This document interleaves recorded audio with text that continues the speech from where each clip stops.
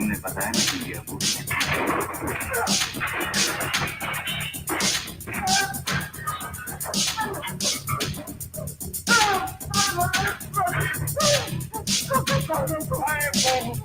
तुम्हारी वजह से फांसी करने वाला हूँ उस खून के लिए जो तुमने किया है।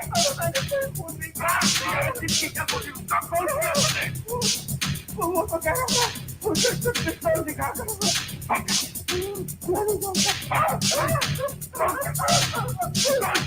अगर मैंने उसका नाम बताया वो मेरे टुकड़े टुकड़े कर देगा। तुझे उसका नाम नहीं पता तो मैं तुम्हारी काम करे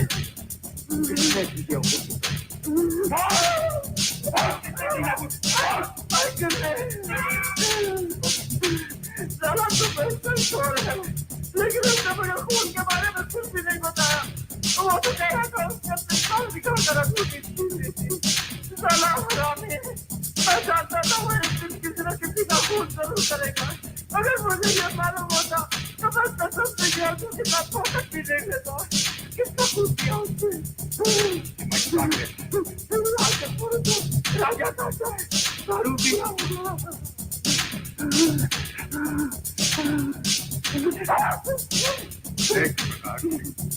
मुझ पर एक खून का इल्जाम है। अगर तुमने मेरे बारे में किसी के सामने अपनी जुबान खोली तो एक खून की सजा फांसी और 2 खून की सजा फांसी।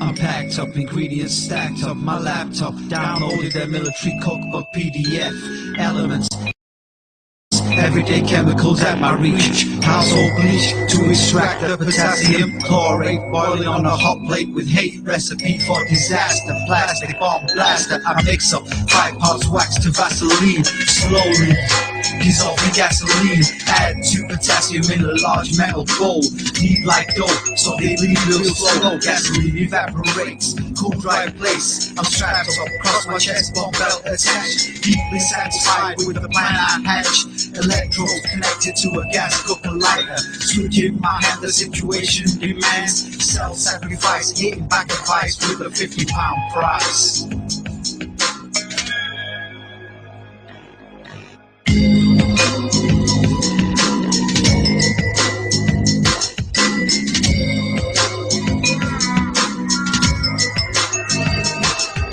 I'm 31, numb, but the hell is gone. Gonna build a dirty bomb, use this privilege and education. My PhD will free me, made off the recipes from weapons grade uranium. Taught myself skills from Pakistan to Grand upgraded.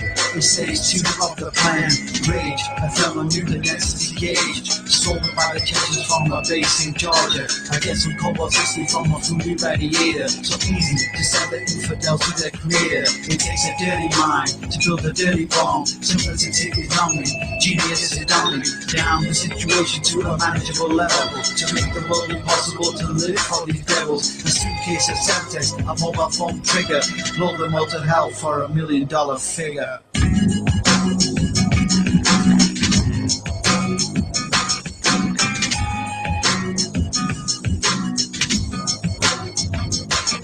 I insist, I'm a legitimate scientist, paid by the government with your finances. I got a private room in the White House suite, so I can develop according to presidential brief. The Megatron, John Gulf War veteran, foremost proponent of the neutron bomb. At the center, atomic, surrounded on all sides, wrapped in layers of lithium deuteride. The bomb detonates, causing lithium to fission into helium, tritium, neutrons into fission. The blast causes shockwaves that melt body fat. Uniquely though, they leave the buildings intact. I made the 25 mega bomb daisy cutter, a great blast radius with very little clutter. There's less radiation, so you get a cleaner bomb. Sure money, people, because we're billion on.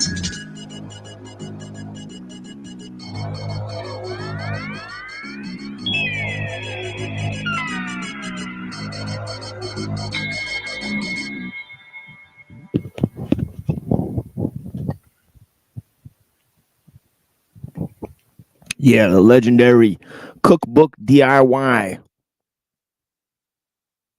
by Fundamental.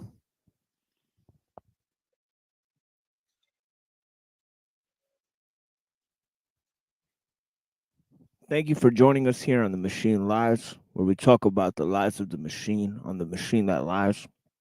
We're going to be reviewing some content here for some dear friends that have requested that we review some material. So let's get to it, folks. You know, this episode is going to be about Islam, right? If you guys have any questions about Christianity or Islam, go ahead and, you know, prepare them. And we're going to be opening up the panel in a couple hours here. Bless you guys.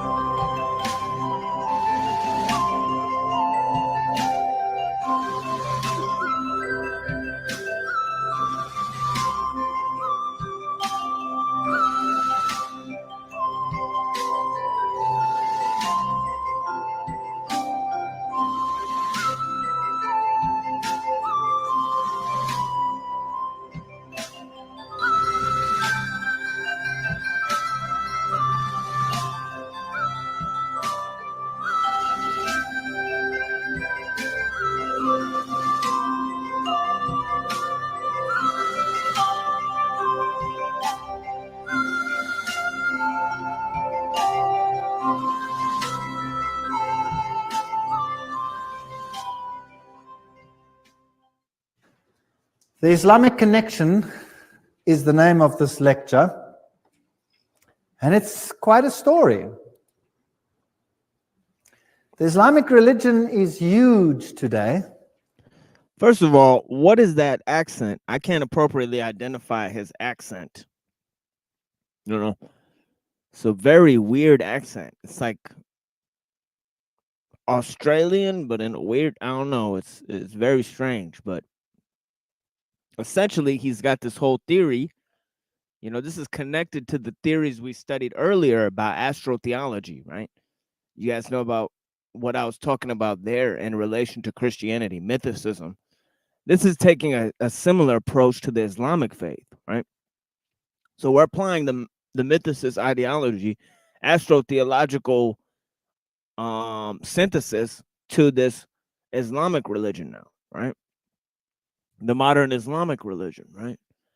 And if you guys missed the shows I did a few shows, Islamic modernism. I did a few shows on Islam during the first century. I did a few shows on the development of Islamic thought during the medieval times. So hopefully you guys were able to catch some of my, analysis on Christian and Islamic medieval theology. And if you guys think that it's not mystical or spiritual and every degree philosophical that it can be, you know, that any philosophy can be, you know, then you are mistaken. You know, the people in the Middle Ages, they preserve knowledge, right? They especially preserve the knowledge of Plato and Aristotle, right? In the Islamic times, right? You know, we're looking at the area of time of 600 AD, right? Okay. Okay, that's when Islam began, right? This is called the 7th century AD, right? Is when it was purported to have began, right? So what happens in the 5th century also is the breakdown of the Roman Empire and also the spread of Christianity to Europe, right? This is during the 5th and the 6th, I mean during the 5th to 7th centuries, right? We talked about this earlier, right? Okay. We also talked about a large population of Arab Christians, okay, who lived in that same area, right? So a lot of the Christians were Arabs, right? Okay. But they belonged to sects that were not accepted by the Byzantine church, okay, like the Nabateans, okay, the Arians, and other groups of people, right? So, the prophet and his family were some of the people in his family were members of some of these Christian sects, right? So during this time in the 7th century, right, there's an explosion of religious thought, right? Okay, especially in Africa and the Middle East, right? Okay. And I talked about the different reasons for this. Part of the reason was the Alexandrian Jews, right? Right, the Alexandrian Jews, right? Right, they had gained prominence in the area. Now, I've given several presentations on this and on that historical period from the 1st century to the 3rd century. So I'll just keep moving along with what this guy has to say. But I'm just going ahead and framing these issues. He's going to argue that the Freemasons and the Kabbalists and the Jesuits, that they basically created Islam, right? And there's many links to Islam to this type of thing. So, we're actually have explored that in terms of Christianity, right? We've explored that in terms of the Jewish Kabbalah, right? So we'll go ahead and explore this theory in terms of Islam as well, right? Right. And certain stuff checks out, certain stuff doesn't, as you may imagine. And it has some very fascinating features. It's a very exclusive religion. Nobody from the outside is allowed in. If there are pilgrimages to Mecca, only those of the Islamic faith are allowed to go to these pilgrimages. So I don't know why he's talking like the pilgrimage or the Islamic faith as a result of the pilgrimage is closed off, right? Definitely, there's cameras everywhere. There's videos about what's happening inside of the pilgrimage, so it's not like a secret event, to any degree. The ritual is fairly laid out, and in terms of the Saudi government funding and running and this ritual, and all of the evils of the Saudi government, right? Okay, I don't think that Muslims should really support such a pilgrimage that's run by such a corrupt government. Or maybe if the pilgrimage is so essential to their religious obligations, maybe they should liberate the Hajj from these, Saudis, who are basically, robbing the Arab people for years. You know what I mean? For centuries. You know what I mean? So like what is this power structure that's there in Saudi Arabia, right? You know what I mean? Who put that power system there, right? Well, it's the British who established Saudi Arabia, around the time when they established Israel. We talked about this, right? The Hajj is not a secretive rite, RITE, right? It's not a secretive rite of passage, right? Okay. And anybody who takes the testimony of faith can become a Muslim, right? Okay. Okay. If you want to be a Christian, you go to the church, right? If you want to be a Muslim, okay, you learn certain things about Islam and then you perform certain religious obligations, right? Okay. So it's a little bit different, right? Islam is a little bit a religion about knowledge, right? Right. Okay. Okay, we don't want to say it's Gnostic, right? Because that implies that it's about hidden knowledge. Okay. Just to be about knowledge doesn't mean you're Gnostic. Everything's about knowledge. Okay. All right. Okay. Gnosis means knowledge, but Gnosticism refers to hidden knowledge, right? Okay. There's sects who profess hidden knowledge, right? And that's what he's getting to. He's going to try to explore, see if there's any esoteric knowledge hidden within the symbolic reference frames of the Islamic religion and its foundations, in order to reinterpret those things, right? And figure out who put them there, right? Does the same historical criticism that the new schools, the Tübingen school and all of those young Hegelians applied to the Bible. People like Albert Schweitzer, right? Applied to the Bible, right? As we saw on our Friday show and the Wednesday show and the previous shows that we did here, right? Okay. If you missed it, an entire week ago, we did an excellent show on Asian philosophy, and we'll be doing one on the history of Buddhism coming up as well. So, history of Buddhism coming up soon. I'm excited to give a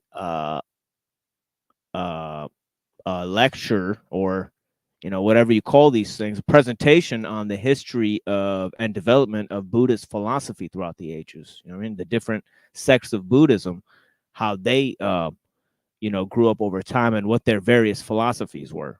All right.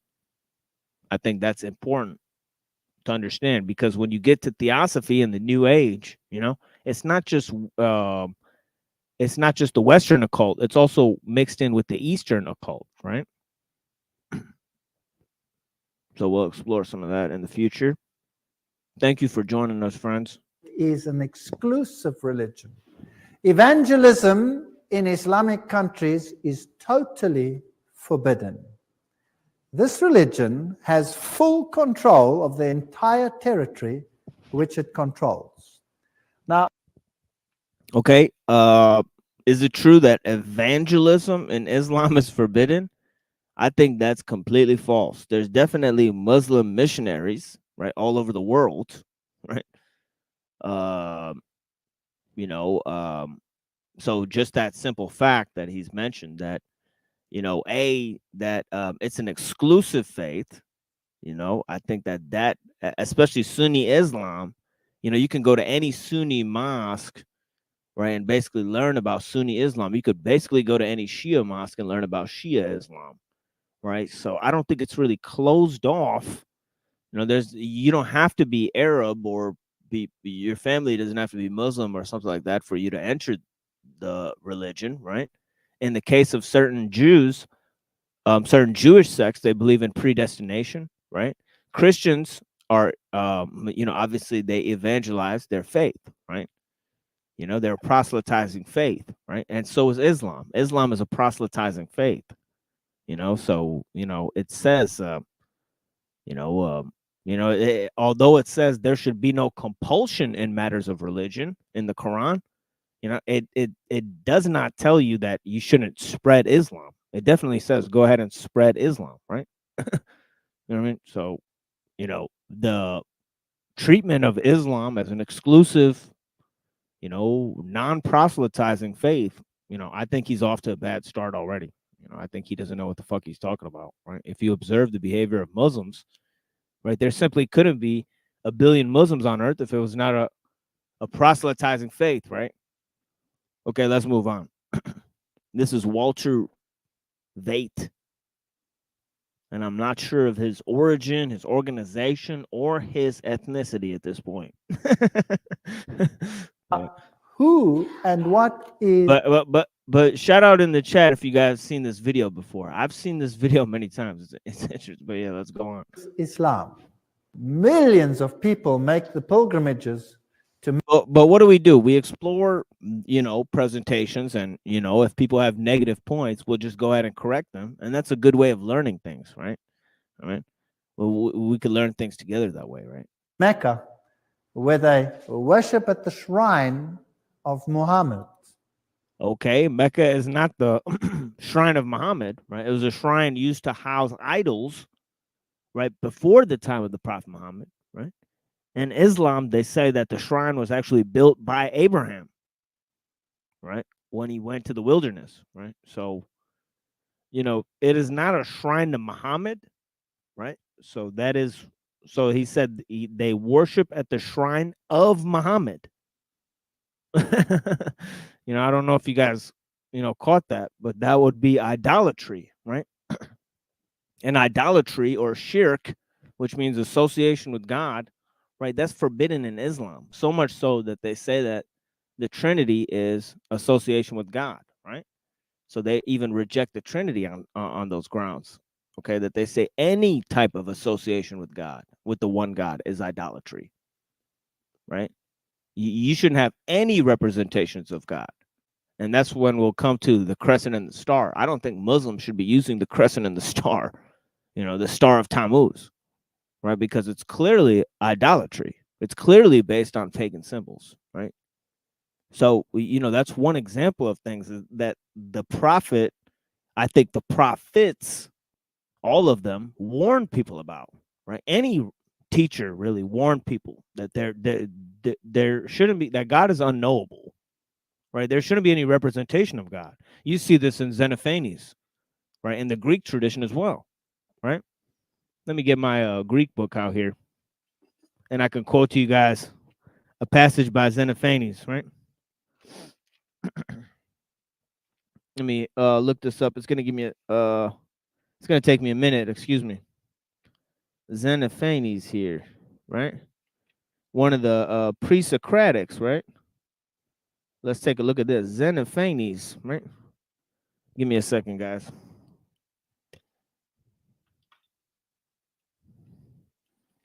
Xenophanes, born in Colophon on the coast of Asia Minor, not far from Samos and Miletus, a contemporary of Pythagoras. He too left the region and traveled westward to escape Persian conquest of Colophon in 547 BCE. Okay. A wandering poet and philosopher. All right. He influenced Parmenides. Right. Here's what he has to say about God. He says that Homer and Hesiod have ascribed to gods all deeds which among men are a reproach and disgrace, thieving, adultery, and deceiving one another. Okay. And he said, mortals believe that gods are born and have human clothing, voice, and form. He says, Ethiopians say their gods are flat-nosed and dark. Thracians say theirs are blue-eyed and red-haired. He said, if oxen and horses and lions had hands and were able to draw with their hands and do the same things as men, horses would draw shapes of God to look like horses and oxen to look like oxen. Okay? But this is what he says about God. He says that God is one, greatest among gods and men, not at all like mortals in body and thought. All of him sees, all of him thinks, and all of him hears. Okay? All of him thinks, all of him sees, and all of him hears. Okay? God is exalted, all powerful, right? And all loving, all right? Anyways, let's go to this.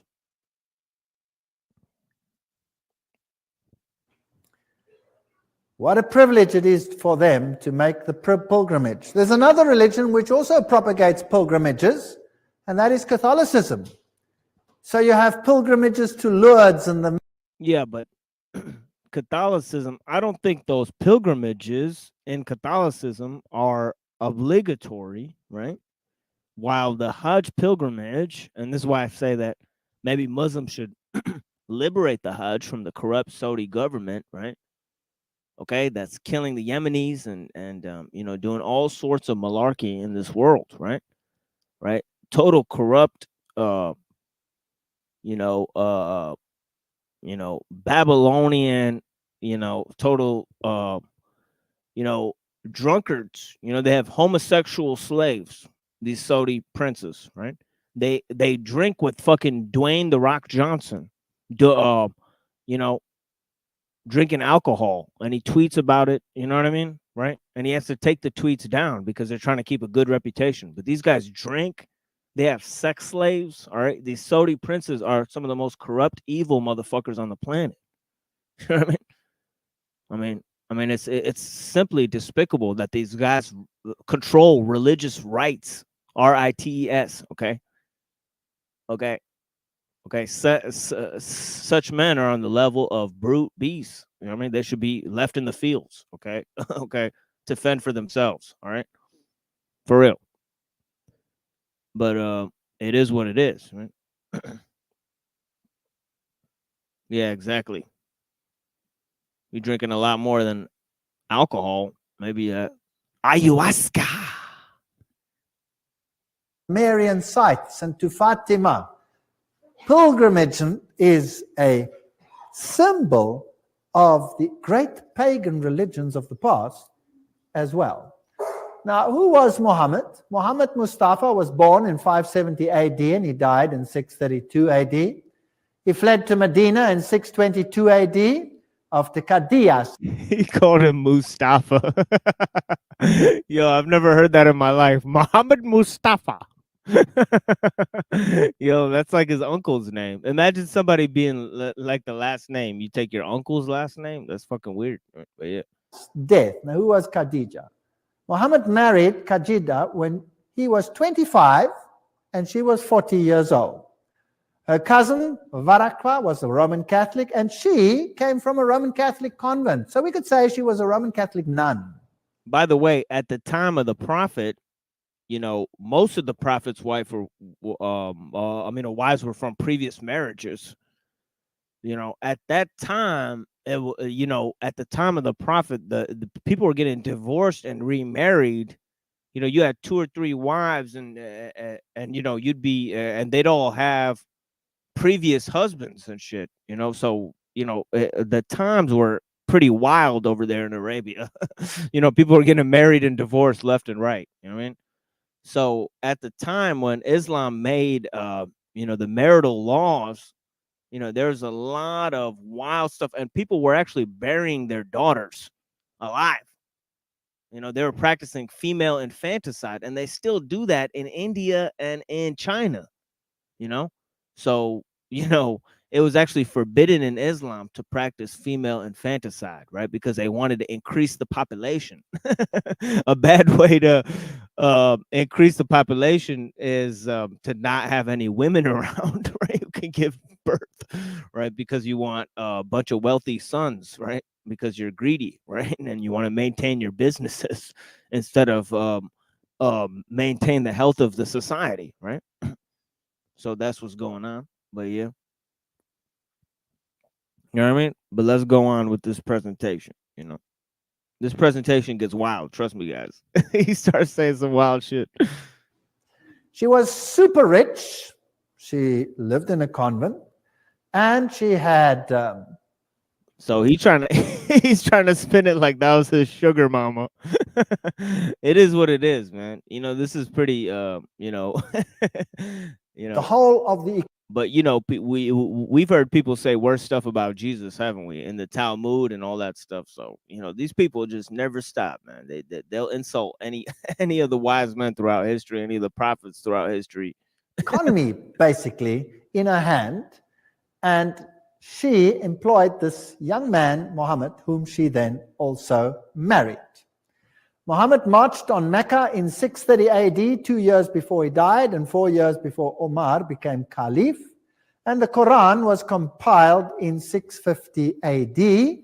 And Muhammad, who couldn't write himself, had a scribe to write down what he saw and what he heard. And the Quran. That's all true. You know, that's all true. You know, did he march on Mecca?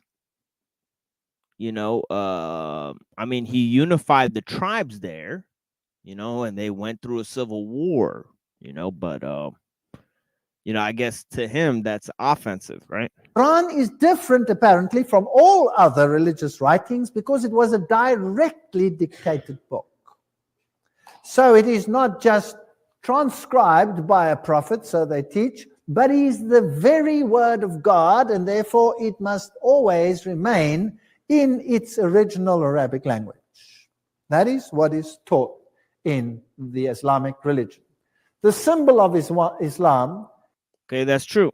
That's true, right? You know, that the Quran, you know, that translations of the Quran are not considered the real Quran, right? So imagine if you told somebody, right, that they could only read the Bible, right, or the sayings of Jesus in Aramaic, and then they had those sayings preserved in classical Aramaic, right, so that only modern scholars could sit there who understand classical Aramaic could sit there and actually understand the true meaning of the text, right? Well, that's precisely the situation we have with Islam, right?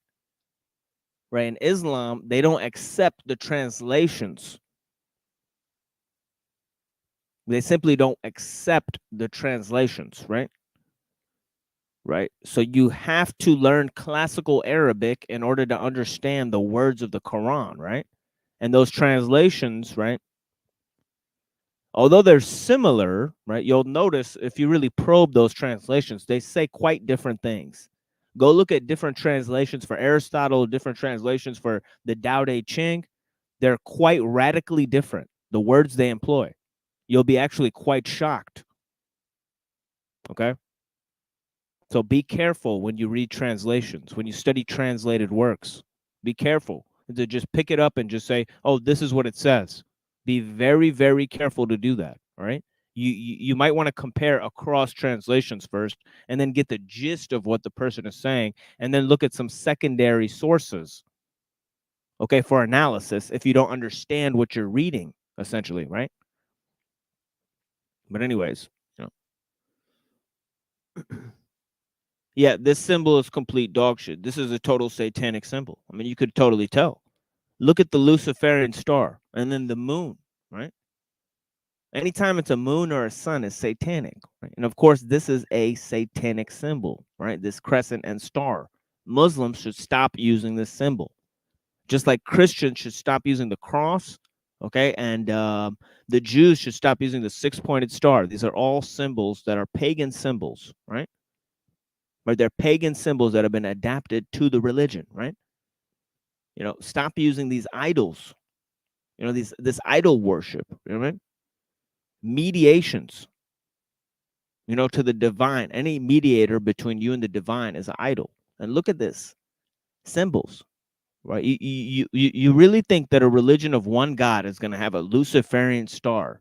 I mean, this was obviously put there by somebody. You really think that a religion of one God like Judaism that claims to be, or Christianity claims to be, okay, why would they use a cross, the thing that Jesus died on? You're supposed to represent eternal life, not death and suffering.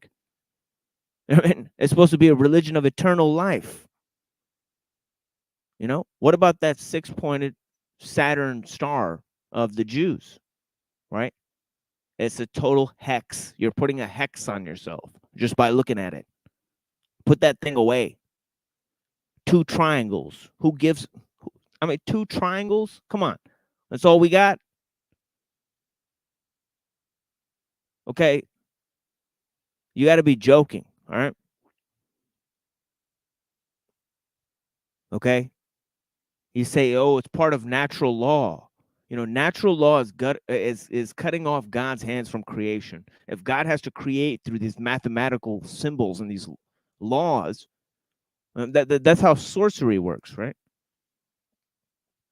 Okay, leave the symbols to the symbol-minded, right? Go beyond the symbols, right? Let's take a real look at things, right? Is the sickle moon and the star. The star within the sickle moon. Now, where does this symbol come from? And who is Allah? Well, let's go to some interesting quotes, also from encyclopedias of religion and etc. Allah, he was the moon god who married the sun goddess. Together they produced three goddesses who were called the daughters of Allah. These three goddesses were called Allat, Al-Uzza, and Manat. Okay, so he's getting into some territory where he's talking about the pagan religion, and you see the same thing with the Jews. You know, they'll talk about El and Asherah, the Canaanite gods, right? And they'll say actually the Jewish religion is based on those Canaanite gods, right? But the thing is that many times during the Bible, right, those Canaanite gods are rejected outright, right? When the Jews are caught worshiping, right, those Canaanite gods like Baal, right, they fall out of God's favor, right? So it seemed like, this, and anyways, the word Allah is in the Gospels. It says that in, when Jesus is on the cross and he says, Eli, Eli, lama sabachthani. Okay. Eli, Eli. Okay. That is the Hebrew transliteration of the word Allah. Eloah. Right. Okay. It's the singular form of Elohim. Right. So, to say that this thing came from some Canaanite gods, okay, of the Jews, okay, that's complete nonsense, right? The Christian Arabs, they called their God Allah too, right? Aloha snack bar. That's what they say. Shout out to Ken before the storm. Peace. The Encyclopedia of Religion mentions that Allah is a pre-Islamic name corresponding to the Babylonian Bel. Fascinating. So this is an ancient pagan religion, and Bel or Baal is the deity. We read in Morals and Dogma, page 451, the Arabian word Aldebaran means the foremost or leading star.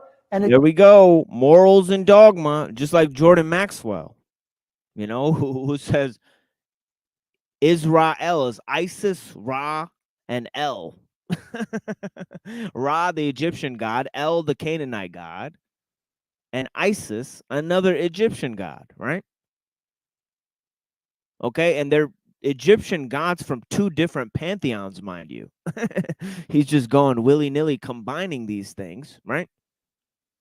Okay, and this guy's applied the same treatment here. I mean, it's complete, this is kind of astro theology right here at its finest, right? You're taking the words, and of course you're taking sources, the Freemason Bibles, like Morals and Dogma, Secret Doctrine by Madame Blavatsky, right? Okay, and also The Secret Teachings of All Ages by Manly P. Hall, 3 books, right? Okay, that, are written to provide you surface level knowledge of the inner workings of Freemasonry. Okay, written by Freemasons who claim they have hidden knowledge. And if you think they're going to give you all of the quote unquote hidden knowledge in a book, okay, but please use your own discernment. Okay. Good Lord. It could only have been so named when it did precede or lead all others. The year then opened with the sun in Taurus and the multitude of ancient sculptures, both in Assyria and Egypt, wherein the bull appears with lunette or crescent horns, and the disk of the sun between them, are direct allusions to important festivals of the first new moon of the year, and there was everywhere an annual celebration of the festival of the first new moon when the year opened with Sol, the sun, and Luna, the moon, in Taurus. And the symbol of Taurus is that one over there. The crescent and disk combined always represent the conjunctive sun and moon. That means basically the male-female deity. Adoration of the celestial cow, Mehet Veret, there's the all-seeing eye, the eye of Osiris. Here are the horns, there is the disk in the horns, and it also represented the plunging of the sun god into the womb of the mother to be born by Isis. So the horns are also a representation of the moon, the sickle moon. So in later religions, or from Babylon itself, Assyrian style, there you have the half moon with a solar disk in it. And the same over here, enlarged. Note that this is Baal Hadad, the birth of the sun. If we go to Mesopotamia, we'll find the old symbol of Baal and Bel was exactly the same. The half moon and the star in it represent. So yeah, it's a symbol of Saturn, aka the star of Tammuz, right? In the Babylonian symbol, right?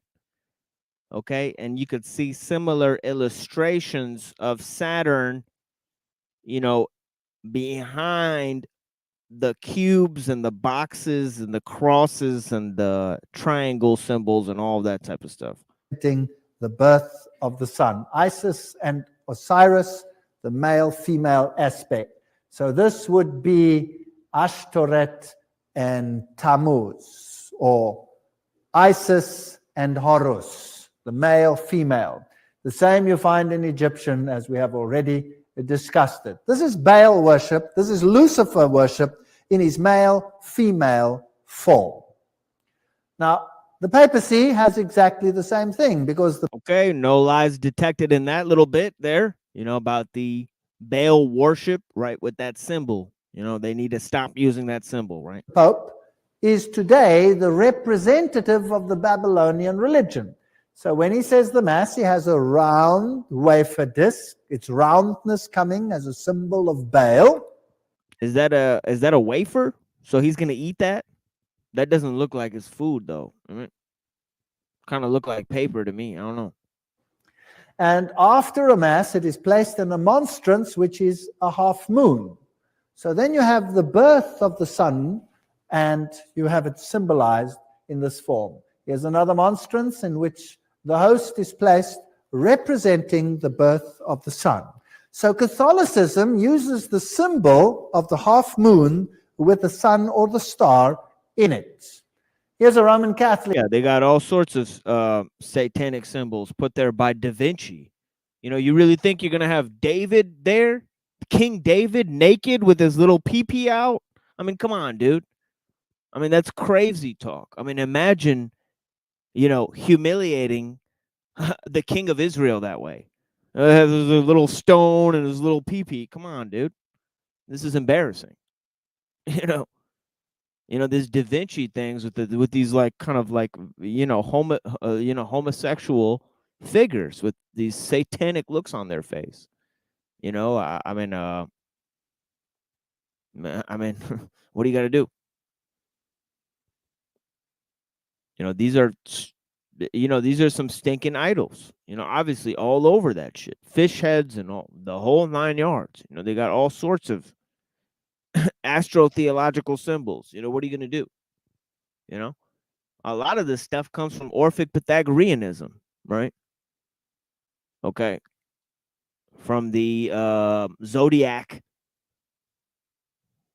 you know, stuff that was used in ancient Greek, you know, to pray to the god of agriculture, Demeter, right, in the Eleusinian mysteries, right? Because the country folk would pray to the gods of agriculture. They would pray to Athena and the war god in the city, right? The gods of commerce, right? They had different gods they offered sacrifices to, the ones who controlled nature and the seasons. You guys get it? Catholic Church in Germany, and it has this interesting clock on it, which I photographed. There's the moon, and there is the star. And this particular star here has 8 points.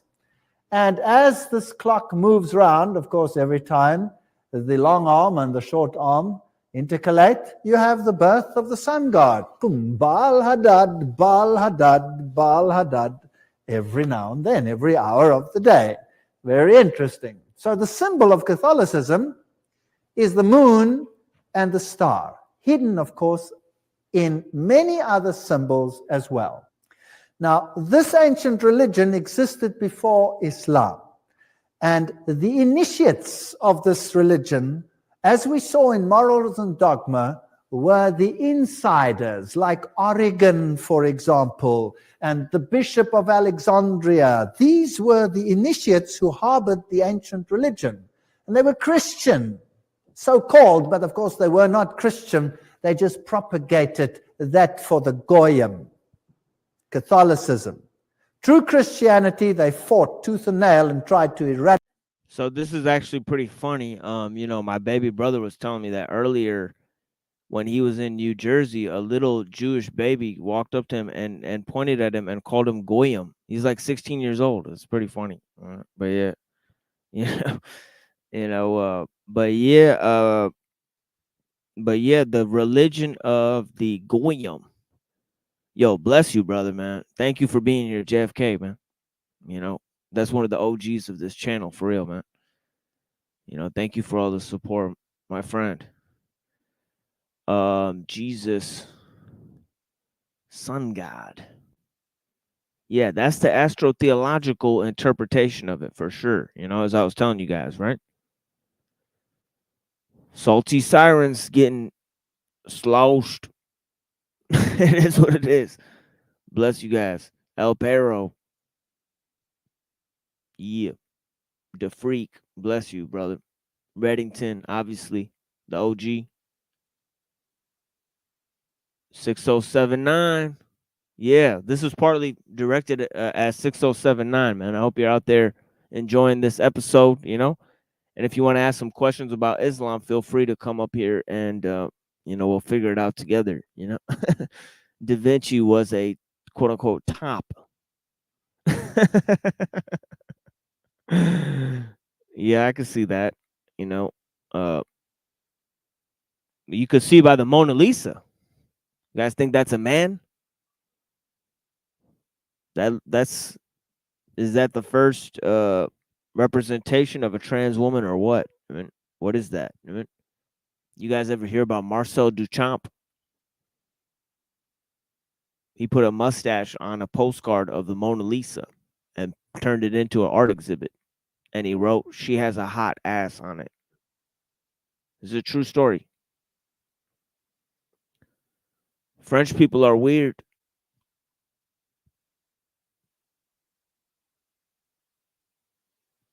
The Freak, Mindful Exposures. Bless you. Thank you for being here. I appreciate you guys. Jake, Hanko Flamio, Witness. All is created. Whoa. I don't know. What about God? God is uncreated, right? Or what do you think, Witness? Khatim Symbols. Mr. Meow G, thanks for joining us, Holmes. You know what I mean? I'm going to take a little break here in a minute. Let's play this for a little while. Silver Tongue Cavalier, obviously. You know what I mean? Oh, shit, I got to get on him to send me that video. Yo, send me show from yesterday, Holmes. Send me the show from yesterday. Thank you. I'll play it at the end of this. We had a good discussion yesterday, a couple hours, on Neurojack channel. Browns boy, thank you for being here. Britt, thank you for being here. The Michigander, the fellow Michigander, thank you for being here, friend.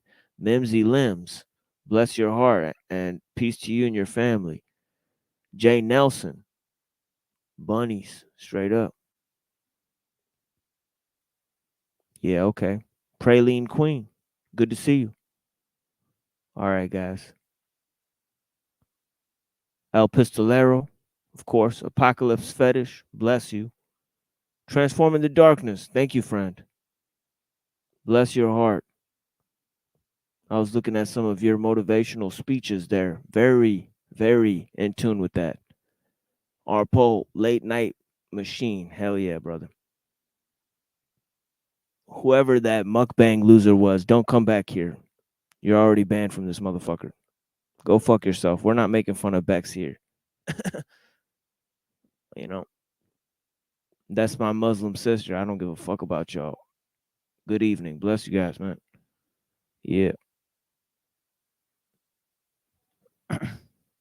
Eradicate, and they tried to eradicate the word of God, as we saw, by changing it.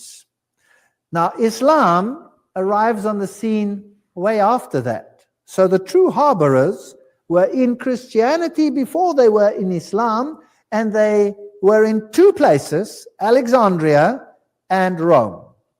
Alexandria was eventually taken over by Christianity, and the bastion, the great library, was destroyed, and the final seat of the occult knowledge was in Rome. So Rome is the seat of the ancient occult knowledge before Islam even appeared on the scene. That is the fact. And this ancient occultism had a potent enemy. Who was that enemy? Christianity. Christianity was growing in the place where the disciples had taught it. Christianity was growing in the heartland of the Middle East, Asia Minor, all the way up to India, the Bible says, into the north of Africa. That is where true Christian doctrine prevailed. They kept the Sabbath. Only Alexandria and Rome did not keep the Sabbath. Alexandria soon disappeared as a seat, and then the Sabbath was not kept in Rome. Very interesting history. So the symbol that Catholicism uses is the star and the sickle moon, and this star, by the way, is exactly the same star as is used in Islam. Isn't that interesting? I wonder who gave rise to whom. Obviously, the one who is first can only give rise to the one who comes. I don't know.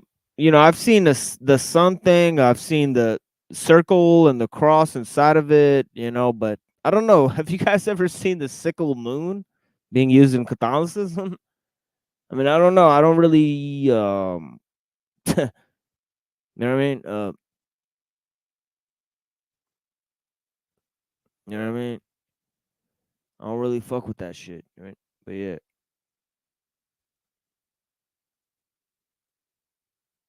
You know, I mean, a lot of people are Muslim. You know what I mean? I mean, Muslim just means that you give the you profess to the faith that there's only one God, and the prophet was a messenger of God. You know, I mean, it really doesn't mean much more. Dave Chappelle is a Muslim. You know what I mean? I mean, there's a lot of people who are Muslim, you know, who are just celebrities. Right? But yeah, it really doesn't mean much. You know, Muslims do all the same thing that non-Muslims do. You know, from what I know, you know, they gamble, they drink, they, you know what I mean? They do all sorts of shit that you're not supposed to be doing as a Muslim. I mean, so, you know, Muslims are just normal people, in my opinion. You know, I don't judge somebody's character by their religion. You know, it's 2020, way past that now. You know, we got to move past that. I mean, you know, there's obviously atheists who are following Islam more than actual Muslims. You know, I mean, let's just be honest here. Right? In terms of their character, you know what I mean? They, you know, they live a life of righteousness, you know what I mean, and truth. You know, that's all that matters. Second, and not the one second, give rise to the one who comes first. Isn't that correct? We think about it. So that's a fallacy, right? You don't just put two things in a historical line, okay, in a timeline and say one caused the other. That's correlation, not cause, sir. Okay, you know that's just faulty reasoning. You know, in Catholicism, we find the half moon or the sickle moon where the deity is in them. We find Mary replacing Jesus Christ as the mediatrix of all graces. The mediator, the sole mediator and advocate, is replaced by Mary. So here in this Roman Catholic monastery, Christ puts the crown of thorns onto Mary, and she has the holes in her hands. Mary is always depicted as coming out of a cave. Now, the ancient deities always came out of a cave. Loyola, the Jesuit, received all his information in a cave, and it is interesting that Muhammad received all of his information in a cave. That's paganism. That has nothing. So that was a funny one. All right. So here's a line of reasoning here that you could trust. Cave. Oh, somebody else worshipped in a cave. Oh, yeah. Pagans worship in a cave, which I don't even know what a cave has to do with pagan fucking worship. It seems like pagans have temples, don't they? Pagans worship in a fucking cave? I've never heard of that. You know, and then, oh, yeah. Cave equals paganism. What? Excuse me? You know? You know what I mean? Come on. Yeah, exactly. Is it a cave or a vagina at this point? He was just saying that it was the womb, right? So it's, I mean, I don't even understand what we're looking at this point, right? I mean, you know, Nothing to do with Christianity. because remember the moon, sickle moon represented the womb of ISIS just a minute ago. Now, here we see in Islamic countries, in this particular one over here, we have this strange structure over here, and we have a statue of Mary on top of it. And Mary there appeared, apparently, as this little gazelle. But before the king shot it, it changed into Mary, and she told him to build a monastery. And that Yeah, I mean, is a woman's womb a portal? I mean, yeah, obviously, it's a portal that houses spirits, right? So I mean, I don't know that yeah, things come to existence inside of a woman's womb. How is that possible? I don't know. It's a fucking mystery to me. I'm not a scientist. she did, or that he did, and there is the monastery high up on a hill. Now, whenever I find a monastery high up on a hill, I'm very interested, because high hills were pagan high places where they sacrificed to pagan deities. It is interesting that all the cathedrals in the world are built on pagan places of worship. Even the Vatican is built on a pagan site of worship. Nothing has changed. So when I came that seems like batshit crazy. Everything's because the whole world, almost the world over, post flood, they followed pagan religions. They followed the religions of the gods, and they're mistaken into doing that. So why would you then obviously everything's built on a pagan? They took it over from the pagans. Like, so what? That doesn't mean that it's pagan. I mean, I just don't understand. I mean, right. to this particular place in the Middle East, I went to look for the ancient place of worship, and sure enough, on the hill, there it is, the triple arches of the ancient deity of sacrifice in the cave, as per usual. It's interesting that Mary always appears in the cave. In Fatima, she's in the cave. In Lourdes, she's in the cave. The Pope is always visiting the cave and worshipping in the cave. As Osiris represented the sun in Egyptian law, Isis represented the moon, but the truth is that Osiris represented the male active generative powers of nature, while Isis represented the female passive or prolific powers. That's Encyclopedia of Freemasonry. So it's actually a form of nature worship. These people would do well in the Bohemian Grove, worshipping the trees. The Templar revelation identifies Isis as the Black Madonna on no less authority than a former head of the... So obviously in Christianity, Judaism, or Islam, nature worship is totally forbidden, right? Although in the animistic cultures, we talked about this with Trad Culture Preservation Society. If you look at African or Indonesian or some of those animistic cultures, they'll incorporate certain animistic rites into their Islamic traditions. I personally don't see anything wrong with that. It is what it is. Those are their cultural traditions. And there's no need to disassemble those, in order to practice the religion of Islam. You can incorporate those, right? But what does that have to do with Islam? All right. Not very much, right? But I guess if you want to get your information from Albert Pike and and Jordan Maxwell, I mean, it is what it is. Priory of Zion. The Black Madonna cult is century to the Priory of Zion. To them, at least, there is no doubt about the significance of the Black Madonna. You see, Osiris was both black and he was white. And he's worshipped as black and he is worshipped as white. Mary is worshipped as a black Madonna and as a white Madonna.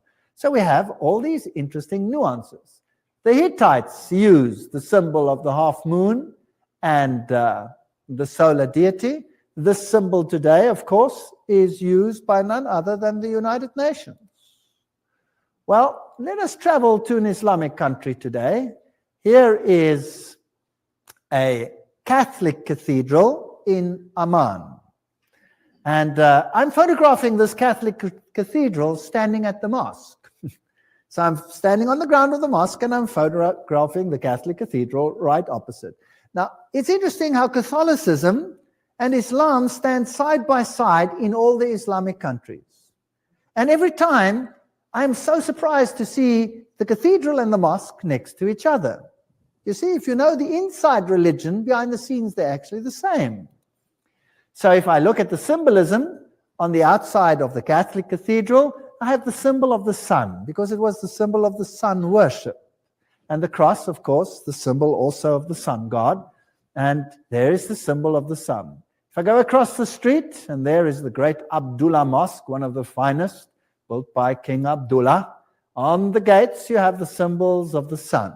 Same symbolism, same religion. On top, of course, now here you have the moon, the sickle moon, which the Catholic Church had on the clock. It was a symbol of Baal or Baal. Inside this mosque, there are, of course, no pews, because in Islam, you bow down and kneel on the floor, on the carpet. And if you look up at the tremendous dome, you have again the great solar blazes in this. It said you bow down and you just on the floor. Yeah, because the thing is like, you're supposed to bow on the earth. You're supposed to prostrate on the earth, right? That's how Jesus prayed, right? If you read the Gospels, that's exactly how he prayed, right? This wonderful building. Islamic dress, well, you can look at old-fashioned Catholic nuns and you will find that the dress is identical. Catholic nuns wear the same dress as Islamic women of Orthodox faith. This is the great mosque in Damascus. Fascinatingly, inside the mosque, right inside, is the shrine, and there is a Muslim man praying at this shrine. Now, who's he praying to? Is it to Allah there? No. He's worshipping a relic of the dead, because this is the shrine of none other than John the Baptist. Okay, there's no Islamic tradition that says you worship John the Baptist. So I don't know what he's talking about. Okay, I don't know if this man is doing that. He might just be paying tribute to a shrine, right? I don't. This proves that he's worshiping the shrine, right? I don't know. But absolutely, you're not supposed to worship John the Baptist or any of the saints, right? Even though John the Baptist is a prophet in the religion of Islam. I don't know if people knew that, but yeah, John the Baptist is venerated in Islam, but he's not worshipped, right?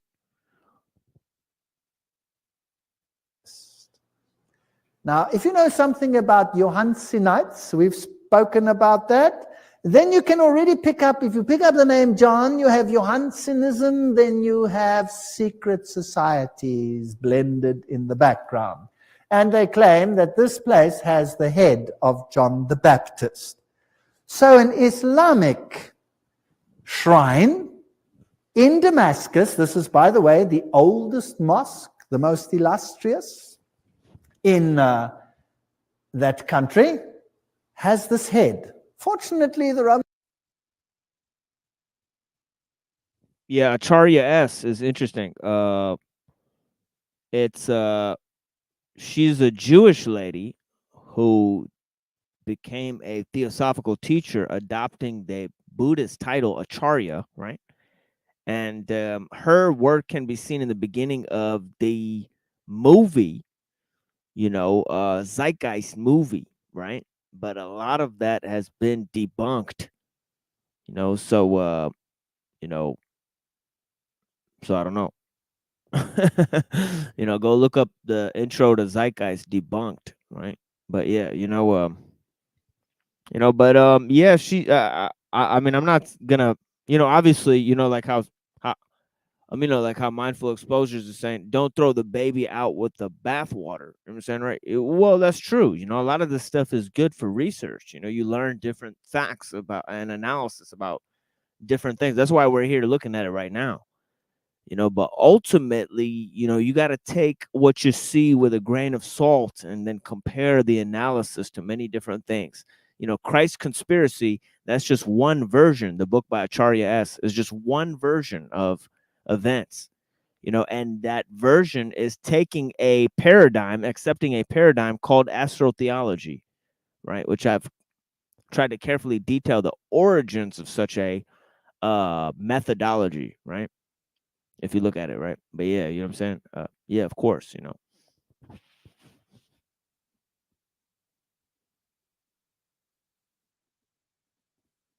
Roman Catholic Church has a shrine with the arm of John the Baptist. I always say if they carry on, they might be able to put him together again. I don't know. So it is the same form behind the scenes. Inside the mosque, the women are not that important. They are relegated to the side. The men get the central positions. They are praying there with beads. In Catholicism, you pray with beads. You pray with rosaries. Now, which other religion has the priesthood just for men? The Roman Catholic Church is exactly the same. And here you have the same position in the Islamic world. The Islamic all-seeing eye, this is a very prominent structure that is used in all of Islam, and you will not find a taxi cab anywhere in Islamic countries that will not have the all-seeing eye there. That's a little bit of a exaggeration. You could, like I'm from, like I was born in Pakistan. You could definitely see taxi cabs there that don't have the all-seeing eye symbol. Not only that, that's the protection from the evil eye. It's called the Hamsa, right? And it's not the all-seeing eye. It's not the same symbol. So he's conflated two different symbols together, right?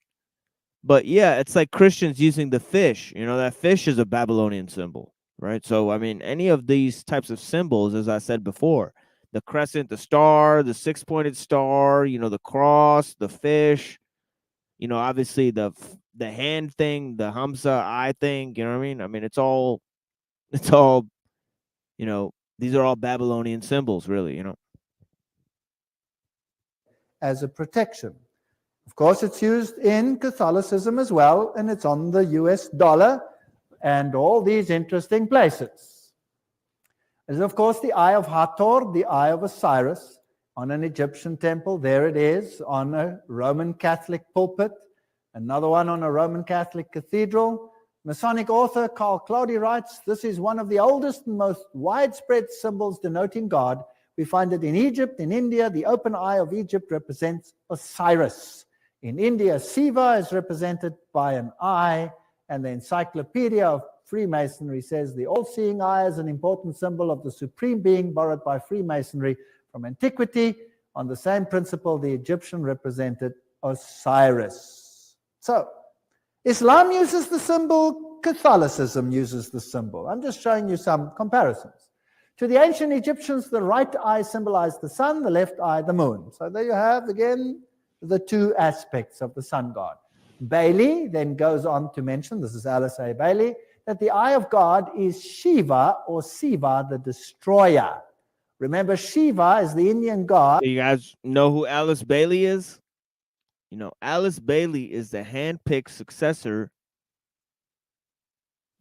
Bailey and Annie Besant.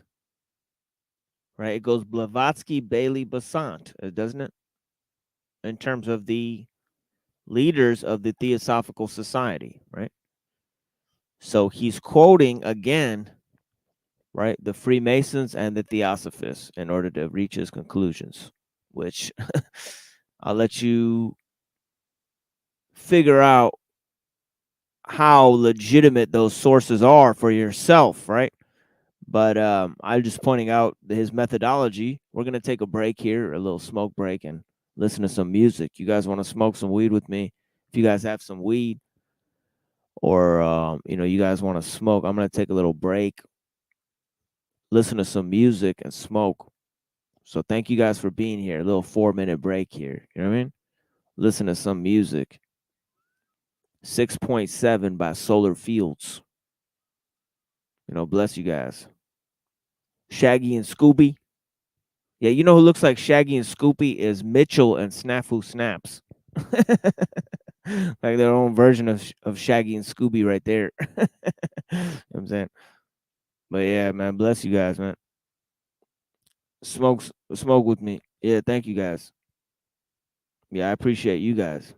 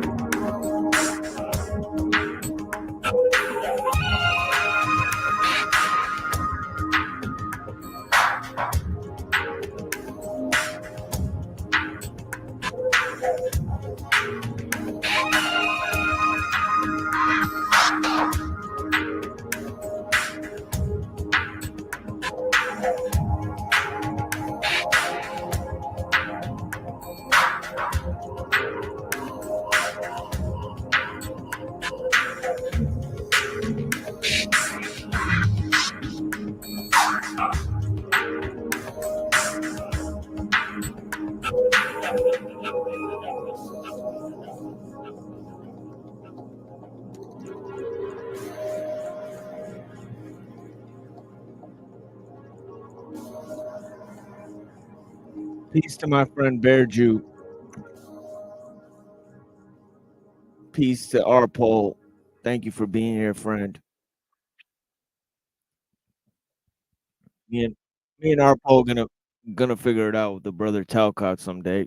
But right now we're having a little a little tiff. But yeah, bless you guys, man. Who is the equivalent of Osiris, Shiva is also a synonym for Satan. Is it possible that both religions in the inner circle worship the same Lucifer, but that the outer court? By the way, if you're going to Hindu worship and you worshiping Shiva and Kali, that's Satanism. The Hindus would look at you like that's Satanism. The Hindus don't accept worshiping Shiva and Kali and shit like that. Those are later additions, right? Those are later sects. You know what I'm saying? So yeah, like Hindus would look at that as Satanism. I mean, but you know what I mean? But yeah, shit. I'm gonna be opening up the panel in half an hour here. So if you guys want to come up and talk to me, feel free. Knows nothing about this? Well, who was Baal? Encyclopedia of Freemasonry. Whenever the Israelites made one of their almost periodical deflections to idolatry, Baal seems to have been their favorite idol. In Tyre, Baal was the sun, Ashtoreth the moon, and so we have all the evidence that they know exactly what they're doing. There is no contradiction here, for Set is the Egyptian devil and Shiva is the Indian god of destruction. Both names, Set and Shiva, are listed in the Satanic Bible as another name for Satan. Okay, so see, this is no different than perennialism. See, if you're saying that Set and Shiva are the same thing, then you're actually taking a theosophical position, right? It's not so much that, you've found this perennialism within the religion. No, you're accepting perennialism in order to make the distinction, right? Right? I mean, think about it. You're saying Set and Shiva are the same guy, right? The same way that Theosophists discovered in the 1800s, right? Go back to ancient Egypt and go tell them about the Hindus and shit. Go back in a time machine and tell them, say, hey, Set, Shiva, that's the same thing. They'd be like, get that shit out of here. We ain't worshiping no blue motherfuckers today. Go to Egypt and tell them about Set. Okay, see what the fuck they have to say about it. They say, hell no, we're not worshiping no black motherfucker. Okay? They'll say, our gods are blue. Okay? This is the true shit behind it, all right? Come on. Remember, that's why I read Xenophanes, right? The Egyptians say their gods are dark and flat-nosed. The Thracians say they're red-haired and blue-eyed. Everybody made representations. He said if horses could fucking draw, they'd make horse gods. If fucking wolves could draw, they'd make fucking wolf gods. Come on. Okay? He said God is one. All of him thinks, all of him hears, all of him sees. Right? There's no representations of God, right? That's the true God, right? Anyways, we're going to keep going out here. We're going to keep it rolling. Roll the tape. Satan. But look at this. Helena Blavatsky affirms, why should we listen to some lady who's scamming people, doing seances, trying to find the visions of their fucking ancestors and shit? Scamming people for money. Okay, come on. Let's be real about who this lady was, okay? She's a scam artist. Okay? And but she was highly knowledgeable. Okay. Not gonna say she didn't have knowledge, okay? She had tons of knowledge. But we know too much about this lady today, right? And Elena Petrovna Blavatsky affirms, now we have to remember that Shiva. And we also know about Annie Besant, her involvement in the Fabian Society. Okay. Okay. They were part of global socialist organizations, right? They believed in a universal creed, right? They wanted to create not only one world government, but one world religion. Now, I don't believe in those things personally, right? You know what I mean? When it comes to that sort of thing, I say more. I say more. I say more. I'm with Reddington. To each his own. Let everybody have their unique creed. Then that's way better than one world religion. Count me out of that one, right? Okay.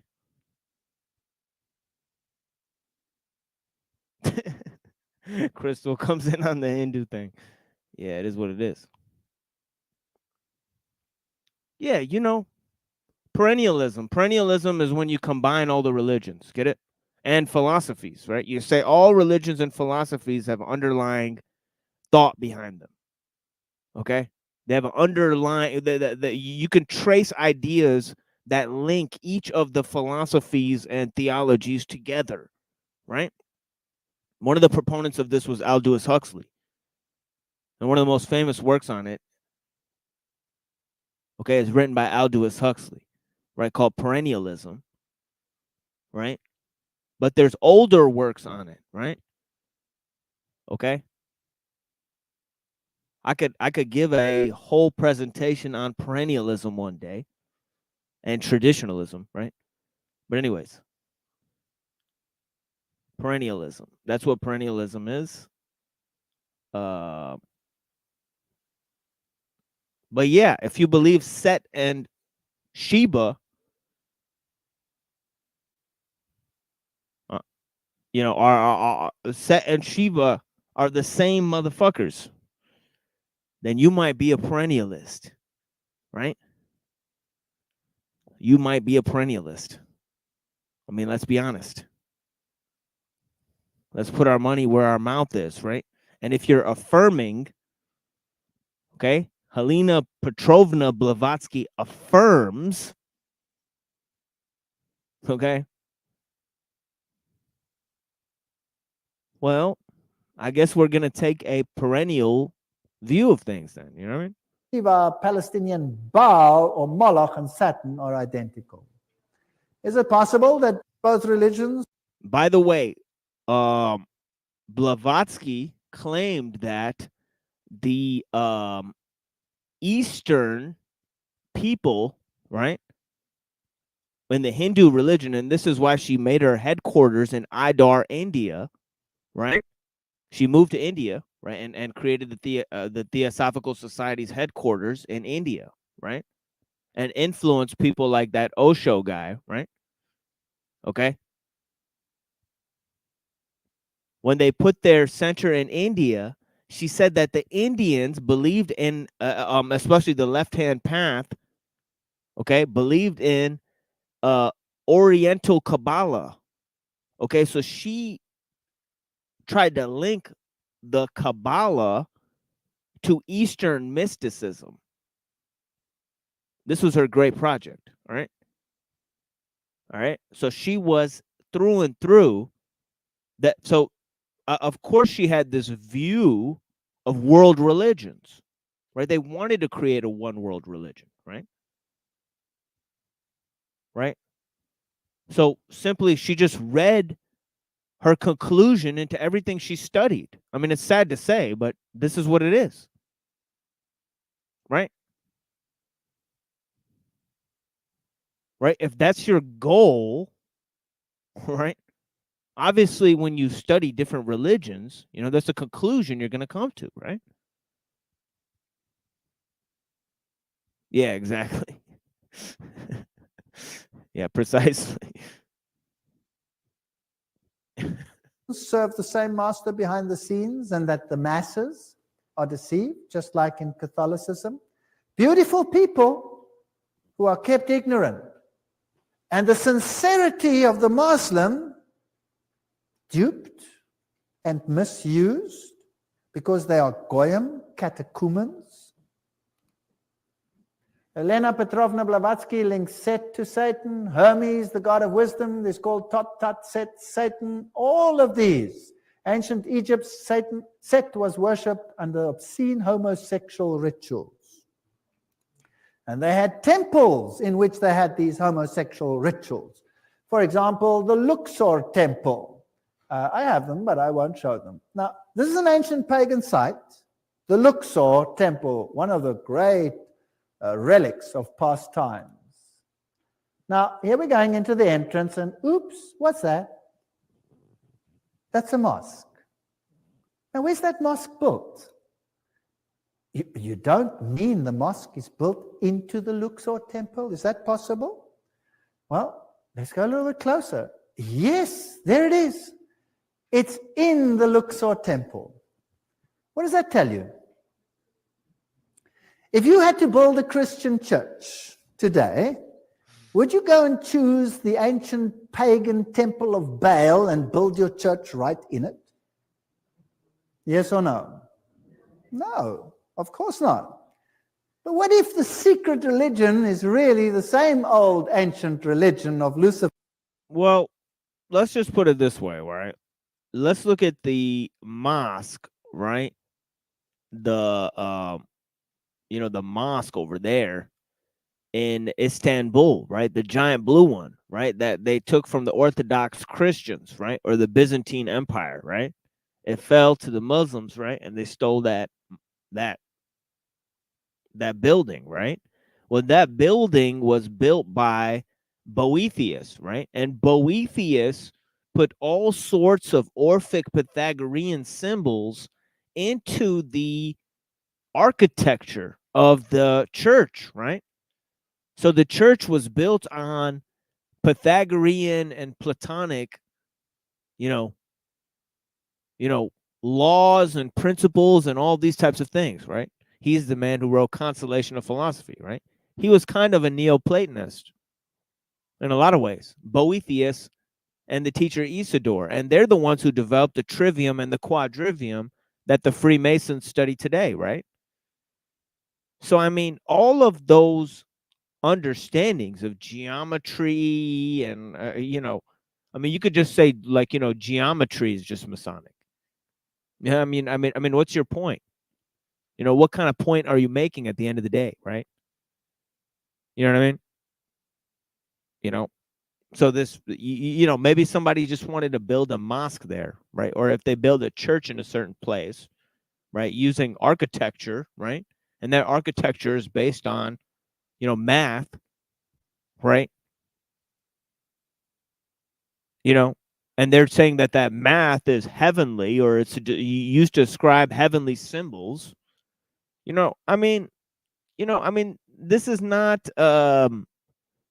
what we're talking about here. We're talking about using actual physical symbols, like saying, all right, this is another thing, and I pray to this fucking thing, like the moon or the fucking sun or whatever the fuck it is. But saying that's a symbol for something divine or some other shit, that's not fucking, that's not idolatry, dude. Like, I don't even understand why the fuck you're, pretending like it is, right? So, or else anything that uses, geometry is, you know what I mean? Satanic, Lucifer worship, would you then perhaps do it? Perhaps, yes. So there they've done it. It's built into that temple. Amazing. On the ruins. Now let me take you to the temple of Baal, which is in another country, in Lebanon.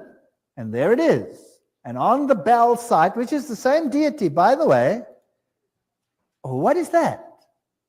That is a Roman Catholic place, a Roman Catholic church. On the same site, there is the cross, there's the temple of Baal. Why build it on the same site? Why have the same rituals? Catholicism does it. Islam does it. Do you think they have an agenda?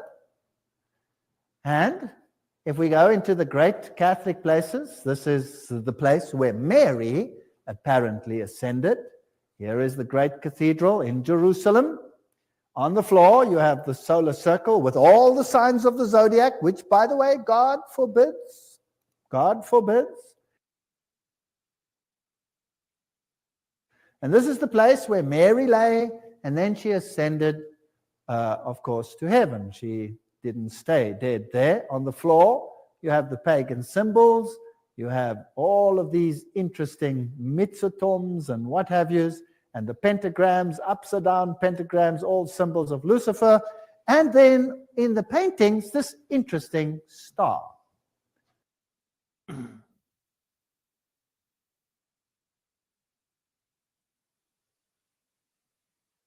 Yeah, I mean, they're symbols to represent heaven and stuff. I mean, they wouldn't put faces and drawings of people in a mosque, right?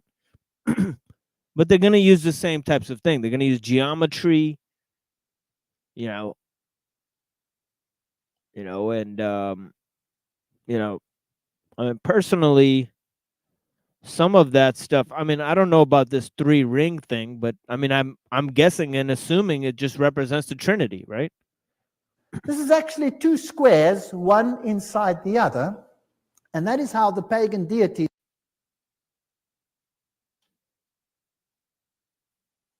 were represented very often, either as triangles, one within the other, or as squares, one within the other.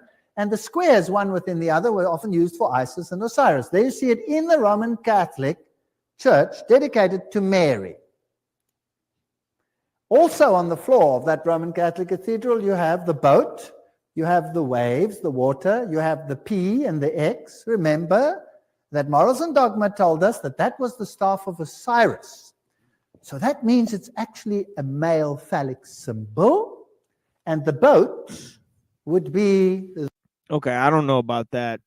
I mean, I've heard of that symbol. That's the symbol that Constantine used, right, for the cross. So, I'm pretty sure it's like the symbol of like victory or whatever. And then the other symbol, the boat. It's obvious the boat represents Jesus on the Sea of Galilee.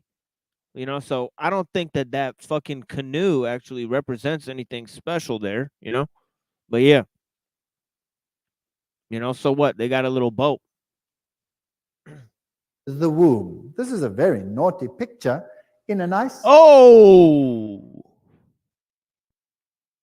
He's going to go with lady parts for the boat. setting. Nobody would know what that really means. Nobody would really guess that that is an obscene picture, unless you read what the Masons say about it. Now, isn't it... You guys see that? He said the P was a PP and the boat was a JJ. Oh, man. Interesting that the ship with its mast in the half moon was also the same depiction. So here is a Roman Catholic cathedral built like a Phoenician ship. Now, what is a Phoenician ship? It's weird. Like, it's weird how excited he got. He's like, this is a very naughty picture. I just have to go back to that. That's funny. Now, isn't it interesting that the ship with its mast in the half moon was also the same depiction? So here is a Roman Catholic cathedral built, got to do. Now let's ask Albert Pike to explain. Of the union was the union of Oh the yeah, symbol let's of a ask moon. Albert Pike to explain this shit. Now, nobody would really guess that that is an obscene picture, unless you read what the Masons say about it. Now, isn't it interesting that the ship with its mast in the half moon was also the same depiction? Picture and the boat. So that means it's actually a male phallic symbol, and the boat would be the womb. This is a very naughty picture in a nice setting. Nobody would know what that really means. Nobody would really guess that that is an obscene picture, unless you read what the Masons say about it. Now, isn't it interesting that the ship with its mast in the half moon was also the same depiction? So here is a Roman Catholic cathedral built like a Phoenician ship. Now, what has a Phoenician ship got to do with Roman Catholicism? Unless, of course, it is the womb. Now, let's ask Albert Pike to explain this to us. Albert Pike writes that Isis and Osiris, the active and passive principles of the universe, were commonly symbolized by the generative parts of man and woman. The Indian lignum was the union of both, as were the boat and mast, and the point within the circle, all of which express the same philosophical idea of the union of the two great causes of nature, blah, blah, blah, blah. So we're still on track here. We find this in the Roman Catholic Church. Inside this Knights Temple, we've been there before, but I want to show you something else. Remember last time I showed you the double-headed eagle, but I'm now going to point your attention to the floor. Oops, what is that? That's an 8-pointed star. Now, who does the star represent? Well, there's the Star of Islam. Isn't that interesting? The two are identical. There's the Star of Islam in various forms. So we find the star in Islam, we find it in the Catholic cathedrals, we find it especially dedicated to Mary, and we find it in the Islamic. I don't know. The Catholic one is a sun symbol. The Islamic one, right, is that Star of Tammuz shit, that satanic shit, right? And then the fucking what's this and then the one he just now pulled up is totally different, and he's saying now this is the Star of Islam. But he was showing different stars before. Right? So, I mean, none of these shits is a star of fucking Islam, so I don't know. It seems like he's just pulling that out of his ass. There's no such thing as the Star of Islam, right? There's no such thing as a star of the Catholic Church, right? There's no stars there. Maybe the Star of Bethlehem or some shit. I don't know. But it's not much. I mean, maybe by and by, there's talks about the heavens and the earth and the stars and the sky and all that type of stuff. And, and people come to different conclusions, right? They say, oh, it's about space. It's about the firmament, right? And everybody's free to come to whatever conclusions, right? All I know is that our place is here on earth, right? If we can't live on earth, there's no need to go to space if we can't even treat each other with respect. All right. All those are just hollow dreams, right? And night screams.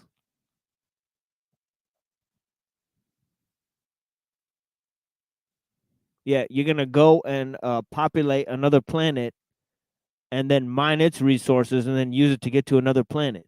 Doesn't that sound circular? What's the point of doing that? You're just jumping from planet to planet. That's not a goal. That's not improvement. World. Now, how does the star come into existence? It's simply a square within a square, and there you have it. If you want to have the Star of David, you just take the triangle within the triangle, and you have it. There you go. It's a sex symbol. It's occult. It's very occult, in fact. So now, here's an interesting story of a man who claims to have been a Jesuit. Yeah, except for there's no connection of that Jewish star to King David at all. Right? It was used by the it was used on the graves of the Khazars and shit. And then that 8-pointed star, that's just a geometric symbol. It has nothing to do with Islam, right? So I don't really see where he's going with that. Right?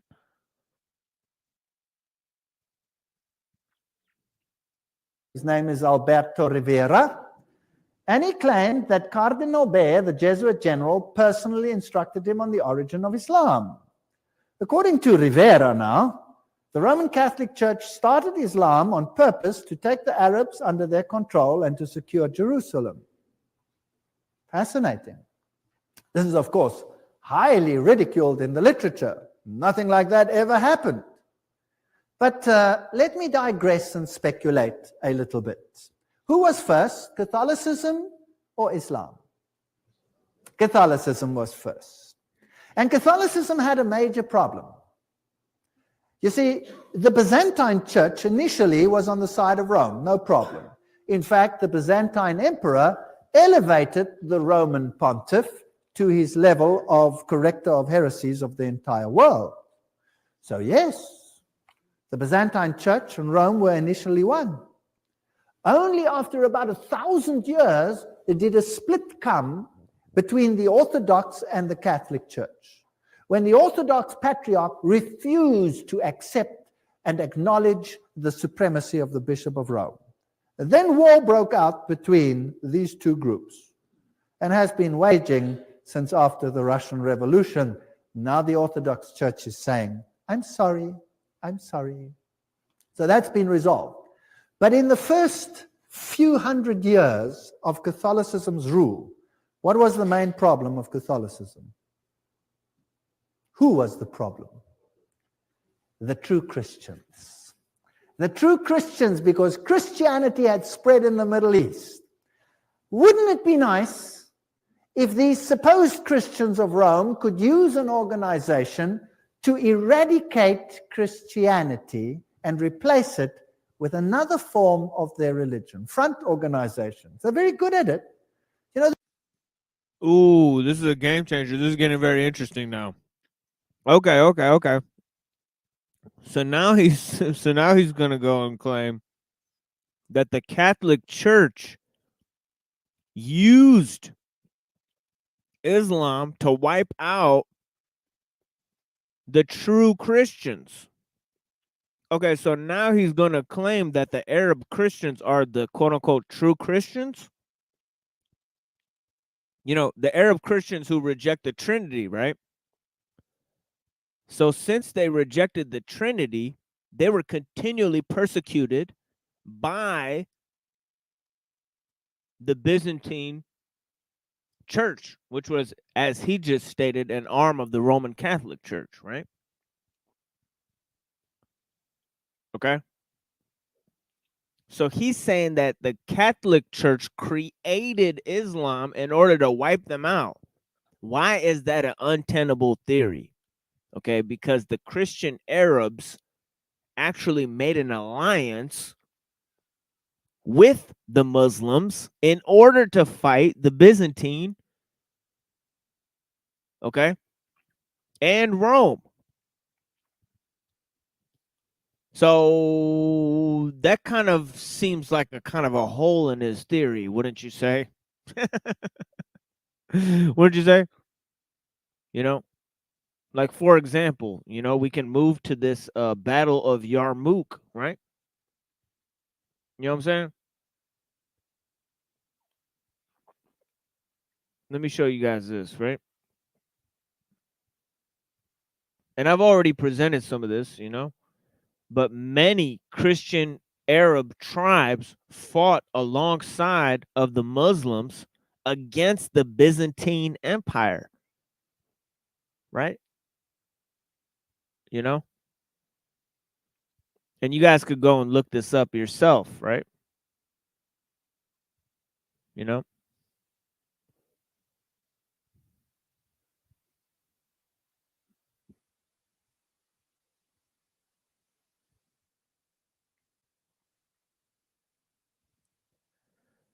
Okay,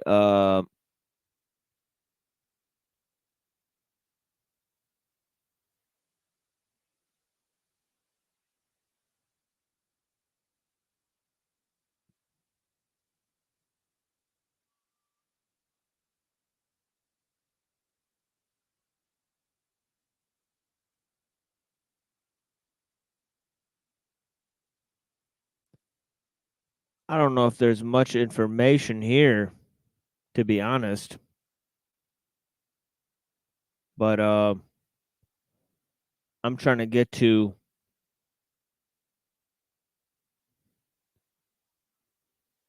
information. But one of the most famous instances is about the tribe of Ghassan, right? Ghassan, right? And a lot of the people in the Christian Arab tribes actually fought on the Muslim side against the Byzantine army. They continually did that for 4 or 5 centuries. You know, and you can look up narrow gate churches by Atala Mansour. You know, there's a source for that. You know, you could look up the spread of Islam, okay, by Thomas Arnold. There's another resource for that, right? You know, and I don't really need to bring those sources forward because I'm just going to go ahead and proceed with this presentation. But yeah, I presented lots of information about how many Christian Arabs, you know, because the thing is that the Christian Arabs were culturally similar to the other Arabs, right? They rather live with the other Arabs than be conquered and ruled by the church, right? They don't follow Western culture, right? Okay. And they reject the form of Christianity that the church practices, right? So by the church, they were considered heretics. Most of the Christian Arabs, like the Nabateans, are considered heretics, right? The Jesuits created who? Freemasonry to do the work. If something, they banned Freemasonry, and if something happens, they say, oh, it wasn't us, it was Freemasons. Isn't that right? Well, they blame the Jews. No, it's not us who rule the world, it's the Jews, it's them, it's Zionism. But in actual fact, it's Catholicism. Now, if the occult world wanted to gain control and the occult world controlled Rome, why not control all occultism? Wouldn't that be interesting? I'm just speculating. I can't prove this. I'm just saying that that's what Rivera said. Rivera said, nobody believes him. So let's Yeah, he's having a hard time proving it. I guess where have a look at what happens. Fatima. Let's see how much of this we've watched. We've watched about 29 minutes of this, and there's about 29 minutes of it left, it says. So, is a very interesting place because Islam controlled Spain no, actually, and there's Portugal a lot once more than upon that a time. left. And the Pope is here in front of the statue of Fatima. Yeah, there's like an hour more of this. So, yeah, we definitely won't be getting through it today. You know, just this first half hour it's taking a lot of exposition. There's the shrine. So maybe I'll open up those sources next time, you know, and I'm going to be dropping the link soon so that we can open up this panel, have a discussion with you guys. Fatima link. A Vatican insider, Dr. Malachi Martin, has said that based on the message of Mary in a personal visitation, John Paul believes there will come a day when the heart of Islam, already attuned to the figures of Christ and of Christ's mother. So now he's quoting a Jesuit. So he said the Jesuits, you know, are basically responsible for pagan worship, for perpetuating pagan worship, right? Now he's quoting them, right? Okay. But yeah, the veneration of Jesus and Mary, you know, is there in Islam. Both Jesus and Mary are prophets in Islam, right? Mary will receive the illumination. I like these words. You know, they sort of ring once you get to know them. It needs a second Fatima, in which they will recognize him as God's vicar on earth. So who must be recognized as God's vicar? The Pope must be recognized as God's vicar. Then, with fellow travelers like the Church of England, the Episcopal Church, and others of like mind, the Pope could be worshipped as the infallible Holy Father by over 1/2 of the world's population. Yeah, look up Malachi Martin. And, you know, a lot of people think that, you know, Malachi Martin was playing both sides, you know, that he infiltrated the Catholic Church, that he was a double agent. You know, like E. Michael Jones wrote about this, right? You know, Malachi Martin was a trained exorcist and a Jesuit, right? Okay. Okay. And he claimed that Martin Luther, the guy who started the Protestant Reformation, was a Rosicrucian, right? But obviously, in the Counter-Reformation, they had infiltrated these radical Protestant sects and tried to subvert them, right? And so they were responsible for creating lots of Freemasonic sects as well, right? The Jesuits I'm now referring to. I'd like to correct them, all of the world's population, but that's besides the point. Oh, thanks for the correction. Do you know who you're quoting at all? You know what I'm saying? Now, early Islam, which area did it occupy? This area.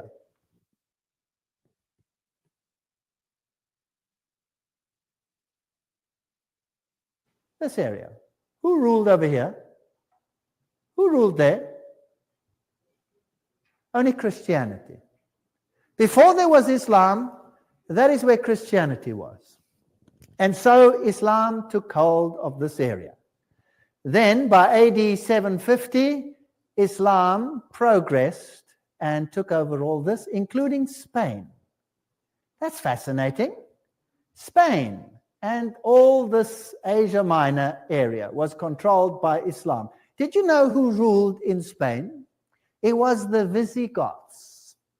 And the Visigoths had a different gospel to Catholicism. They were more in line with the Ostrogoths, who actually were Sabbath keepers. Problem people that had to get sorted out there maybe for a while, just speculating. AD 900, there they go, withdrawing from the north of Spain. The Franks were very strong Catholic supporters. Slowly, Islam is moving out. And there, this whole area controlled. Yeah, I mean, it was the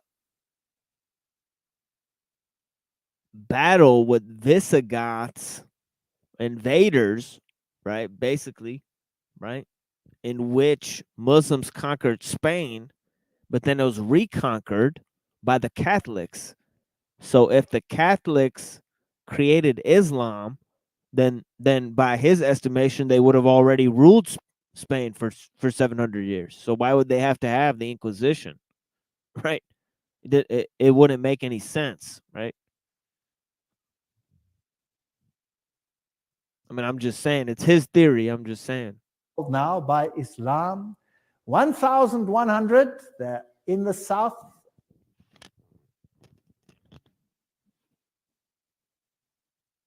Of Spain, in the south, there's a group which is more independent than in the north. Tremendous battle, the Spanish area. And then they control this area. And AD 1,500, they're out of Spain. The West Roman Empire is totally Catholic. This is Catholic. And Rome controls the Catholic world. And Islam controls this area. Today, this is the Islamic distribution, and there are two sects, the Sunni and the Shia, and they control vast areas, a huge area. But initially, where Christianity was, today, you can put Islam. Gary H. Carr, remember, speaks of the ancient mystery religion controlled by Freemasonry and the Illuminati and the World Council. Yeah. Another thing that I was going to mention is the Battle of Tours. You know, in the Battle of Tours, you know, they fought the Umayyad, Caliphate.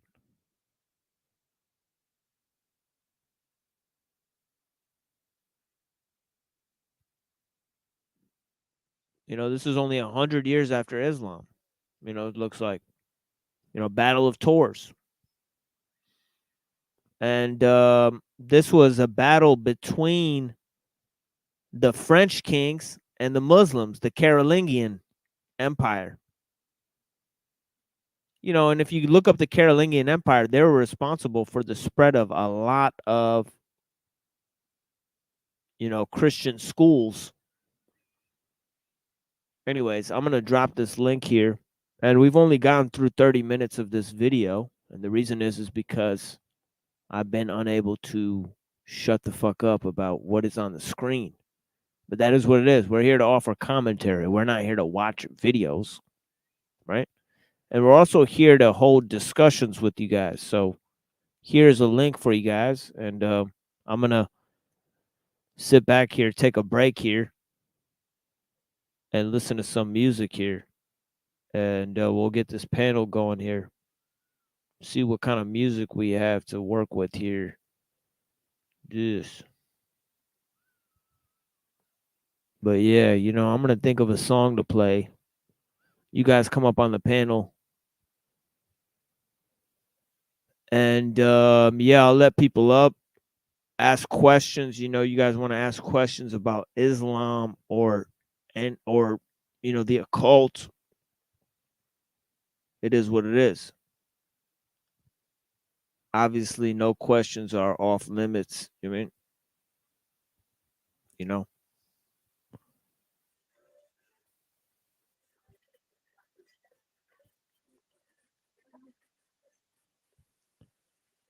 But you know, if I don't get a panel going, I will sit here and watch the debate that's going on right now on Modern Day Debate.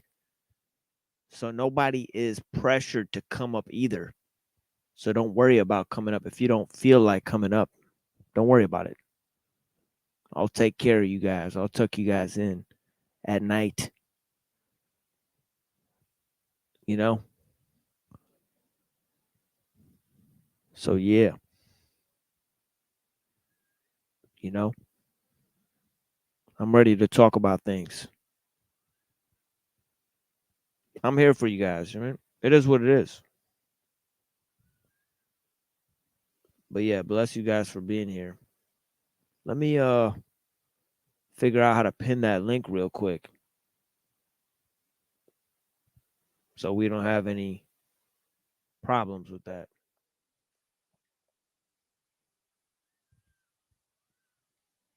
Yeah, peace to all you guys. We got a friend joining us here. And yeah. Let's add our friend here. See what he's got to say. Blessings. How you doing, brother? Not much. How's everything been going this evening? Everything's going you know, with me or with the show. You know, the show is pretty good, but you know, obviously my personal life is in turmoil, you know, as probably most could attest to. But it is what it is, you know. How bad turmoil though? Like probably the top level of turmoil you could imagine. Upheaval. But yeah. Hmm. Yeah. Interesting. Well, I hope everything is better for you. Everything gets good. Yeah. Thank you, man. Yeah, bless you, brother. Yeah. Yeah, but how you doing today? How about you? I'm doing okay. It was just a rainy day in San Francisco. I was working on coding in Xcode and C's talk and Max Oh MSP man. and all Yeah, we that. got to talk about that. You know, coding, you know, It's a you know, scam, but oh, is it a scam? Yeah. it's a scam because you realize it's just any old run-of-the-mill English major that works with a computer. Well, there's lots of sections of the book cybernetics, you know, what he launches into these math equations. I actually don't know what it's talking about, you know. So I mean, I'm pretty sure you would have pretty good grasp on what those equations actually represent. Here's the thing. In the so-called STEM industry, it's just managerialism. And James Burnham already predicted that long ago, that what we now have are people running automated robots, and it has nothing to do with the science of robots, engineering, whatever, because all the technology is here already. So what people are doing is pressing buttons. The only thing left now is learning C or C++. And if you have a compiler like Visual Studios for Windows or Xcode for Mac, everything has been made.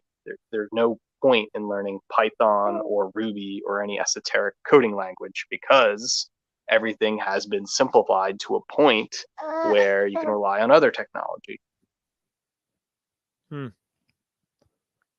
A prominent Trotskyist activist. Interesting. and it says that he was a contributor to William F. Buckley's National Review. Yeah, that's such an interesting. The Trotskyists are basically, they're not real Marxist. They basically sold out and demolished and destroyed the old school Marxist and working class in favor of a capitalist managerial idealism. These were the first people that talked about a so-called quote unquote culture war or the permanent revolution, and that first world countries' elites are the only people worth persuading. Oh, Tolkien was his professor in college. That's interesting, right? But Burnham basically predicted the ideal that the economy in the future is pretty much will be monopolized to a point where people are just going to be managers. They're not going to produce anything. We're just going to be ruling over robots and other slaves under the ideal of democratic liberalism. Yeah, this is such an interesting paragraph here. He says, in February 1940, he wrote Science and Style, a reply to Comrade Trotsky, in which he broke with dialectical materialism. In this text, he responds to Trotsky's request to draw his attention to, quote, those works which should supplant the system of dialectic materialism for the proletariat by referring to Principia Mathematica by Russell and Whitehead, and, quote, the scientists, mathematicians, logicians now cooperating in the new Encyclopedia of Unified Science. So that's so interesting, right? So he's kind of a technocrat in a way, right? He's kind of looking beyond the dialectical materialism into like technocracy, right? You also have to look into Daniel Bell, another cohort, which is another guy who was into Trotskyism or Marxism, and then he started to basically become skeptical of both the American state and communism, kind of this radical centrism. And he created this trilogy of books, the first one being, it's slipping away from me, but the last book was The Cultural Contradictions of Capitalism, where he says that capitalism is going to be hard to abolish because many of the capitalists in power cannot persuade a working class which is freedom loving and sort. And The End of Ideology was the first book. And when he says by that, he doesn't mean like end of all ideologies. He says that the ideal that, yep, there it is. So you can just go on a quick Wikipedia. I have my copy somewhere, but basically, I have these tabs so that when you recommend these things, then I could go later and look it up for myself. You know, I recommend his last book, The Culture. Post-Industrial Society. You know, that's the second one. Post-Industrialism. Oh, okay. So that is the second book, huh? Yeah. That seems like a very. But the third book is my favorite one. I have the third book I've read, especially in undergraduate, and that's The Cultural Contradictions of Capitalism. And he basically says capitalism can't last forever, not because Marxism is here or socialism is the replacement, just because the ideal is that people don't work anymore, that capitalism rewards leisurely behavior and Athenian ideals. You know, the Athenian class. This is a information society.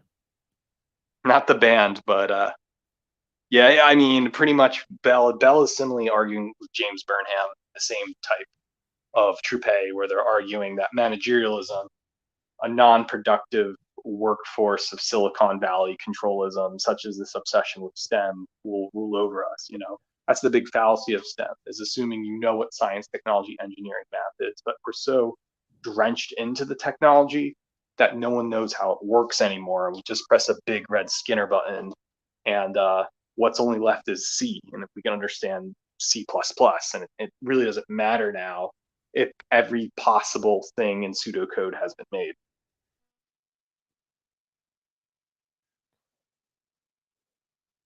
Yeah, I think this concept of liquid modernity, I'm definitely familiar with that concept. Zygmunt Berman. Yeah, we've looked at that on the show before. I think he's Polish. You could not. I think he's Czech, but I came across it a bit. But he basically argues, if I'm not mistaken, postmodernity is a ruse. There's no such thing as a modernity afterward. We're still. Oh, look, Oh, look, here it is. Information revolution right here. Right. Information age. So they're talking about some type of fourth industrial revolution, are they not? You know?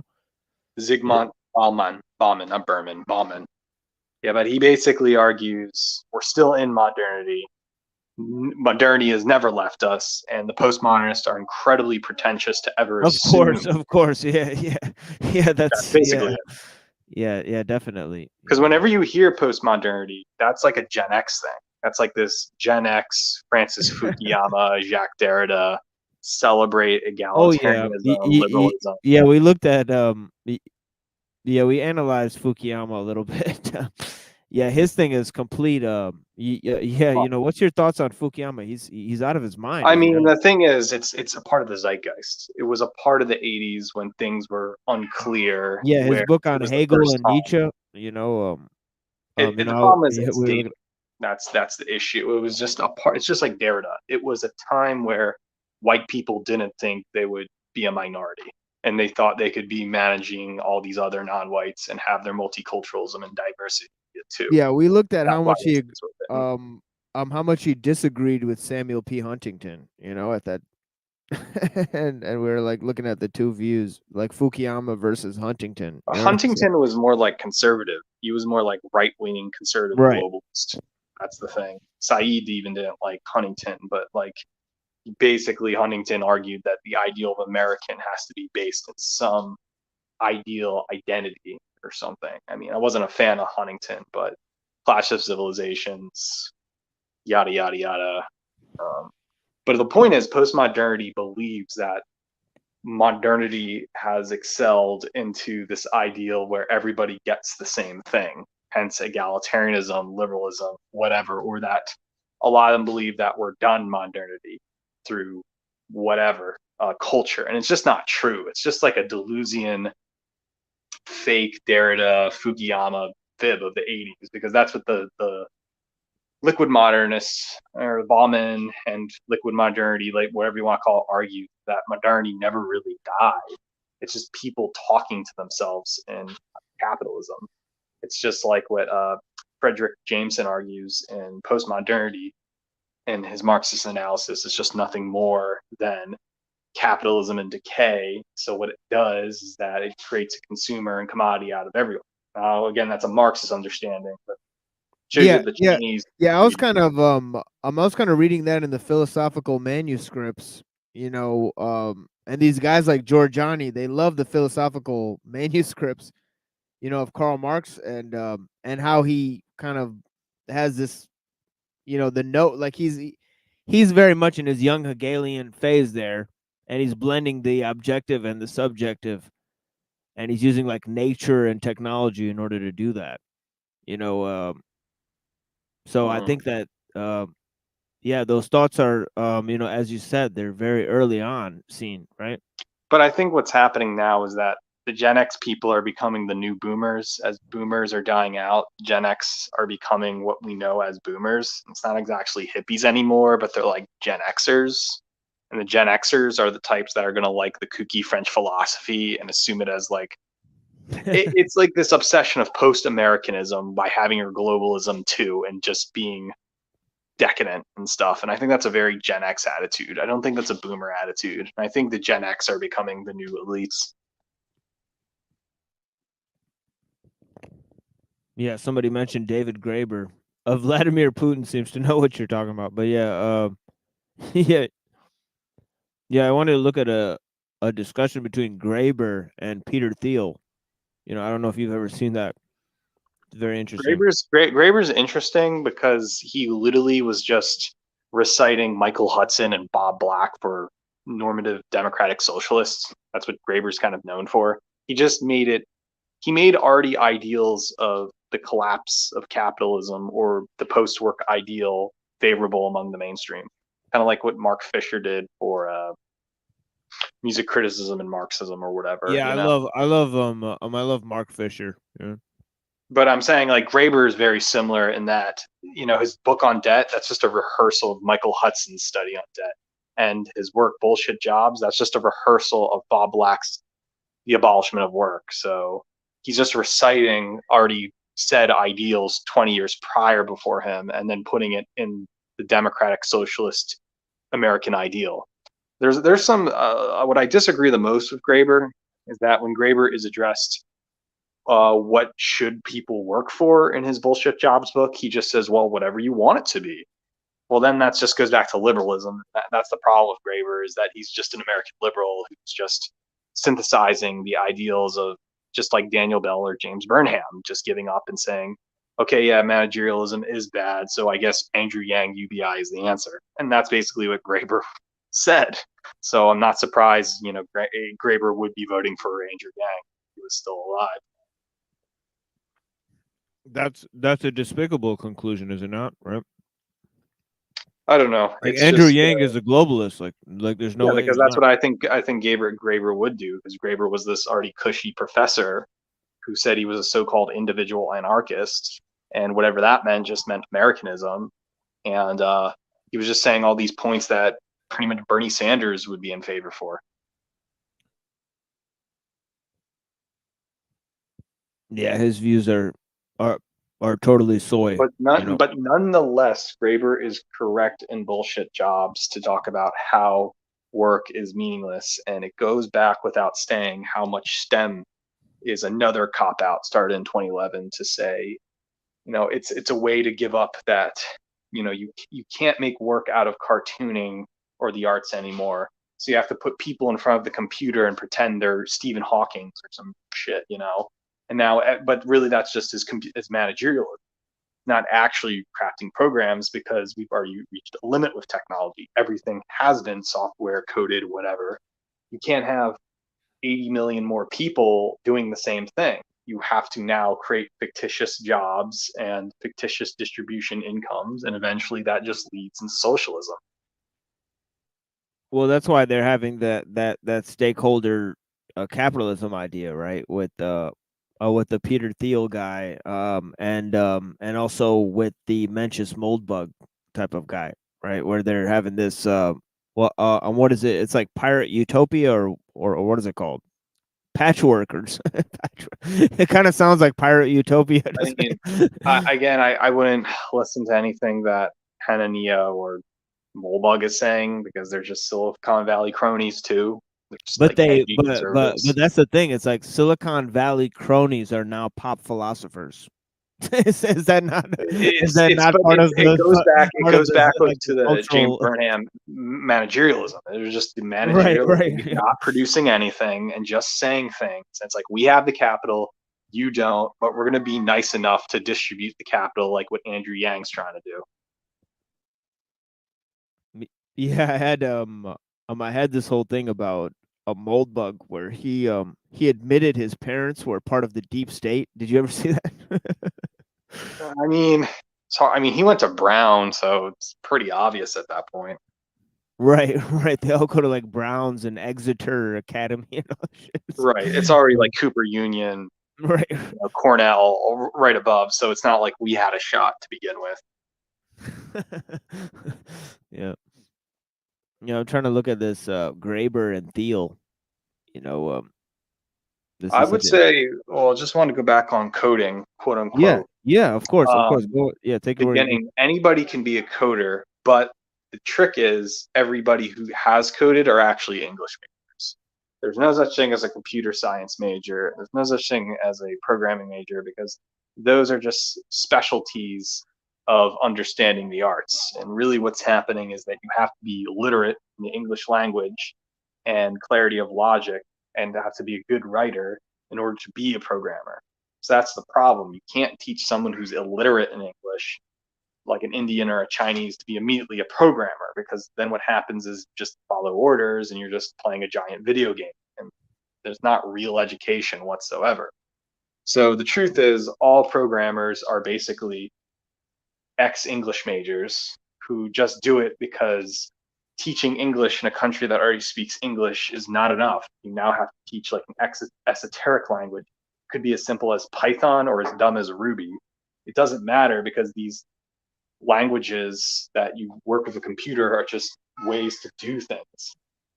And pretty much, as I said before, all these things have already been crafted in the late 90s and early 2000s.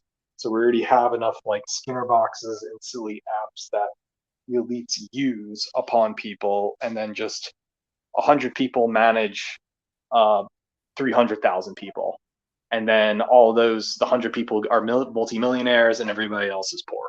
So, and that's really what it's about. It's not about coding, computer programming or anything. It's just making sure the computers work to exploit people.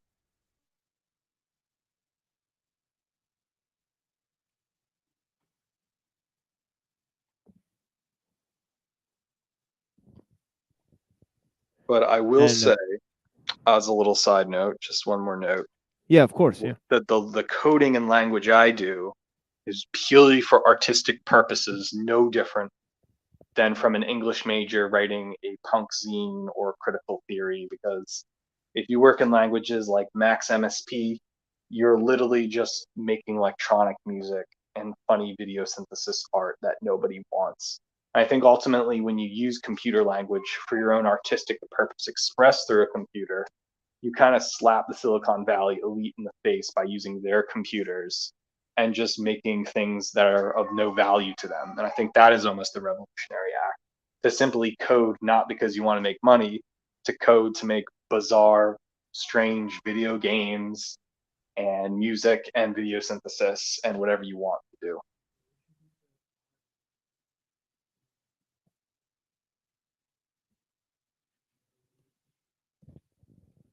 Yeah, I like how you brought up these how these the coding languages are essentially esoteric, right? Well, that's the thing. The thing is, there's too many languages, but all the languages are just derivative of C. You have to remember that. You know C or C++, which is basically no different from reading a textbook philosophy or textbook English and whatever. And if you can code, quote unquote, put logic together, your basic Gottlieb Frege, then, and if you type really fast, then you're a programmer, quote unquote. Right. That's important to note, this name, Gottlieb Frege, because reference. That's like the basis of logic. You know, yeah, the symbolic system of logic, you know, originated from Gottlieb Frege, and then that's where they developed the Principia Mathematica that was referred to by Burnham in the little passage that we were reading. He actually referred to Principia Mathematica as he said that those works which should supplant the system of dialectical materialism for the proletariat, by referring to Principia Mathematica and the scientists, mathematicians, and logicians. Aside from Frege's logicism or trying to create a analytical philosophical system, you had Marxists like G.A. Cohen, who called themselves, you know, analytical Marxists. They basically were reading Frege, but applying it to socialism and Marxism. Right. So Cohen, G.A. Cohen, Jewish guy, would use Frege and say, no, this is why we should have socialism, is because it's analytically sound and smart. Not that it's ethics, not that it sounds good, but scientific socialism, it logically makes sense. And so that's really important, because rooting back to Frege, that's why we have programming to begin with. It's along with another guy, George Boole, Boolean logic, and or not. This is and, or, this or that, or not. If you get and or not together in Boolean logic, that's your programming language. And then you get to C, and the construction of C to operate computers in a written language is everything we have today, pretty much. And whatever we're talking about, JavaScript or Python or Ruby, those are just variants and different styles of getting the code. Well, I'll tell you another really quick conspiracy theory real quick. If you watch the Lex Friedman show, we all know Lex Friedman is like we all know. Did you see the episode where Joe Rogan gave him his watch? No, but I'm saying yeah, a lot of Friedman people is an FBI agent. Yeah, a lot of people think that was the moment where he got like initiated, when Joe Rogan like took off his watch and he's like, "Here, you could just have this watch." And he gives it to Lex Friedman. We know Friedman is some FBI, CIA informant. On one of his older shows, there was a propaganda piece on his podcast that said why people are switching from Python from C++. Now, here's the esoterica behind that. Python is for total idiots. you don't know. Python is just basically C++, but used through object-oriented language to make everything easier so you don't have to code it out. So they're deliberately pushing, the United States government is deliberately pushing Python as the standard because stupid people can't comprehend Gottlieb Frege analytical philosophy or like hardcore intellectual C++. And so Python is kind of like a dumb man's version of it. It doesn't do what C++ can do. Python can really only just do stupid Flash games and web applications and Skinner boxes on your phone. That's all Python can do. And it's funny that's on the Flex Friedman, this bro guy is trying to tell everyone, oh, don't do C++, do Python. They're doing that because they're telling stupid people to program so they won't be liberated through C++, because everything is a derivative of C. And they won't tell you that. But the government's quite aware that everything has been made. And there's nothing left but to keep pushing another language. And Max Weberian analysis goes to show you that the smart people know what's up. They know how the system works, C++, and idiots have to comprehend at a language which cannot escape that echo chamber. Yeah, I think this work on semantics, or even semiotics, that's like as early as 1800s, right? I think C.S. Peirce actually theorized that that a machine could perform the functions of a logical system, and he basically theorized like a computer, right? And from this notion of like semiotics and all of these types of ideas, I've no experience in coding. I'm just Unless I'm telling you, anybody can. I just read Anybody philosophy. But yeah, Here's the thing: if you can read philosophy and write, you can read and write, you can do a programming language. The yeah, I've difference is definitely studied it's symbolic logic, right? it's all about logic. It's just how you Right. execute logic. I'm saying is that C is the oldest way that we've been executing logic with everything from YouTube to Android to how we're talking right now. Yeah, literally physics to the blades. actually in the university, where I studied, the analytic philosophy class, the symbolic philosophy class, was the only philosophy class that doubled as a computer programming Because credit. they know C is like this kind of Yeah. the C language is kind of like the secret world physics. It's like a physics we know an apple falls from a tree, but like C implants the technological slavery around us. It's kind of like the legit matrix learning C. So it's again the Weberian analysis of elites knowing certain things to keep people stupid, and that's what it's about. It's not about meritocracy or skill sets. It's about what social cues and signals and pans you shake to make sure you know certain information against the stupid people in Cleveland who will always keep eating McDonald's.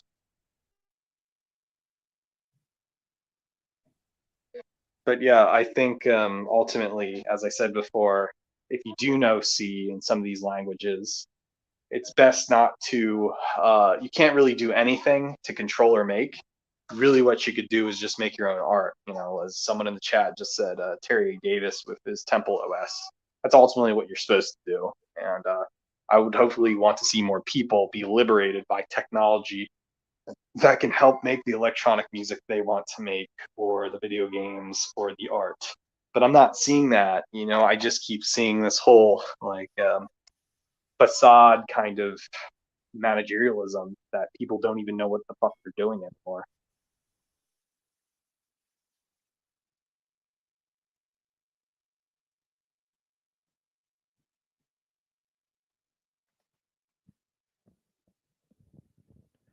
I think it's also fascinating how these programmer guys, like like Yarvin and Thiel, how they kind of gravitate to words explaining society in terms of programming. And I don't know if you've ever read Gregory Bateson, but he has a lot of whatchamacallit, just back on Molbug and Nick Land, but they were taking both words from a guy named Eric S. Raymond. I think I might have referenced him before, but Eric S. Raymond, he was the Okay, first how do you cathedral. spell that one?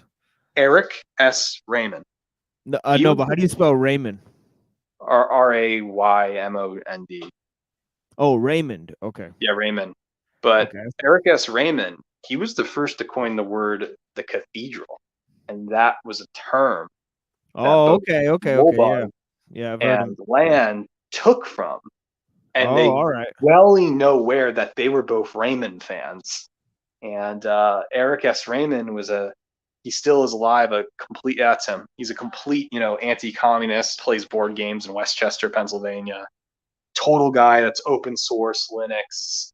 Libertarian internet values. Yep, that's his board, Cathedral in the Bazaar. That's where he coined the term the cathedral. And Land and Molbug took it from him and tried to espouse this internet continental philosophy, but the source is really coming from this guy. A guy has cerebral palsy and just hates black people and writes bizarre programs on his computer.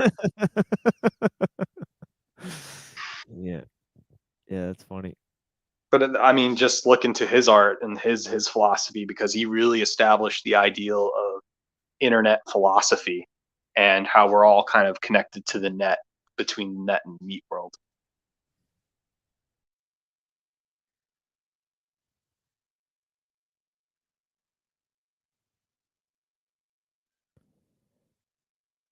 Yeah, this is the presentation that I was thinking of here, where they kind of talk about open source societies.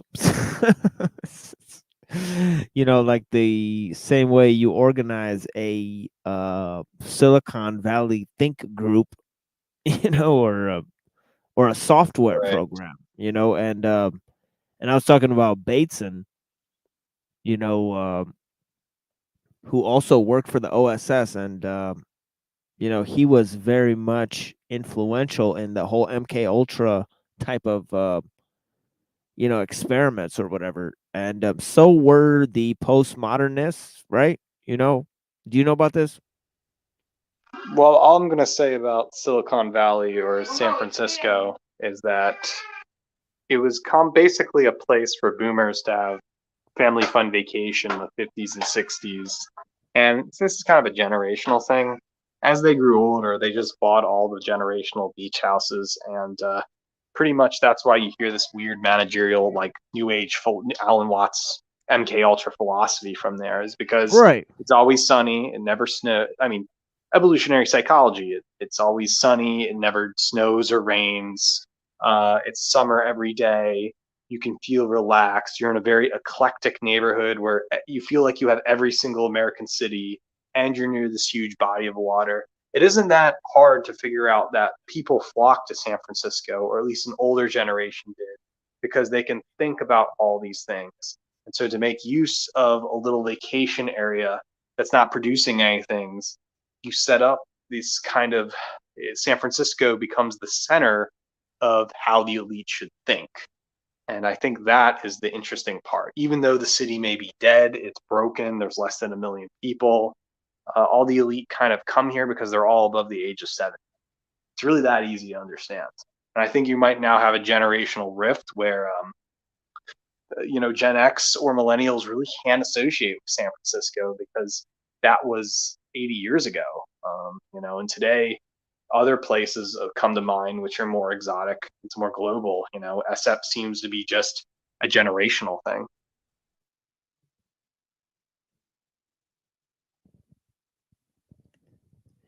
Yeah, shout out to Neurojack. He's from there too. But yeah, yeah, I think it's interesting how they came to talk about these ideas, or how they apply programming to society. And I see this with Wittgenstein too, because Wittgenstein was one of the first people to be a engineer and a philosopher, and think about both. It's kind of like how Spinoza's applying Euclidean math to his ethics. He's kind of trying to write his philosophy in the way of mathematical proofs, and whatever the language is that they used to understand, at the time, is like what they used to explain the world, and it kind of makes you think, Well, like, what's like what's remember, primary, is it the symbols we use to understand reality, or is it reality itself, created through the symbols, well, remember Wittgenstein, he was worshiping Frege, and his obsession was right. Frege. He had a different obsession with Frege. Instead of following math into, philosophy, he was trying to excuse all abstraction behavior into structuralism, and that Wittgenstein made it possible for someone to create critical theory out of. In other words, the individual can create their own vocabulary and personal philosophy and push it upon the world. Now, there's a lot of concepts I disagree with Wittgenstein on, such as the ideal of language games, quote unquote, because they seem kind of very outdated. But the point being, that's completely nonsense, right? yeah, but the point of being is that the reason why Wittgenstein got popular is that he made it fashionable for the French philosophers to do their thing, or Martin Heidegger Right. to do his thing. That's it. It's very Right. basic. He was like the cornerstone of postmodernism, right? Yeah, he made And also postmodern thought. analytic philosophy, really, isn't it? Yeah, because what Wittgenstein was saying is, instead of being analytical in a set science set, be analytical with your own ideals. And basically, Wittgenstein made Derrida, Deleuze, Foucault, all those people a pillar to make sense of their own jargon. That's pretty much it. It made deconstruction pop, whatever, their own personal philosophy popular.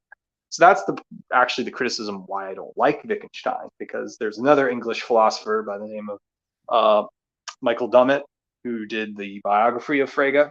He's one of the first people in the 80s and 90s to criticize Wittgenstein and to point out the same reasons I'm talking about, where Wittgenstein seems to misunderstand the concept of the game. And he also pushes the ideal that anyone can and will make their own ideal. And really what Dummett is going back to is the ideal of objectively sound ideals than rather what you want to make of it. Because really what we're talking about is structuralism. And structuralism is the applied science. If you follow like de Saussure, if you can understand the language, if you follow my philosophy, that's structuralism. But and post-structuralists would say, oh, that doesn't work because that's systematically racism, blah blah blah, all that. Yeah, but it's like it's how like Marxism assumes like Hegelianism and then tries to supersede it into the dialectical materialism. It's Right. like it needs it's like structuralism and destructuralism. Like you need analytic philosophy to go beyond Right. meaning, right? Yeah, You know what I mean? Like, isn't that what it is? structuralism came about. Yeah, structuralism came about because of Wittgenstein. That's what I'm trying to say. Right. Like it's the same thing with perennialism and traditionalism. Like like traditionalism assumes perennialism. So to go beyond the meaning and to subsume the meaning, it's like and to transcend it, you have to accept That's the that they're problem. all Post-structuralists, all they do is criticize the science in favor of the free thinking. But that leads us into the liberal trap, this ideal of that person's racist, quote unquote.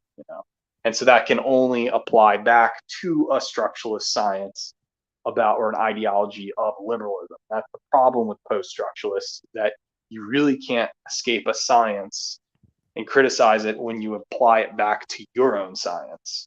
So that's why structuralism never died, because you're just really becoming hyper aware of other people's personal ideals and their systems. But yeah, structuralism never died, and modernism never died. Here's another. There are a lot of post-Wittgensteinian There's no post anything. It's like meta, right? It's like meta and post are just like it's like what right. There was a series. So you're getting carried away. That's all it is. Yeah, there was a series of post-analytical philosophers who were influenced from Frege but rejected Wittgenstein. These people were like Richard Rorty. He was more Wittgenstein related. Donald Davidson, more about the Swamp Man. Michael Dummett, English guy, history of tarot cards, and as well Hilary Putnam.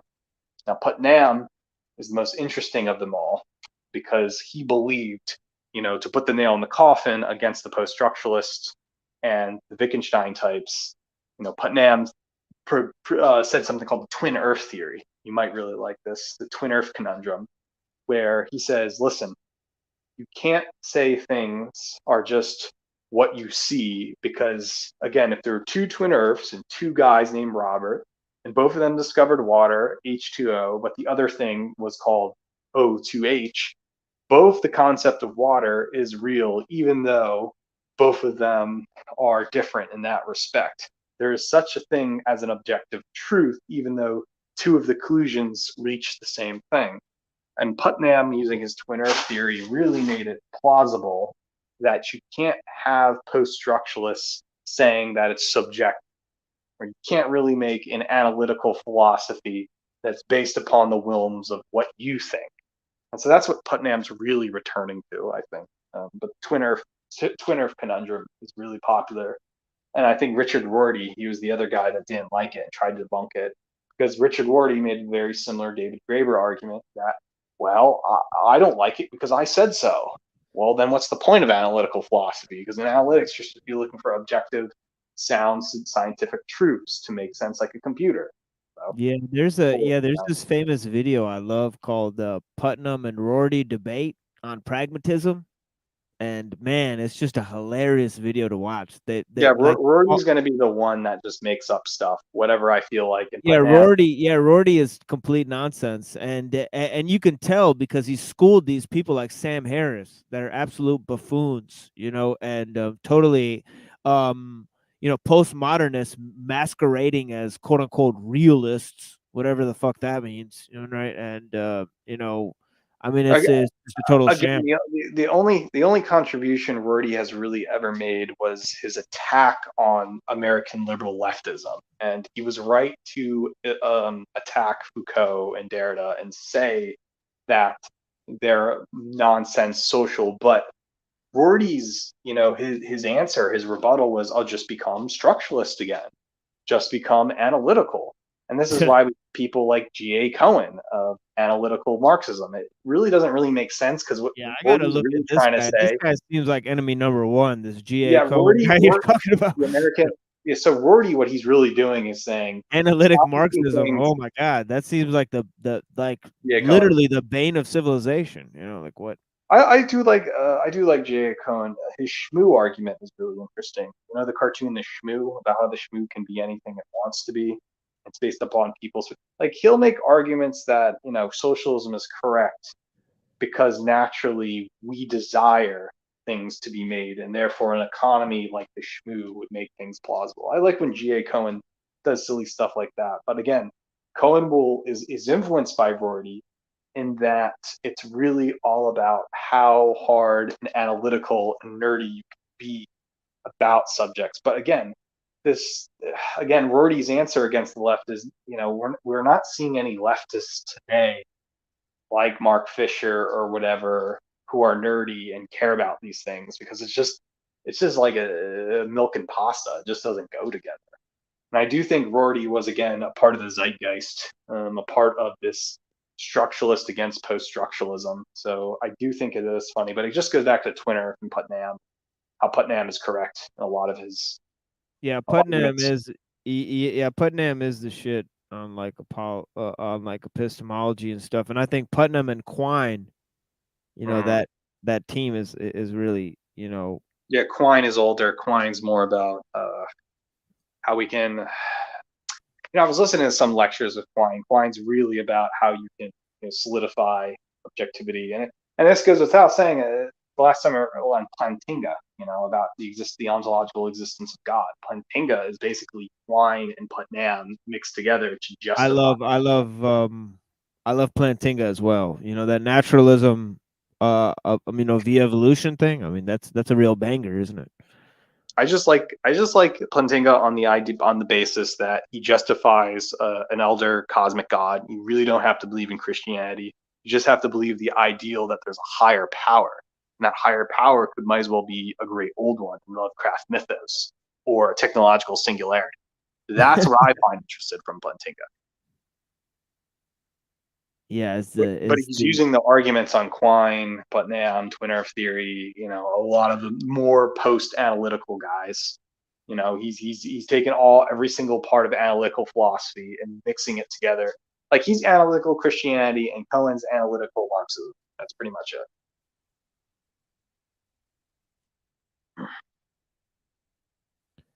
Yeah, I don't know if you've ever seen this Brian McGee show. This is such a good show. Brian McGee.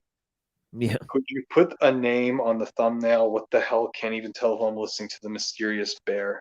That's what Vladimir Putin writes. Pillagers. Well, it's the bear it's Sartre Bear from Donkey Kong Country 3. He's literally John Paul Sartre, but he's like a bear in the first level. So you're literally talking to like a CGI philosopher bear. Not them advocating Sartrism or existentialism or anything. I just think it's hilarious. Yeah, I'm gonna give us a little break here Yeah, with Bear Sartre. Yeah, that's pretty much it in Donkey Kong Country 3. So it's like when I'm talking, it's like, okay, the bear philosopher is talking. I for some reason can't find the kind of clip I wanted because it was the clip of Just Putnam. write Twin Earth. Yeah, just write Twin Earth Conundrum. You can watch a really quick philosophical explanation on it. It says Twin it. Earth Conundrum is Putnam in that? Yeah, just write Putnam Twin Earth, and you can see like a 5-minute video real quick. It explains it really better than what I can do. But that's against post-structuralism. That's a neo-structuralism against the post-structuralists. Why we're all ultimately structuralist when we articulate where thoughts as philosophy, etc.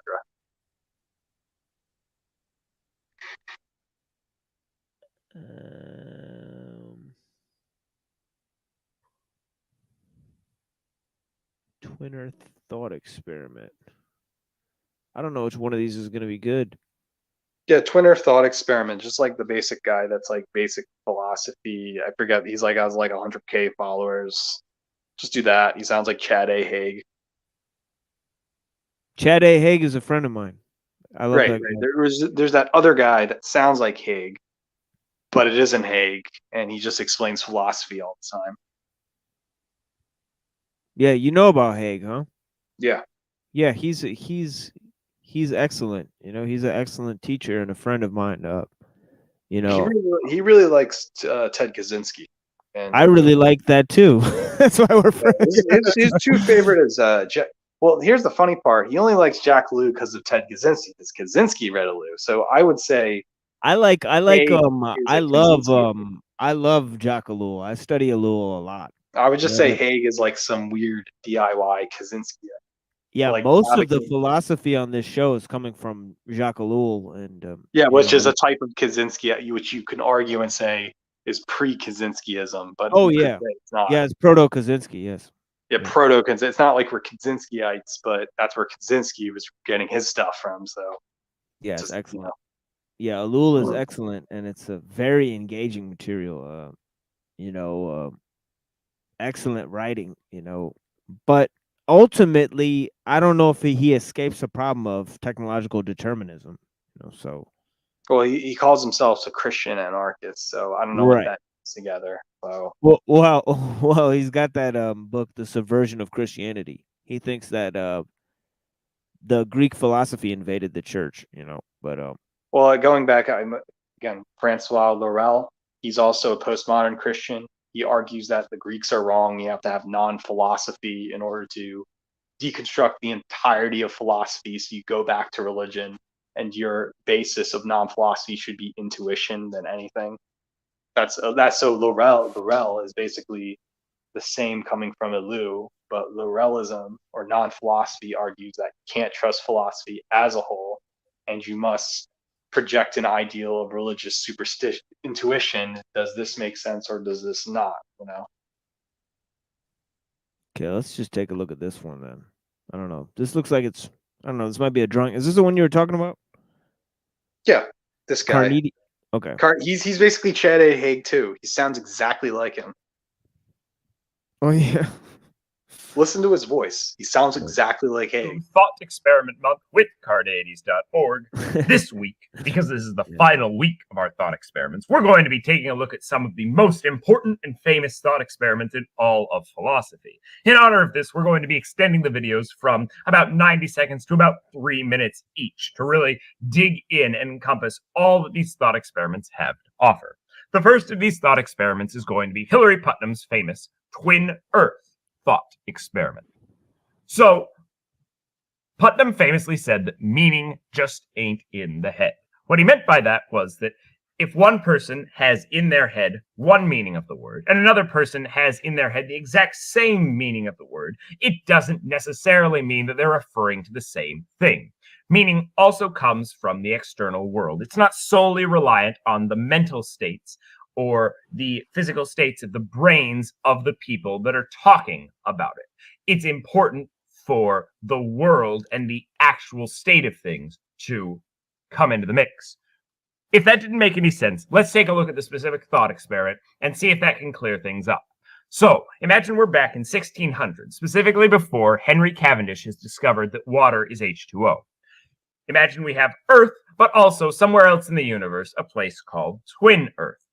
On Twin Earth, there is a perfect, identical counterpart to everyone on Earth. And in fact, everything is perfectly the same with one exception. On Earth, water is in fact H2O, whereas on Twin Earth, water is in fact XYZ. However, everyone on Twin Earth and Earth is completely unaware of this because Henry Cavendish on Earth hasn't discovered water is H2O, and Henry Cavendish's twin on Twin Earth hasn't discovered that water is XYZ yet. So now imagine that we have someone on Earth called Oscar, and his twin on Twin Earth. We'll call him Twin Oscar. They have perfectly identical brains. When Oscar says the word water, he's clearly referring to H2O. It's the only thing he's ever seen that looks like water, and so he's referring to H2O, whereas when Twin Oscar says the word water, he's referring to XYZ. There's no way that Twin Oscar could be referring to H2O because he's never seen it. And there's no way that Oscar could be referring to XYZ because he's never seen that. Even though their mental states and their brains and the words they're using are perfectly identical, Oscar and Twin Oscar are actually referring to very, very different things. Therefore, meaning just ain't in the head. That was Twin Earth. Next up is What is Wrong with Slavery by R.M. Hare, followed by Mary's Room, Time Without Change, The Plank of Cardades, and a special spooky Halloween surprise. Watch a new video every single day this month at cardades.org, and stay skeptical, everybody. That Twin Earth ideal always pisses off Rorty. Rorty tries to debunk Twin Earth, and it always comes back to, well, I feel like it. And it seems like we're repeating this Ben Shapiro facts not feelings basis. Because what happens is you have people who just completely attacking the external world. And that's pretty much the bizarre part of it all. Is that if we're both talking about the same thing, there must be an external reality. And it's like that's the problem with these kind of the naturalists or whatever the in which they ultimately reduce to solipsism, in which they can prove that they're conscious but not that somebody else is conscious. But it's not only that the external world is real, but there's probably things more real than the external world, if you pay attention, But I mean, I don't know how they come to these conclusions, but I like that Twin Earth thing. It kind of very much reminds me of Quine's a radical translation. Have you heard about that one? I kind of remember that one. Yeah, it's like if two different linguists discovered the same lexicon for language and they interpreted it, then they would come to two radically different conclusions. And so he had this thought experiment called radical translation, in which he said that there's the ultimate meaning is based on shared behaviors of people, agreement on how certain words trigger certain behaviors. Right. So he said ultimately meaning has to be derived from agreement between people. That's right. And so that's basically what Putnam's coming from. It's exactly right. It's a post-quine ideal.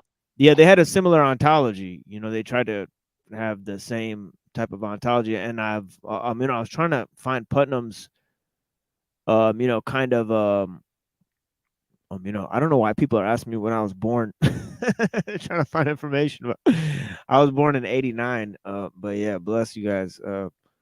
But yeah, I was trying to find this Putnam, his, how he explains knowledge, how there's different ways of looking at knowledge, and he's talking about, knowledge can be seen as a, you could look at it as a crossword puzzle. That means that there's only so much information within the puzzle, and once you figure it out, it's based on the connections of the different, arrangement of the In letters. other words, it's kind of like when you do multidisciplinary. Like if you know everything in math, it's almost the same as knowing everything in English. Like if you know everything in English, you study math, you realize a lot of what you know from English is the same, but what you know what you know in math, and therefore can't really say people are specialized in categories, because ultimately, this isn't a theory of egalitarianism, but like as somebody gets more knowledgeable and smarter, everything becomes more analytical and everything is relatively the same.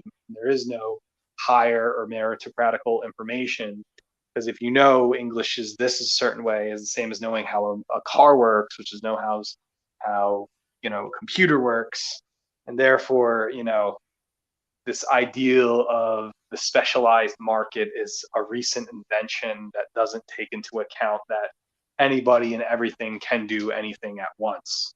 It's not like I have a skill set over your skill set. We have all the same skill set. It's a matter of whether work is created for us and our capabilities.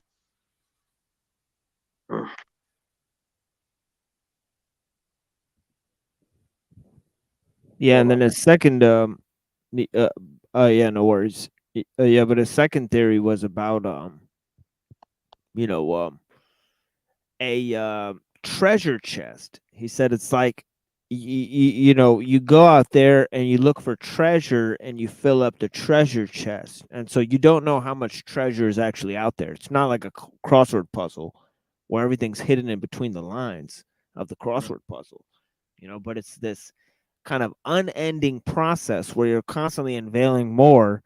Said the third one was like a pyramid, that knowledge gains more refined. The more knowledge you gain, the more you're able to gain the super refined types of knowledge, which is similar to the crossword puzzle. But in the crossword puzzle, there's no, diminution between the different types of knowledge that exist, but yeah, I think it was in the Brian McGee special where he's talking about this, but I'm gonna fail to find the clip. It is what it is. Yeah. Right. What I'm just saying is that we can't really divide ourselves between he knows more, I know more. It's really an age thing. It's really how long do we exist. Somebody who's 60 has obviously been around and the body has changed more than a 10-year-old. Of course, we can use that meritocracy. But eventually, we can only really divide people on how old they are versus how young they are. And ultimately, we can't divide younger people into older sex when we realize that we all have the capability to do the same thing. It's a matter whether the state or who's in power can tell us what to do. So.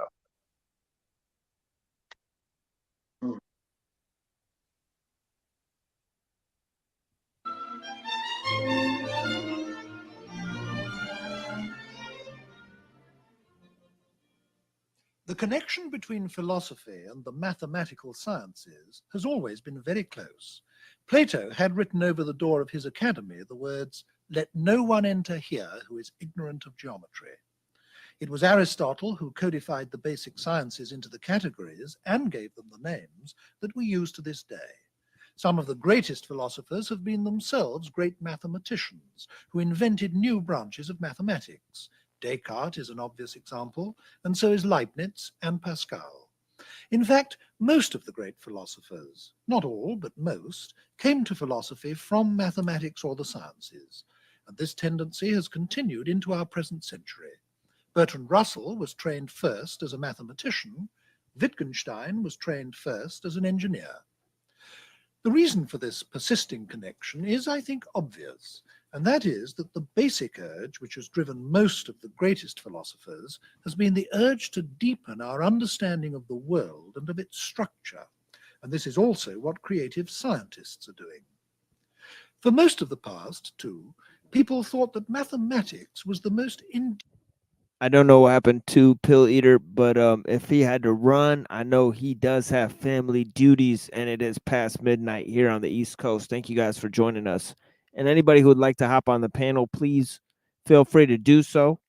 You know, we're just having a discussion here about philosophy. I played this video because he was mentioning Hillary Putnam and his views on knowledge. I wanted to try to get the clip to share with my brother here. So I hope he sees this clip, and yeah, bless you guys for joining us here, and thank you for being here on the Machine Lives. We're gonna be looking at more material here, and yeah, anybody's welcome to come up and ask me questions. People are afraid to talk to me today, I see. It is what it is. indubitable knowledge, as well as being utterly precise and clear, that human beings possessed. So there have always been plenty of philosophers examining mathematics to try and find out what was so special about it, and whether this was something that could be applied to the acquisition of other sorts of knowledge. Ditto with the sciences, which were also thought to yield a very specially safe and certain kind of knowledge. What was it about science that made its results so reliable? People asked themselves. And could its methods, whatever these were, be used in other fields? These investigations into the concepts and methods and procedures and models that are involved in mathematics and in science have come to be known as the philosophy of mathematics and the philosophy of science. And it's with these that we're going to be concerned in this program, chiefly with the philosophy of science, though in fact we have someone taking part who is expert in both, Professor Hilary Putnam of Harvard University. Professor Putnam, I'd like to start our discussion from a standpoint which I think a very large number of our viewers occupy anyway. And it's really this. Since the 17th century, I suppose, there's been a spectacular decline in religious belief, especially in the West and especially among educated people. And for millions, the role that used to be taken in life by a worldview based on religion has been increasingly supplanted by a worldview based on science, or at least purporting to be derived from science anyway. And this is still enormously powerful in the hold that it has on people's minds throughout the West. Probably it affects all of us. So I think I'd like to start this discussion by getting you to pin down that scientific world outlook which is so influential in the modern world and which will be underlying a lot of what we're going to have to talk about. Let me dodge the question a little bit by talking not about what scientists think now, but what many scientists thought 100 years ago or 75 years ago. Think of doing a crossword puzzle. You might have to change a few things as you go along, but towards the end, everything fits and things get added on one step at a time. That's the way the progress of science looked for 300 years. In 1900, a famous mathematician, David Hilbert, gave a list of 50 mathematical problems to a World Congress of Mathematicians, which are still very famous. And it's very interesting that he included one problem which we would not call a mathematical problem very early in the list. I think it's problem 3, which was to put the foundations of physics on a satisfactory basis. Just a small task. And that was for mathematicians. That was not for mathematicians, not for physicists. Yes, right. yes. The idea is Just to tidy it up. That's right. Yes. The idea is Newton, Maxwell, Dalton, and so on had all put in all the parts of the story, and now it was just for mathematicians to basically clean up the logic, as it were. I think in a conversation we had a couple of days ago, you described this as a treasure chest view, and I like that picture. Because here's this big chest that we're just filling up. It's an accumulation, and you don't have to. So see, that's kind of what I was describing, you know, the crossword puzzle. You know, it's that there's only so much truth out there. You know, we just got to fill in the blanks, if you say, you know, and the treasure chest view is that we don't actually know how much truth is out there. You know, it's unknown unknowns, you know.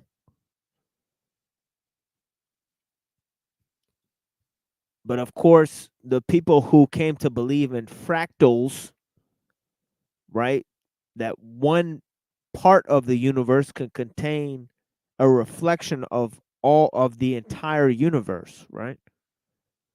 Okay. That each part is a reflection of the whole, right? Okay. See, these ideas all come from much more rudimentary conceptions of truth and knowledge itself, right? But yeah, bless you guys. To subtract, you don't have to take out. Occasionally you make a little mistake, but basically the idea is, or to shift the metaphor, like building a pyramid. You put down the ground floor, then the next floor, then the next floor, and it just goes up. That's part of it. This view of knowledge is growing by accumulation. The other part of it is the idea that the special success of the sciences, and obviously what we're impressed by is success. This culture values success, and science is a successful institution. But there's the idea that science owes its success to using a special method. And that comes partly from the history of science, from the fact that Newton, for example, lived after Bacon and was influenced by Bacon. And the idea that empirical science has grown up together with something called inductive logic. And this idea that there's a method, the inductive method, and that the sciences can be characterized by the fact that they use this method and use it explicitly and consciously, as it were. Not unconsciously, as maybe someone who's learning cooking might be using it, but pretty deliberately and explicitly. So I think that these two things, the idea of knowledge is growing by accumulation and growing by the use of a special method, the inductive method, are the key elements of the old view. Yes, and if I were going to put the same thing, I suppose slightly differently, I think I'd say this, that for 200 or 300 years, educated Western man thought of the universe and everything in it as consisting of matter in motion. And that was all there was, whether from the outermost galaxies of the stars into ourselves and our bodies and the cells of which we're made up and so on. And that science was finding out more and more about this matter and its structure and its motion by a method which you just characterized as scientific method. And the idea was that if we went on long enough, we'd simply, as you said with your crossword puzzle metaphor, we'd find out everything there was to find out. We could eventually, by scientific methods, completely explain and understand the world.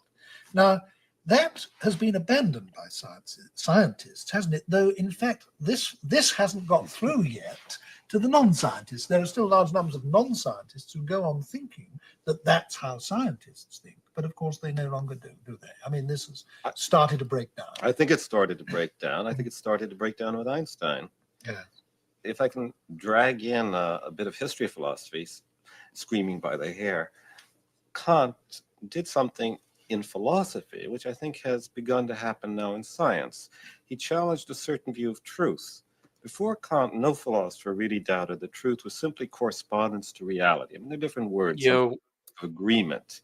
But the idea is a mirror theory of knowledge. Today, I think, well, Kant said it isn't so simple. There's a contribution of the thinking mind. Sure, it isn't made up by the mind. Kant was no idealist. It isn't all a fiction. It isn't something we make up.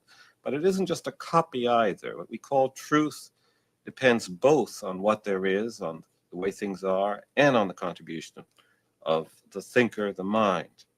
I think that today scientists have come to a somewhat similar view, that is, since the beginning of the 20th century, the idea that there's a human contribution, a mental contribution to what we call truth. The theories aren't simply dictated to us by the facts, as it were. I'd like to ask you to unpack that a little, because I think that some of our viewers will find this idea a little puzzling. How can it be, some people will ask themselves, that what is and is not true can depend not only on what the facts are, but on the human mind? How can that be? Well, let me use an analogy with vision. We tend to think that what we see just depends on what's out there.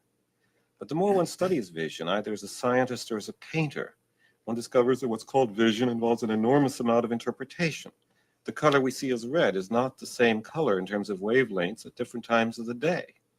So that even in what we think of as our simplest transaction with the world, just looking at it, we are interpreting, In other words, we bring a whole number of things to the world that we're not directly conscious of, usually, unless we turn inwards and start examining them. That's right. I think the world must have looked different in the Middle Ages to someone who looked up and thought of the stars as up and us at the bottom, for example. Today, when we look out into space, I think we have a different experience than somebody with the medieval worldview. This is not just the deck of Son of a bitch. They almost look like tarot cards. Yeah, I know. And it says the commercial says a secret weapon for storytelling. So like hero's journey type of stuff. I mean that is essentially tarot, you know. Yeah, I remember when I had my philosophy 101 class, and at one point I got to a realization that was basically solipsism. Only later find out I'm like, oh, that's not right. Yeah, I think you know, it gets down to the kind of, you know, ubiquity of mind itself, the experience of mind, you know, sort of interrelated. And that's why the Mary's room experiment is so interesting, because you know, I seen the guy whose philosophy video they brought up when we looked at the twin earth thing. You know, he also mentioned Mary's room, and that's the other I don't know if you ever heard of that, Reddington. No, I'm not aware. Yeah, it's a thought experiment by Frank Jackson, who also invented this idea, kind of like twin earth, but it's like this idea in terms of an individual, called philosophical zombies, right? So, you know, a philosophical zombie can do everything that a human being can do, but it's programmed to do it, right? So basically an NPC. Yeah, an NPC. Yeah, exactly. He invented this idea of an NPC, you know, where you could have a kind of a robot or a zombie version of a human that performs the same actions as an ordinary human, but doesn't actually choose to do those things. It's just determined for it beforehand. So, as you know, so much so that it would be indistinguishable from a normal human. So the thing about it is he puts this thought experiment about Mary in a room, and he says Mary's in a room locked up, and in this room, it's totally dark in the room, and essentially Mary's like, you know, she can't move, so she's basically you know, a kind of hanging man in terms of the you know, Ibn Sina, the hanging man kind of analogy that he says, like a man suspended in space, you know, that can't touch it himself because he's kind of stuck there, you know, and he's just floating in space.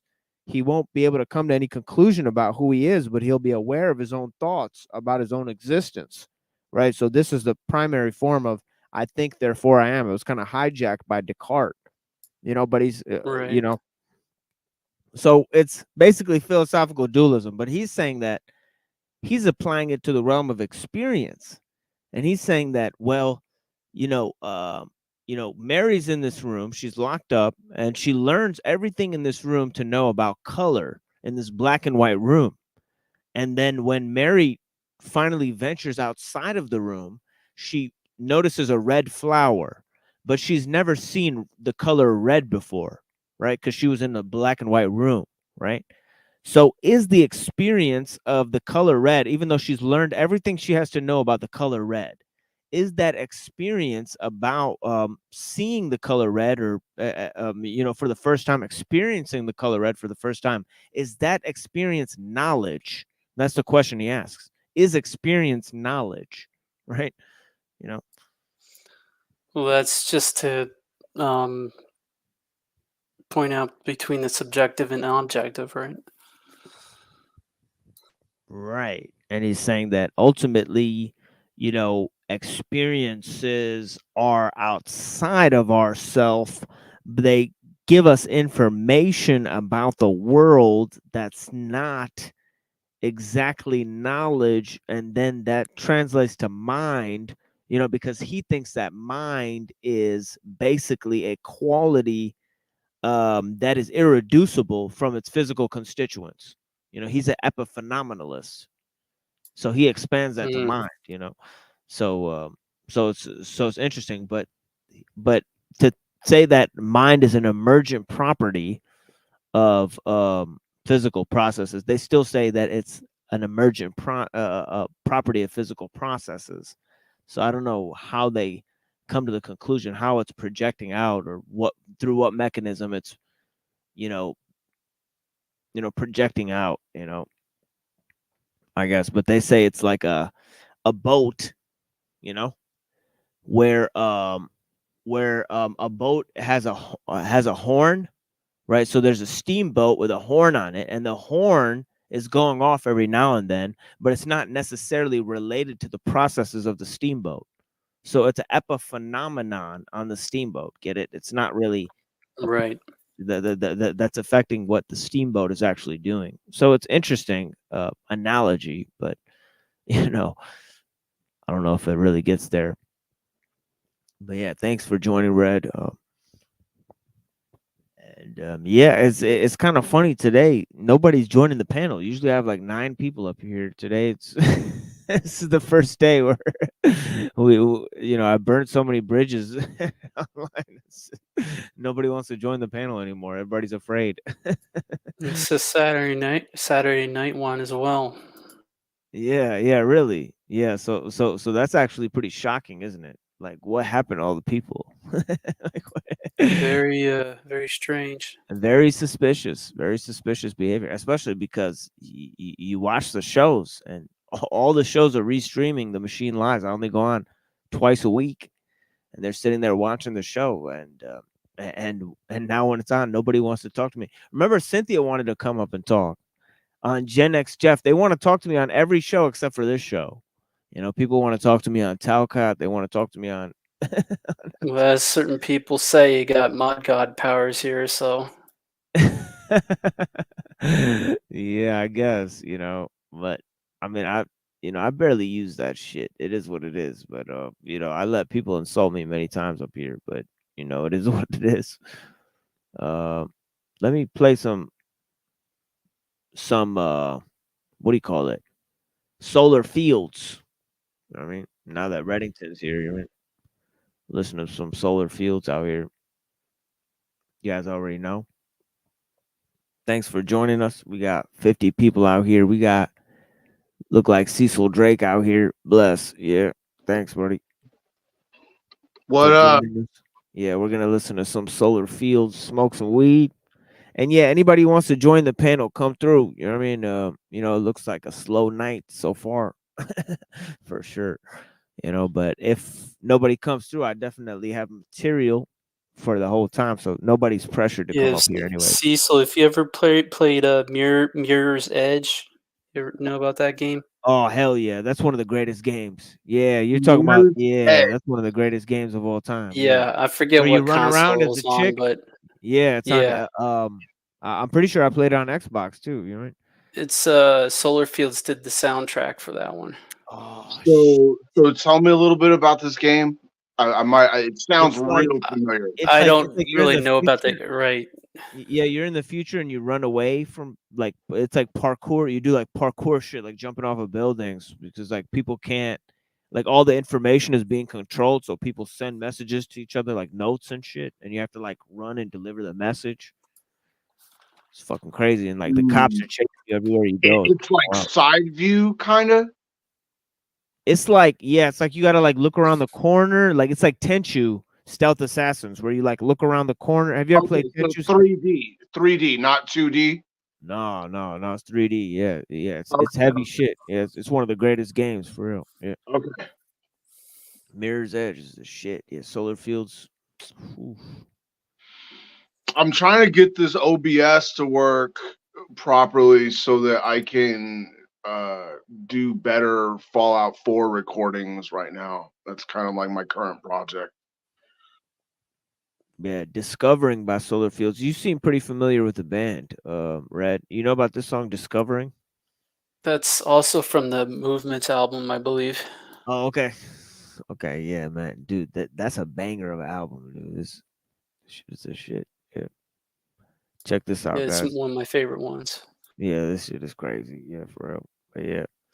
Yeah, if you guys if you got them, you guys smoke or whatever, do what we need to do. We're gonna be watching the debate, the Islamic debate that was on today. Hopefully, it didn't get taken down. We'll figure out. I But yeah, just uploaded some more old Deus Ex content where they were like talking about Kaczynski and some more conspiracy stuff. oh yeah, for real. Damn. Yeah, we'll Yeah, check that out too. Yeah, for sure. Yeah. Let me see what's going on here. along the Wow. way they were dropping truth drops in video games since the freaking late 90s, really. Yeah, that's the one I heard a lot about. Is Deus Ex. Is like I heard Yeah. that one was off the chain in terms of Well, and if you wanna really truth like drop. examine the whole technology debate, because Deus Ex, the theme there is very heavily cybernetic. They talk about man's interfacing with machines and eventually having like nanites uploaded into the individual so that they can become a part of this like AI collective through the internet, so that all human beings can join into the same space cybernetically with this like AI god entity or something. Sounds like Borg. To an extent, right? To an extent, but by the time that the original Deus Ex game happens, they've already transitioned away from replacing human body parts with machines, and everything is done through nanites. You know, like why would I freaking replace my arm with a robot arm when I could have nanites go in, and if I get shot, I could just have a nanite freaking repair the freaking damage faster than I can. You know what I mean? Right. Or like if I need night vision, I don't need to replace my eyeball. I can just have nanites go in and adjust the rods and cones in my eye, and so that I can see at night. You know, the concepts like that. But they talk about like nanite plagues and like killing people with nanite. Yeah, that game, the first one came out in 2000, and it was like decades ahead of like anything, you know. But anyway, Yeah, I was looking at that MIT scientist K. Eric Drexler and him talking about them developing nano machines. So it is based on real shit. Nano machines, they're trying to develop and put in the modern medications, and yeah, we got another guest here. Dominic, bless. Okay, I'm gonna play this song and smoke some weed. Thank you guys for joining us, and yeah, we're gonna watch this crazy video. It's like, you know, space is fake and gay, isn't it? Know what they say? Yep.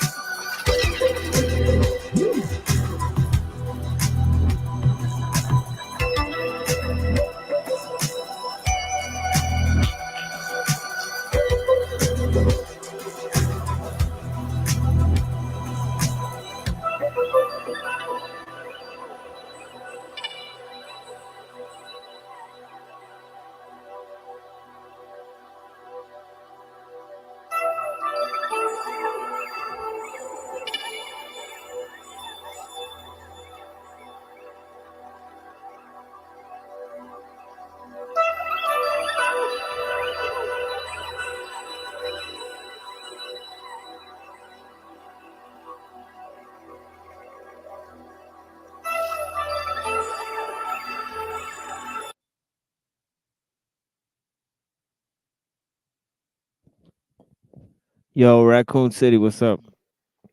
What's up, man? What's going on? Yeah, what's popping, guys? Thanks for joining us. No problem. Yeah, we got homeboy out here with partial echo, but yeah, we I think we could fix that. Give me a second. Here, hold on. You got to unmute your shit. There, is that better, or is it still doing it? Well, let me see if I could do. Okay, that should have fixed it. Hello, hello, hello. Better. Yeah, I It's think that's better. better. Yeah, it's better. Yeah, it's All right, better. let me know if it does it again. Yeah. No worries. Yeah. Thank you. Okay, now it's doing it again. It's all good, Holmes. Yeah, don't worry about it. Just There you go, there. maybe. Shit. But yeah, bless, man. Yeah, we'll figure it out. But yeah, man, thank you for joining us out here. And yeah, we're gonna be watching this debate, seeing what's up with this fucking debate. I know a lot of people. Yeah, That isn't Jay Dyer again, is it? it is Jay Dyer. Yeah, I guess so. It's like number 3. I forget. I briefly saw a note for it. Yeah, I guess I thought there'd be more people watching and reviewing this debate, especially our friends, Toilet Bowl Earth or whoever those people, but I guess they were doing other things. But yeah, I guess we'll go ahead and review some of this debate. See what's up with it. Since this is supposed to be a Muslim show or whatever, right? But yeah, it's not an Islamic program, but this is a Muslim episode of the fucking show. But yeah, whatever. I consume bacon. People get mad if I don't cover Islam, But yeah, Cecil's obviously not Muslim. He's got the bacon right there. So Yeah. Is that even cooked yet? It looks like some raw ass I like bacon. it. It looks pretty pink. That just looks like some hog flesh for real. I'm into the rare bacon. Yeah, that's Damn, extra dude. rare. That's like ultra rare. Well, you gotta get it you gotta bring it to the temperature so that it kills the parasites. I mean, that's the whole thing. You gotta cook pork well, but trust me, it's been there, dude. I'm just, I'm into like semi floppy bacon. You can say whatever. Eating that human flesh. Look at you eating that human flesh. It's near human. Pork is definitely near human. Gotta feed him to the goydom.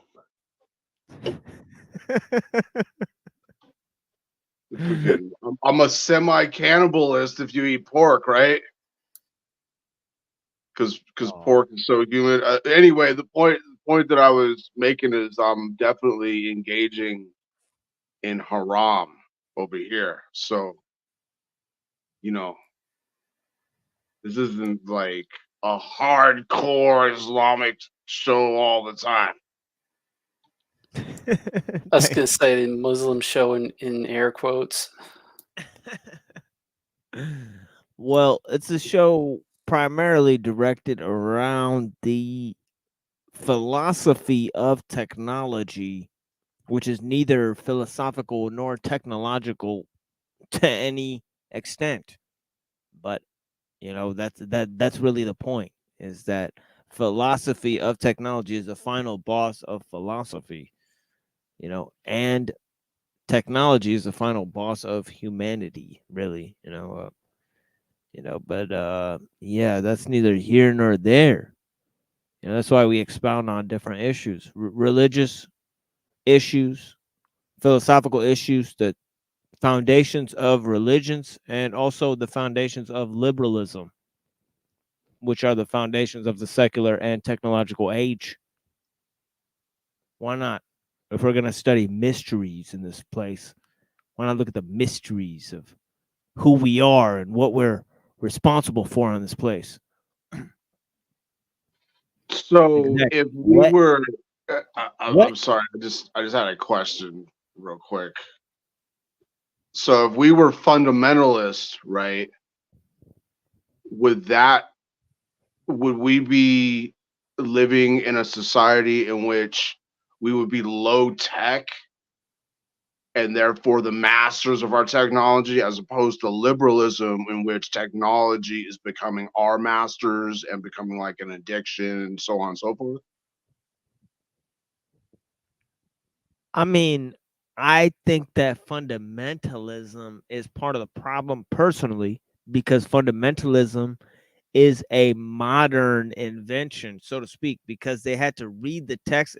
It's based on this idea of sola scriptura, right?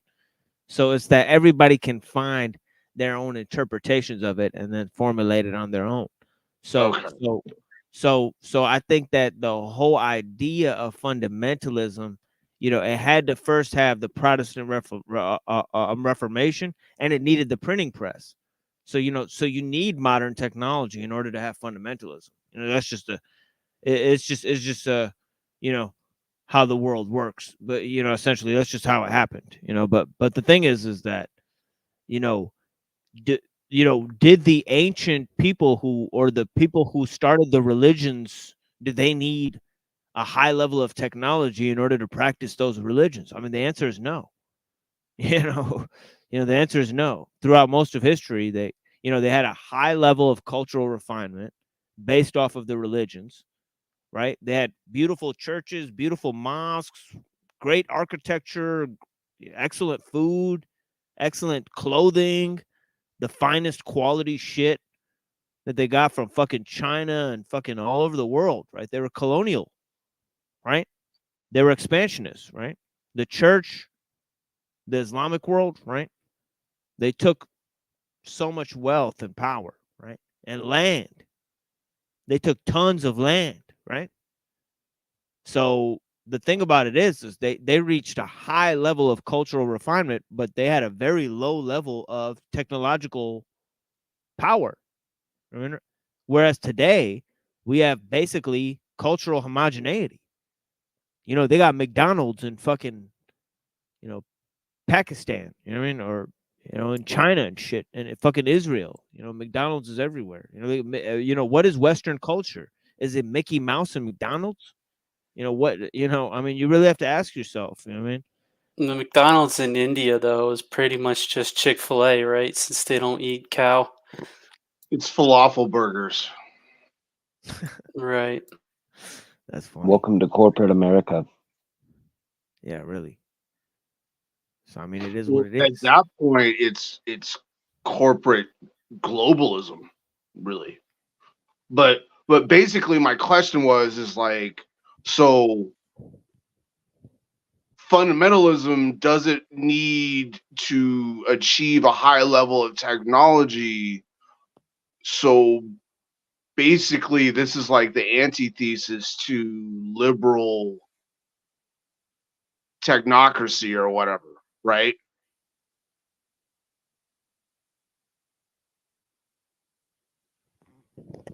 What was that? So you have fundamentalism, right? Like take for example, like Quakers or like the Amish. Right. They don't want to live in a high technology society. They're very religious. The thing about it is that And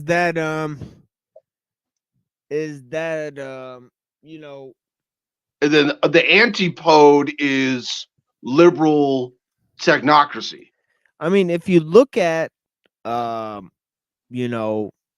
Puritans, and really the Protestants, like Jan Comenius and even John Winthrop and stuff. Like John Winthrop had a copy of John Dee's Monas Hieroglyphica, and he read like the writings of the occults, and all of that type of stuff. He incorporated all of that knowledge, and actually, these Quaker guys and these guys like Jan Comenius, they would invent these ideas like universal education, You know, when they give the education award in the UN, you know, one of them is called the Comenius Medal. You know what I mean? It's named after one of the proto-Protestant thinkers and one of the founders of the Moravian Brethren.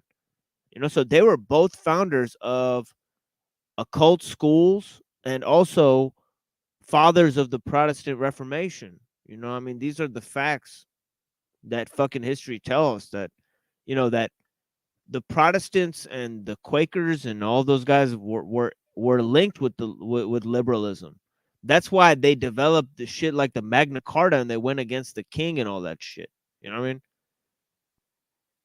I wouldn't say Quakers are exactly anti-technology. They just Right. maybe or use it less than the average person. I used to have family that were in the Quaker faith a while ago.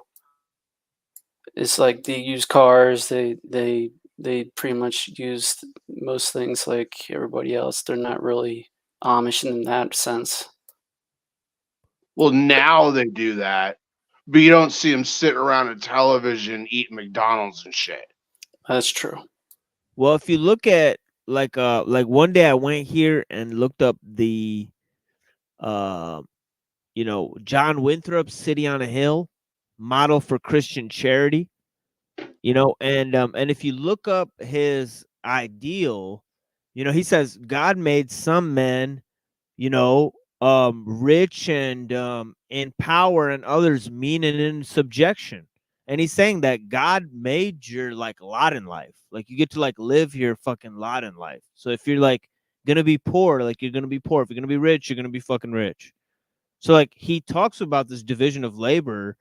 You know, ultimately he says the rich should help the poor, but you know, he's not like, you know, really that concerned about it, you know. So so the thing about it is in the model for Christian charity, like the essential model is about love and sincerity and like how we all live together in a community and we all work together, and that everybody like doesn't get to choose their own lot in life, but we all work together as a cohesive unit nonetheless. You know what I mean, right? So it is kind of, I mean, if you want to look at it that way, it is kind of like a proto-capitalist doctrine. You know, so I mean, it fits right in there with classical liberal thought, and then you go a step further and they're questioning the divine right of kings and all of this type of shit. Well, you know, they're right there with some of the liberal thinkers, right? You know, and they're also writing treatises on religious toleration because they're escaping persecution from the church, right? So they have all of these thoughts, right?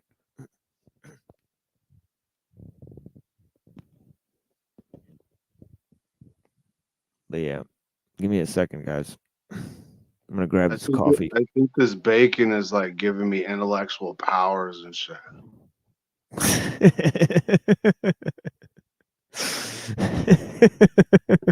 The bacon is leveling them up. Yep. Power Bodhi fruit. Mmm.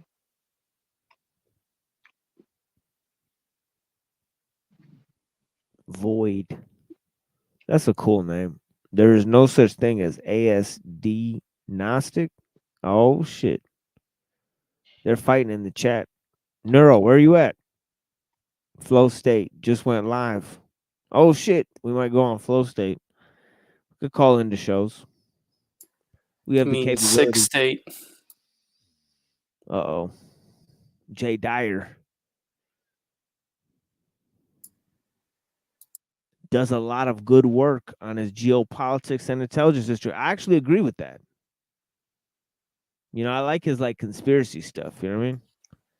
But it's all like, yeah. It's all like surface level shit. It just depends, like, you know, whether you know, if he's gonna have disinfo on certain topics. This is Operation Gladio shit where they like infiltrated the Catholic Church. It's all about like, That's Operation Gladio is like one of the oldest conspiracy theory. I mean, come on, bro. that's like his whole, yeah, like that's one of his whole bases for his shit. But it is what it is. Okay. He can't stop talking about it. But yeah, let's see this. Let's skip the intro with this guy. This guy is kind of weird. I don't know what this. Look at this company. It's kind of weird name here. But yeah, let's go here. Okay, let's go to this guy here. Oh, son of a bitch. Save the chillins. Okay, you know what? This is gonna have tons of commercials in it, isn't it? Well, all right, we're just gonna go ahead. Sad trombone. Save the chitlins. Save the chillins. Was that All a right, let's just. Pakistani commercial too? Yeah, I know. That was like race baiting, wasn't it? That was weird, you know. Yeah. YouTube knows your race. That's that filter box for you, right? Yeah.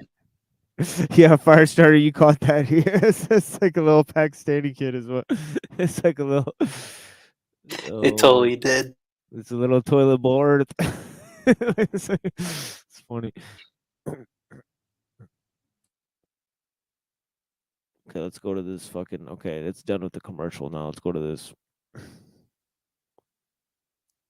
All right. You able to see my screen there? No more toilet babies. Let's go to the debate. Yes. Okay, ready. All right. Bismillah ar-Rahman ar-Rahim. Alhamdulillahi Rabbil Alameen. What? Okay, why are you gonna go around white people and start talking like that anyways? I mean, like, it's not like they can all understand what you're talking about. I mean, so I mean, Oh, it's not on Dyer's channel. Yeah, it's on. Yeah, but it's like, what is the like? You know, like why would you like? I get like you could just say that to yourself. I guess you know it's not like God's not gonna hear you, but like to say it out loud, I think that's a little bit of a flexer situation. But it is what it is. Right? He's just like, oh shit, let me see the prayers. But like, man, could you imagine if a rabbi walked up on you and started like hymning and you know and or if a Christian walked up to you and started like hymning and shit, it'd be like, oh shit, dude, let's Like speaking in tongues or something. It's like, oh shit, this is about to be a, you know. Salatu wassalamu ala rasulillah. Amma ba'd. Assalamu alaikum wa rahmatullahi. See, look, it's very long. Wa barakatuh.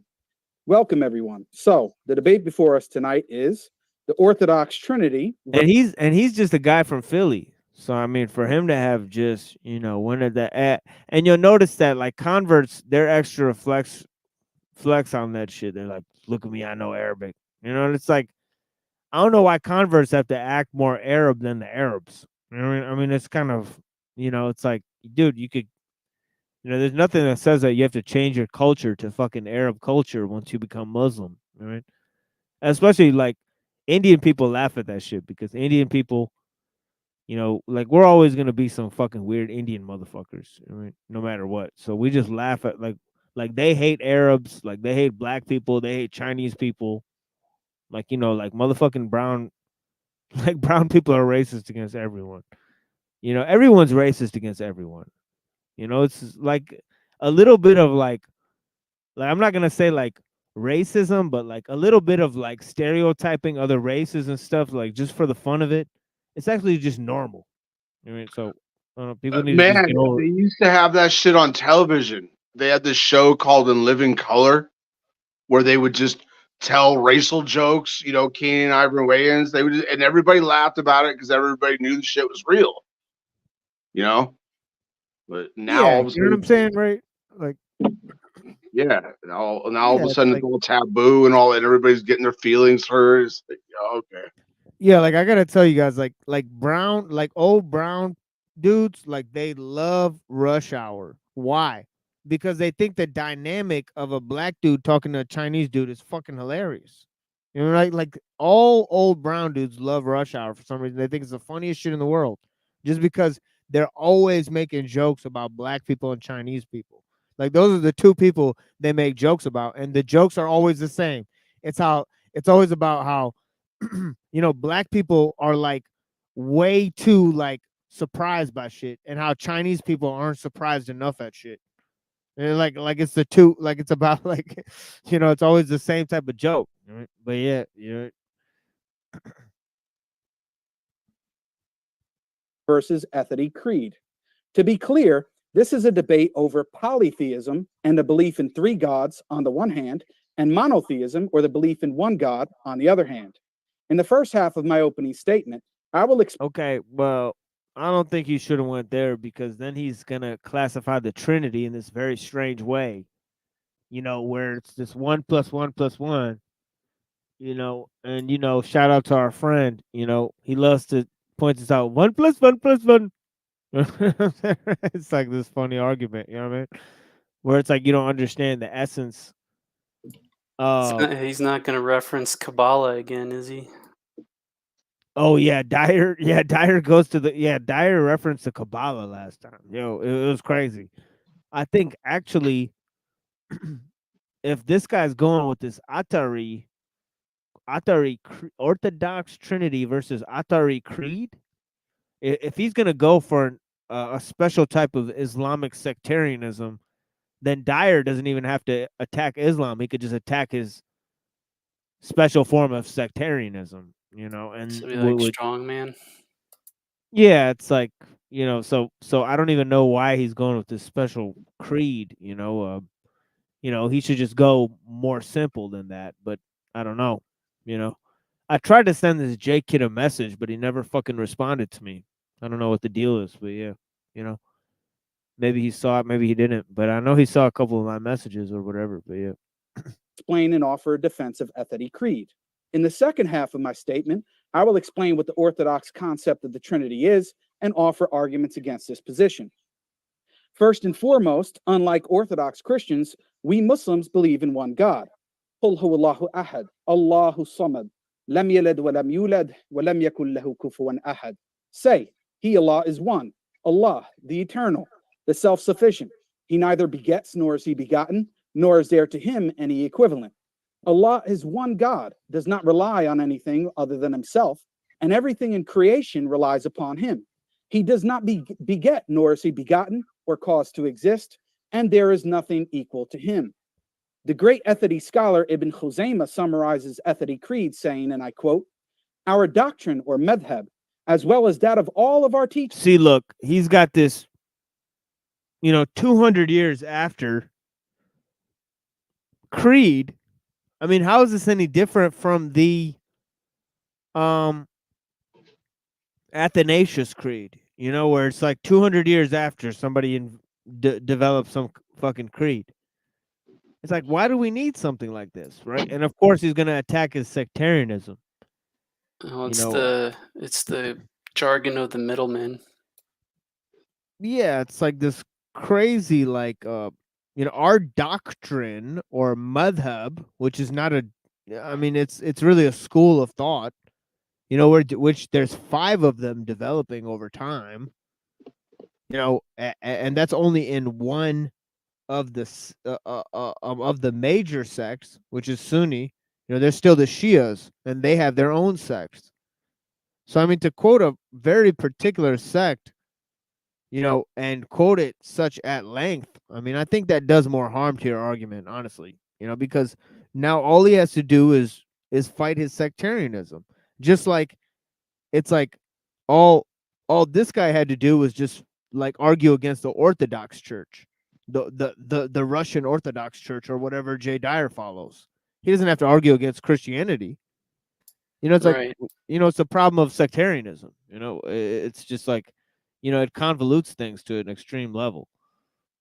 And that's why we're over here with the popcorn and pizza. Yeah.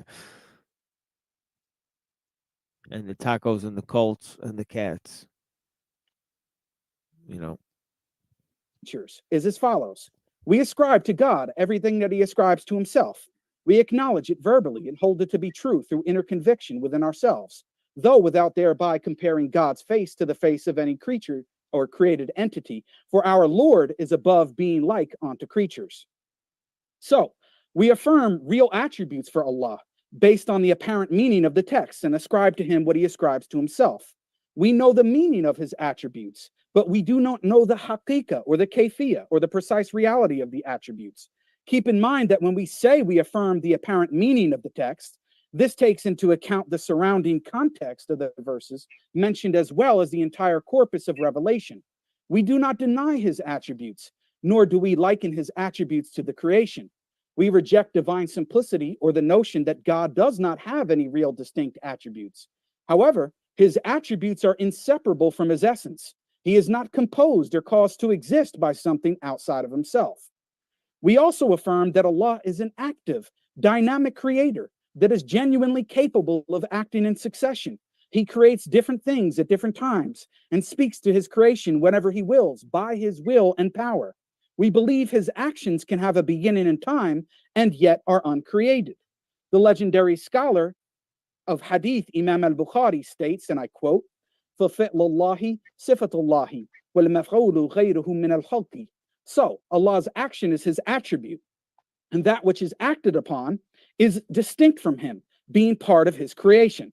He also says, his occurrences, exalted be he, are not similar to the occurrences of creatures. According to the saying of Allah Most High, Laysa kamithlihi shay. There is nothing like him, and he is the hearing, the seeing. Lastly, Al-Bukhari states that Allah's command, which has a beginning in time, is uncreated. So as we can see, Al-Bukhari affirms that Allah's actions are his attributes, and they are distinct from creation. His actions also can have a beginning in time, and yet they are uncreated. Some may argue that we atheists affirm that Allah has a hand, and thereby liken him to creation. They may claim that we cannot attribute the same name to God and creation without ascribing the same ontology for God and creation.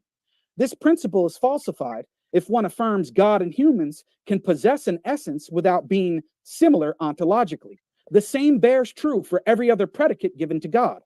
Also, looming behind the charge of tashbih is... So, I mean, what is the deal here? I mean, the thing is that Allah does not have an essence, right? But the thing is that he's bringing the word essence into it, okay? And he's saying the essence matches his attributes, right?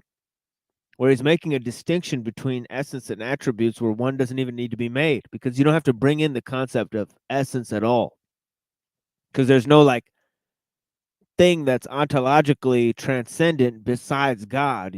God is simply just all of the creation as well. I don't know if he's actually bringing about the fact that God is totally separate from his creation, but creation is the thing that's made up. God is the thing that's real. So I don't know if this form of understanding, but yeah, God is a physical being in Islam. So that is an interesting thing to note, but he's not part of the creation. He's exalted, right? So that's the interesting part, is that, although God isn't part of the creation, he's basically is the total reality. So the creation is the thing that's actually not there. It's totally illusion, in terms of, it doesn't really exist in comparison to God.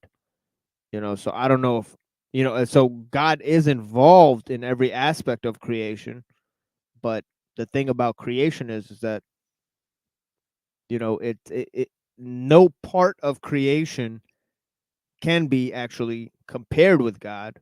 So it's like it's like you could say all is God, but you can't really say everything is God, because everything that means like a fork or a chair or a dog or any aspect. Well, God is involved in those things. You know what I mean? But it's not that, God is not the totality of things, but he's any part of things. That can't be, because parts are temporary, right? And relativity itself is transient, so it ultimately collapses into, in my opinion, it undermines itself, because subjectivity requires relation, and relation implies unity. If I can weigh in, Mohammed, for a second. Yeah, of course. There's the God creation of images, and then there's the demigods of formation. There's the essence to things. This is where we get the ideal of the unknown manifesting itself in the known. This is the yin with the yang. But when actually the darkness goes into the known, which is the light. So now there is Lord God's, the God of this realm, the material, it's a mortal version. And it actually plays on what we call behaviors and also other things such as the demons. They play with people's personalities, their mask. But again, when you look up in the sky, you're seeing images. You're not seeing something material. The senses are easy to be misled. Do you see air? Do you see thoughts? Those are called images. Anyway.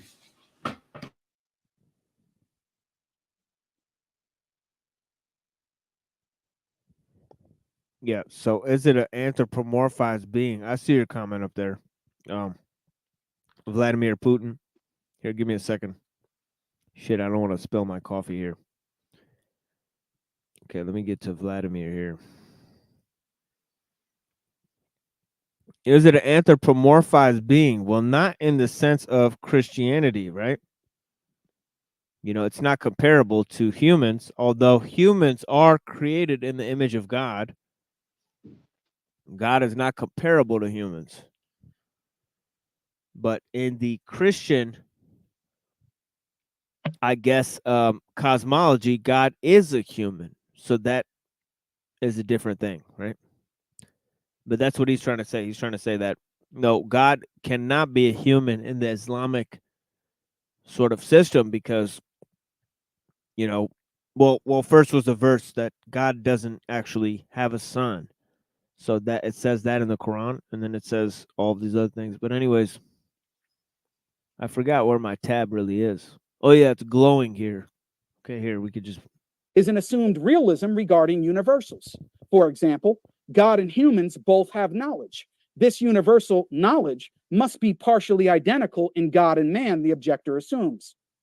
However, if we reject the realist notion this argument assumes, we cannot affirm the conclusion of Tashbih. There is no ontological sharing between God and creation because ontological sharing does not exist. Every object, including its essence. okay. Ontological sharing does not exist. Ontological transcendence or sharing, right? Okay, in terms of, you know, the essence of something, you know, it can't be shared, you know. So yeah, that's an interesting thought, you know.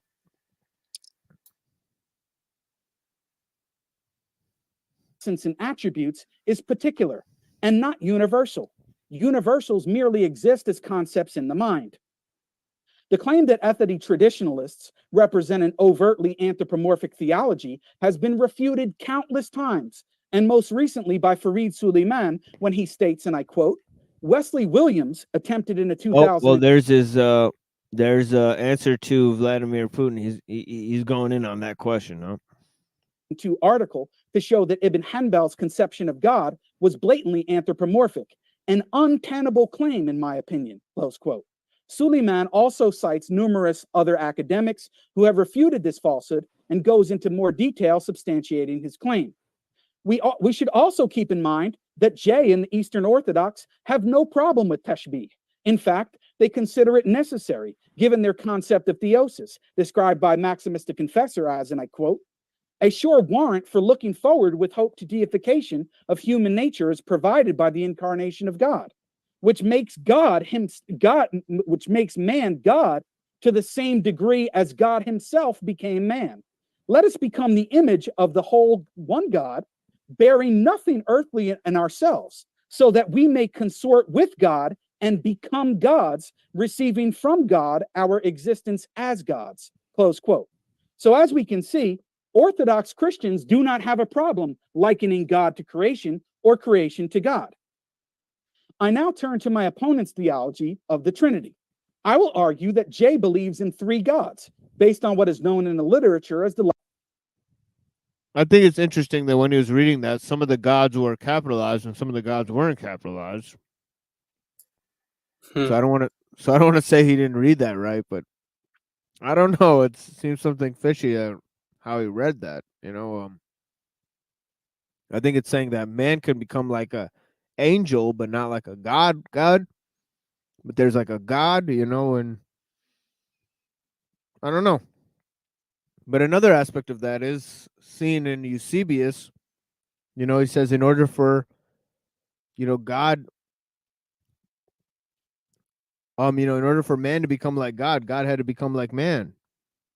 So I mean, that is a pretty, if that's what theosis is, then you know, essentially God was, lowered in a sense. He took obedience unto himself, even to the point of death, as St. Paul says. So I mean, it's interesting. Logical problem of the Trinity. To put it simply, the Father, the Son, and the Holy Spirit are each God, but are distinct from one another. The normal method by which we would count would mean that they are three gods. Eastern Orthodox scholar Bo Branson states, and I quote, "The doctrine of the Trinity is central to mainstream Christianity, but insofar as it posits three persons, Father, Son, and Holy Spirit, who are one God, it appears as inconsistent as the claim that 1 + 1 + 1 = 1. So the common so-called Muslim meme of 1 + 1 + 1 is right on target. I expect Jay to attempt to reply to this argument, but as we will see later, his responses will not help him and will only create further difficulties. My second argument is that the Father, Son, and Holy Spirit cannot be one God because they do not possess the same power and knowledge. Orthodox Christians claim the Father, Son, and Holy Spirit are one God because they possess the same energies. However, power and knowledge are energies, and they do not possess the same power and knowledge. For any power or knowledge that they do not share, they make an exception to this so-called rule in an unprincipled manner. For example, the Father alone has the power or ability to produce or cause another divine person to exist. According to Jay, the Father alone causes the Son and Spirit. They cannot have the same power if one divine person has a power that the other two lack. Therefore, they cannot be the same God if they do not have the same power. The Father, Son, and Holy Spirit also do not have the same knowledge. The Father alone knows that he has the power to cause the Son and Spirit to exist. The Son alone knows, from a first-person perspective, that he is the Word who became flesh, was born, and died on the cross. Therefore, they cannot have the same knowledge. If they do not have the same knowledge, then they must be three gods, according to Jay's own standards. My third argument is called the epistemological schizophrenia of orthodoxy. Jay and the so-called ortho bros make a transcendental argument claiming that orthodox Ortho theology bros. is a necessary precondition for knowledge. Ortho bros. That's what Jay Dyer says, and he looks like he's the Diorites. Yeah, the Dyerites. He looks like a Miami Vice cop. Like I don't know. That's what I he's think I got. going with it, with all his motif and everything, the pink and all that shit. Yeah, I think I got pulled over by Jay Dyer one day. It's kind of weird. It's weird. He looks like a cop. Knowledge, logic, argumentation, etc. What exactly is the argument or justification for this claim? Now, here's where the epistemological schizophrenia of orthodoxy comes into focus. Jay's good friend, Ananias Sorum, states, and I quote, "Obtaining the necessary conditions for the possibility of knowledge cannot be logically or epistemically contingent upon logical or epistemological arguments, since this would result in question begging and amount to epistemic bootstrapping. Neither would the veracity of the claim." Epistemic bootstrapping. Yeah, I would say so. Yeah, I mean, yeah, saying that, and ultimately it's circular because this transcendental argument, it leads back to a feedback loop into its own, because it's just going back to one essential assumption that cannot be doubted in order to have truth. So you're just going back. So it's just saying that you have to make, you can't make any assumptions except for just one. So I mean, essentially, it's using, a faulty grounding, in order to prove something that ultimately, you can't prove. I don't want to say that, there's no possibility of knowing, the truth about God, but certainly not by assuming, the foundation of truth itself. That is just a language trick. So I don't know why that's being used. Well, that's religion for you. There's always at least one or two presuppositions that are non-negotiable. Yeah, and it comes from Aristotle, and really he's relying on something that in today's logical world has been seen to be the principle of explosion. Where if you allow one contradiction, then you can allow all other truths to follow from that one contradiction. So it's like a very strange sort of trick, first of all, and then second of all, there's lots of different systems of logic that have been discovered. So to say there's one type of logic, that's going to be consistent, and that's Aristotelian logic. Well, I think that that's just faulty itself, and then to incorporate Aristotle into your theology, that there's another huge question, and you see Ananias Sorum kind of worrying about that. He seems worried about that. And of course, I'm trying to put this into terms that maybe people out there can comprehend here. But yeah, we're talking about, he's saying necessary conditions. He's referring to this transcendental argument. There's epistemic foundations, right? He's saying that it's question begging. That means it's circular, right? And it amounts to epistemic bootstrapping. That means that, you have to pull yourself up by your own bootstraps. You have to pull yourself up by your own epistemology. That means you posit epistemology and you use it to get around. But that means that, essentially you've, you're assuming the conclusion. The conclusion is baked into what you're looking at, because what you're using to look at it, it assumes what you're looking at. So it's kind of like this problem of analyzing things by these epistemic tools. And are these epistemic tools themselves presupposed within any context that we can find in which they're suggested within the religious text or recommended by the religious teachers themselves?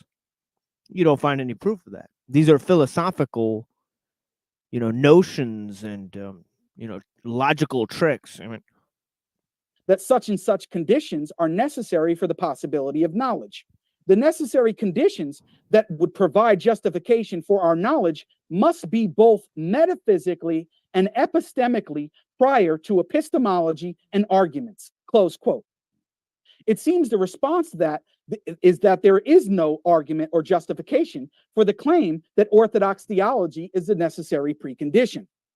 However, in the same article, Ananias Sorum contradicts himself, stating, and I quote, "Therefore, the only condition that will satisfy the possibility of knowledge and bridge the gulf between man and truth is the unique idea of God coherently articulated in the theology of the Eastern Orthodox Church, who has preserved the correct doctrine of God received in divine revelation from the Holy Trinity.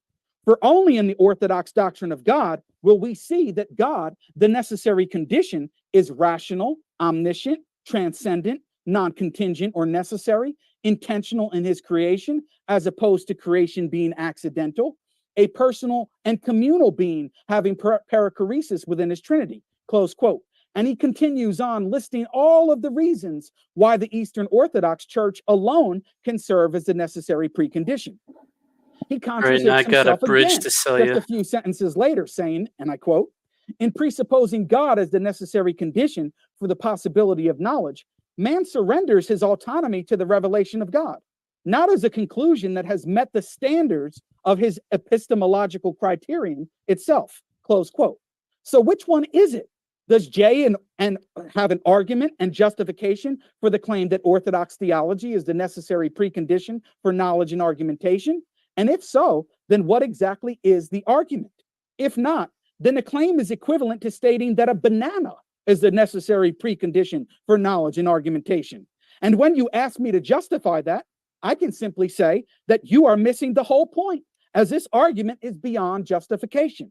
Let's see which direction Jay goes and if he can remove himself from this state of epistemic schizophrenia.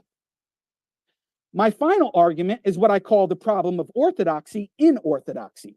By this, I mean that early church fathers and saints... Yeah, that's kind of what Pill Eater was talking about with Plantinga. You know, Plantinga realized that once you realize this great being, this all-powerful being, then, you know, fill in air quotes, you can put anything you want in there, even the Lovecraftian elder gods, you know, and Plantinga himself admitted that, you know, all it amounts to is a fill-in-the-blank, all-powerful deity, you know? It's almost like he's sort of trying to poisoning the well with the schizophrenia comment. It's like, oh, you believe what Dyer believes, then you must be schizophrenic. Yeah, that's true too. Yeah. I have some comment, but I'm trying to wait a little bit just because I don't know how I don't know how deep this is going to go, but I'm trying to look for something to chew on that's easy to understand, because I kind of understand what's going on, but I think it's kind of hard to put into layman's. It gets more into surface level critiques, because Dyer just goes, because he's the same way he's critiquing orthodoxy, and he's not really, you know, he's kind of looked at his own creed or whatever, this Atari creed, and looked at the difference between the attributes and the essence and all of that type of stuff, that really doesn't exist, because there's no ontological sharing, as he put it, you know? Right. Well, here's what I'll say just preemptively. Like, first of all, I think that if you ask some of these people, like Dyer and Father Deacon Ananias, if you ask them to define their terms, then we could get a lot further. But for whatever reason, everybody that ever debates them doesn't do that. And I think that this is kind of conspicuous to me personally. I'm not saying that means that there's something afoot, but what I'm saying is, like, you know, what they're doing is deconstructing everything else, which, okay, let's say that there's some truth to their deconstruction of everything else. Well, now how are you going to build up from that and prove orthodoxy? And I think that that's where the criticism is definitely legitimate, because what you and Reddington were just pointing out is, like, you create a vacuum. Now, what are you going to put in the vacuum? See? And, like, this is really the crux of the whole issue with postmodernism, is it not? I mean, and I think it's a lot of what Nietzsche was really getting at, is like, if you take away God and you put, now what are you going to put in its place, right? And I think that that's kind of what. Well, I'll say that I don't think Jake's really providing a solution there, because the thing is that he's quoting a extremely particular sect and creed and doctrine 200 years after the formulation of Islam itself. He's not, you know, he did quote the Quran too, but the thing is that if you're going to follow this very particular Sunni creed, you know, then the thing is that, you know, they're just going to criticize the creed the same way he's now criticizing the Orthodox Church. You know, so we're never going to graduate from talking about the surface level sectarianism of the various sects. So they're never actually going to argue about the Trinity. You know, it's just going to be pure, just surface level critiques of orthodoxy and or Sunni creeds, you know, and it's never going to graduate to the philosophical meat and bones, which is this problem of ontological transcendence. which is the root of the whole issue. I wonder if they'll actually get to that. Yeah, and I'll just say one more thing. I mean, what I noticed in all these online debate spheres is like it's like Don Quixote ad infinitum, in my opinion. It's like you have all these people building straw men, attacking the straw men, then saying, "Oh, look, I defeated a straw man." It's like you see it, and that's what I think you're saying right there. With like, right? It's like and like at a certain point, you have to start asking yourself, like, is this on purpose to make everybody atheistic, or is this like what the fuck is going on? Like why can't people boil things down more to the foundations, right?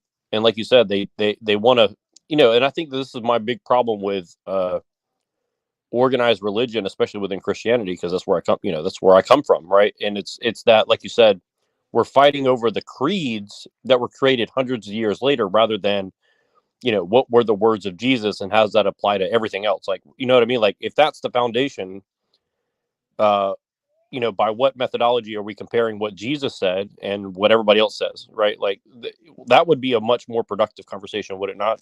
So that's what kind of stands out to me.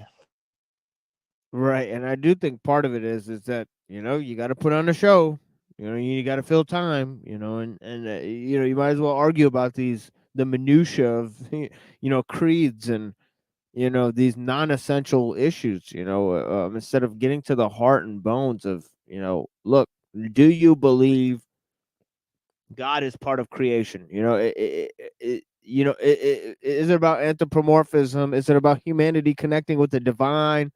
What's the ultimate issue here? Is God a total mystery in Islam?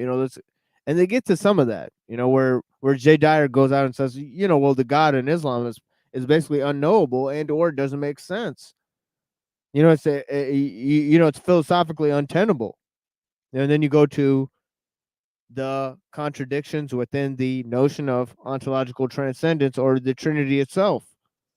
How that. Well, I'll go ahead and give you a preview if I ever get a chance to debate these people. When they argue against atheists, they always say, well, how can you preclude miracles existing? Essentially, they're creating like a supernatural category, right? And here's the thing: if you make that category, and then you say, well, I make a category of God, and nothing can go through that. It's like, well, by the fact that you rely on miracle, the idea of something that's breaks the laws of physics and all the things that you say God is, and then you say, well, he can violate that he can violate his own laws in order to make things happen and do things that are seemingly a mystery, which is what Christianity is based on, essentially. Well, then by that very definition, you've basically created a problem within your own religion, right? Which is that you are basically saying, like you said about Islam, is like, well, Islam's God is not logical. Well, it's like, well, based on you believing in miracle, God can violate logical laws, right? So it's like it doesn't make sense, right? Like if God can violate gravity or the speed of light or anything else that we take for granted in Christianity, well then isn't that kind of contradicting your position that you're using against atheists, right? Or for example, This dude trying to speak Arabic with a Philly accent is like comical. Just saying. I'm with Jay's Cecil. tradition rejected the doctrine of the Trinity. Jay denies this and claims that not only were the early church fathers Trinitarians, but so were ancient Jews. He cites authors like Alan Siegel, Daniel Boyarin, and others to support his claim. However, he does so either out of complete ignorance or does so dishonestly. These scholars simply point out that there were intra-Jewish theological disputes regarding how one should interpret certain texts. Some Jews interpreted passages in the Old Testament in support of a theology similar to Logos theology, where the Logos is a divine or semi-divine figure that serves as an intermediary between the Most High God and creation. Boyarin quotes Daniel Abrams saying, and I quote, No one view dominated the spectrum of Jewish interpretations, since the biblical text is the only. Let's just go ahead and say it. Dyer is interpreting Judaism in a Kabbalistic way. He was literally citing Kabbalistic teachers like Gershom Scholem and saying that it's a continuity of Jewish mystical doctrine. You know, so he's incorporating this logos theology into his, idea of these theophanies of Yahweh mentioned in the Old Testament. So, I mean, Well, and here's the thing, like you said, like, and this is a debate that I want to see had too. It's like, I've heard people like him and DPH mention the Kabbalah and also the Christian Kabbalah, which I don't know exactly what that means. I think I asked you before and you gave me an answer, but I can't remember. But let me go to this this clip there. Remember from No More News, that clip I was showing? Yeah, exactly. Yeah, and I want to mention this point really quick before I forget. If they're basing it on the Lurianic Kabbalah, is that the Kabbalah that he's referring to? Is the Lurianic Kabbalah? Yeah, I mean, that's the one where you kind of see these etchings of Neoplatonism because it's derived from Maimonides, right? Right. And so even if you were to say, okay, this is actually derived from ancient Israel before Jesus was born or whatever, A, how would you prove that? B, how do you know what they meant? And C, with all the translations and shit, and C, understanding what my basic understanding of the Lurianic Kabbalah is, like, these people are like haters of Jesus and Christianity, right? So why would you take their word? Right, because they're deriving it from the Talmud, so they're using the temple sacrifices as a replacement for Jesus. It's not that they're seeing a continuity between the Christian liturgy and the temple sacrifices at all. So the way that he spins it to that is actually quite comical. But I mean, the thing I'm noticing is that Jake isn't mentioning that at all. I mean, he's just kind of like dancing around the surface of what this guy actually proposes. But here's a clip of what he actually says here. Orthodox Christians confirming and conceding to all of the major arguments, everything we're saying, basically. He also says it was See Through It All that found the clip where he said basically Christianity is just Noahide laws. See Through It All says Dyer is his enemy in all caps. So here's a great one. This should just like end the debate for good, right? Listen to this. Khabib fanboy, $1. My mother is becoming a Messianic Jew. She's celebrating Passover, Sabbath, blah, blah. She and my Baptist church and her Judaizer friends are mad that I'm reading church history. Pray for me. Yeah, I mean, if you watch Show Your Mom Lewis's documentary over at Orthodox Jihad about the continuity between Jewish worship and Orthodox worship. The continuity between Jewish worship and Orthodox Christian worship. We're like the continuation of the Jews and the Pharisees. Because Orthodox Christianity is the real Messianic Judaism. Orthodox Christianity is the real Messianic Judaism. Lols. Jews, like the spiritual Jews, the true Israel. We've got the covenant now. See Through It All went through their study Bible. Just replacement theology. Goes in and they speak for God and they're the root and you're the branch and salvation is from the. Yeah, the root and the branch thing, you're grafted in. So I mean that's a pretty bad look right there. Jews and Jesus was a Jew and everything is so Jewish. There's no debating it anymore. They'll call me rabbi when they admittedly worship a rabbi and call themselves the new Judaism and the new Pharisees. They have saints who are top rabbis, and that's their only response is you're a rabbi. He's starting to look like a homosexual, like let's get That's more like it, Cecil. One eye symbolism. I've got the brown bacon. Brown eye.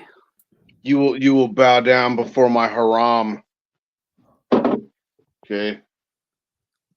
For the record, I like it semi-floppy. That's what she said. Well, I don't know about that. But we fast from the pork and we don't drink wine, but it is what it is. You know what I mean? But because pig Well. See, the thing is that pigs are smarter than dogs, and they actually eat a lot of things. Like a pig will eat another pig, and a pig will actually eat their own feces. So back That's in the why they day, got so many parasites in them. yeah, that's why they had the parasites. So back in the day, if you wanted to eat pigs, you had to stay away from, eating pigs because you could catch a lot of bad diseases and shit. But yeah, it is what it is. And they Well, no, you need to figure out that you need to cook that shit. I think that was the missing component there is they didn't know that you need to sustain that shit at over 140 degrees for a while to kill all the parasites, which is something, by the way, that Europeans had figured out because there was a hell of a lot of Vikings that loved their freaking swine haxa, especially Hungarians and all that shit. But oh yeah, I mean, you fucking eat whatever the fuck you want. You know what I'm saying? I'm just saying that like We there's was certain we cultures was that figured out Vikings, pork and certain but the cultures thing that have is, not figured out pork. no, the thing is with the pork and the beef and the chicken as well is that you really got to watch out because they're feeding them motherfuckers GMOs. They're giving them hormones and shit. Those cows are radioactive. Those fucking chickens and shit. They're eating fucking soy, corn and shit. They're fucking all fucked up. no, but see, that's the thing. And this, sorry to interrupt you. Go ahead, Cecil. No, I'm done. Oh no, Cecil was trying to talk. Sorry, Cecil. I just wanted to add that half the world's pork is produced by China, which is the most polluted country in the world. Yeah, you know what I'm saying. You What- got to what- watch out for that shit. And the fish too. The fish has mercury and all this type of shit. They make Well, the fish a you can get fucking washing machine. Yeah. you can get controlled environment fish now. Is not that hard to It's expensive, but still, definitely you're not. It's easier and cheaper to control environment of fish. Well, I'm not than trying it to is buy of no pork. fucking lab experiments. You feel me? I'm just trying to fucking eat some food. You know what I mean? But it is what it is. You got to hustle out here. But yeah. What's up, Neuro?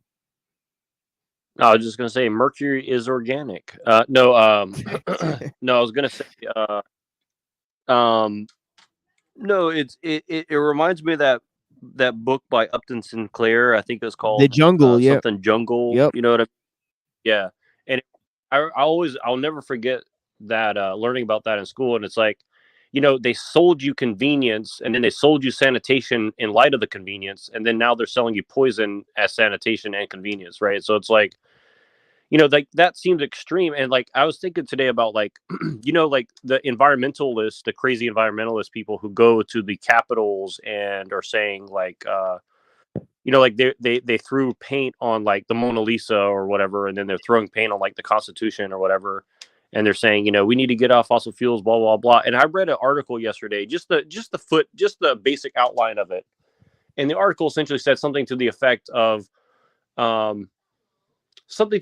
that essentially the Gulf Stream could stop in the next 50 to 100 years, something to that effect, right? And then if you read on in the article, it says essentially that, well, with our models, we predict that it will stop the Gulf Stream in the next 25 to 50 years because of temperature change within the ocean. And then if you read further, it says, well, we actually have no way of knowing this for sure, but we might as well be rapidly trying to decrease our oil consumption, or our fossil fuel, whatever, whatever language they use, right? And it made me kind of think of something I've thought for a long time, which is that they have these extremists out there, like being obnoxious, blocking city traffic and all this, to make the people dependent on the slave system double down and love their slavery, because now you're being inconvenienced by people who are pointing out something that is true, but at the same time, like their solution is another way to make you more of a slave. And so then it basically, like, you'll just hang on for dear life, and then they're still gonna steer you whatever direction they want at the end of the day, because you're dependent on that drug called oil, plastics, petroleum products, right? And again, like, I'm not saying that I'm like hate petroleum and all that, but it is being used as a weapon against humanity, right? So, you know, but it's funny like how they use both sides of the coin to steer you in whatever direction they want you in, you know, and I think that's very funny, you know, like it's fucked up, but it is kind of funny in a way. And I think also that you're touching on the hypocrisy there, that the biggest anti-slave advocates in our society are also unknowingly the biggest advocates for slavery. Just a different, you know, there's a different type of slavery that probably they don't even realize what it is, but Oh no, for you know, sure. Yeah, exactly. Like that's the thing is like people in the United States, like we love our convenience.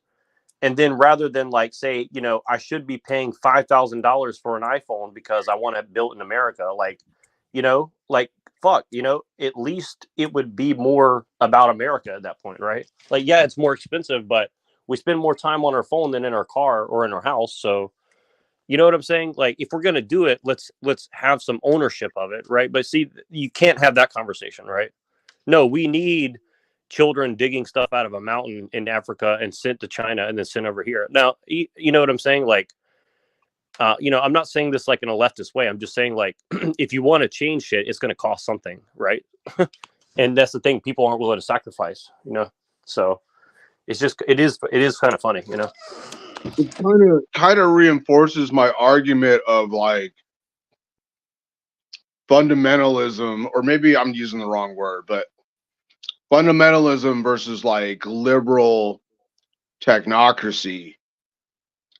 You know, like we don't really need to be living in these big cities, being on these phones, being in these electric cars and all that stuff. Because basically that's a slavery grid.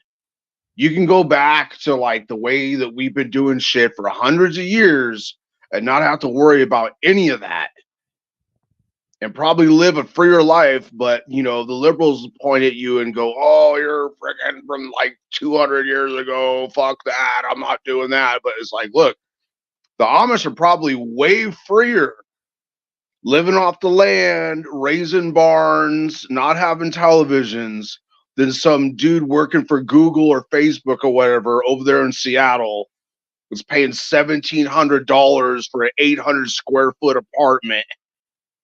No, and you know, you're exactly right, and you remind me of that point, like when Pill Eater was on earlier, talking about how like essentially you have like people who comprehend English well are the actual programmers, and then they use these simpler languages to bring all these other people in on it. And again, like it's not because I hate these people, but what I'm saying is like it is very interesting how like you can't actually program without real comprehension of English, and that is a skill that is not easy to learn. Okay, like that is not just something you're going to come and pick up. Like there's very, you know, especially in your older age, like, you know, like it's difficult to pick up a language the older you get in general for most people, right? And um and then it goes back to the whole thing of like, you know, like they're inviting people to come to this country, right? And the whole point, it's the way I see it is like it's interesting that they're coming for a job, right? And the thing is like they're selling everything as like, well, to the left they're selling it like, okay, well, you want to help these people, you want to give them economic opportunity. Well, the reason the economic opportunity exists is because of the people that are here. So you bring someone from somewhere else with a different mindset, a different language, a different culture, you're going to fundamentally change the economic conditions in which they're coming to partake in, right? And so, you know, a lot of them are coming for like an Uber job and Uber Eats and stuff. Then they're like, okay, well, we need to raise the minimum wage because these people have a lot of kids. They need to, you know, whatever the point is. And so now they're raising the minimum wage. Now those people aren't, you know, people aren't ordering Uber Eats and shit. Now, this is an article I read, right?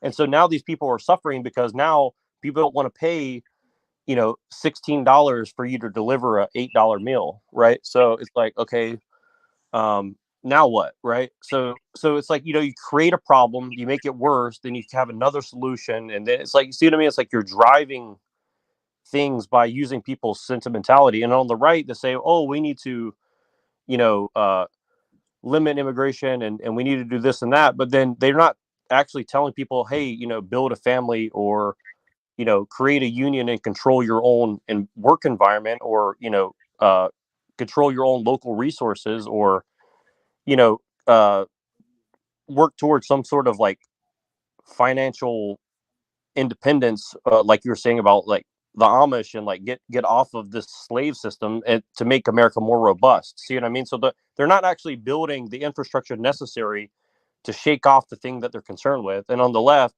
they have this like idea of progress, of like moral progress, but then there's no actual morality behind it, right? So it's like you have these two different things like really destroying everything around it. I And mean, it doesn't even have to be like that complex. If we just went back to a labor-based economy, like what JFK did and what like Mr. Mustache did over there in Germany, and like formed like actual real labor unions like you were talking about and everything, and instead of our currency being based on equity being or precious metals, not that there's anything wrong with that, but if it being based on labor, right? The power of labor force, and everybody in society, you know, we're talking about zero unemployment. Everybody in society has a job, even if it's freaking sweeping streets or whatever. Or independent more or less from the system, and like, you know, they can trade something else in lieu of that. Like, you know, if they're an Amish milk producer, they can, you know, people Education. You could trade training or education. right. And really that would actually put the Amish at a higher level, because if people wanted to move in that direction, they would actually have to give something that the Amish would want in their own thing, probably labor, and that would actually give them more power in exchange for learning the skills of the Amish, because they don't let people in their group. But if you gave them some incentive to go out and help people become more independent, see, that would change the fundamental situation that we're in, right? See, but that's the thing, is they won't allow, for whatever reason, that's not possible right now, right? So like how would we move from this consumer slave model to, you know, 80% independent farmers that don't need, and I don't think you'd have to, here's the thing, I don't think you actually have to depopulate the world to get off of fossil fuels, right? I mean, to do it in a 50-year period, yeah, you would, but to do it over a 100-year period, for sure, you don't need to, right? Like within 5 generations, you could teach the whole That would world. be a Scribina's idea. The Oh, really? I didn't know that. gradual reduction in technology, slowly ebb off it. Yeah, well, Fossil fuels is like technological decline. We have the ability to be off of fossil fuels right now. It's the reason why we're still on fossil fuels is because there's a bunch of monopolists that want us to stay on fossil fuels. Scribina was talking about like all of technology, though, not just the fuels. Do you guys understand how the frequency that we're throwing up in the airwaves, like radio frequency, electricity, and Wi-Fi, has affected nature? So I'll give you an example. When we look at nature, there's a chi to it. There's a harmony. What men form, there is no chi. So now people want to understand how cancer cells get activated, let alone how your body goes into disease. It's not what goes in your mouth. It's what environment that we've put ourselves in. And that's through observation. If you see how the animals or the bees are being affected. Most people play this game of cause and effect, but it's actually the effect and side effect that you can be aware of. You're not going to see where air is. So now when we're introducing Wi-Fi, as we're using it right now, we're putting this vessel that we're in a lot of harm's way. Now, they can go back to an old system and say, okay, as Cecil was saying, because that's what the media tells us, China's polluted. No, the pollution's here.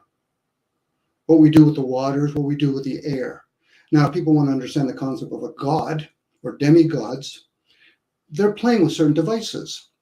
I might well assume that the gods forgot to create cities, or is that just another species playing a game when you look at things that are angles, opposed to things that are curvature, such as nature? Again, we like to debate, but that's usually a scholarly thing. Where opposed, it's an observation from within. It's always know thyself, not others. That's a waste of energy. But then again, people like to play with the concept of time.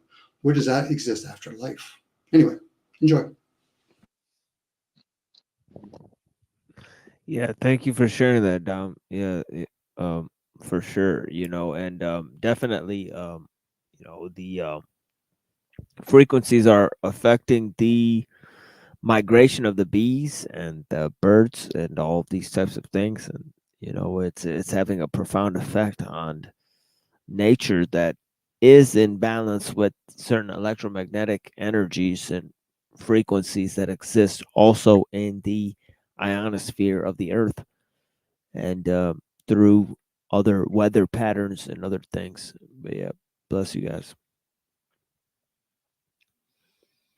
Well, there has to be some way to harness that into creating, and like we should have at our level of technological advancement in society, power should be free for human beings.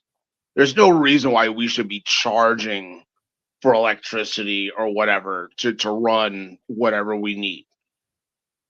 And I'm sure there are ways to do that. It's just like with the oil barons.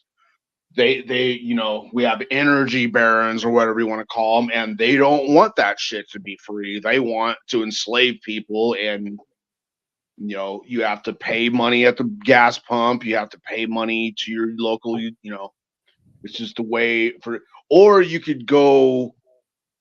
I know guys that have told me they know how to distill plastics down into fuel and shit. There are people who know how to get outside of the energy barrier or whatever you want to call it, but they don't really talk about it.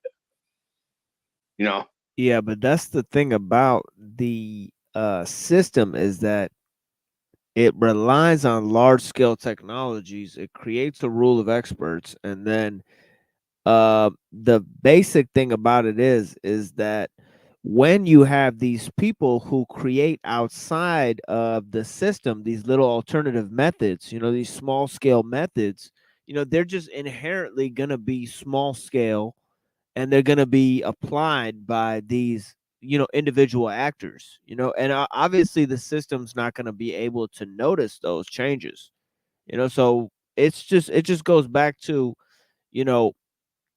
these large scale developments, these large scale technologies. They're inherently socializing, but they're also centralizing in terms of you can't really perceive how, for example, I've said it hundreds of times, how any individual could develop something like nuclear power. That, like, that's something that you can't even allow private corporations to develop. So ultimately, it's something that requires a state and a bureaucratic arm in order to develop it, because you're gonna need security, set up for such a massive enterprise. Look at the Fukushima, where the thing basically melted through the earth. They don't even know where the nuclear core actually went. Just melted through the ground. In Chernobyl, you know, um, it's total chaos. They have mutated animals and shit just running around. It's fucking just wild. But yeah, By the way, a side note on Chernobyl, real quick, like because it's been a no-go zone for decades now. There's rumors that there's a lot of what do you want to call that? Deep internet, dark internet servers and stuff like that. There's a lot of stuff hidden there that is not supposed to, like, normal people would consider to be very bad. Right. But, like a lot of the bad internet is supposedly hidden there, operating under conditions that humans couldn't survive, but machines could. Just saying. So I guess when I'm hearing you say, you hear terms like in moderation. It's no different with Gaia, Earth. Unfortunately, when they start, coin operating stuff, when they have nuclear energy that they get to use, once you start offering it to the masses that aren't participating in creating it and maintaining it, then the masses become expendable because it becomes too much of a burden. And unfortunately, most people don't realize you're buying their technology, using their money, going to their grocery stores, but yet bitching and complaining about it. How ironic. And this is why the human race is expendable. Now, that's a sad thing. This is why they're playing with transhumanism, because it's putting too much burden on nature. Unless people want to go back to nature, understand the signs in the skies, understand how parasites work, and how you can actually keep them balanced with the cycle of the moon. Most people are going to university to become doctors and lawyers. What does that mean when you have too many doctors and lawyers? It means you don't know how to take care of yourself and how to deal with your own affairs. We've become a fucking useless species at present. Now, people can have a lot of debates as they're at the back end of their removal. Now, that might be tough for a lot of people to grasp, but you just have to make observation and realize that, fuck it, the written work is even dumbed down. You know, when people talk and debate about the Bibles, what version are you going to look? You're going to look at it from left to right, right to left. You're going to read it in Hebrew. You're going to read it in Greek, you know, let alone realize it's afterthoughts. These people that used to write this shit, or at least have inspiring Man, things. I would be doing good to get most of the people around me that claim to be Christian to even understand that the Bible was once written in Aramaic or Greek. True, Most of but most people aren't Christ consciousness. They use the word in words only. It's like when somebody telling me they know Socrates, you know, fuck all about philosophy. Philosophy is about the whys. I don't give a shit whether or not you fucking went to university or not, but that's me being an idiot. So when people want to understand Christ consciousness, access consciousness, then and only then. Outside of that, I don't give a shit if they're Muslims, Christians, fucking Baha'i, whatever, fucking Jehovah's Witness. They're just people playing with words. So am I, as I'm speaking right now. But it's the intent. How does it serve somebody to know about something of the ancient teachings, let alone the moderation of teachings? That's why people spend time debating and masturbating with themselves.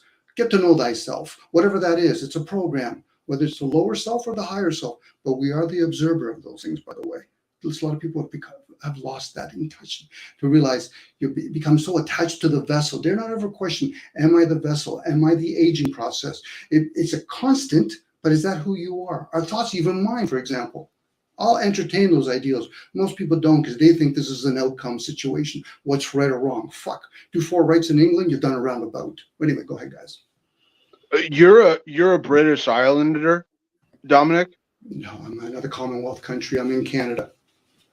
Okay, all right. But those are just nations. They're playing globalist, and everybody's just so playing nationalist. I asked because I thought I heard a Gaelic accent in the way you speak your English, but I digress. I'm sorry if that's not the case. I'm more of a goof than I am anything else. All right. Yeah, thank you for that, Dominic. Yeah, he's absolutely right. You know, they're dealing with surface level material here, afterthoughts. You know, and instead of tackling the real issues, they're only dealing with names and definitions. Of course, that is how you know, people debate, and of course, it is a masturbatory, you know, self-masturbatory thinking about thinking. You know, which is, you know, leads to, you know, paralysis by analysis, really, you know, and the higher hypothesis, you know, but to what end? You know, there any philosophy on earth that refuses to ask the question or can end with the question, then what? You know, has not done its task, you know. So you know, and any philosophy that doesn't incorporate history, you know, is just mere idealism. You know, so you know, you know, if you don't know where you're coming from, you don't know where you're going, and if you don't know where you're going, then any road can take you there, as I often say here. But you know, here in the land of, you know, the Wonderland, you know, Alice in Wonderland, you know, land, you know, all ways are the Queen's way. You know what I mean? Common frame for the wide variety of speculations, close quote. So logos theology was not the only view or even the dominant view in early Judaism. Also, these same sources Jay loves to quote represent Justin Martyr as a proponent of logos theology and not Trinitarianism. Boyarin again states, and I quote, many of these passages served as the origin and proof text for logos theology, as manifested in Justin Martyr's dialogue on nearly every page, close quote. Alan Siegel. Okay, so as we were discussing before, the sources that Jay Dyer is going to use from the Kabbalah and all of these types of things, they do use comparable aspects of logos theology. You know, they do talk about a transcendent spirit, you know, the spirit of God, you know, and that's a mediation between the human world and God. You know, they have all of that already there.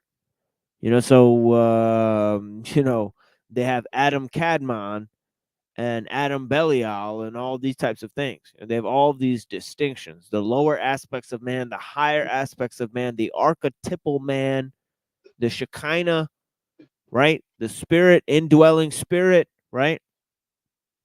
Okay, so they have all of these distinctions, right? So why not logos theology, right? Right. Of course, he's not mentioning the Kabbalistic notions there, you know.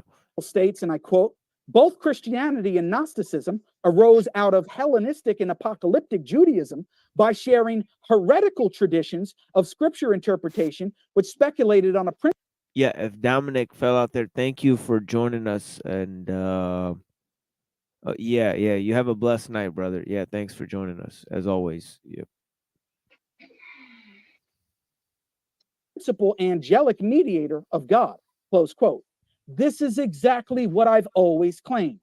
Lastly, Boyarin acknowledges the stark difference between logos theology and Trinitarianism, saying, and I quote, Nicene orthodoxy also effectively crucifies the logos, while not ceasing to speak of the logos in the move to a Trinitarian theology within which the entire Trinity is both self-contained and fully transcendent.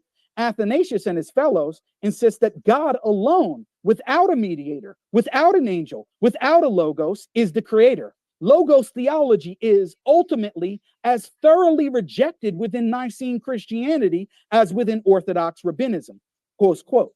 So, logos theology, so some Jews were logos theorists and others were not. However, none of them were Trinitarians. Also, some early Christians were logos theorists and some were not. Justin Martyr and other church fathers were logos theorists, but logos theory is deemed heretical by Orthodox Trinitarians. Jay and his Orthodox friends pray to dead saints who held heretical positions and did not believe Jesus was the Most High God. It seems like Orthodoxy has a problem with orthodoxy. In conclusion, Ethody Creed is the belief in one God who is the creator of all. As for Jay and the Orthodox Christians who suffer from epistemic schizophrenia. Well, that's just the thing, is that none of the views of any of these saints or these these second century, these first century teachers is actually canonical in the views of, these later churches. And, they kind of see Justin Martyr as heretical.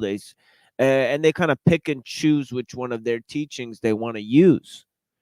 So, I mean, ultimately, these are seen as proto Christian thinkers in a way. I mean, what can you say about it? Like a philosophical shell game. Yeah, like I guess Justin Martyr is more Aristotelian. Origen is more Neoplatonic. Tertullian kind of works, but he fell into heresy too. He fell into the Montanist heresy according to the church, but also he was a subordinationist, but he also developed ideas of the Trinity.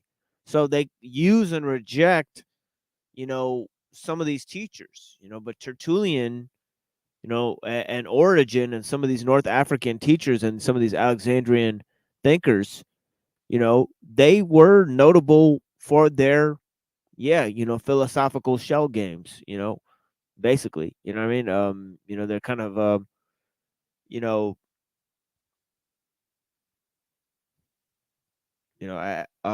especially Origen. Origen is under hot contention.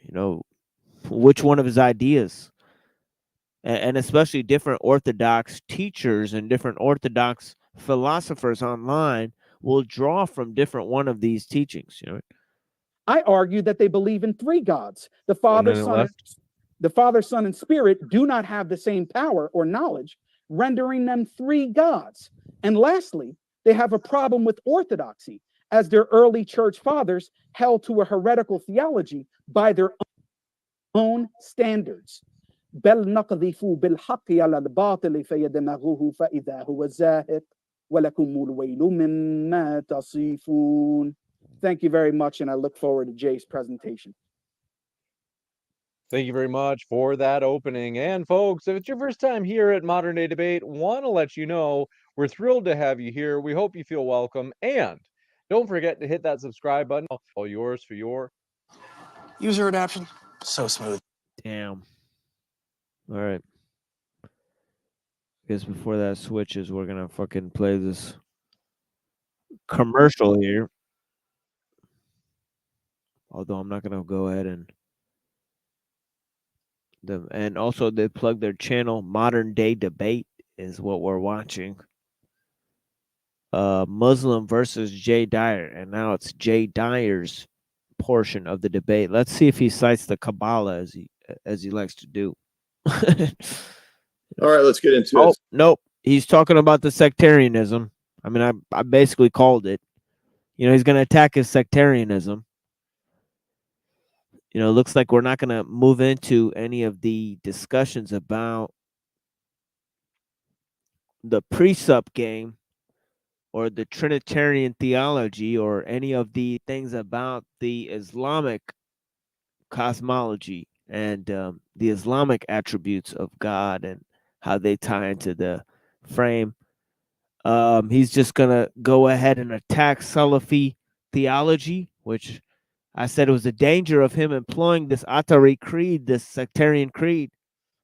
You know, it doesn't really do justice to the kind of exposition that you would want to have. You want to talk about general issues, you know, for a general audience, but now they're going to get highly technical into differences between sects, which is, you know,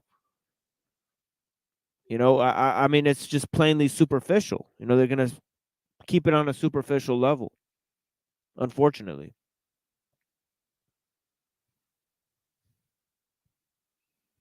So I'm glad for Jake there, basically doing everything I wanted him to do in his opening statement. So he's handing me a lot of gems, and it's going to jive perfectly with what I put in my opening statement as to exactly where I knew he would go. So let's talk about Salafi Islamic absurdity, and that's of course the position that Jake represents here. And we're going to look first at how one of his representative theologians that he said represents the Palamos of Islam, Ibn Taymiyyah, particularly in his book on the oneness of God, we're going to note that it's a massive Christian fail. And we're going to see the similar fails that Ibn Taymiyyah makes in understanding Christian theology basics that Jake himself made when it came to the triad, for example, by reducing the idea of begetting to being an energy. Begetting is not an energy. So for Jake's argument to hold that he made earlier about the triad, begetting would have to be a common energy, and it's not. First of all, Ibn Taymiyyah posits at the outset of his book an eternal world existing eternally separate from God based on an infinite regress of worlds. Now, Jake has made many critiques of this view and others, so it'd be interesting to see if he rejects a basic idea in one of his basic Palamos-like theologians of the Islamic tradition. Second is Ibn Taymiyyah posits the Trinity as contradicting natural reason. This is a problem they're going to notice later on in Ibn Taymiyyah, as well as Jake, given that he doesn't understand the transcendental. So this is the problem, right? Not all thinkers of this church, right, accept Palamas and his teachings, you know, and his philosophical distinctions, his essence and energy distinction, or what have you, right? And not all the Sunni theologians accept Ibn Taymiyyah. So, you know, again, we're looking at a very specific strain of arguments, right? Ibn Taymiyyah was borrowed for the Wahhabi or the Salafi position that's used by the kind of, you know, the main, you know, factions of the Sunni creed, you know, but as I discussed earlier, you know, that's a modern invention. You know, we're looking at guys that were around in the 1900s and the 1800s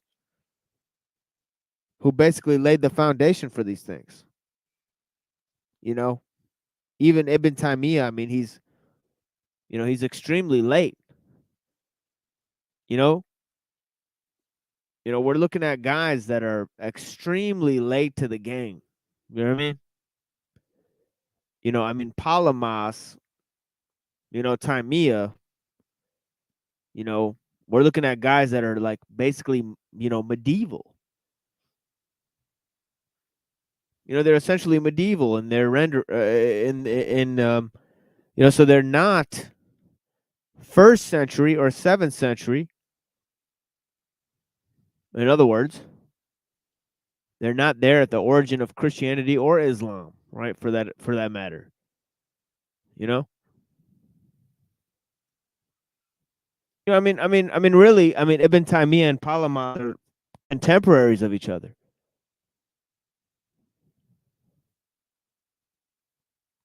And I mean, isn't it interesting that they both kind of led to these new ways of interpreting, this religious doctrine?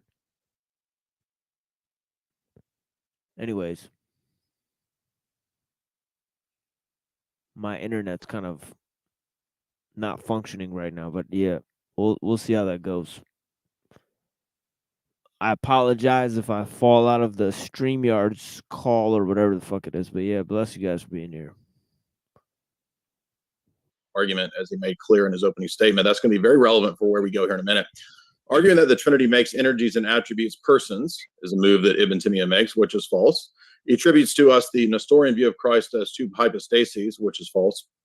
And he attributes to us an Arian modalist view of the Trinity collapsing person and nature and God on pages 22 to 24. Now, he may not believe those things, and you may not believe those things, but that's not our position as Orthodox. So if we're going to be arguing against the Orthodox position, you can't set up a straw man and say that you're knocking down the Orthodox position when it's the Arian or Nestorian position. Thus, Ibn Taymiyyah and Islam in general fail to understand, typically speaking, the Orthodox Trinitarian dogma, and they create a straw man as a formula, as formulated in our councils, which reject Arianism and Nestorianism. This would be like me basically calling Jake a Sufi and then proceeding to refute that position. Jake's failed account of unity and multiplicity in Allah. This has come up in a few debates now with Jake. But what is being debated here between us is not actually a pure Unitarian position of Jake versus the threeness position that I have, but rather. Okay, by the way, at the same time as the church was there was 2 huge sects, okay, that almost were more powerful than the church, okay? One was Arianism, right?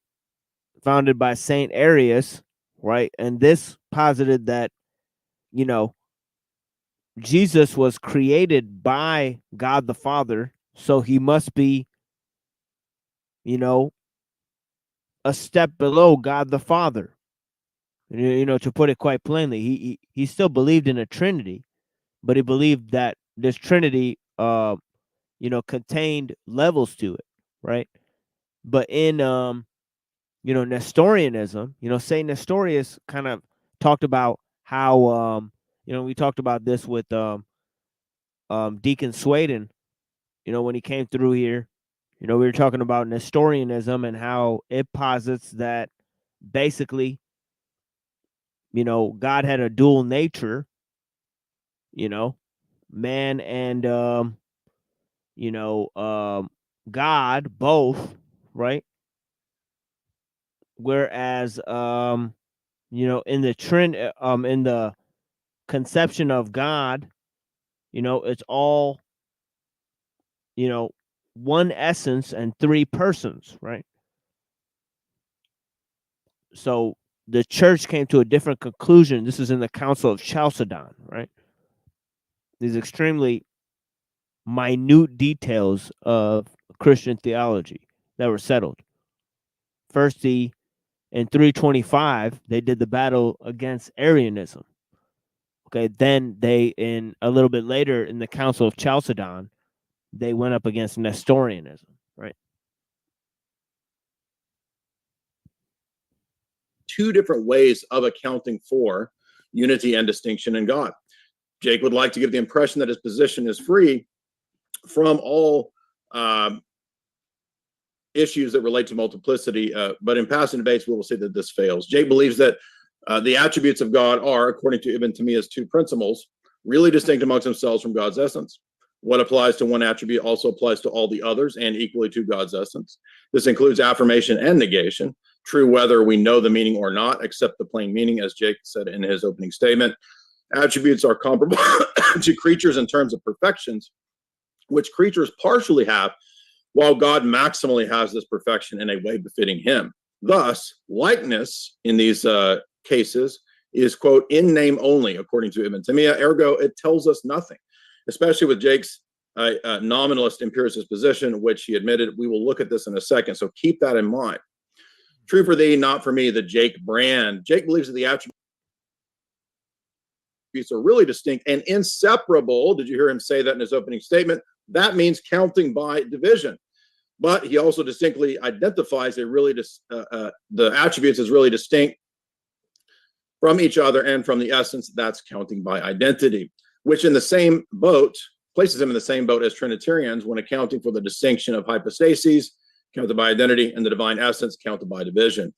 Note, I did not say that Jake thinks that Allah's attributes are persons, or that we think attributes are persons.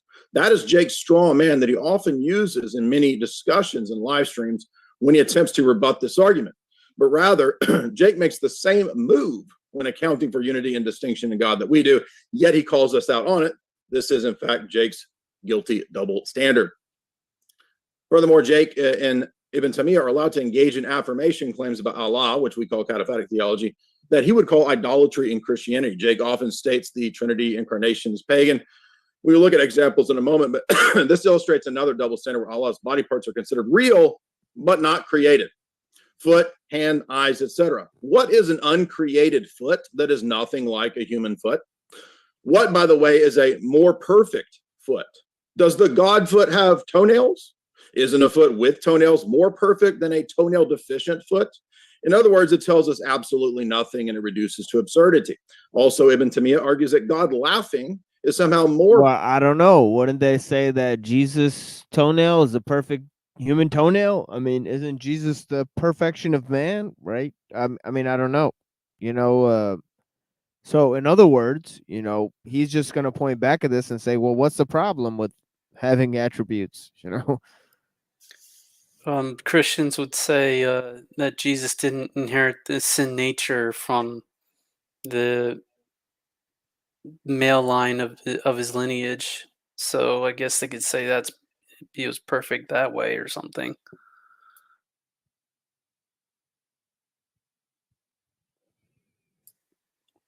Yeah, I wonder if but I would assume that being the second Adam, and especially after the resurrection, after the resurrection, he's like the ideal of humanity. I would go ahead and or the transfiguration, or something to that matter. It would be like that Jesus totally ascends. I.e., Immaculate Conception. And also the notion of the archetypal man, in some of the pre-Christian, even Gnostic traditions, and some of the the Sabian traditions, and the and the Manichaeans, and the Mandeans, they have this kind of idea of this archetypal man, Jesus as a perfection of man. And I mean, I guess that notion does show up in Paul's epistles. You see Jesus as the ideal of man, kind of in a hierarchical relationship, as Christ is to man, so is man to woman, and so is woman to the child, I guess, or something like that, Right. So, Christ is, and the Father is to Christ as as Christ is to man, so the mediator between man and the divine is always going to be Jesus. So, and Jesus is fully human in a sense. He's the human version of God, because God is, I guess, unseen or invisible, in Paul's words, and then there's the fullness of God, which is only after all the work is done and God, Jesus returns up to the Holy Father. That's in Corinthians 1:15. So in Colossians, they talk about the fullness of God. So, to what degree is God, parallel to the creation? It is a really interesting problem. And it's a really interesting question.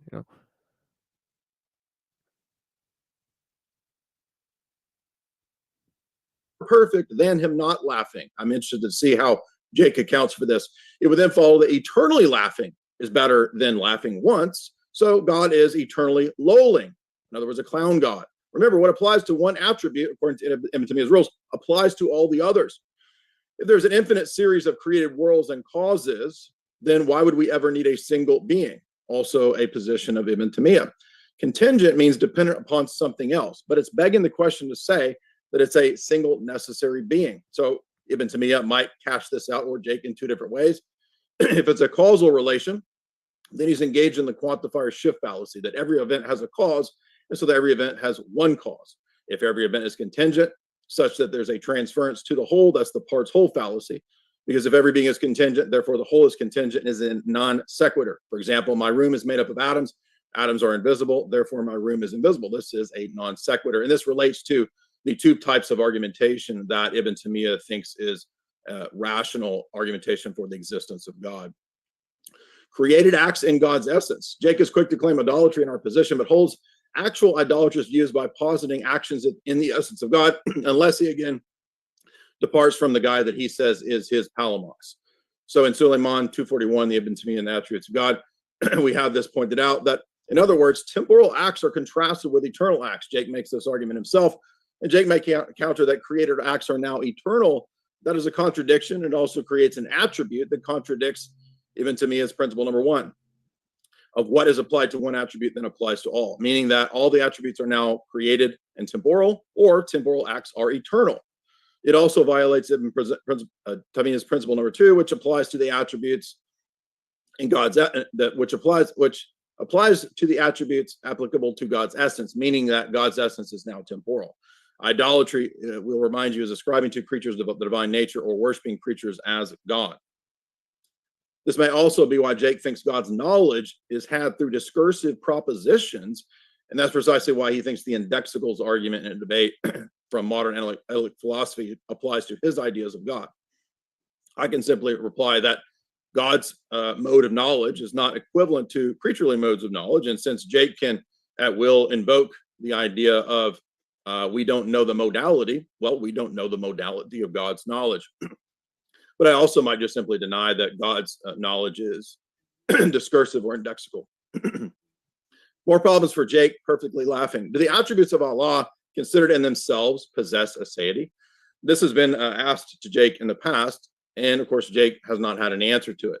Is one attribute considered in itself less perfect than all of them compiled together, or all of them plus the essence? I don't know. Perfectly laughing. That sounds like a good name for like a post-punk band, you know what I mean? Or some shit like that. In Russia, you use corn cobs to wipe your ass. Putin, is that true? Pretty much. That wouldn't surprise me. I heard it's really smooth. Not talking from experience or anything. I'm just saying that's what I heard.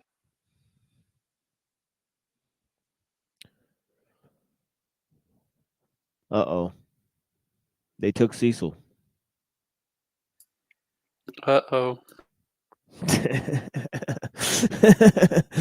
You Guess I'm next. Yeah,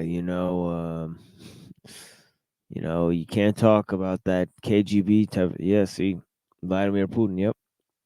Usually peasant tongue. Yeah, I think they took Cecil. It is what it is. But yeah, we got to move on without him. You know, we don't got much time here. Remember, a lot of this theology is going to be built on perfect and less perfect metaphysical assumptions. And we're going to see in a moment that he doesn't even have the ability to get to predicating metaphysical claims at all.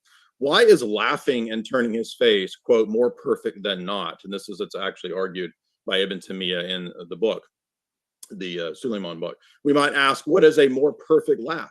Was it a perfect laugh? Was it merely a snicker? Why must we arbitrarily stop in inquiring about this meaning? If it's they will typically say, well, it's a laugh that befits the majesty of Allah. This again tells us absolutely what a strange like rabbit hole of thought.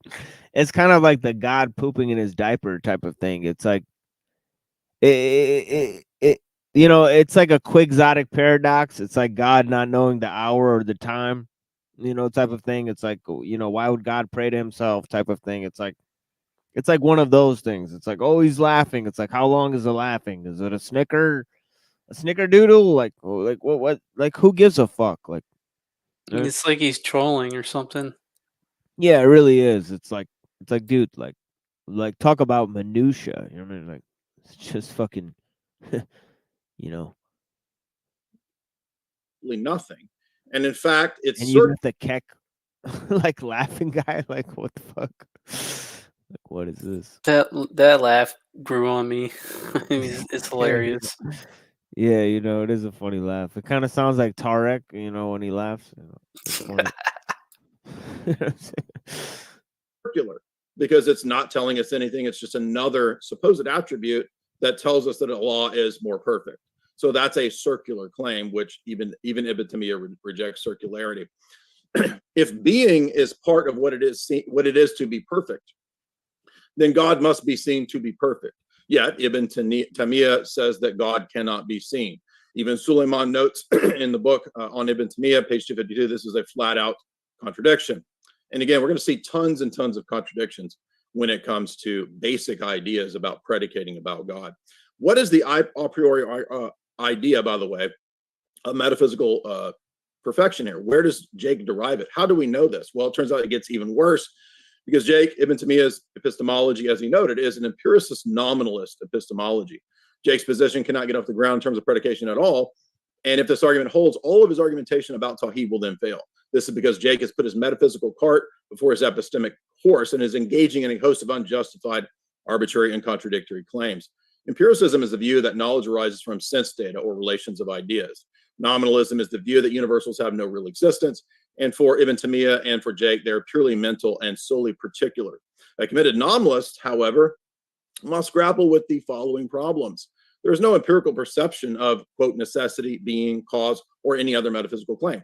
This then undercuts all of his theology and theology claims. There's no empirical perception of the peripatetic axiom, the idea that what's in the mind derives from sense data. This is a position that Ibn Taymiyyah holds. There's no empirical perception of, quote, reason or, quote, self-evident truth. We note that Ibn Taymiyyah affirms self-evident truths, as most Sunni do as well, and I assume Jake does as well.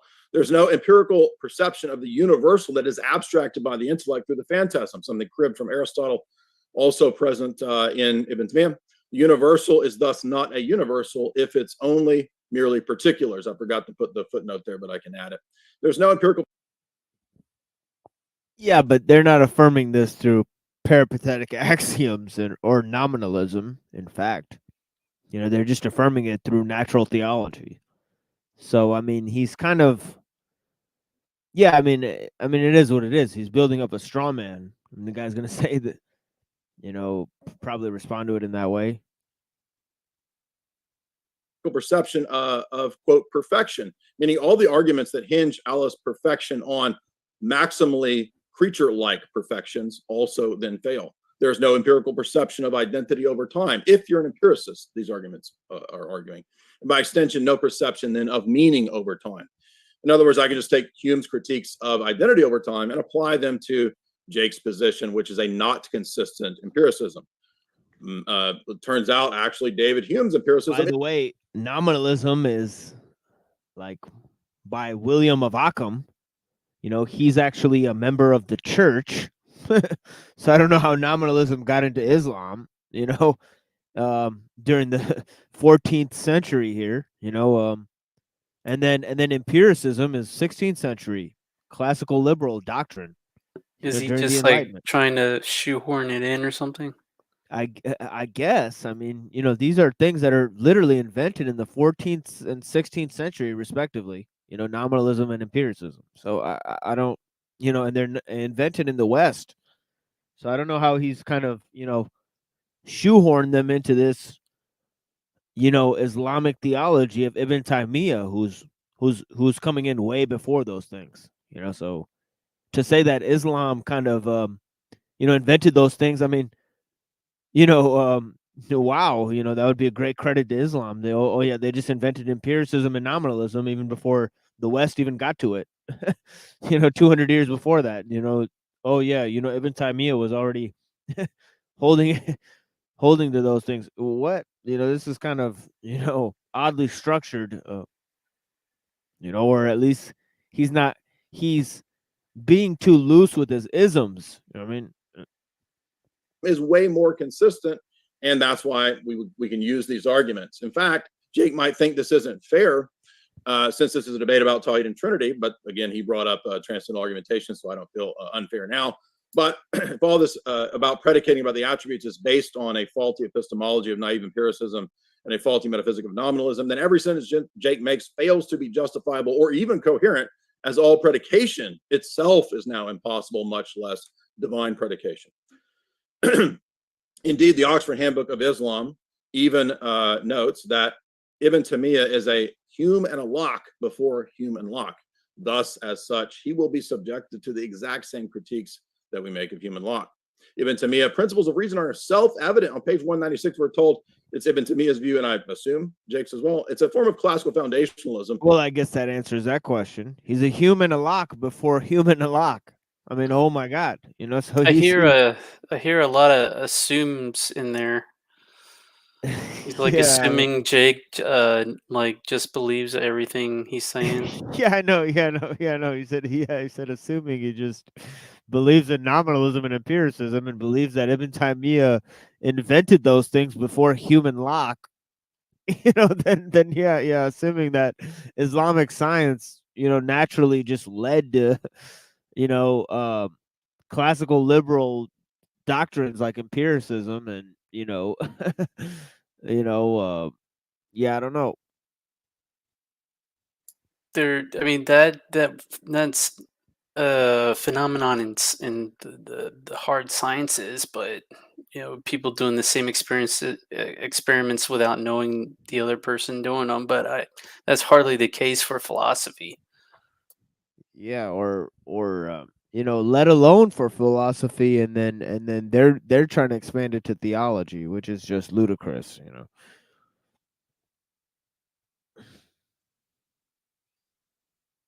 Where the first principles in terms of reasoning are self-evident. According to Ibn Taymiyyah, they require no justification.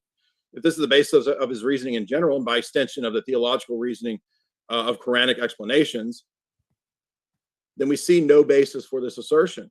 If Jake can be arbitrary, so can I.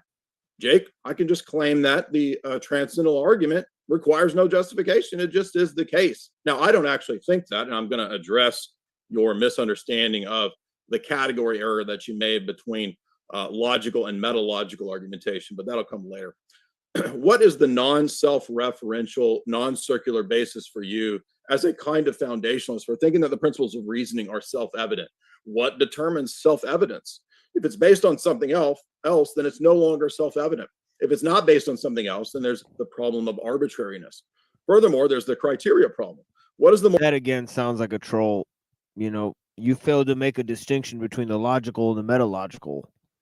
It's like what? It's like like surely one must be couched in the other. Like let's not fucking mince. You know, it's fucking Like crazy. I'm assuming now that there wasn't any like goalposts put set beforehand, or is they're just flying at each other like winging it or something? Right, like it's like it's find the logical and the metalogical. It's like, what the fuck is going on here? It's like it should be like a set criteria to debate on. I mean, if you're gonna just throw a bunch of terms around, I mean, what's the point? It says Trinity versus Tawhid, so I don't think I think they're getting way bogged down, as I said, into the sectarianism. You know, one guy gave a presentation on Orthodox theology, the other guy gave a presentation on, you know, Sunni of school of thought within Sunni Islam, not even Sunni Islam. Let's just put it that way, you know. So I mean, it's just completely, you know, I don't even think Jay Dyer even cited the Quran once. You know, I mean, So far, no.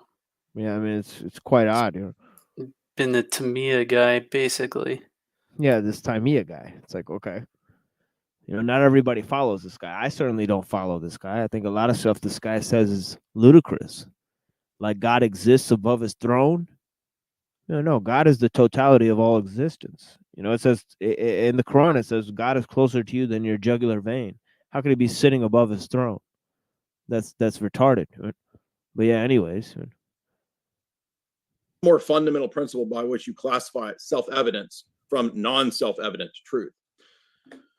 Example, for example, IT admits in many passages that are disputed in the Quran in terms of their meaning, yet we're told that the plain, simple meaning is accessible to all and becomes extremely complex, however, when we see Ibn Taymiyyah lay out 4 rules for knowing when it's figurative versus the plain meaning. Now, this you can see was a huge source of dispute between him and Dr. Khalil in their debate, where they were trying to figure out between various Quranic texts, the pen, the tablet, this, that, the hand, the foot, what's literal, what's figurative. And well, Jake says, look, we're going to go to the rules laid out by my scholars. How do we know that those rules are the correct rules? In other words, it's just moving the problem back a step. Given that Jake rejects the incarnation as a pagan contradiction, we can return to the body parts, which are clearly anthropomorphic. Attributes are claimed to have a practical teaching, a value that would be useful for 7th century Arabs and Jews or even Christians hearing the text. Yet the plain meaning is championed by Ibn Taymiyyah and the Salafi. It's based on analogy or likeness that is immediately divested of all the meaning, making the statements empty and contradictory. Hand, foot, face, laughter, above the throne, descent to the lowest heavens are all, quote, affirmed and then stated to be unknown in modality. In other words, the God foot is a foot that befits Allah, but it's nothing like a human foot. Even Suleiman notes of Ibn Taymiyyah that he plainly contradicts himself here on body parts on page 331, as well as on the notion of creaturely and divine perfections on page 252. It is a hand that's unlike empirically known hands, is basically what we're saying here. Yet we're expecting every person in this century to just simply know that, well, clearly it's not talking about a creaturely hand, even though we are empiricists. So lastly, I would note. Okay, so can I read the Quran in Arabic? I could read the Quran. I could read Arabic, but I can't understand classical Arabic. As I explained earlier, classical Arabic is like medieval kind of English, you know, like it's like reading Canterbury Tales, but like the Arabic version. So it's very, very old version of Arabic, you know? Right, like reading Old English, it's almost like a different language. Right. So, yeah. so you're gonna have to actually study it to actually understand it. You know, that's the thing. It's not like every Arabic person just understands the Quran. You know, that it's an extremely old dialect of Arabic. You know, that most modern Arabic speakers, they don't even speak it anymore. It's just like how the Christian Bible a lot of the times is written in like Old English with all the these and thous and thys and all this other stuff. Yeah, I think that's Middle English. The Old English is like really almost like more of a Germanic language. Well, if you go back far enough, the Germans and the English share a family tree. Of course. Yeah. Yeah, all of them come from the Germanic tribes or what have you, you know, but North Atlantic people. Yeah. that the Trinity is a doctrine that is not far-fetched. Basil in letter 234 says the energies come down to us. And then monarchical Trinitarianism, which I think we'll get into, my time is running out, is a combination of counting by unity, by division, and identity. With that, I want to say first, thank you to both of our guests for those opening statements. Folks, you can find our guests linked below. I encourage, even if you don't agree with them, this is a great opportunity. You can learn their positions firsthand by checking out their links in the description box. Also, want to let you know for tonight, we have a limited Q&A, as this debate's going to be a pretty long one. So want to let you know for the Q&A, we won't get to every single question. We do want to ask, one, if you do a super chat, we're going to read super chats that are $5 or more.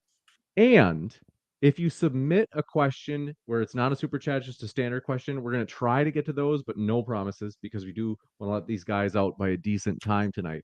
But with that, we're going to jump right into the rebuttals. Thank you very much for those openings, gentlemen. And Jake, the floor is all yours for your first 10-minute rebuttal. Okay, thank you very much. I just want to say at the outset, Jay's opening statement was very interesting. He spent the entire 15 minutes attempting to attack my position, which I'm going to show in just a second that he did a very poor job, because he's so ignorant of our position. He doesn't understand what we actually believe. Nevertheless, he barely went through any detail during the 15 minutes of explaining what Orthodox theology is and what that actually teaches. So the audience and myself, if I didn't have these, about 50 books of Orthodox theology, I wouldn't know what the hell Jay's position actually is, because he didn't go into any significant detail to talk about his own position, whereas I did. I tried to manage my time to speak about half the time about my own position and half the time about my opponents and critiquing his position. So I wish Jay would have spent more time on his own position, but of course, Well, as we'll see, that's an interesting fact. They're not gonna be talking about his position at all, because the transcendental argument is there to obfuscate their actual theological positions, and then on the other side, this guy's brought up this extremely sectarian creed. So of course he doesn't have to, attack, all of Islam, or he doesn't have to tear down all of Islam. He could just tear down this very, kind of specific creed that he has, so of course it is interesting that he didn't lay down any of his position in the opening statement, meaning that he didn't try to defend the Trinity at all in the opening statement. He didn't mention the Bible. He didn't talk about the Bible. He didn't bring up Bible verses or at all, So, I mean, that is a notable fact, but I think, again, he won't have to, and he won't be doing it, And I would like to furthermore add that his beard style is basically a chin strap. Yeah, he's got a weird beard style. Yeah. What the fuck is he doing there, dude? Be a real Muslim and grow a fucking real beard. Like. Yeah, I can't tell who that reminds me of. It's kind of like, well, he looks like a little kid, So I don't know. And Jay Dyer kind of looks weird too. I'm gonna shave my face but grow a neck beard. Yeah.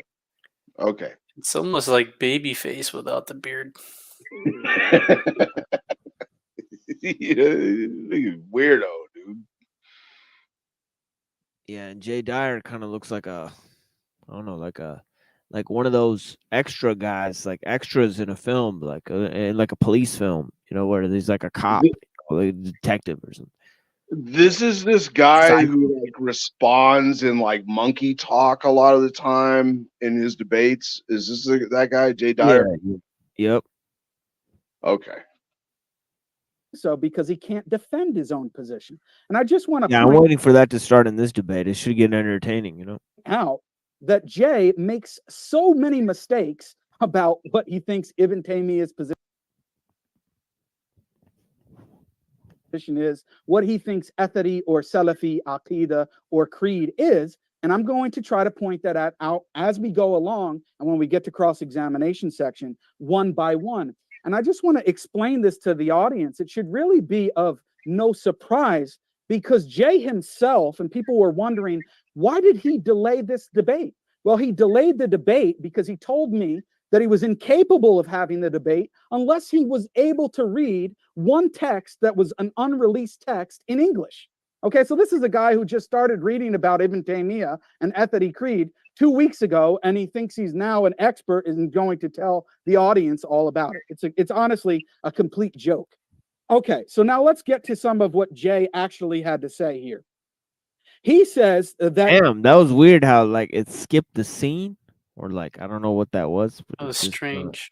Yeah, I But guess the like, audio didn't skip. Yeah, so I don't know what that was. Like some fucking ghost move editing from modern day debate there, but yeah. It's probably upstream. It's probably from like YouTube itself. Yeah, maybe, yeah. Ibn Taymiyyah doesn't understand Orthodox Trinitarianism. Well, nobody... But yeah, actually, yeah, I guess see, they're gonna go into the sectarianism. He's gonna say you actually didn't lay out a position. All you did is attack the sect. But it's like you shouldn't have just followed once, brought up the ideas from one sect, right? So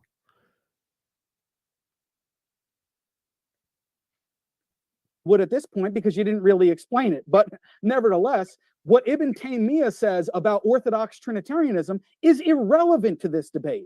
I didn't cite Ibn Taymiyyah as an argument against Orthodox Trinitarianism. I gave arguments in which I've made numerous times, and you haven't responded to any of them, in which you should have been able to preempt in your opening statement because I've been repeating them for 5+ years. So that's the first thing. Second thing is, Jay makes a big to-do about nominalism. Now, I actually appreciate that, Jay, and that's why I spent a significant portion of my time speaking about our position of nominalism, because I think it's a clear difference between the two views. If nominalism is true, then Orthodox Trinitarianism is necessarily false. And I think even Jay Dyer would have to agree with this. Why? Because they conceive of the universal that the three persons share, or the essence as a universal that the three persons share. Well, if there are no such things as immanent universals, then quite literally the Trinity cannot exist. Now, Jay makes it seem so obvious as if these things, such as universals, these entities, and so if people don't know what they are, right? You can see this piece of paper here, this white piece of paper. The idea that Jay Dyer wants us to believe that he thinks is so obvious is that there is something, can you picture people? There's something in this piece of paper that is actually identical to the white stripes and the whiteness in my color and my skin complexion. That's what Jay Dyer wants us to believe, is that there's this thing that's a universal whiteness which exists that is partially at least identical in the paper and also in Jay's forehead. Well, if he... Universal whiteness. We was Vikings. Yeah, this dude needs to stop. This guy needs to stop right now. He's a bit hyphy, I think. Yeah. Yeah, he's getting real like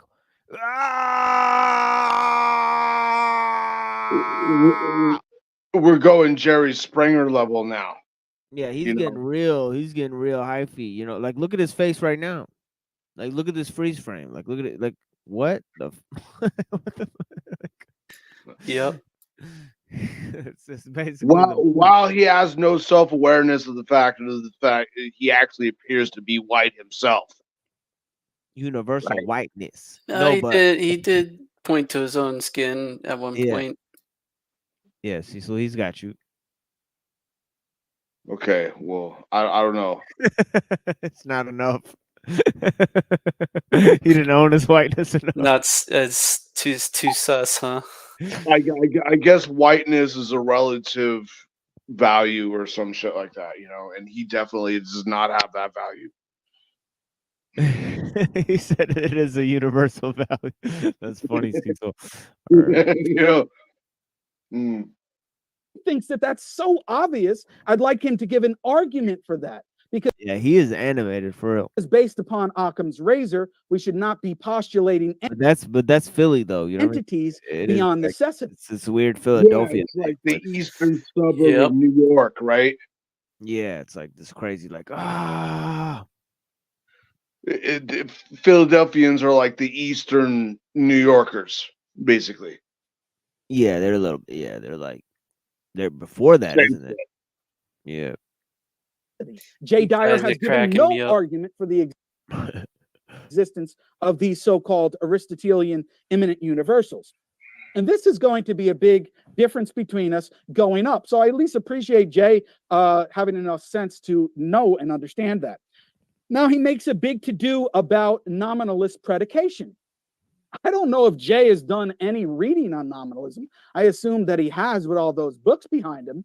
But I'd like him to show me an argument from an actually scholarly source. Oh shit, he's gonna pop him for the nominalism. I knew this was coming. Got You my shouldn't have brought books. that up. Yeah, you shouldn't have brought that up. He's gonna say, "Well, what does my argument have to do with William of Ockham and nominalism?" You know, that's what he's gonna say. He's gonna say, "You got books on nominalism behind you, and they're gonna tell you that Ibn Taymiyyah invented nominalism. Not today, Jack. You know, let's see what happens." Marshmallow Man from Ghostbusters. Yeah, he's kind of looking like the Michelin Man out here. That says that nominalist predication is meaningless, that unless there is this weird thing, which is a universal that is partially identical in this white piece of paper and in Jay's beautiful forehead over there, unless there is something partially identical in them, it makes no sense to say that Jay's forehead is white and this paper is white. Now, does the public and the people watching think that that's a convincing argument? No, Jay needs to give an argument for his position. He has not given any argument for his position. So until he can give an argument for the necessity of these types of universals, we can simply dismiss it. Now, that ties into everything that he was saying about Allah subhanahu wa ta'ala, and he's mocking about God having so-called body parts. Well, if he's actually read the Farid Suleiman source that he desperately needed to delay the debate in order to read that, he would actually see that Farid Suleiman explicitly says, as I quoted in my opening statement, that the idea that Ibn Taymiyyah's conception of God is overtly anthropomorphic is completely untenable. And he cites numerous sources and gives arguments for that throughout the book. So Jay can say he disagrees with that, and it's fine. But on the one hand, you can't claim that Jake and the Etheri saying that Allah subhanahu wa ta'ala has a hand is completely meaningless. And on the other hand, say that it's tashbih, or it's likening God to creation and having body parts. So you cannot have it both ways, Jay. Is the nominalist predication... Yo, peace, Holmes. Yeah, have a blessed night, dude. Yep. Isaiah 28:21. For the Lord shall rise up, Mount Perazim shall be wroth, as in the valley of Gibeon, that he may do his work, his strange work, to bring past his act, his strange act. What? Did you code that shit for us? The freak? Come on. Dark sayings of the philosophers. Well, his strange act, yeah. That's some crazy shit, yo. That's some badass shit though, for real.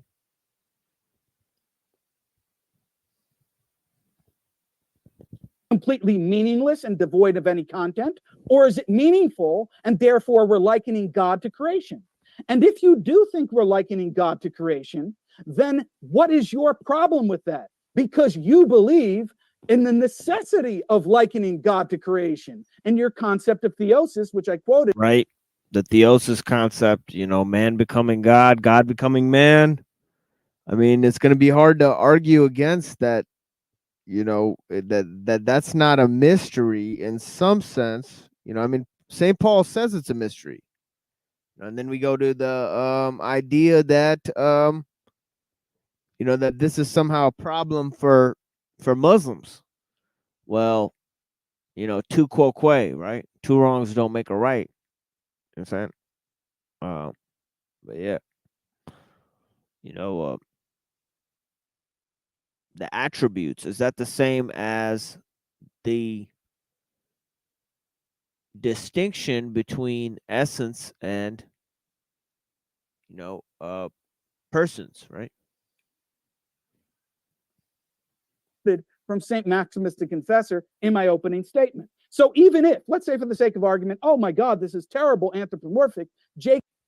And there's also the notion of universals,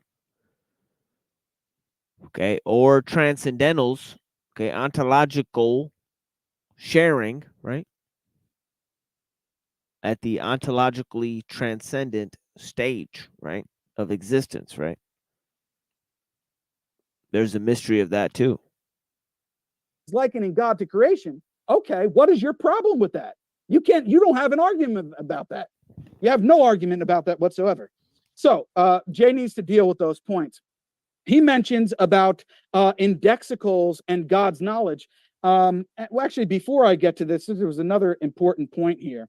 Let me see. There's so much nonsense he mentioned. He said, even Jake believes in two ways of counting. He believes in counting by identity, and then he also believes in counting by division when it comes to Allah. And he said, you see, he mentioned that Allah's attributes are inseparable from each other.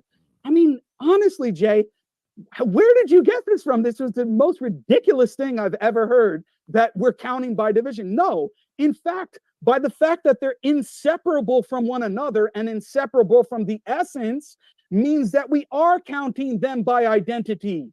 Because if we were counting them by division, then we would say that Allah subhanahu wa ta'ala only has one attribute. But we say that he has many attributes, and yet they are not divided by time and space. So how do we say that there are many attributes, and yet they're not divided by time and space or separable? Because we're counting them by identity.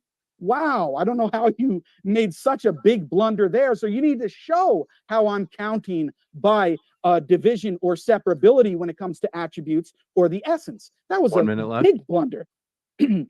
Okay, so here we go. The next part here, where Jay mentioned about the index. I don't really think that was such a slam dunk as he thought it was. I could picture him just shrugging that one off and just saying, well, you just came to the same conclusion in a different way. Yeah, so I don't, I think he thought that was like a big logical slam dunk on the Trinity, but it's really not going to amount to a hill of beans here. I want to read a quote from one of his authors that he appeals to. Let me just bring it up here. Okay, so on indexicals, he says, well, Jake has a strange understanding of God's knowledge. Well, let's see if that's the case when it comes to these indexicals or the eye. Well, I'm going to show you in a source here from Jay's own people that is exactly the case. If I can ever find a damn quote. Let me see here. Okay. Got about 15 seconds. Oh, okay. I'll get to that quote in my next rebuttal, but I'll show you when that Jay's when own you're church writers explicitly when you're use looking for that quote and they hit you with that 15 seconds. Yep, it's like, oh shit, put that shit away. Oh well, 15 seconds. Let's see what he's got. the indexical eye and appealing. Let's see if Jay Dyer will be as angry, because like, Nah, he's the smooth criminal, man. He's a smooth criminal. I don't know why this motherfucking let me see this. No wonder why you're on 144. Yeah. Much better. There you guys go. You guys want to see it better. Yeah, I put Although it on it might earlier. buffer more though. Yeah, that's what I mean. I changed it to stop the buffering, but yeah. When that happens, I usually try to average it out to like 480 or something. There's actually no way to stop it because it's mainly the StreamYards takes up all the shit. So it's okay. Yeah, it's like, Sorry, bro. Sorry, there was some. No worries, dude. But yeah, there's some pork over here. I fucking Yeah, it's funny. It's like he said he No, has no cheeseburger tonight, Cecil. cheeseburger. Yeah, my it's not kosher cheeseburger night. Sorry. Yeah, it's funny. This guy has like this policy. He has to read out the super chats. So somebody sent him a $5 super chat that says, "James, this debate was great. I'm so glad your wife's boyfriend gave you permission to stream tonight." And he just has it up on the screen. Like, it's crazy. That's like the definitive definition of hi, I'm a cuck. That's Wait, all is that for Dyer or for modern day debate? That's for the modern day debate guy, the That's James. for the entire panel that's going on. Yeah, he has to leave it up on his own network. It's crazy. Like he's like, oh yeah, I'm an e-cuck for $5 is what. yeah, for $5. Yeah, That's I lost my train of thought. but he leaves it up for a long ass time. It's funny. He just like leaves it up. Yeah, That's the Keep God's troll right knowledge. there. yeah, right. Mr. Shilbick. Unless he was trying to That- go kick with it over to the Jake. hi, I'm a fucking And then rebuttal as bitch. well. Please If feel you haven't sorry yet, for folks, me and hit that donate. like button. Not for me, but for you. Yeah. So that YouTube knows. That I made real because we know this because of notions of appeal. It's just an appeal to some other thing that we don't actually know really grounds and disproves the reality of universals. He says I didn't give arguments about universals. I gave multiple arguments about how there's no empirical verification or observation of metaphysical objects that Jake believes in. That is itself the undercutting and the disproof of his nominalism. Jake doesn't appear to be aware of classic critiques and refutations and questions for the nominalist empiricist tradition, which he's aligned himself with. Further, I would add to, I didn't delay the debate just because I needed to read one book. I asked him if he was willing to delay the debate because it's relevant for the debate that we're having. And it's a newly published book about the school of theology that he believes in. So that was the real reason for that. And he knows that, but he just is looking for anything to grasp at this point. So again, let's get back to this point about what empiricism and nominalism says. Empiricism says that we begin our theology from sense data. I made the argument that we can't even know that the peripatetic axiom is true on the basis of sense data. There's nothing in sense data that tells you that knowledge comes from sense data. And if that's the case, then all of the arguments that David Hume makes about identity over time, meaning over time, those are all arguments.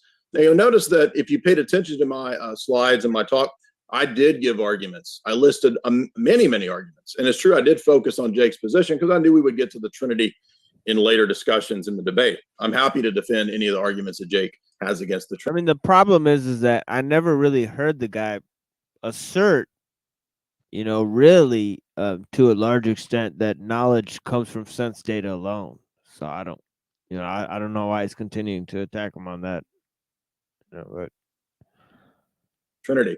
But I want to know that Tawhid actually makes sense. And, Jake said that he made all of these arguments that I didn't address. I didn't actually hear an argument. I heard a bunch of assertions as to what his position is about the creed, what his position is about unity. I didn't actually hear an argument. So I don't think Jake understands the difference between asserting something and actually claiming something. I actually went into multiple texts, multiple scholars. I didn't just rely on one. And by the way, I want to address that he's wrong about what he says about, first of all, Boyarin. I didn't claim that those Jewish theologians taught the Trinity. That's false. So Jake's incorrect. I didn't say that they taught the Trinity. I said that they talked about the reality of multiple hypostases. That could be binitarianism. That could be a form of Trinitarianism in certain Kabbalists. It could be bingo. Damn. It's a little more subtle this time, I guess. Straight up Jewish.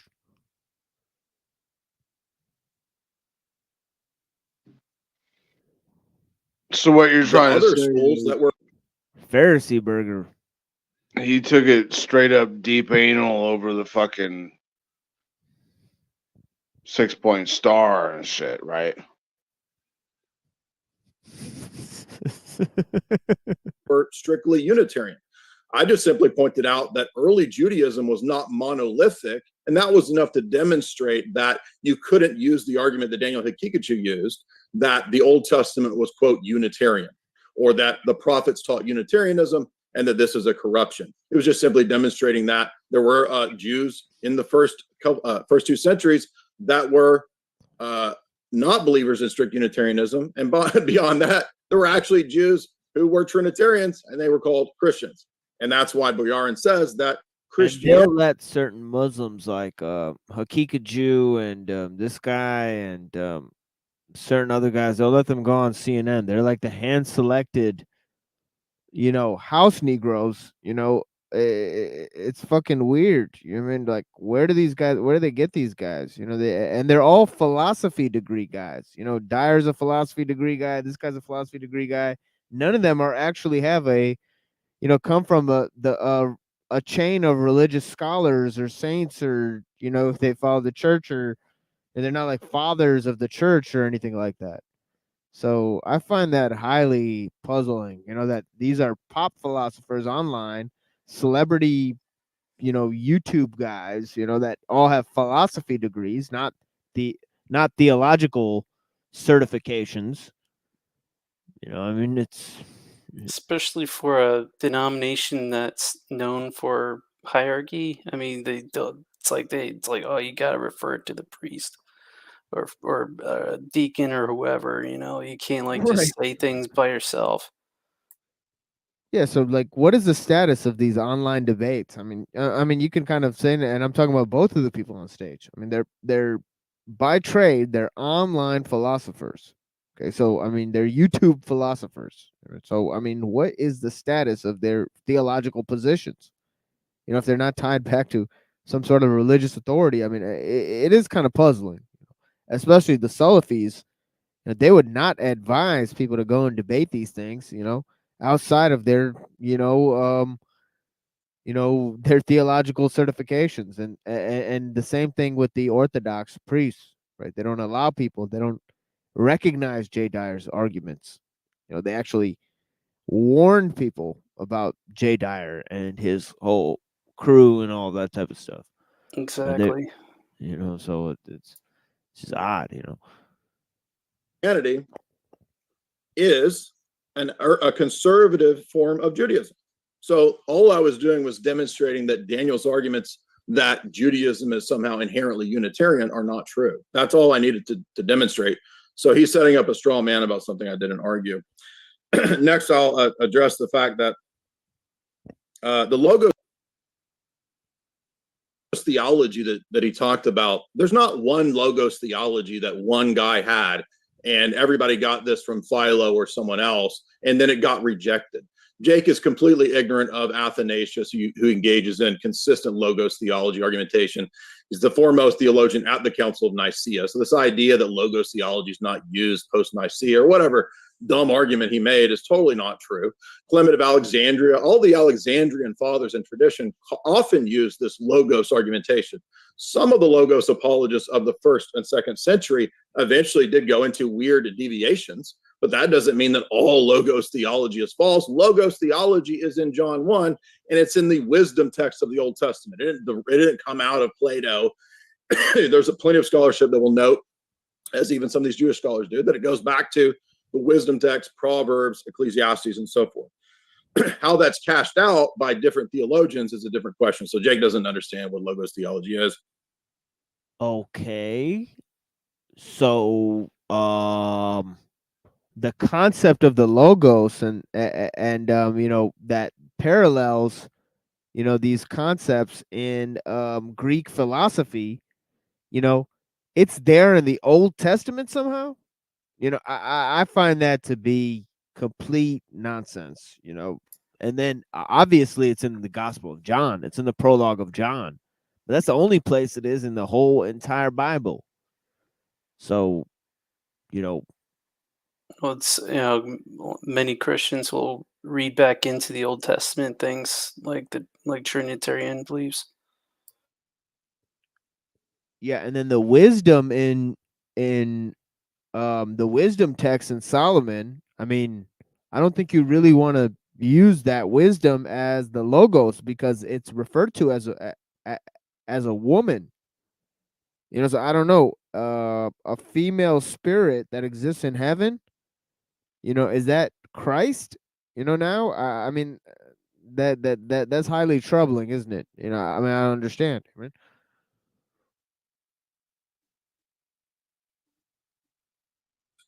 And he doesn't understand the first 3 centuries of Christianity. I would add as well that Jake doesn't understand what an internal critique is.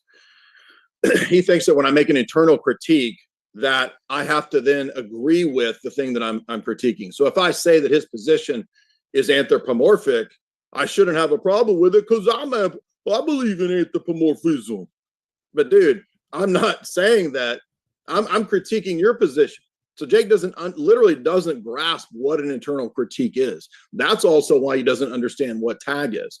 Jake, as we said, is a foundationalist. He's a very one-dimensional, one-layer thinker. So he doesn't understand meta-level questions, even though, ironically, he's called the Muslim metaphysician.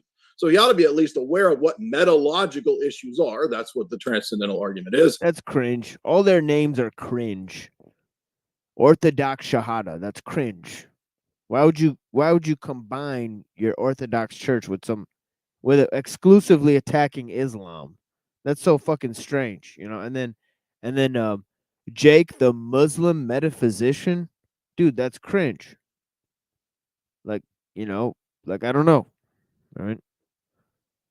Like, fucking, like look at my name, The Machine Lies. Like that's fucking badass. Should be metaphysicist anyway.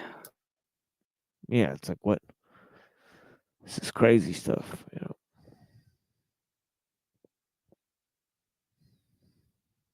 He ought to be aware of metaphysical issues. I don't think he actually is. I think he copies and pastes out of various scholars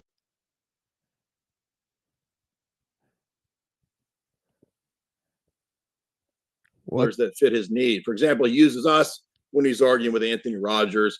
He uses, analytical, William Lane Craig when he's just picking and choosing when it fits the case. And he also seems to sort of move his positions in the midst of various debates. He has a history of that. So I'm interested to see where he's going to go when we ask him about the attributes, whether they possess aseity considered in themselves or not. He said that inseparability is not counting by division, is counting by identity. And then he proceeded to say that because we identify Allah's essence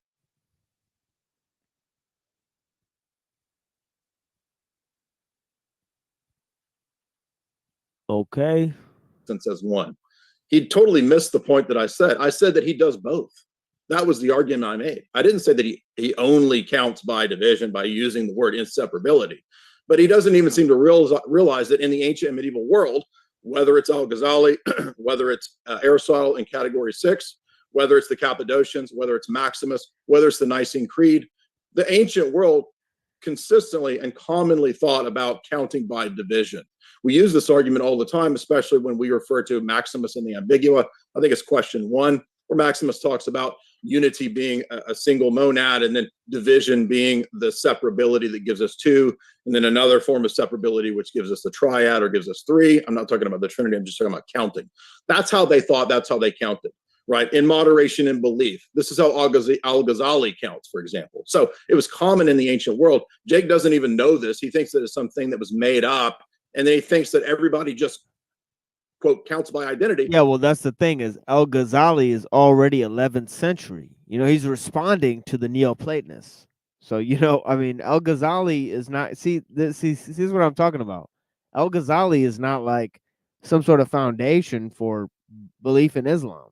You know, we don't follow, you know, you know, in Al-Ghazali's writings in like Saudi Arabia, you know, by the Salafis and stuff, they're fucking banned. And they don't let people read that shit.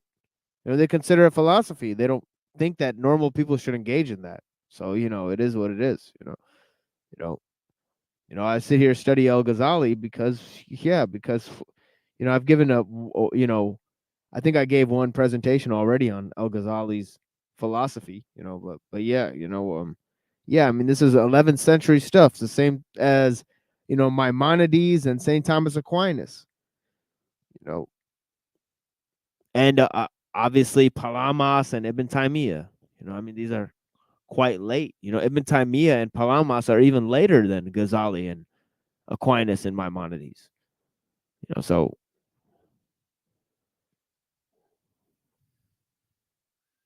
He says in one of his debates, this is just how we count the day. It's like we count the day like this. How come your daughters don't even count like that? Not even aware what the fuck? Yo. that this is how people counted in his own Islamic schools. Maybe not his school per se, because this wasn't an issue of debate. But Al-Ghazali counts this way. I can show you in Moderation and Belief where he counts this way. Oh shit, the For ponytail. example, it's the 10th proposition. Here we go. Oh, he ain't got no Islamic books. He ain't got no reading. Oh, really? How about this right here, where Al-Ghazali in the 10th proposition is counting by division? So, Jay doesn't know what he's talking about. Yaqub. Shout out to OTW News. Well, when we came to the body parts, however, I didn't say that Ibn Taymiyyah gave no cataphatic meaning. I said he contradicted. So Jake said, well, there's a place in the Suleiman book where he says that it's perfectly fine to speak this way. I didn't say that. I never claimed that. I claimed that he contradicts by saying two different things. So again, Jake didn't even understand the argument, or it went over his head, or he just didn't want to address it. And Jake again has a notorious history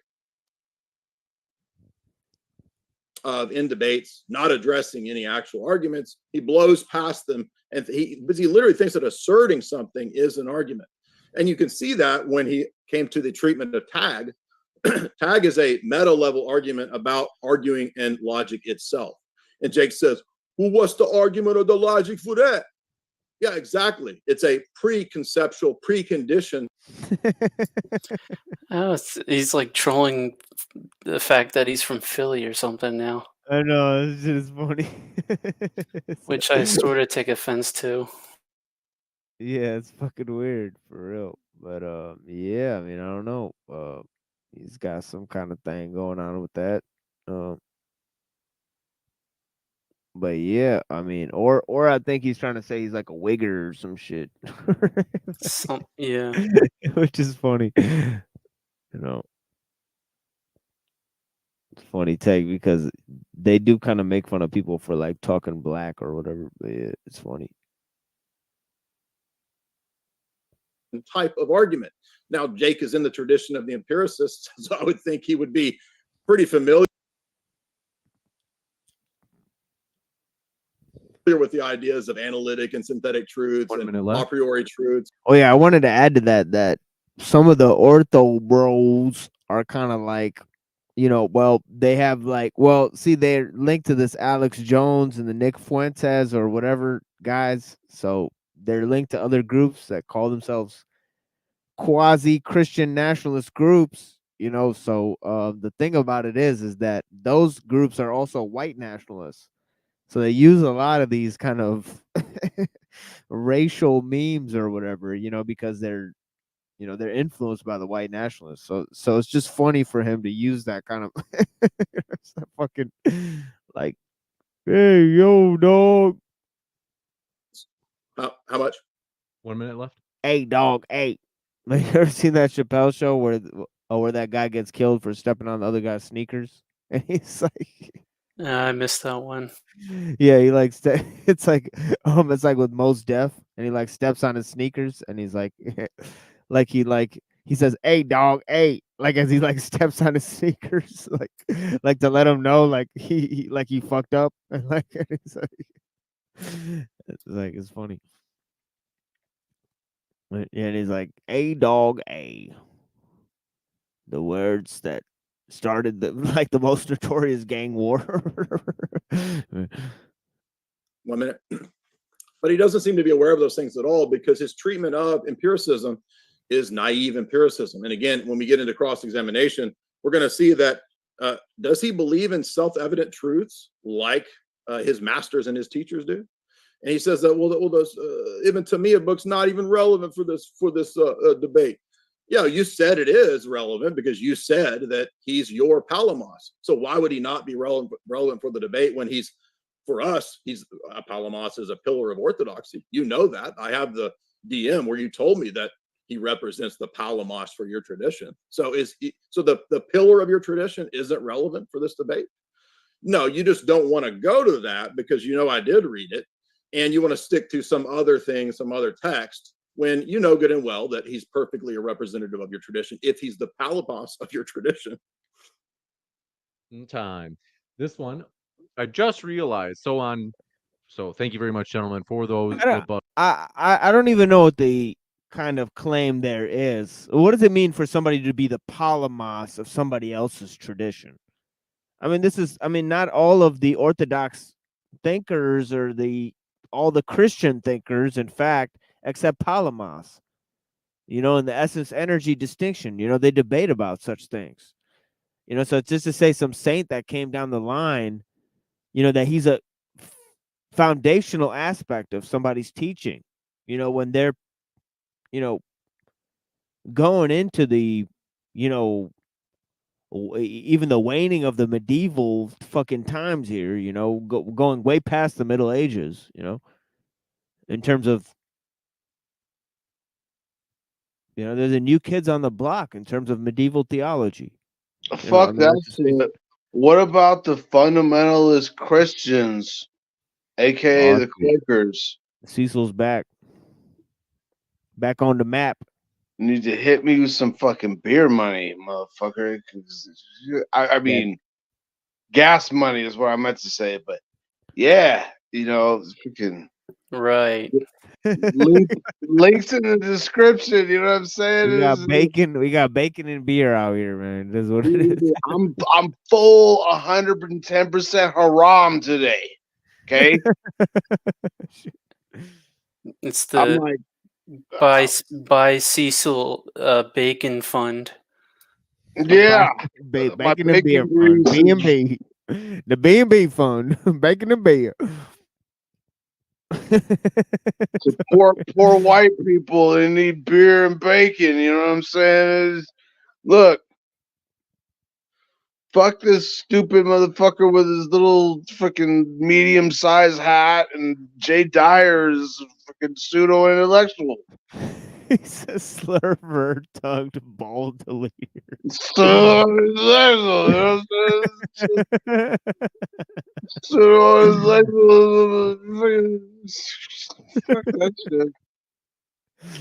Well, bacon grease. I'm not gonna fucking smoke my bacon grease, but you know what I'm saying? Fucking, Man, we ain't no Uyghurs and shit. Man, we was we ain't no Vikings. Uyghurs. I ain't no Uyghur. I'm a full fucking. Man, we was Vikings, man. I am a full fucking Viking. Okay, hit this fucking cash app so we can fucking go on to the. I need some more fuel. Yo, he got the push button hat though. It is what it is. And this dude got the ponytail. Damn. And dude, the dude on the bottom left is just surreal, man. I don't know what the fuck. He's still got that super chat up. Yeah, and his hair is just, I don't know, dude. He's got this fucking, he looks like a character on the fucking Jimmy Neutron show. Like He looks like he's AI with the green screen. Yeah, this is a robot man over here. Hallelujah, holla back. Puddles.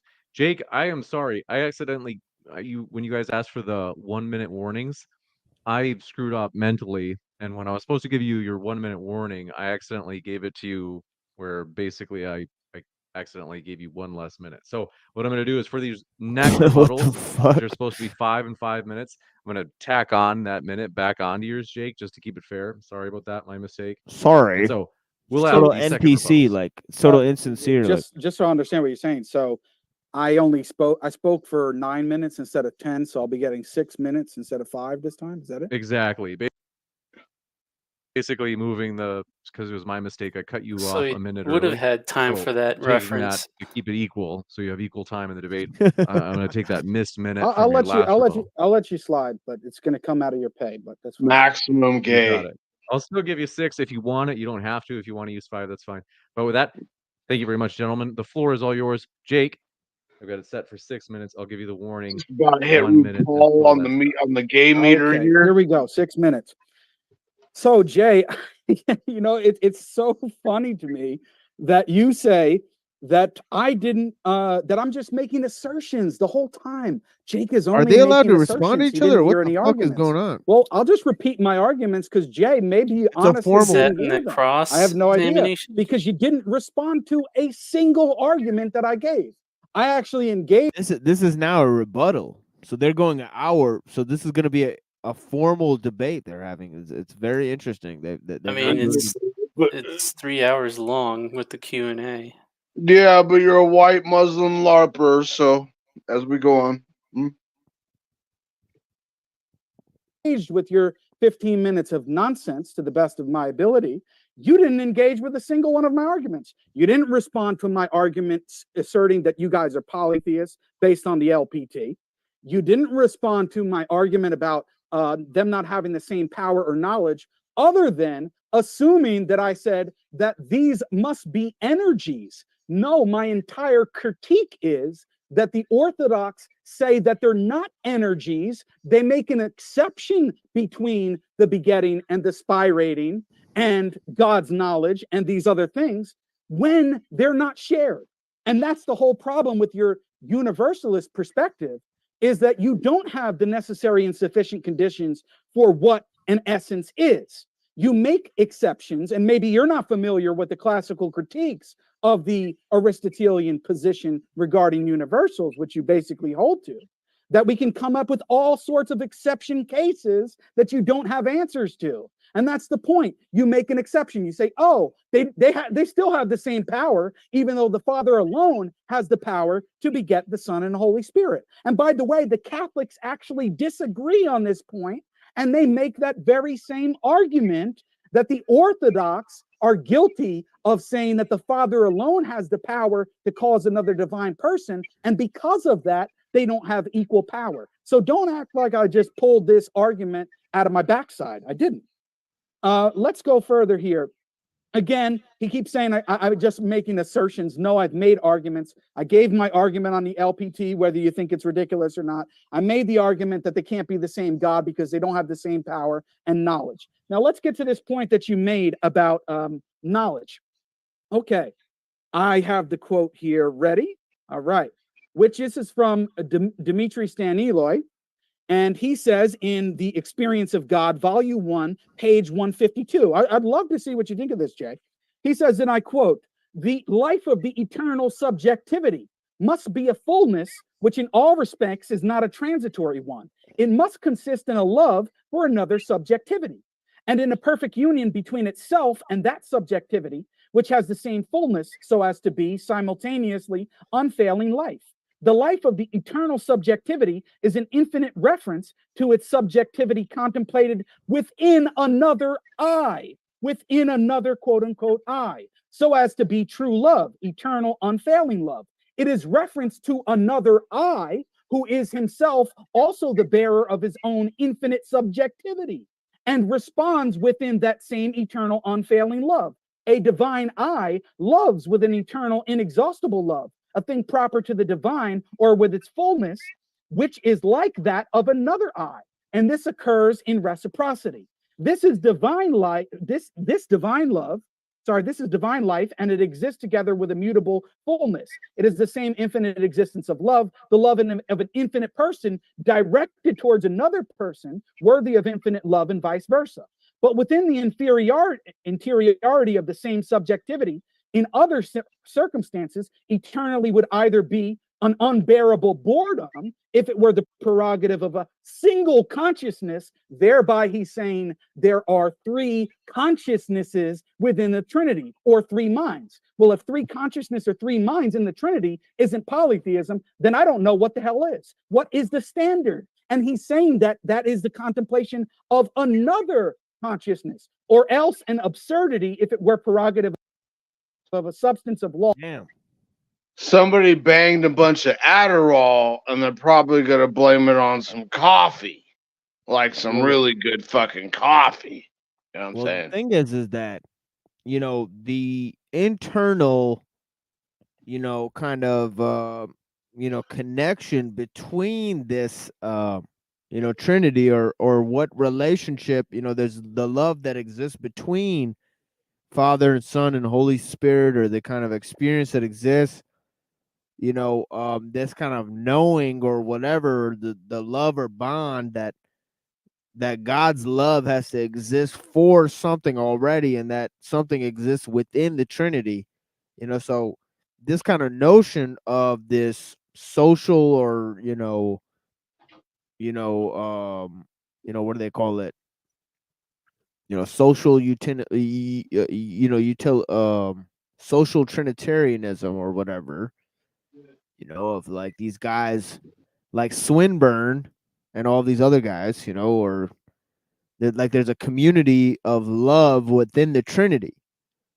So this is essentially an interesting concept, but the problem is it kind of gets tied into this hermetic style concept that God created the world in order to know himself. Well, I don't know if it's one and one with that concept either, but it's just kind of interesting that it is a mystery. Ultimately, it's a mystery. So he's just kind of allowing this, that if subjectivity exists within the Trinity, then there exists different consciousnesses. But those consciousnesses, is mind a quality of essence, or a quality of, existence in terms of the personhood? I mean, it is a fundamental question, isn't it, in philosophy? Meaning how fundamental is mind? We were kind of talking about that earlier with the notion of epiphenomenalism. Sorry, so it kind of seems that the reducibility of mind is also a question there. But of course, we're dealing with high level philosophical concepts. Law that was aimless. He's basically saying, oh my God, God would be bored if he didn't have another God to sit there and talk to. Okay, so don't make it seem like, oh, Jake has no idea. The Orthodox don't have this concept of knowledge. Well, what is he talking about here in the... He's flipping his wig. This is the crazy thing, is that these convert guys, especially the guys from Philly, like they're fucking, they get animated, they talk at you like the Christian preachers, so they get like very animated and shit. Oh, he's just very passionate. Yeah, there's something going on for real. Subjectivity of the different divine persons, they have a self-referential I, which accounts for the mutual love. Otherwise, they would all be bored. And he says that if it were the prerogative of a single consciousness, meaning there are three consciousnesses in the Trinity, Jay. So how do you defend that three consciousnesses in the Trinity is not polytheism? 1 minute left. Now, back to the whole issue of epistemology. Jay thinks that I don't understand. I do understand the criticisms. And I knew that he was going to bring this critique because he doesn't want to talk about Trinity versus Tawhid. He wants to talk about epistemology because he knows that he can't respond to my actual arguments. So he's spending the entire time trying to criticize my position without a defense of his own position in response to my arguments. And he wants to make the debate about epistemology. But I knew he was going to do that. That's why I included that in my opening statement. But I'd be happy to have an entirely separate debate about epistemology. But Jay wants to make it only about that in this debate because he knows he can't defend his actual position. But I'd be happy to go through that. And if you want to talk about self-evident truths, I'd be happy to talk about that. But whatever your critiques are of them, as you've already admitted, you can't give a justification to something that is metalogical. And therefore, I can tell you the same exact thing. And we're at an intellectual stalemate. And time. With that, we're going to kick it over to Jay for his 5-minute rebuttal. Want to let you know, folks, at the very end, they'll have their closing statements, or I should say second to the end, which will be flipped. In other words, different from usual. It'll actually be, instead of Jake going first and then Jay, it'll be flipped, where it'll instead, we'll explain when we get there. With that, thank you very much, Jay. Hold on a second. What? I didn't understand what you just said.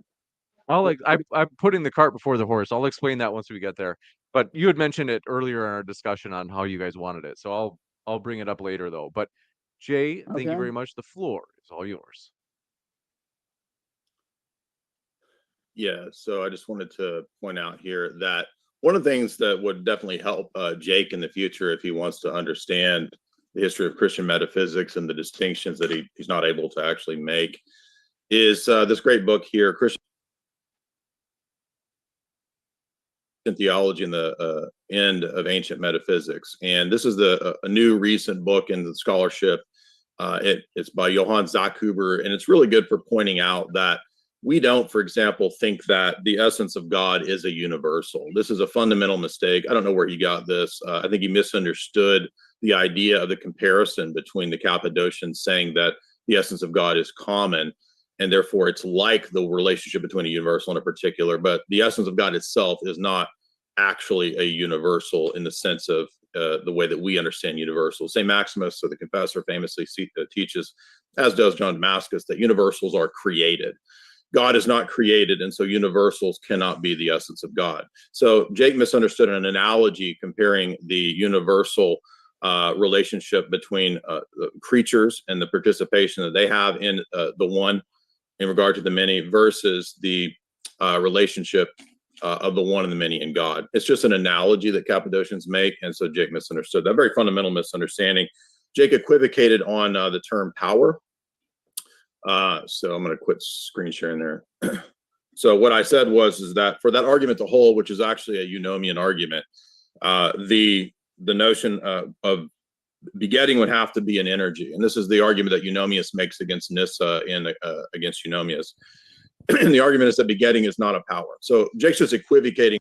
Yeah, but that's the thing, is that where do all these uncreated things exist? The energies, the the logos, all of these, even the universals. Where do any of these things exist? That is a question.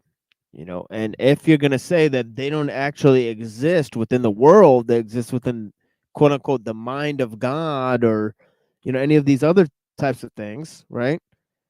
Then they exist alongside of God, and they exist before creation. So I mean, just what are they? So I mean, are they, somehow, not to say that they're, universals, but, they are transcendent. So, I mean, where do they exist, right?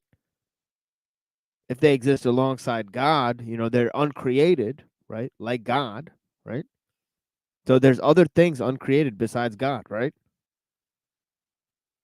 So, I mean, it's kind of, gets into some interesting territory. And then, can you solve this problem by just positing the one and the many? Well, of course, one and the many requires universals, but what does that have to do with creation? Surely the idea of one and the many has to do with the idea of the Trinity as well. So I think he's kind of acting like it doesn't have to do much with it, but I mean, it's really the basis for his whole theology, isn't it? I'm surprised he doesn't have red hair. Yeah. A lot of those red hair white Muslim cucks freaking have red hair because they're white cucks. But here's what I'm saying. No, I think you're talking about the Slavic dudes that are like from Russia. Sometimes they just have red hair, so it is what it is. Yeah, they're Muslim and they're cocks, and that's because they're Muslim. I'm not really sure. No, actually, the Christians that are there, they get cucked out to Russia, but the Muslims that are there, they maintain their Slavic heritage. So, right, yeah, you might want to look into that. Yeah, they don't accept Western values. Right? Fuck Western. They don't accept the Russian Orthodox Church either. In order to impede onto their settlements there, so they have a problem there. Right? That's what Putin's a member of the Russian Orthodox Church. He wears his little sweaters and he goes there and lights candles and all this shit.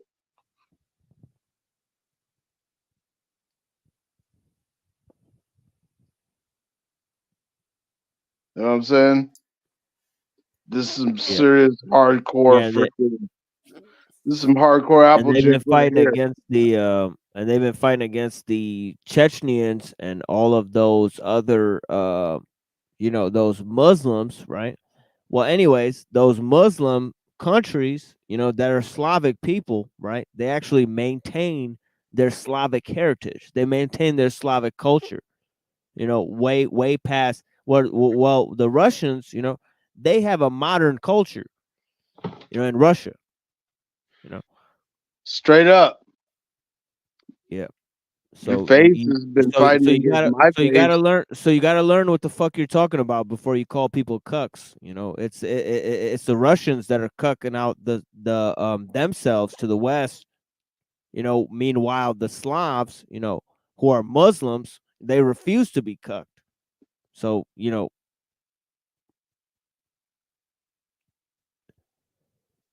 know what the fuck you're talking about. Yeah. Your face is a cuck. Well, you got to learn some shit first, you know what I'm saying, before you start talking shit, you know what I'm saying? But anyways, on the distinction between hypostatic properties and powers.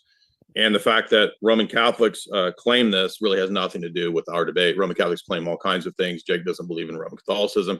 So he wants to try to use an argument as if that would have any weight in this debate. It really doesn't matter what Roman Catholics say.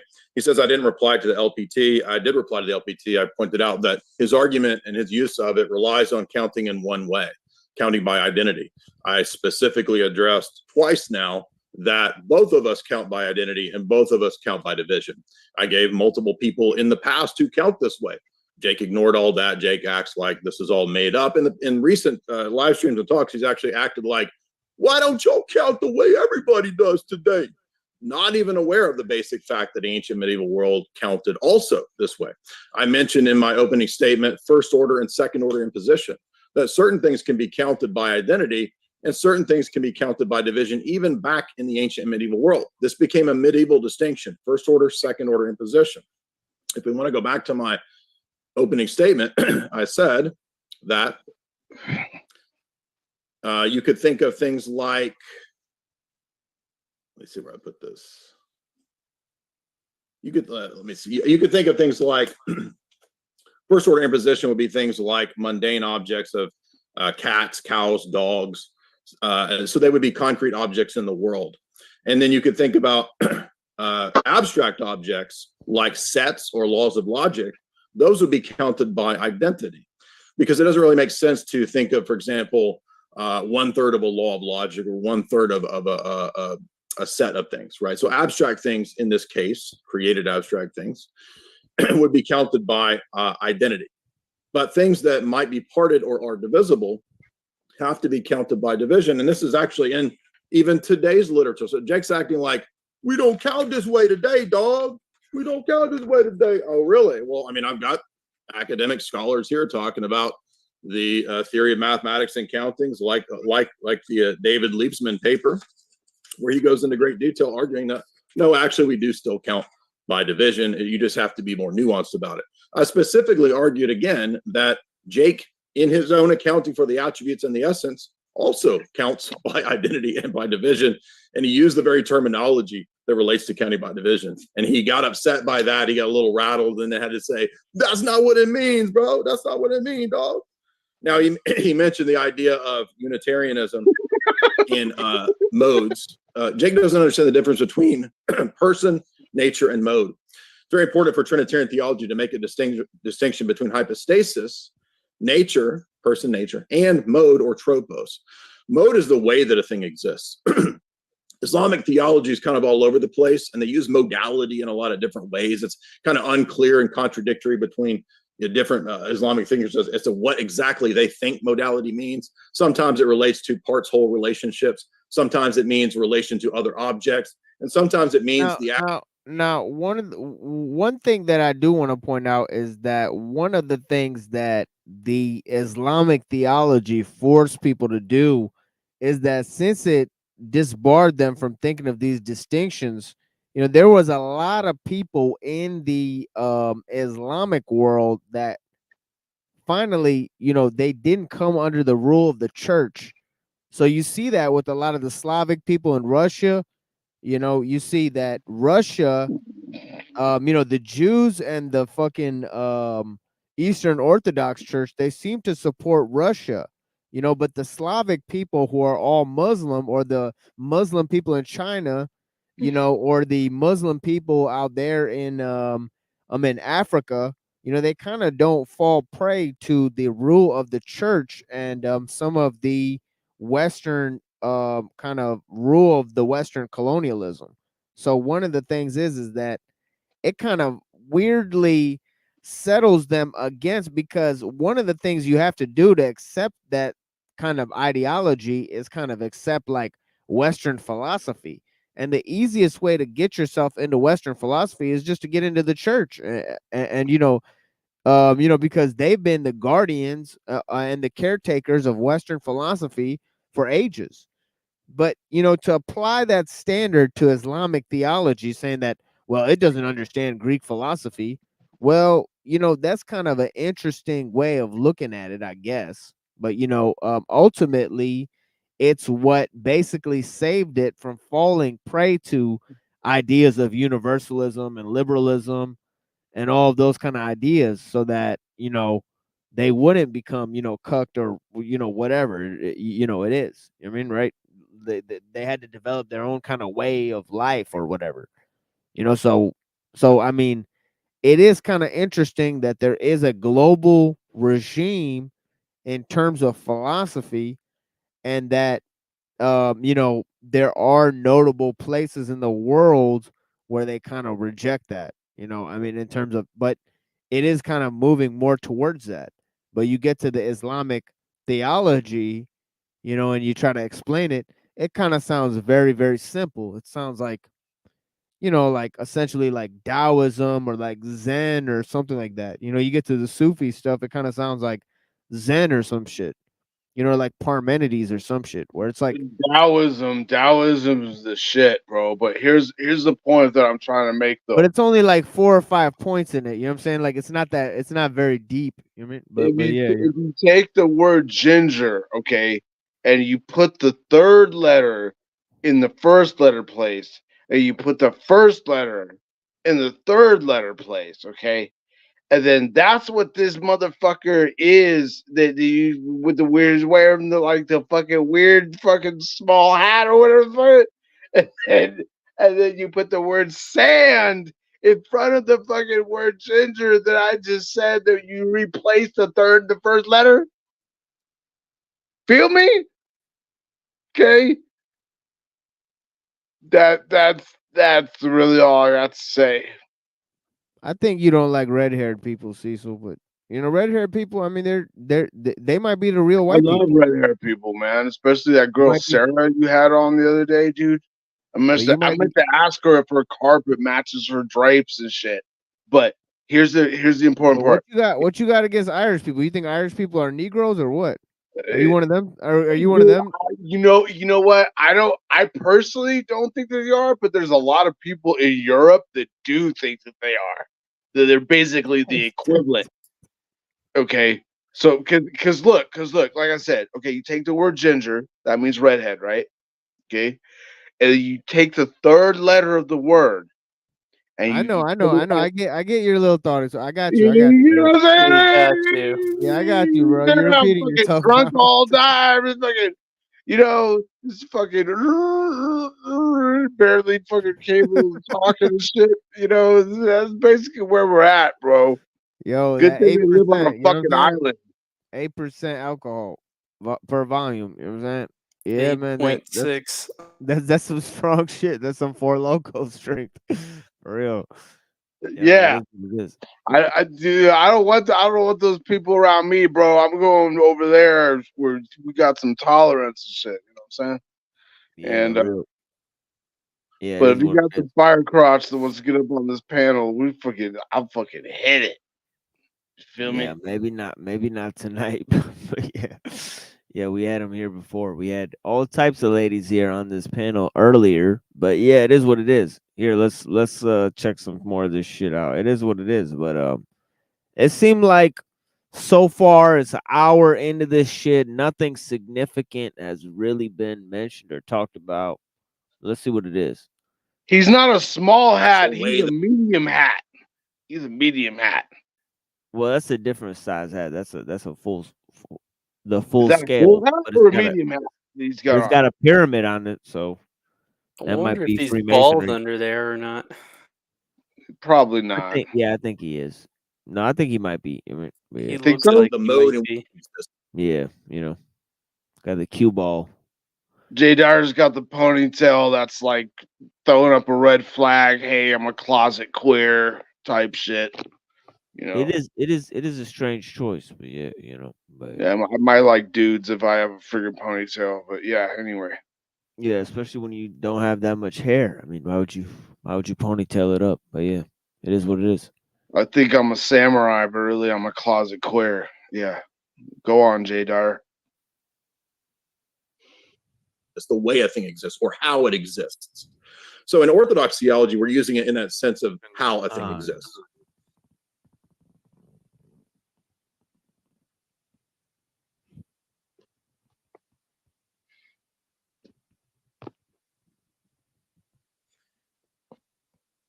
Pardon, I missed a reminder. Just so off today. So thank you very much. We're going to kick it over to, we're changing it up in the format. We're now going to the 3 sets of 7-minute cross-examinations. This is going to be more formal for our cross-examinations, folks. So we are looking for just questions on one side and just answers on the other side. With that, Jake, the floor is yours to interrogate Jay right now. Okay, just give me 1 second because I'm starting my timer here. Okay, I'm we're ready. going into Jake, the bonus you said round. that, you're wondering, where did I get this idea that the divine essence is a What was that, Cecil? universal? I said we're going into the bonus round where you go to Yeah, Cash I mean, Lab, Apocalypse Fetish.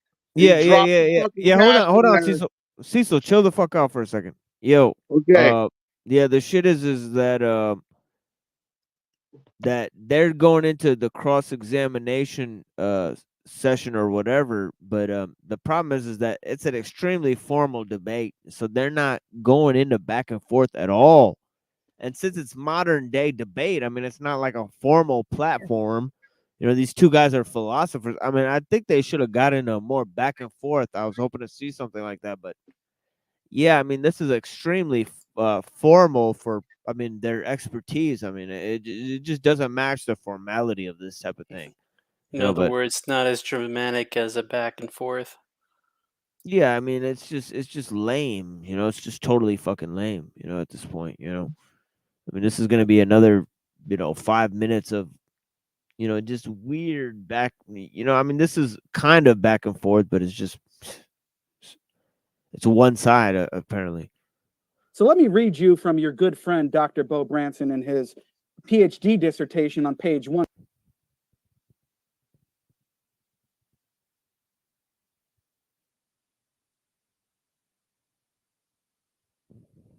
'68 on the section 4.2.1 Usii and hypothesis.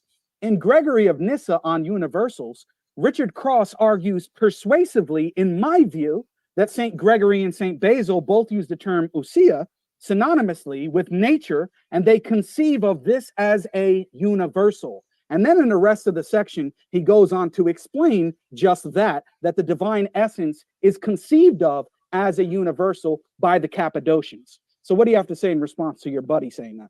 Yeah, the Zach Huber book actually treats this, that the notion of universal evolves over time between the way the Cappadocians use it and the way that the post-Chalcedonian fathers use it up into John Damascus and St. Maximus. So what's relevant for our debate in terms of human universals is not whether or not God's essence is common, but whether or not there are created universals. So that's what I was talking about. Yeah, but my question is, does Bo Branson believe in this passage and what he argues for in his dissertation that the divine essence is a universal? Yes or no? You're equivocating on the term universal. Does he say that the divine essence is a universal? You're equivocating on the term universal. Okay, so you won't answer the question. Do you think universal? I'm going to move on. I'm going to move on. So universal only has one sense. I'm going to move on because it's it only has one sense. Oh God! So he's gonna now claim that it's not the same type of universal. You know, I mean, this is I mean, this is really you know, and how would we know, right? Well, wouldn't that go against the term universal? I thought the whole point of universal was that it's all encompassing. Right. Like, you know, I don't think, I don't know how you can equivocate on the term universal, you know, for example. But yeah, you know, universal means universal. I mean, I don't, you know, like in other words, non-equivocal, you know, or whatever. You know, I mean, it's just fucking amazing, you know. To the audience that you can't say that.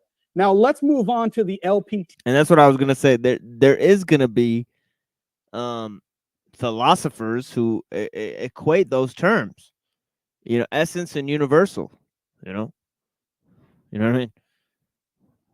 It just so happens that, you know, absolute, essence, universal, and that they are gonna equivocate on those terms.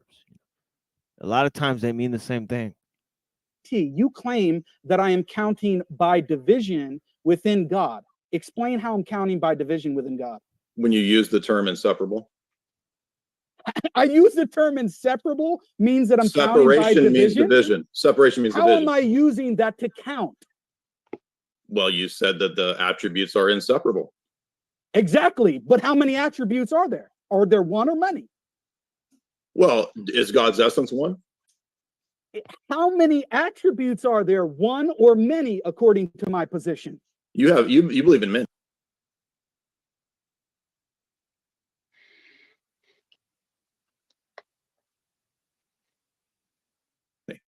Okay, they're many, and yet they're inseparable. So if they're inseparable from each other, and there's many, how am I counting by division, genius? No, in terms of the essence, you count by division by saying that it's one. No, there's one essence. Right.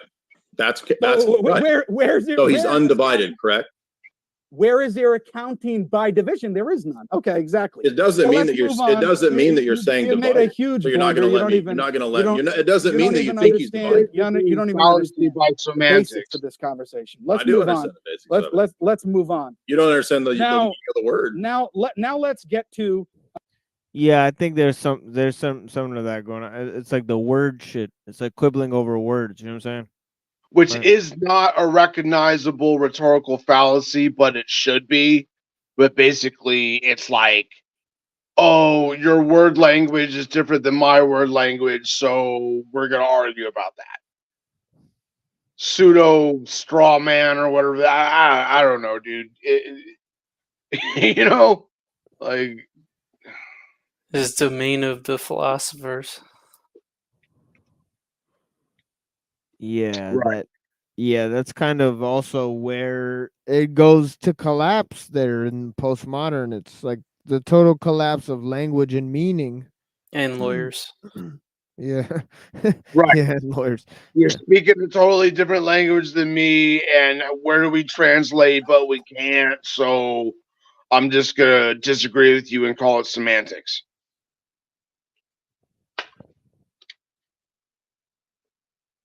Some other issues. What is the difference between tafwid al-mana and tafwid al-kayfiyya? I don't know your terms. You don't know? No. So you have no idea Exactly what that my point. No. Okay, and yet you think you're able to critique our position when these are basic terms. Is your religion made for all the exactly. world? So is it just for Arabs or all the world? No, but even when I'm critiquing the Trinity, I'm aware of the basic terms of what a hypostasis is. What I know some.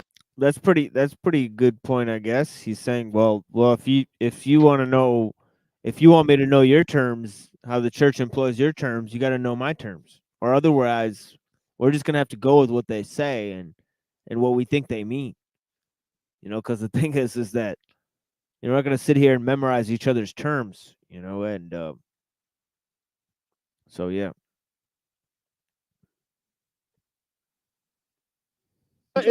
I understand the basics. So is this a debate about grammar? This is a debate about the fact that you're ignorant of our tradition. Thank you very much. Now let's move on. So you want to make it about grammar? Let's move on to the next question.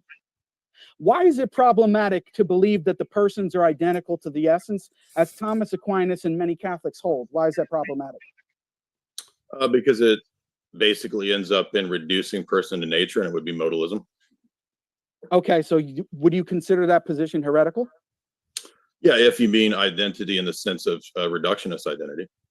Okay, so the Trinity, if you conceive of, when you say the Father is God, that the Father is identical to God, would you agree that that's logically problematic, because then it would follow that the Father is identical to the Son? Well, identity can be the sense of is of identity or a predication. Yeah, I'm saying, and the Catholics make it explicit. There's no difference between the person and the nature in Correct. terms of the Thomists. So Right. they say the Father is identical to the nature or essence, and so are the Son and the Holy Spirit, which by the logic of identity would follow that the Father, Son, and Holy Spirit are identical to each other. Do you agree with that critique? I think you could make that argument. That's why I said modalism. You know what modalism is? Yeah, You know what modalism is? Yes, I do know what Okay. modalism is. So, Yeah, so you're just asking me again what I already said. No, because I So want you're you to asking me be- again what I already I want you to be more explicit, but I'm supposed to ask questions, not you. Thank you very much. Now, how many persons are there in the Trinity? 3. Are they separated by time or space? No. So you count the persons by identity and not division, right? Correct. Okay, does God have one eternal attribute or energy, or more than one? More than one.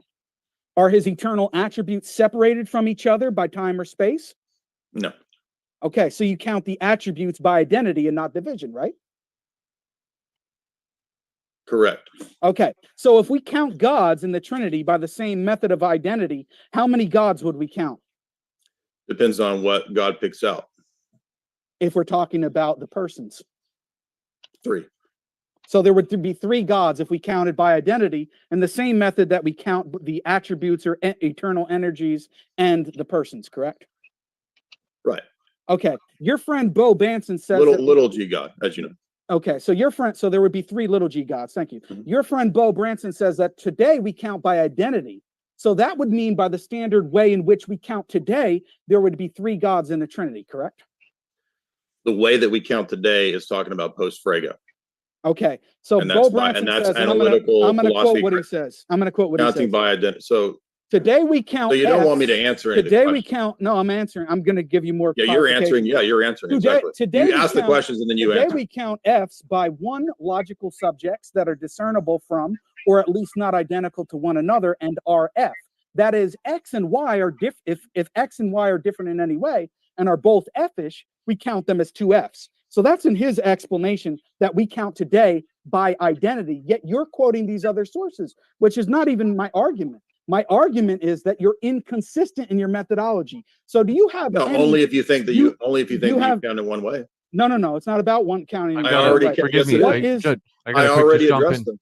I've got to see if you can ask a question, Jake, just to keep it as strict as possible. Yeah, I'm going to ask you a question. What is the justification or argument for why we must count persons and attributes in God by identity, but count gods by another method other than simply trying to avoid that you're a polytheist? By the example that I gave from first order and second order imposition and the way that all of the ancient world counted. So there is no justification. That You're not, was the- you're not that was asking the why argument. we count the attributes and the persons by identity, but we count because the different gods things by are, because division. what you can't understand is that different things are I'll give you a different chance ways. to answer Exactly, the but you're question, not giving Jay, an ad but- hoc. No, and then I've different got to things are wrap us counted up. into- I'll give you a chance to answer the question, Jay, and then I've got to wrap us up. Okay. Because that's Can I answer what he asked? He just talked.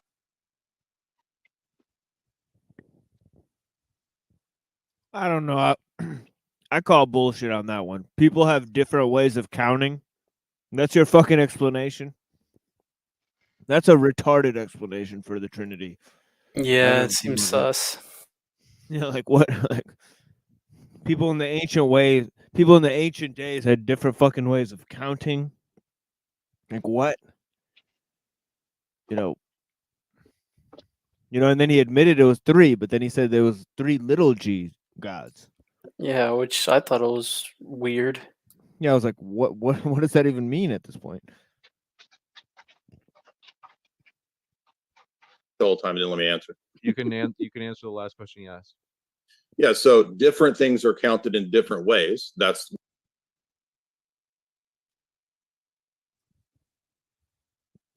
Okay.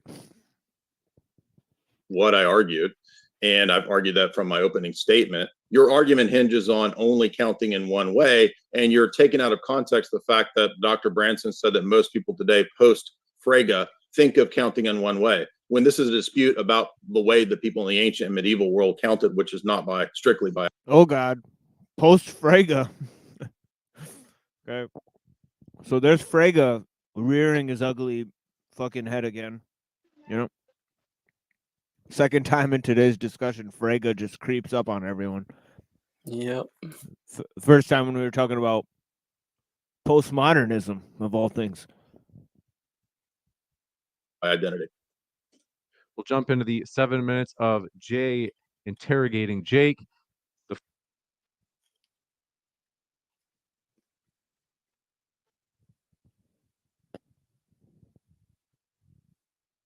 floor is all yours, Jay.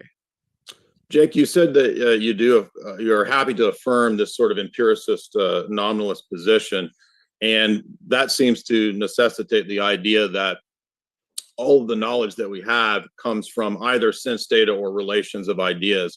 I'm just curious if you think that the peripatetic axiom itself is found in sense data. That's not my position. When did I ever say that I'm an empiricist? Well, if you're a nominalist, you're an empiricist. How does that follow? Well, you're How are you supposed to not ask the question. So you disagree with what most people in your tradition? No. So you're not an like.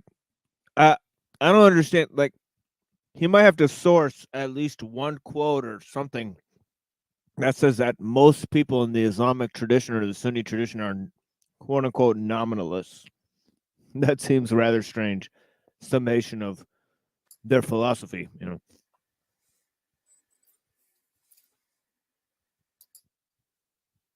empiricist. I'm not an empiricist by the standard that you just laid out. Well, so you don't think the knowledge comes from sense data? I do, but I don't think it's limited to sense data. I didn't limit it to that. I said also Yeah, you relations. I said relations of ideas. Yeah, I don't think it's limited to those two. Okay, where else does knowledge come from? The fitra. And that is what? Do you know what it is? No, I don't. That's why I asked you. Okay. Well, kind of similar to your concept of the noose. So a direct perception of God? Yes. How do you directly perceive God if, as Ibn Taymiyyah says, God cannot be seen? What do you mean? He says God cannot be seen? Of course God can be seen. Oh, how can God be seen? How can God be seen? I guess, Jay, you're not familiar with our. You're giggling. Yeah, well, that's why we're asking you. Yeah, I'm Jake, we're answering asking your you question. that. I'm You asking. keep giggling. And it's showing. How can God be seen? Is he seen with the eyes?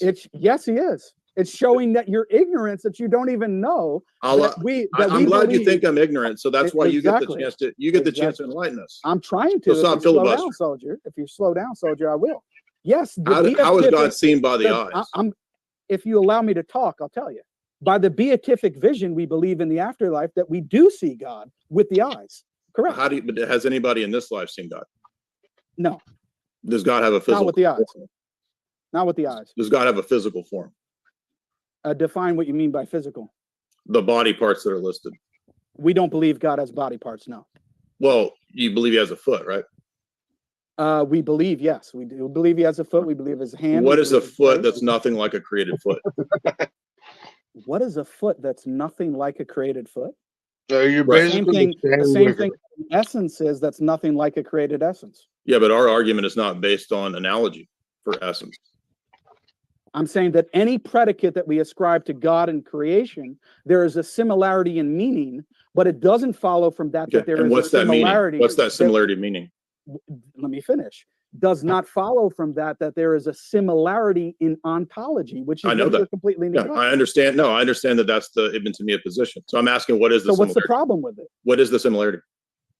What is the similarity in terms of the meaning? The color. And what is that? Guarantee you, I'm What is more that? Muslim know than it's son of a based on the bitch. It's on the right here. I fucking, you know, I promise you, I'm more fucking aesthetic than that sack of shit that's on the right.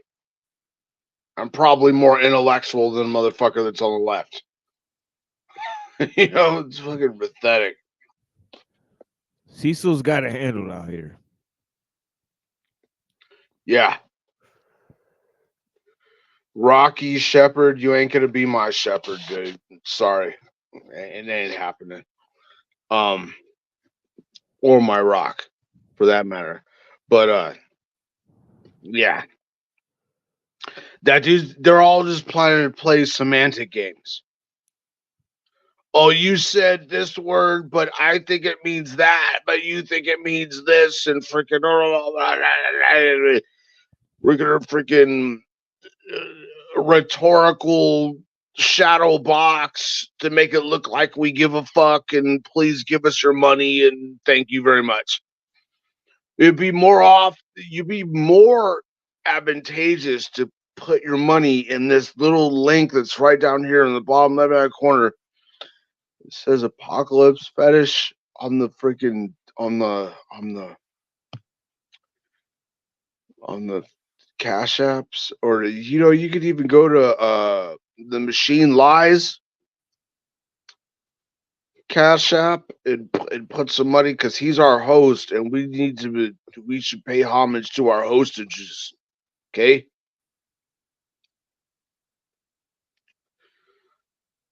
In fact, I need to send him $5 because that one time's Mimsy Limbs gave me gas money. She gave me 10, so I need to give him half.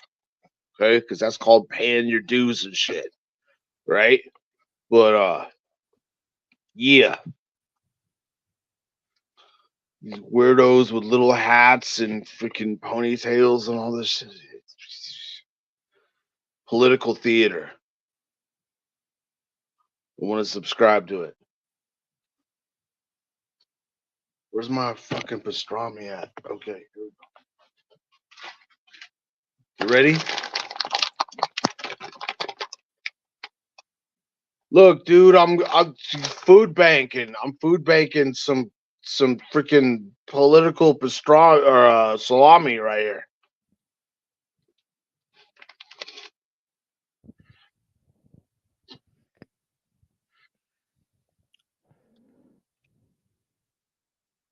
That's what's up, Holmes. Break it off with some donations. I'm gonna show up to your fucking house and shit. All right. Yeah, let's start showing up to these people's houses. Start waking them up. Get that alarm Tell clock them. on. You're a fucking schmuck. It's a brand new day. About to start doing the call of prayer at people's houses. You know, let's get it popping. Listen. Jihad unit. Jihad unit. I live in a fucking wasteland. Where the fuck do you live? I live in a fucking concrete jungle. You know what I'm saying?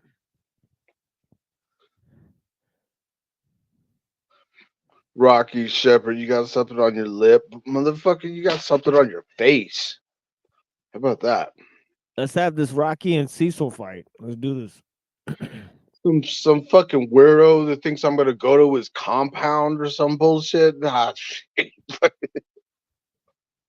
You try that on those 16-year-old little girls. Then when you come to my compound, Whoa, whoa, whoa, whoa, whoa, whoa, whoa, whoa, whoa, whoa, whoa, whoa, whoa, whoa, whoa, whoa. This guy's trying to tell me to come to his compound and shit, bro. I'm not some little freaking. I'm trying to get distracted. Calm down, son. I ain't trying to get distracted, yo. We got to keep it PG up in this piece. PG Sorry. pieces. Yeah, it's all Sorry. good. It's all good. I think I was just saying. I thought that he thinks that I'm cute or some shit, and then I should just go to his compound, not pay attention to what's going on. Let's see what's going on. Jesus was God and seen. Yeah, that is the traditional opinion. So Jay don't think Jesus was God, and he is Orthodox. Yeah. Shit. Yeah. He kind of let that one slip out. You're a So lost. many I'm not Christians. going after you, Cecil. Damn. So many Christians, so many different viewpoints. I think I'll just bow out. Cecil, you And not got have something to on your lip hanging down. Is that true? In the corner, you got that. You got some corner shit. No, on the other side. Yeah, there you go. There we go. Yeah, sorry, it's I'm not eating this cheap shit over here. Yeah, buy some paper towels. Yeah, fight. Yeah, Vladimir. Yeah, you got to watch the old episodes. We had some good fights up here, but not tonight. No, sir. No, sir. Everybody's afraid. Afraid. To the example, if you go to the example, Is all of that empirically derived? Is the meaning empirically derived? If you allow me to finish, if you go to the text that describe the yed or the foot, for example, the hands are described as being responsible for directly creating Adam. So this is how we understand the meanings of the text. So you or reference the attributes in context. So you reference another created object, right? What's the created object? The text. No, the text is not created. The text that you read is created, right?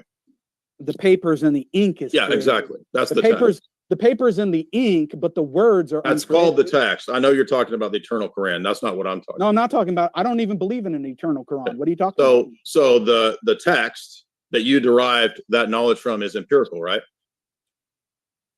The text that I derived, I don't understand the So question. you don't understand the question. Exactly. No, I don't. It doesn't make any sense. Let me go back to. You don't empirically read the Quran. 101. You don't empirically read the Quran. Yes, we do. That was the question I asked you. So you do understand. We read. So you the did Quran, understand it. You of just didn't course want to ask. You didn't want to answer. You understood it then. No. You're not even able to ask me appropriate questions. I asked you that. Yeah, and then You didn't think I believe answer in it. an eternal Quran? Where does it Let say me that? go back to Rhetoric 101 and About your empiricism, which you don't want to talk about. And No, you said I that. very So what freely is want a to talk created about foot? What is it? What is a foot that's nothing like a created foot? And I explained it to you. No, you didn't. I explained it to you. I said You it's said, known. go to these texts. I said it's known. it's I a said circle. it's known through the text. It's right, which is a circle of empirical sense data, which is what I'm asking you about. What's the circle? How do we From- know? How do from we know about? empiricism How do we to know? another empirical piece of data to another empirical piece of data? You can never get out of this loop. That's why that's a problem for empiricism. to No, it's not, because mainstream it's the same religion. thing when it comes to divine revelation, according to the Orthodox. How do you know about That's the a tu Trinity? quoque. No, it's not. That's No, a it's tu not. quoque. I How want to do know you your position. How do you know about the Trinity? You know about you the said you're- Trinity in the you same said you're- manner. You know about the You Trinity said in the this same comes to manner a through moderator. revelation. He doesn't answer the questions. He just talks over me. You're complaining I to do the wanna That's a moderator. tu bring quoque. this back. Hold on one sec. You This want to is reset? so. Hold on. I asked him about I can his answer the position. questions, however, No, I feel they Jake, I'm should. asking. I asked about his. Well, it does kind of stand to reason because one part of the Trinity is Jesus, and Jesus is, in one sense, fully a man. So the thing is that you do know that part of Jesus through experience, I guess,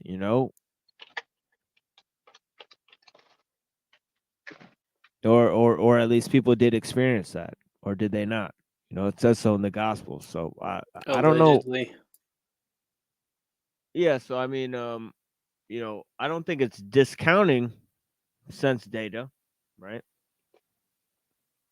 So I mean, in that way, I'm rather puzzled, as to seeing that there's something before that requires as a, epistemic justification, when, those are used for logic, and to translate ideas and to translate language and concepts. But then, there's also empiricism. And for that, it would require it to be true because of Jesus and his material existence. Right. Exactly. That's what I was saying. And I'm glad that drunks are not allowed in your compound. But here's the point that I need to make, though. Your compound is not allowed in my compound. Okay. I don't do compounds. Who are you talking to? You talking to Rocky again? Yeah, I'm talking to Rocky again, bro. Oh shit. I don't do fucking strangers on the internet offering me fucking weird shit and then come over here and live and yeah, dude. I've already done that shit before. Yeah. Anyway. His position, and he said, your view of divine revelation, that's a tu quoque. I'm asking about his position, which he won't explain. Okay, James, whether or not my response is a fallacy is for the audience to decide. No, moderators are involved in that. I can don't know answer, if you know that. Moderators I can, step in. Yeah, and I can answer and I can say You're not answering. I can You're answer deflecting. and give, I You can won't answer. answer. I can I give hate to any say, answer but I want. I Yeah, hate to say, but exactly. we only have a Bad minute ones. left in this section. I can give any You can answer say I anything want. you want, which is what you're doing. Exactly, I'm answering your question. You just don't like the answer No, because you saying can't anything that you critique my want is not Let's an position. just do one last, just to be sure I understand the question. Jay, if you can ask Yeah, it go one ahead. more time for me. Right. So I asked for his basis for knowing what the Quran teaches, which is empirical sense data. And I'm trying to get at the point that he can never get out of the domain, the veil of empirical sense data, to ever actually know anything about Allah himself, because much like the Thomist position, he's stuck in only seeing and interacting with created effects. So I'm trying to figure out, he says, well, in the future, there'll be this direct perception of Allah in the beatific vision. And I'm asking about the here and the now. How do you ever get out of the box of the challenge of human skepticism? Yeah. And I'm saying that we have a direct direct experience of God right now through the concept of the fitrah, which I explained. But since you don't even know what it is, it's no surprise that you don't understand. Explain what it is. So you're just I gave you a corollary within Orthodox theology where I explained that it's similar to the concept of nous, where there is a direct experience of God. You said in the eschaton. A direct, no. Yes, you did. No. You're confusing us seeing God with a direct experience of God. Those are not the same thing. So is that had in this life? Yes, there's a direct experience of God right now that is not through some inferential process. It's not based on argumentation. And this guy is like, would you like the onions and the peppers on your cheesesteak? Well, what's going on? The next set. But sure, I have the clock set for 7 minutes for you, Jake, to interpret Jay. Okay, give me 1 second. Interrogate, not interpret. Well, I got to interpret what he's saying. But hold on a Touche. second. Let me just get my thing here. Okay. All right, I'm ready whenever you are, James. Ready. Okay. All right, Jay, we're back at it again. Let's go to the next issue. All right. How many men are on this stage right now between Jake, James, and Jay? None, because we're not on a stage. Okay, on this platform. 3. There's 4. 3 men.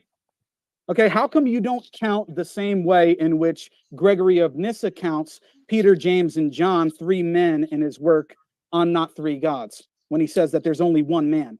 Because I already explained different things are counted different ways. And you're counting 3 men as saying they're 3 men, but Gregory of Nyssa counts them as 1 man. Well, they're one in terms of nature. And Gregory says that it's more appropriate to call them 1 man, and that actually our way of calling them 3 men is incorrect. So it's better to change that than to call the persons of the Trinity 3 gods. That's his entire argument. So you, by you saying that there's 3 men here, you're actually disagreeing. No, it's just 2 different senses of the same word, which you constantly equivocate on. Okay, Richard Cartwright says on this passage, it seems to have been left to Gregory of Nyssa, Basil's younger brother, to notice that thus understood consubstantiality of the Father, Son, and Holy Spirit appears to license saying that there are 3 gods. Gregory himself rather desperately suggested that strictly speaking, there is only 1 man. So do you agree that there's 3 men on this platform or 1? There's 1 man, there's 1 human nature. In that sense, man can pick out nature, which is a common thing. And there's 3 men as individuated. Okay. Gregory says about the logical problem of the Trinity, he says this question, which was asked to him by another bishop, is very difficult to deal with. If we should be able to find anything that may give support to the uncertainty of our mind so that it may longer totter and waver in this monstrous dilemma, it would be well. On the other hand, even if our reasoning found unequal to the problem, we must keep forever firm and unmoved the tradition with which we received by succession from the fathers. So Gregory is saying that the problem is difficult. Do you agree with that? Depending upon how you cash it out, if you think that the logical problem of the Trinity is identical to the Arian disputes, then you're engaging in anachronism. This isn't about an Arian dispute. This is specifically where he sets up the problem in his work on not three gods in responding to a Blabius, where he's asking him, well, we say that the Father, Son, and Holy Spirit are each God, but and you're yet making a mistake. we forbid men to say that there are three gods. So this is the very problem of tritheism. No, we forbid three gods if you mean three natures. Okay, so here we go. Next question. You So, see how you understand that this isn't about this argument? Oh, this isn't about an Aryan fucking blah blah blah. If that is not a logical fallacy, that should be. Okay, if you're having a rhetorical debate, you do not tell your debate opponent this argument is not about X. Because in order to have a debate, you're having two people who are presenting arguments. You don't dictate to your debate partner what they are going to be talking about. That's called an assertion. Okay? So Jay Dyer presented some evidence. He labeled it Aryan. And then this Muslim white guy or whatever said, this isn't about that. So he's trying to tell him, well, we're just not going to talk about that. Well, you can't isolate me from certain pieces of knowledge or subject of knowledge or whatever by telling me that we're just not going to talk about that. Debates require two people. Okay? And if you're telling me that we're just not going to talk about that, you don't tell me what I'm going to talk to you about. You know? Like, you don't tell me that, oh, this debate isn't political. Well, I'll talk to you about whatever it is I want to talk to you about. Well, essentially in the formal debate portion, this is the cross-examination. So if you're joining us now, you know, only one side gets to ask questions to the other. So they chose to do it this way in the cross-examination section, and then they get to do rebuttals and stuff. But the problem is that it's a highly formal way, and yeah, it is one-sided. You know, only one side gets to ask the questions. You know, when I debated people online, I didn't do it like this. You know, I did it more in the informal way, where we just kind of talk, you know, about our different positions. You know, people lay out positions in the beginning, and then we just talk about it. You know, so you know, I mean, yeah, I mean, you know, I'm more for a informal debate / discussion. I think that's more fruitful, you know, a dialogue, if you will, you know, than a kind of a debate, a formal debate, especially. You know, that gets to nothing. It's just a comparison of two positions. Right? But yeah.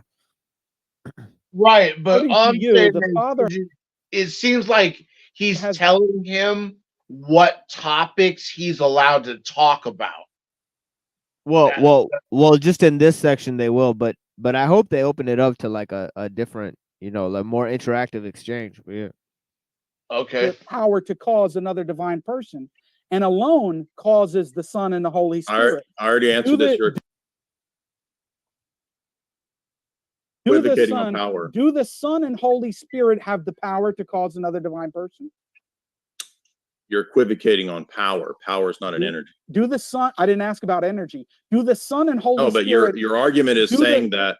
Do the Son and Holy Spirit have the ability to cause another divine person?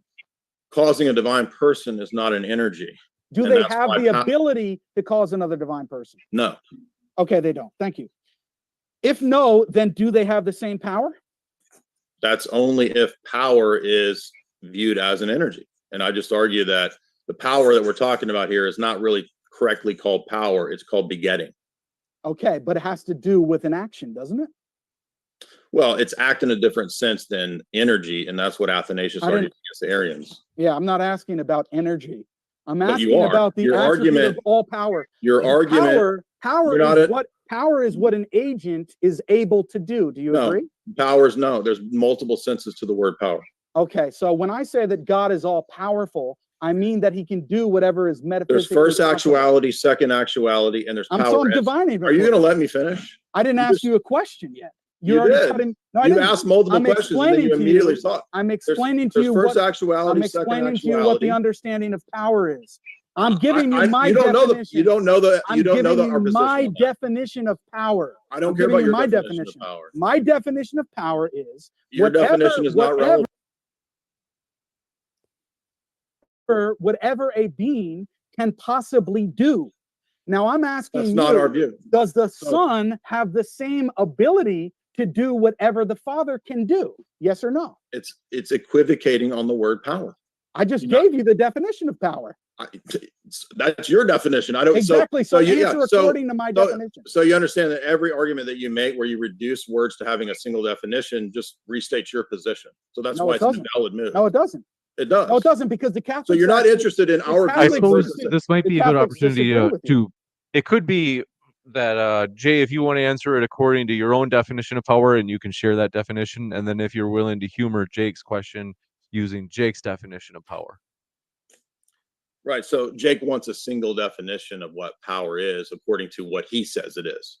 And if he's going to critique our position, then it needs to be our understanding of first actuality, second actuality, which we ascribe to God. And there's different senses to power. I can have power as a potentiality that I possess that I don't actualize. I could also have power as an actualized energy that I'm engaging in. Or sometimes, in the sense of Athanasius talking about the Father begetting, he says you could call this an act, but it's not act in the same way that God as a triad acts in terms of the energies. So Jake's argument hinges on reducing the word act to having one sense in God, and we simply don't have that view. Okay, that's not my argument, but let's move on. That to is the your next argument. question. That's what you argued. Let's move on to the next question here. Does the You're moving on because it doesn't work. Does the Father, no, because you've already been refuted. Does the How do you Father, refute? does the Father have the ability to become incarnate? We're not told that. So you don't know. You're agnostic on the proposition. Well, there's nothing about that, so there's no I'm reason. asking you, do you know about it or not? Can the Father become incarnate? You're not even letting me answer. You're just immediately cutting me off. I asked you a question. I just simply said there's not any information about that. And the way that Jesus speaks is that no one has seen the Father at any time. So there's no incarnation of the Father. Okay, so people have interpreted John of Damascus as arguing that the Father cannot be incarnate when he says in his exposition of Orthodox Faith, Book 4, the Father is the Father and not the Son. The Son is Son and not Father. The Holy Spirit is Spirit and not Father or Son or Father or Son.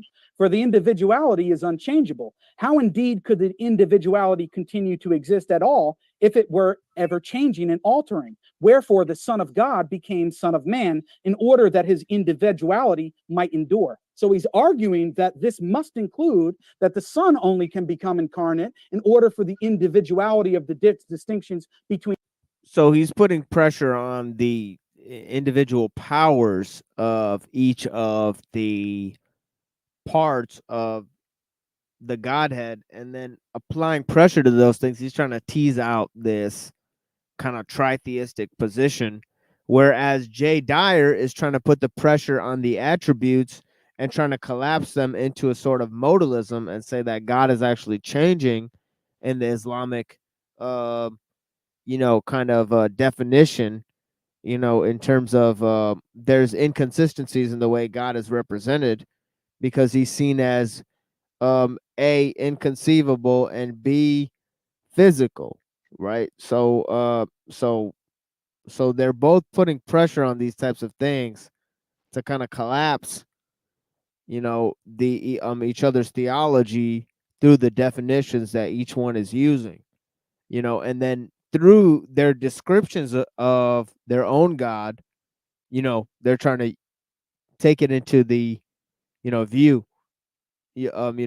So Jay Dyer's trying to collapse Jake's view into modalism. Jake's trying to collapse Jay Dyer's view into tritheism, saying that the three parts of the Trinity are actually distinct personalities. So essentially that's where the argument's going now. It's moved on from sectarianism to this. Between the persons. So do you agree No. with that interpretation? I'll give you a chance to respond, Jay, and then we've actually just hit the 7-minute I'm mark, just but I asking, wanna do give you a agree with chance. that interpretation? That's all. It's the individuality of the persons as known by us. So it has nothing. Incarnation is not what lets us know or what conditions the distinctions in the triad. We'll kick it over to Jay for his 7 minutes to interrogate Jake. The floor is yours. Jake, earlier when you were talking about your view of epistemology and whatnot, Do you agree with the position of Ibn Taymiyyah as related on page 196 of the Suleiman book that the principles of reasoning are self-evident truth?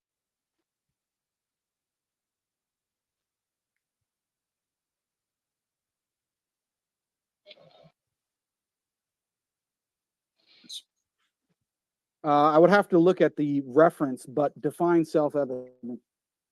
Not relying on anything else to be the case. I believe that they are known directly through the fitra. And that is what? What I explained before, similar to the What noose. is what? What is what? I said I explained it before, similar to the noose. Okay, so every individual in an inner sense just knows self-evidently that what the law of logic is true, the laws of logic are true. He knows that certain principles, like that a half is less than a whole, he knows these things directly, not through some type of inference. So are they self-evident? Self-evident only in the sense that he knows them directly through the fitra. Okay, so they And don't not rely through- on. They're not from an inference. You So they know don't that- rely. So they don't rely on anything else to be true. They rely on God to exist to create us with that fitra. Hold on, we or don't apparatus. know that that's the case yet. So you do believe they're self-evident? I know. I said they're not self-evident in the sense that you're No, to talking human about. perception. They're not dependent on human perception. They're prior to I didn't human say are they dependent. I said are they self-evident to human They're perception? self-evident in the sense that they are known directly through the fitra as an apparatus. Okay, so how do we adjudicate between the things that are self-evident and the things that aren't? By the fact of our existence, we know that, for example, a half is greater than a whole. And that's a fallacy. So that's a fallacy. I mean, sorry, a whole is greater than a half. Yeah, that's a There's no- fallacy. there Appealing is- to existence doesn't justify the truths. I explained to you how.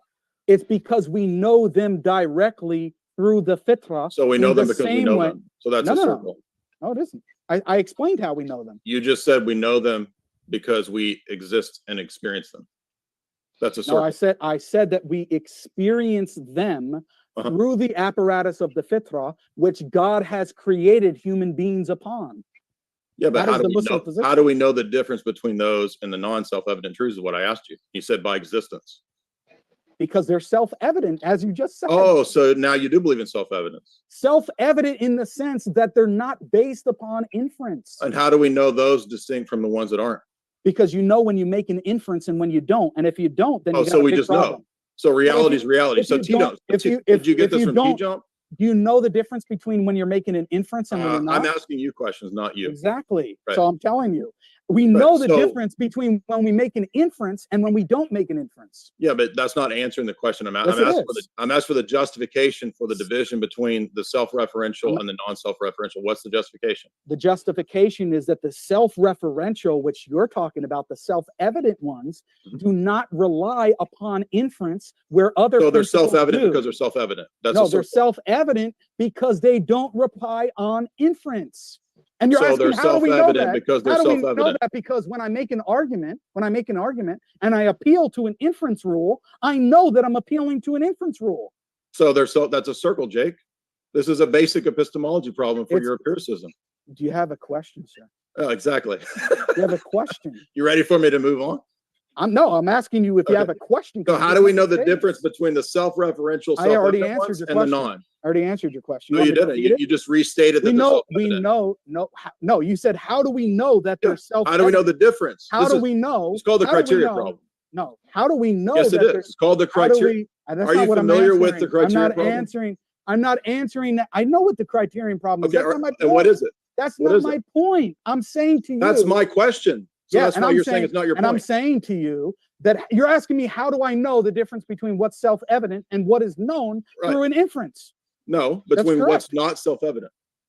Right. And the opposite of not being self-evident is something that is known through So an you're in the inferential criterion problem, process. Jake. It's, You're I've giggling. explained it 3 times. It's very simple You to explained it, but understand. it's not answering the criterion problem. Do you If know you what it don't is? know, if you don't know the difference, Do you know what the between- criterion if you- problem is? I already answered that question. Do you know what the problem is? Yes, What is it? I do. You just What explained is the it? problem to me. Moderator, he won't answer. Do you know who's associated with it? Who's associated with what? The criteria problem. It's a problem in epistemology. Yeah. Who's associated with it? I don't know who the origin. You're right. Of it So it's is. David Chisholm. So how do you answer the criteria problem? I'm giving you. Oh my God. This type of like, this random problem? Do you know who's associated with this random problem? And mention some random philosopher. Like this is an appeal to authority, like of the worst kind. You know what I mean? It's like, what does that have to do with anything?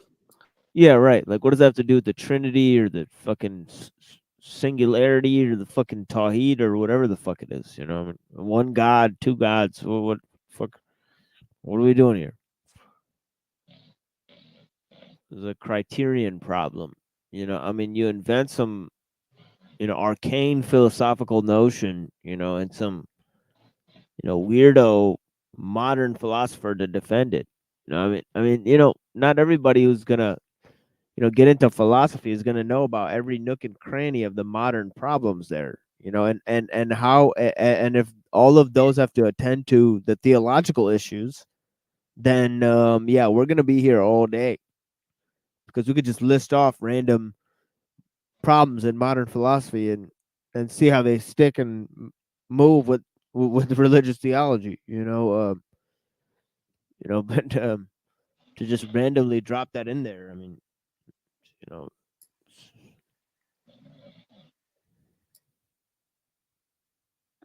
No, I've you been didn't. doing it for the past 5 minutes. So you'll You keep notice in the repeating- debate, you Jake keep just repeating the talks same. and he doesn't you've been- answer the objection. No, I and he asked. says I that it's answered the self-evident because question. it's self-evident. No, I never said that. Never You did said say that. that. Everybody never heard did. him say it's self-evident because it exists. And That's we not what don't. I said. That is what you said. said. How do we know? And I said, we know it through a divinely created apparatus. Well, That's how we know it. We don't know it that yet. directly. This is your starting point. What do you mean? We're talking about starting points. You're appealing to divine apparatuses. I'm talking about the starting point. No, I'm saying that according to our epistemology, the fitra is how we know these things, and we know that because we're created upon it. Yeah, but the question is about, do you know that you're created that way? And you're just saying, well, we're made that way. That's my question. Yeah, I'm saying we know we're created because we have a direct experience. No, I'm asking about the principles of reason themselves. And you said you believe in self-evidence. And then I said, okay. And then I asked you the criterion problem, and you haven't answered the criterion problem. You keep talking around it. I've answered your question No, you haven't. several times. Your answer was circular. Explain the circle. Because you said that, well, I know it's self-evident because it's self-evident. And when I'm not doing something that's an inference, that's not answering the criterion problem. No, you asked how do I know it? What's the justification? I asked it, you don't even understand the question. You want me to state the question again? So what is the justification for the belief that you know the difference between the self-evident ones and the non-self-evident ones? So the criteria problem is saying that you have a more fundamental criteria by which you cash out these two different things and put them in two different classes. How do you know that more fundamental Chisholm issue is what I'm asking? Yeah, and I'm repeating the same exact answer. We know it based on the fact that we are created by God with a direct experience of those things. That's a circle that doesn't justify the criteria problem. That doesn't tell us, Jake, that doesn't tell us that we know the fundamental criteria is the case. We are out of time. We've got to kick it over to Jake to interrogate Jay, and this is our final set. So we'll have one 7-minute section of Jake interrogating Jay, and then one last interrogation of Jay on Jake.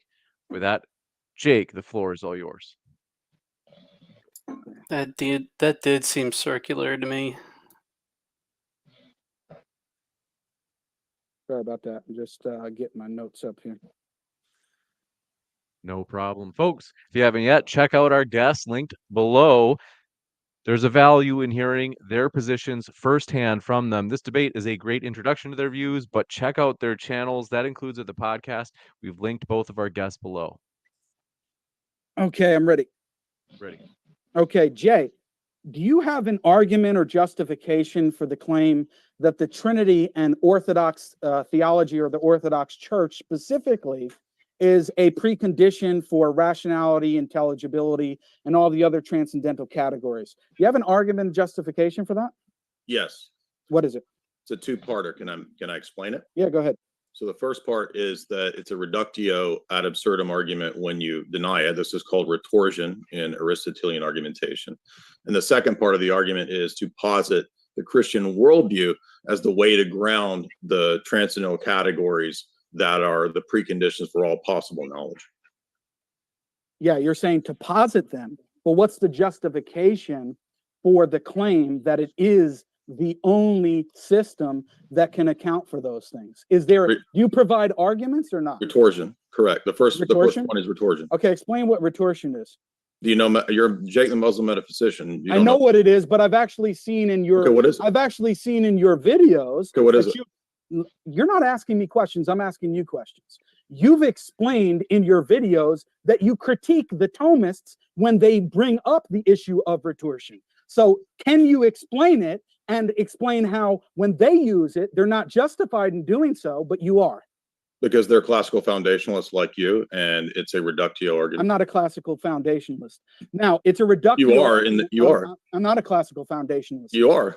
So you're going to tell me my own epistemology. I mean, the way you argued in the last comment, in the last section, I'm not a classical foundationalist. The way now, you just argued. Again, I'm going to ask you. believe in self-evident truths. I'm going to ask you again, Jay. You believe in self-evident truths, Jay, so you're lying. I'm now you're lying because you are. I'm asking you questions. Yeah, I'm supposed to be asking him questions, just to be clear. Okay, Jay. Again, I'm going to ask you, when you critique the Thomist, you're saying the only reason is because they're a classical foundationalist and you're not. How does that affect the legitimacy of them making the same move that you are? Because like you, they don't understand a meta level argument. Okay, so why don't you explain it to us other than making a claim? I didn't make a claim. I said that the first part of the argument is reductio, a retorsion argument, showing the absurdity of that worldview. And then the second part of the argument is to show and argue that only the Orthodox Christian metaphysic, epistemology, and ethic can. I don't know. I'm now coming to the idea of just extreme conflation. Foundationalism is Thomism, is nominalism at this point. So, I mean, anything goes at this point,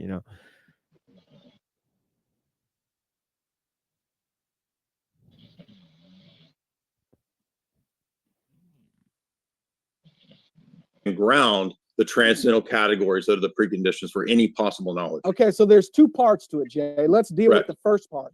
Does the first part alone give justification for the claim that the Orthodox theological positions are the only justification for the preconditions of intelligibility and all the other transcendental categories? No, all retorsion shows is that the other position is absurd.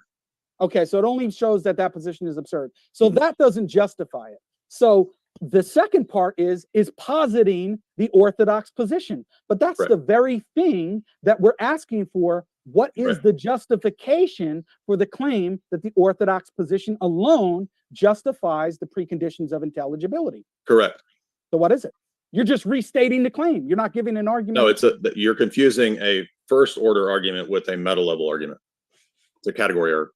You keep saying I'm confusing and you're making claims, but then you're never giving any content to your claim. I just stated the content. You just don't understand it. No, I know. I do understand what you're saying. You just said. Then you should understand what a meta level argument is. You just said it's a meta level argument. Right. And I see here from your good friend, Ananias, right? Father Deacon Ananias, which I've read his paper and was very interesting, actually. Too bad you didn't understand it. Yeah, too bad I didn't understand it. I mean, it was so terrible. He contradicts himself up and down on the same page. And he explicitly says that the tag argument to ask for a justification for positing the Orthodox view is wrong-headed because it's prior to epistemology and argumentation. It's wrong-headed in the first order of reasoning.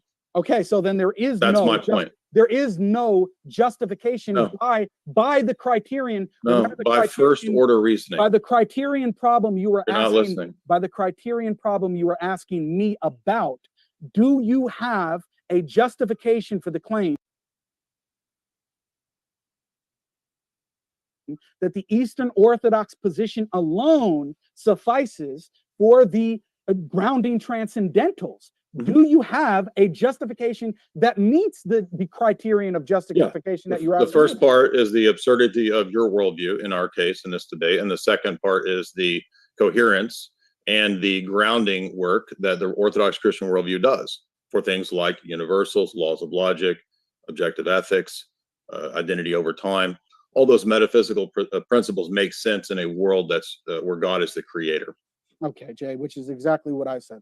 So, Jay, and the problem of orthodoxy in orthodoxy argument, does Alan Siegel, from your reading of his Two Powers in Heaven, does he say that the two powers in heaven view is heretical? Yeah. Okay. Do Siegel and Boyarin consider the two powers in heaven view akin to logos theology? They relate. I don't know if they'd be akin. Okay, they relate it. So, is logos Because theology, it goes back to Philo. is logos theology heretical according to Orthodox Christianity, meaning the theology of Philo? Is that heretical? Yeah, Philo's position would be binitarian. Okay. According to Boyarin, John Baer, and the Catholic Encyclopedia, was Justin Martyr a proponent of logos theology or Orthodox Trinitarianism? I think that Justin had a form of logos theology and Trinitarianism. Okay, so see, this is getting to the meat and bones of what's going on here, because he's mentioning all sorts of positions that are now heretical, right? Which he just said that logos theology before was totally legitimate. Now he's claiming that it's heretical because it came from Philo, and then earlier he mentioned a whole list of things, laws of logic, first principles, universals. He said that the opponent believes in peripatetic axioms, posits peripatetic axioms, but he's positing all sorts of Aristotelian, all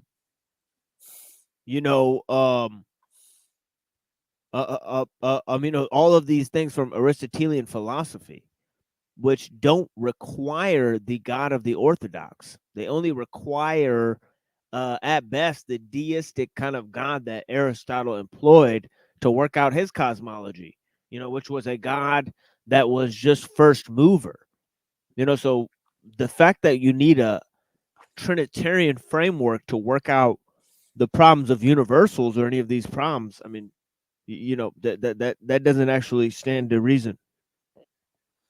I was wondering if there was going to be a meat and bones of this or not.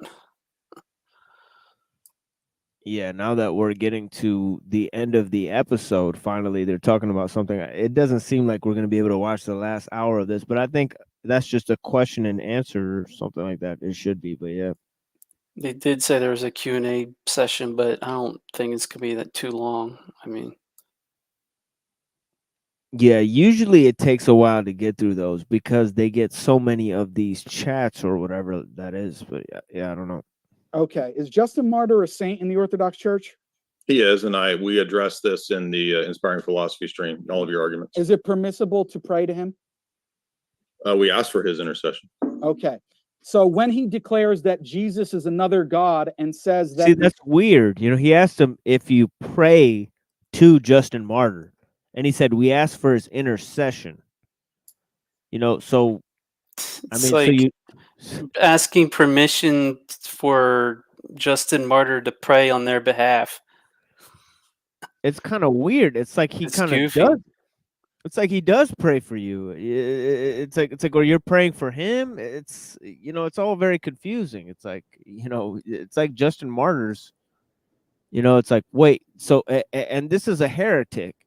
So you ask for a heretic to pray for you, to intercede on your behalf. I mean, just where are we going with this? I mean, it doesn't, and at the end of the day, he didn't answer the question. Do you pray to Justin Martyr? He should have said no, but we asked for his intercession. He didn't even say yes or no if they pray to Justin Martyr. I mean, I would say that's a no, right? Wild. The Son is a product of the Father's will. Are those heretical positions? There might be a lack of clarity there, but we already addressed this in the Inspiring Philosophy stream. Is it heretical to believe that the Son is a product of the Father's will? There's probably some lack of clarity there if that's an authentic text. Yeah. Is it heretical to believe that the Son is a product of the Father's will? Yeah. If he means it in that sense, we would say it's wrong. Okay. Is it heretical? It could be. Okay. So it's permissible to pray to heretical saints, correct? Well, we don't automatically think that if somebody got something wrong, they're necessarily a heretic. I mean, Okay, but Augustine he has Augustine made many mistakes too. many heresies. Well, a heresy is decided He to be a believed in the heresy after- filioque, right? Augustine believed in the filioque, right? Correct. Is that heresy? When it becomes known as a heresy, yes. Okay, so now it would be heretical to believe in that. That's what councils are for. Correct. Okay, thank you very much. So, do Ethetes believe in divine simplicity, Jay? I don't remember. You don't know if we believe in divine simplicity. Well, you say that not in the sense of absolute divine simplicity. Are we occasionalists? Some. Is Ibn Taymiyyah an occasionalist? Ibn Taymiyyah's position seems to be that created causes actually happen, but God can also reverse them. But he doesn't seem to affirm a strict occasionalism. Okay, so is he an occasionalist or not? You don't know? I just answered that. Does he believe in secondary causality? He says that they're not necessary, but God can change them. Does he believe in secondary causality? It's a basic term. I just answered that. Yes or no? Does he believe in secondary causality? I just answered it, dude. You didn't answer it. I did. Does he believe in I'll secondary? tell you guys the way this works. If you believe in divine simplicity, you have to believe in secondary causality because something that acts through divine simplicity is not going to directly act on the physical world. It's going to act through things, right? Because of its its own divine simplicity. And then you have this other notion that he's employing, which is that which is the notion of occasionalism. Essentially, occasionalism is like that God just acts directly on each moment. So he affects each moment.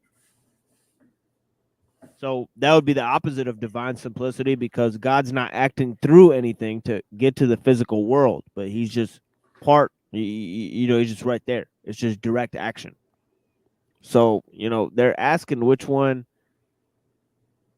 so that's why he's asking him, if he thinks that his own doctrine spells out divine simplicity, because that's going to make a point about what he knows about, the belief system that he's challenging, essentially. Causality. You want me to read you his position from the book? I just asked you, does he believe in secondary causality? It's a yes or no question. I'll give you a chance to respond, Jay. We've run out of that 7 minutes. Okay, yeah, no problem. Yeah, the best of my understanding of his position is that he thinks that there is real causality in the world. It's not, it doesn't operate apart from God's will, and that if God wills to, he can do a miracle or do something differently. So I couldn't figure out what exactly his position is because I think it's a bunch of contradictions. So what's up next? Are we doing? This will be 7 minutes of you interrogating Jake, and then we'll go into the closings before the Q&A. Hello.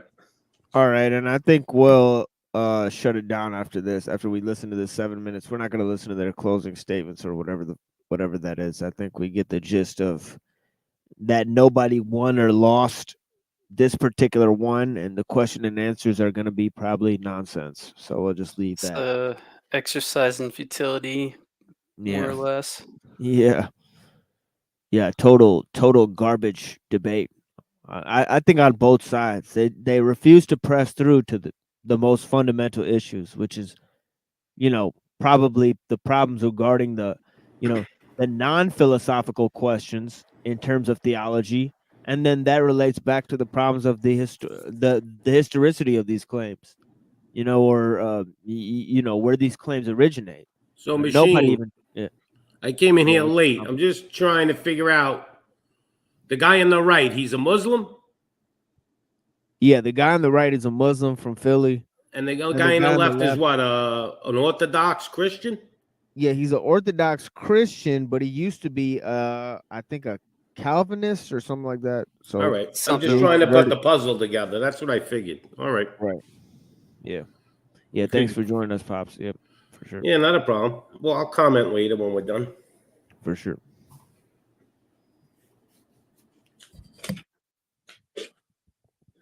So you seem to have a problem with the idea of reductios and internal critiques and meta logic. I'm not sure why this would be a problem for you, given that you're named the Muslim meta physician. I don't have a Do you problem. know?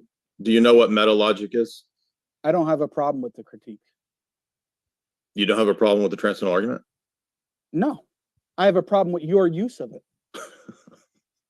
Okay. If you've seen my okay. debate on this channel, I don't actually watch all your debates. No, I've used it puts me to sleep. I can't listen to. I've used a form of. I put you on transcendental 4 argument. times to listen to, and it's still unbearable. So, Okay, what exactly. I'm trying to figure 'Cause out it's is, hard on though, you you when know I'm what with meta the logic is? No, tell me what's meta logic, Jay. I have no idea what it is.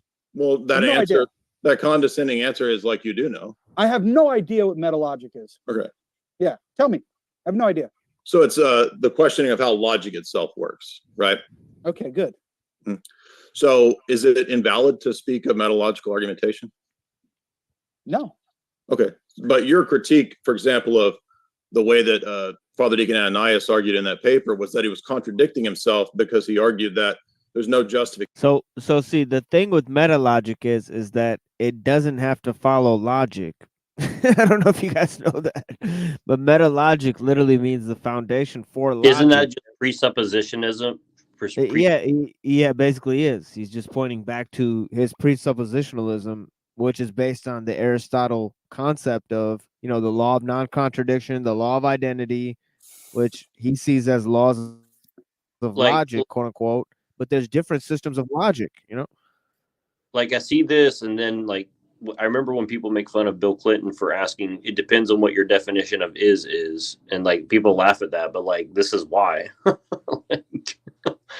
Like this is the reason why he did that, like it's like you're like reframing the whole notion that you're talking about into a different word and then hiding that you're doing that, essentially, in my opinion.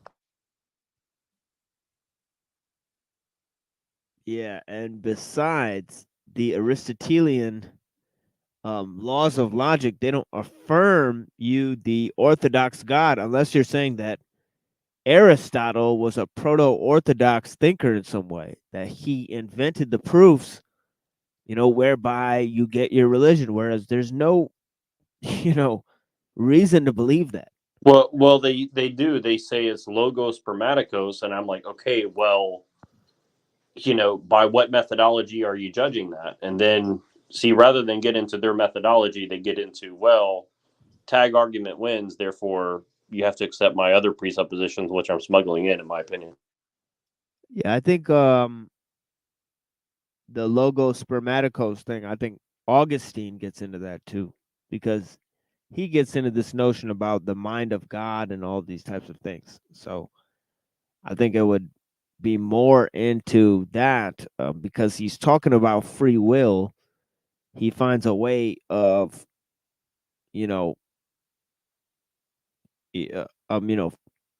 trying to salvage the notion of free will and the notion of sin at the same time. So For transcendental arguments in a orthodox sense of not the first order or first order argumentation, first order logic. He's talking about meta level argumentation. Was that a question? So what I'm asking you is that why do you have a problem with it if you understood that it's a meta level argument? Okay, my problem with Father Deacon Ananias, problem with what he said in the paper is that he makes the claim, and he seems to make the claim that it's a metalogical problem or a metalogical argument, Right. And therefore it would make no sense to ask for justification or argumentation because it's prior to argumentation. That's what. Yeah, but that's still a form of you can still justify it. It just becomes a paradigm level justification. Yeah, I understand that, but that's not what my criticism is. My criticism is that then later in the paper, he seemingly does try to justify it when he says, and he talks about, which I gave the quote, I don't want to waste your time, where he says, that's funny that you know, when they attack a position, you know, they're giving an internal critique, you know, but if you attack a position, then that's only a paradigm level critique. So it's kind of weird that you could switch on the level that you want to talk No, on. exactly, and that's where like it's impossible to have a good faith debate in that way. And like, I'm not sure exactly what people like Jay Dyer or Father Deacon Ananias's goal is in doing this, but it's like, don't be surprised when people think that you're not actually trying to, you know, get to the truth if you're kind of like relabeling internal critiques as something else when somebody does it to you. You know what I mean?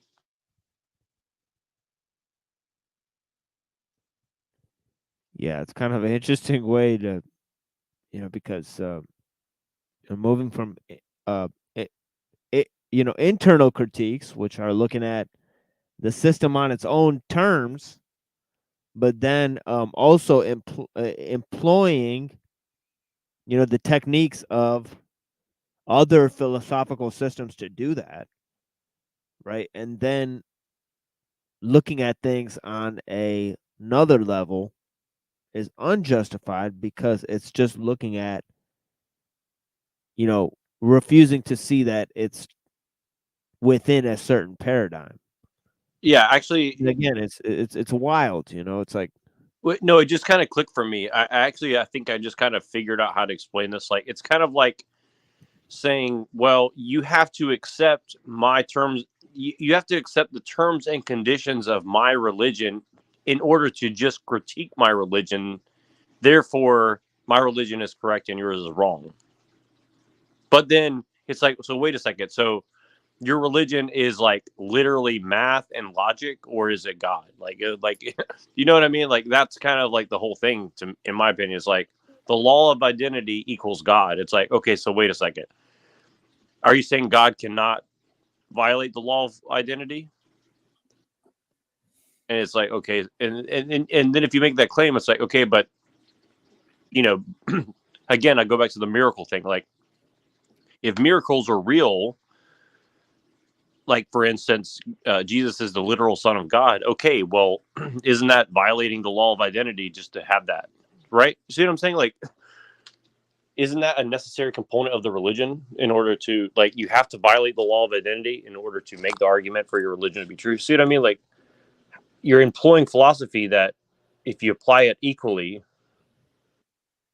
it debunks the argument of tag, in my opinion. You know, I mean, maybe I'm wrong, but that's like on the fly. That's what I'm trying to comprehend. Like, It would be a violation if it violates the law of non-contradiction, I would think.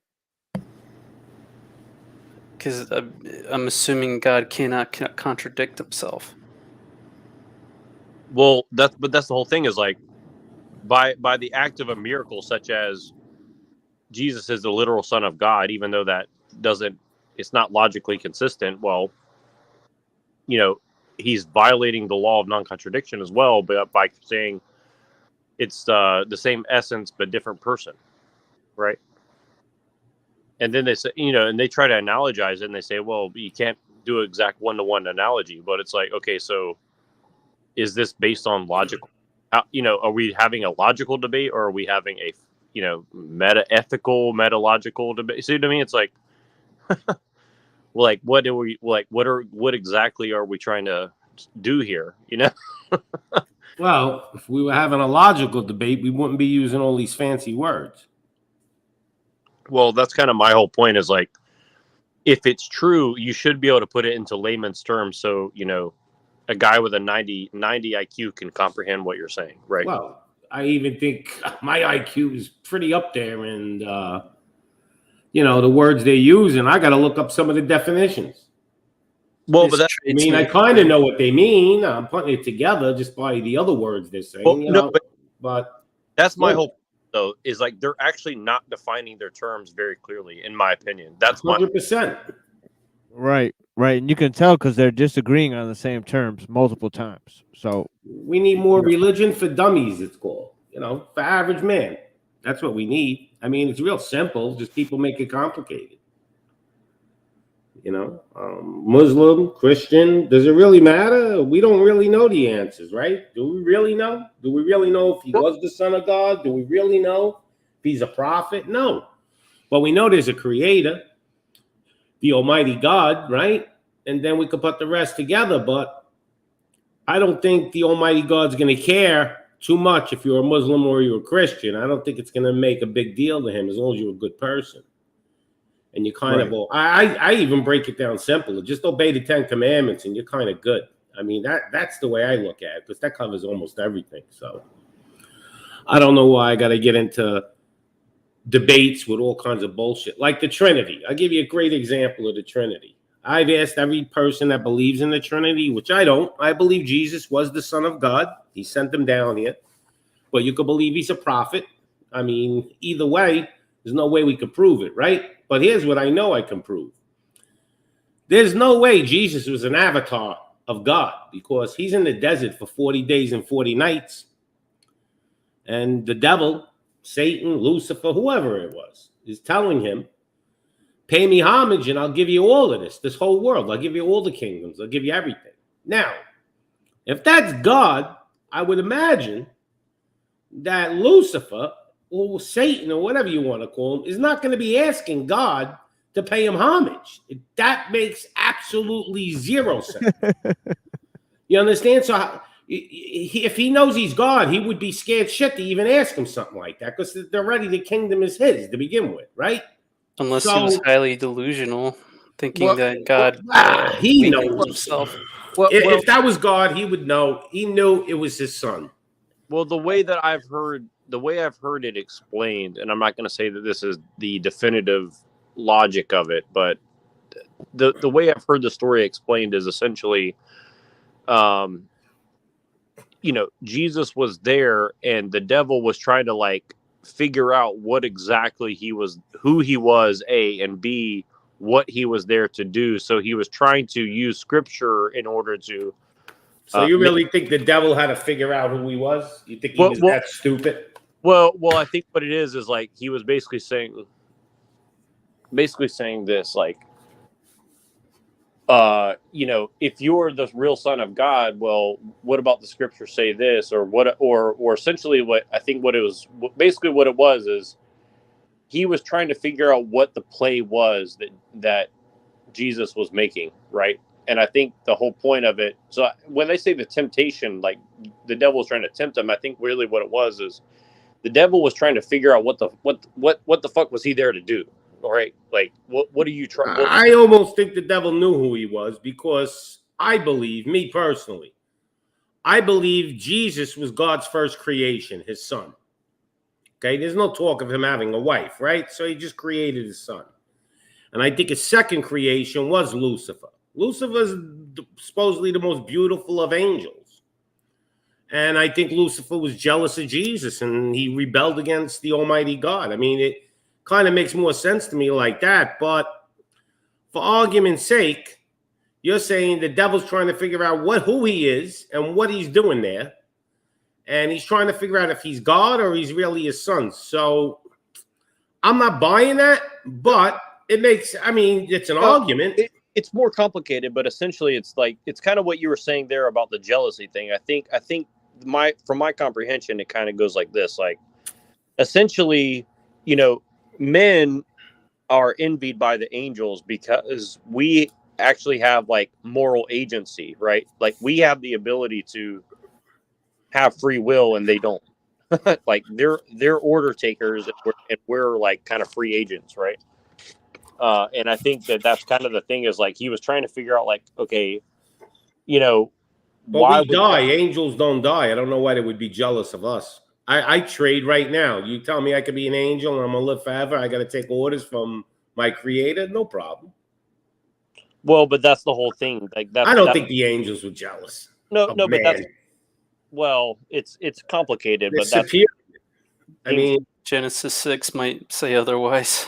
Yeah, well, they're going to tell you they wanted the women, they wanted to get laid, and they came down here. I mean, that's what they're telling you. So that could make sense in a way.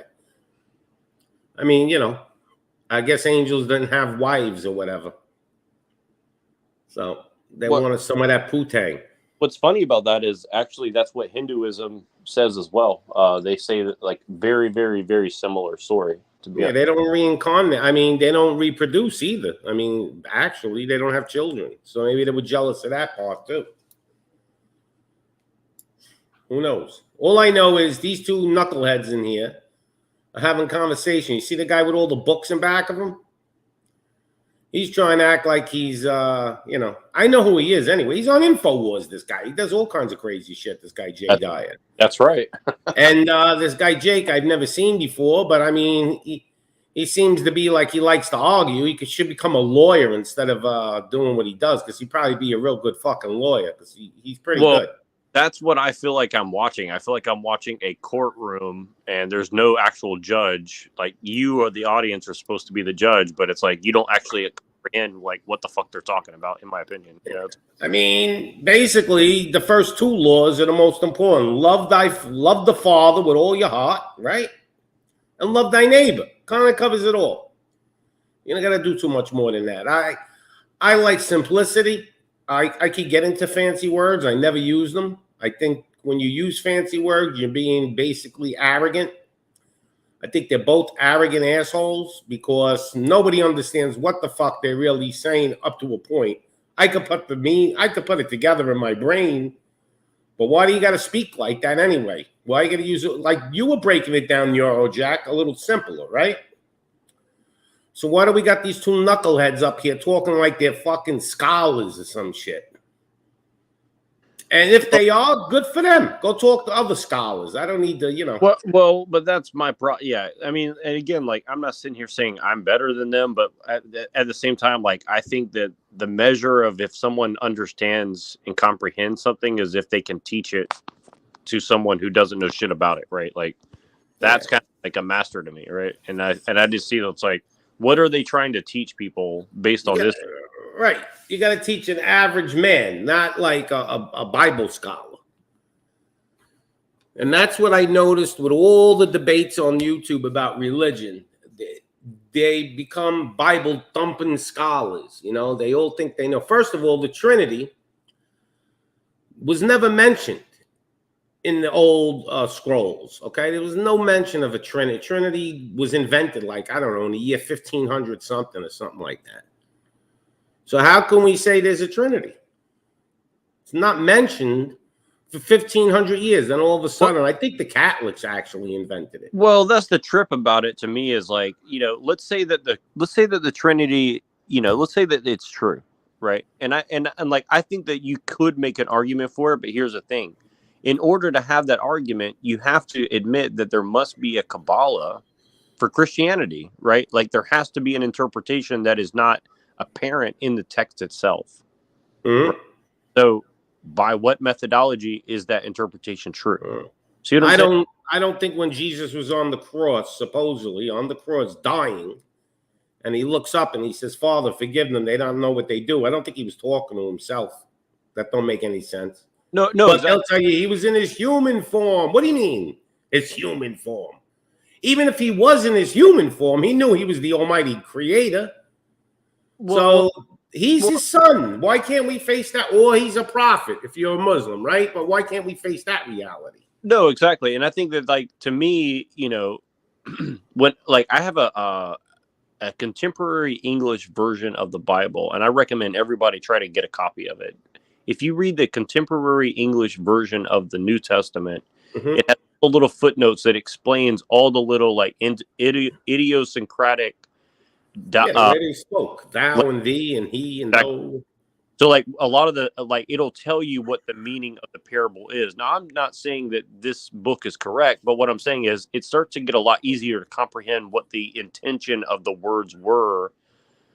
In that kind of context. Now, if this version or translation is incorrect, I'm fine with that. But I don't see any of these people quoting or citing where they're getting their interpretation from, right? Like I think it's a cop out to say, well, my church has this interpretation. It's like, okay, well, by what standard did they come to that conclusion, right? Like I don't accept that. Oh, well, this dude said it. It's like, okay, now what? Like that's not. you know, when it comes to like saving the soul of a human being, like I don't take that as an answer personally, right? Like I'm sorry, I just don't accept I mean, that. I try to find good in every religion myself. I mean, I'll compare like Christianity to a Muslim. I like certain things the Muslims do, and I like certain things the Christians do. I mean, I like the way the Muslims feel that the man is superior. He was created superior. They treat the women like women, the way they deserve to be treated. They don't treat them bad. They treat them like a woman. That's what she is. She's a woman. Christians tend to go the other route now. They're inverting everything, and the woman could be as powerful as the man when it's not true. So it's not ladylike the way American women act anyway. They're not ladies anymore. They're just animals, to be honest. I almost can't stand Western women, period. No, exactly. And I think Europe, everywhere. That's the thing is like, I think Western people, unless they spend a significant time with people outside of this culture, like they don't understand. It's like women in this culture are not really behaving anywhere close to like what they did 100 years ago, right? So you're not really getting an accurate depiction of like and what there's a no woman way God, the Almighty God, would agree that women should be acting like this. Yeah, and it doesn't mean that they're not capable. Like, I'm not saying a woman couldn't be the CEO of a corporation, but my point is, why would you want to do that? Like, you know, like it's kind of like just because Women you are supposed to take care of the family. That's what they're supposed to do. Yeah, in general. I mean, is there going to be a few women who are kind of boring and are going to act male-like? Yes, but it doesn't mean that we're just going to encourage that as a good and then start telling women, well, you need to go out there and get be a corporate manager or whatever. Like, you know, again, it doesn't mean that it's quote unquote like evil or wrong, but it's like it's destroying your society. So let's face the fucking truth of that, right? Like it's destroying your society. Like, you know, like we have to acknowledge that at some point, right? Like we went way past the line of feminism. Like we're way past that. This is like what's going on now with women. It's absurd. Like totally absurd. It's so absurd that it makes my stomach growl. Well, and that's actually my primary criticism of a lot of these guys like Jay Dyer and other people he's associated with is like their way of discussing this is not holistic enough to have a strong impact on changing the society in any way. Correct. They're not changing shit. They just sound smart. They're probably both knuckleheads because they don't get the common sense fact. You know, I swear, I would imagine the Almighty God would look at them and say, "You're both retards." You know, like just get out of my sight. Like, yeah, give me that guy Pops. That guy got it. He knows what he's talking about. He's simple and he makes it easy because it's supposed to be that way. Man has made religion complicated, and it's for control and power. There's no in between. A lot of religions have been inverted by Satan. You know, Catholic religion was not the same as it is now, let's say when it first started. Even the Protestants will acknowledge that. Like, you know, they didn't have all these saints and statues in their churches, and then they started with it, and they started doing it. I guess, who knows? They were making money selling them. I don't know why they were doing it, but, like, it's common sense. You're not supposed to pray to a statue. And they give you all kinds of bullshit. Well, it's simple. God said make no idols, right? But yet we got statues of blessed mothers and statues of saints and all this. It's all bullshit. I think it was to make money. That's what I think. You know? But, you know, it is what it is. This is the way it is. I'm not really part of any church because I find a flaw in all of them. You know? So I just believe in the Almighty God, and I just have a strong belief that Jesus was his son. And if he wasn't, he was a prophet. Either way, he's important. And I believe it was his son, though. That I definitely believe. I think somebody had to come down here. I almost think the Almighty God wanted to wipe the whole planet out again, like he did with Noah. And I think Jesus stopped him. you know, Dad, I'll go down there, I'll try to fix it, you know, and he shed his blood for us. No, that's actually that. I think that that's probably not far off from like what Christianity actually should be. Is like it's something to that effect. Like essentially, you know, here's what I'll say. You know, like because I'm sure that people are watching this and like gonna try and paint me as this or that. But like, here's what I'll say. I think in general, I will say that Jesus is the Son of God. But my question is, what is your definition of son? Right? And I say that because people are like. People will attack people who aren't Christian and say, you have to believe, you have to have faith that he is the Son of God. Well, what do you mean by believe? What do you mean by faith? And see, when you start asking that question, you'll see that their answer is very shady, right? Like it's not direct. Like here's what you have to do. Here's what you have to believe. They'll just say, no, you just need to believe. And if you don't, you're not going to be saved. You know, you're not going to like. That's the one thing I don't like about the Christian religion is, look, I believe he's the Son of God.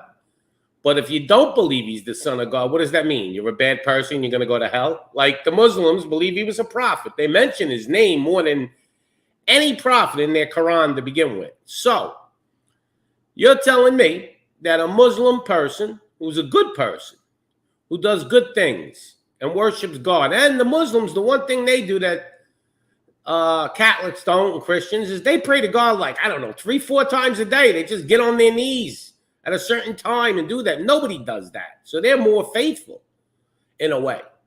Okay, I don't see Christians praying to God 3-4 times a day. So I think the Muslims got some of it right, and I think the Christians got some of it right. But it seems to be that both religions believe if you don't believe their beliefs 100%, that you're not going to make it in the next life or whatever you want to call it. And I think that's all a bunch of bullshit because I don't think God's going to come down here and tell a Muslim, well, you didn't believe Jesus was my son, so you know what? You're done. I don't think so.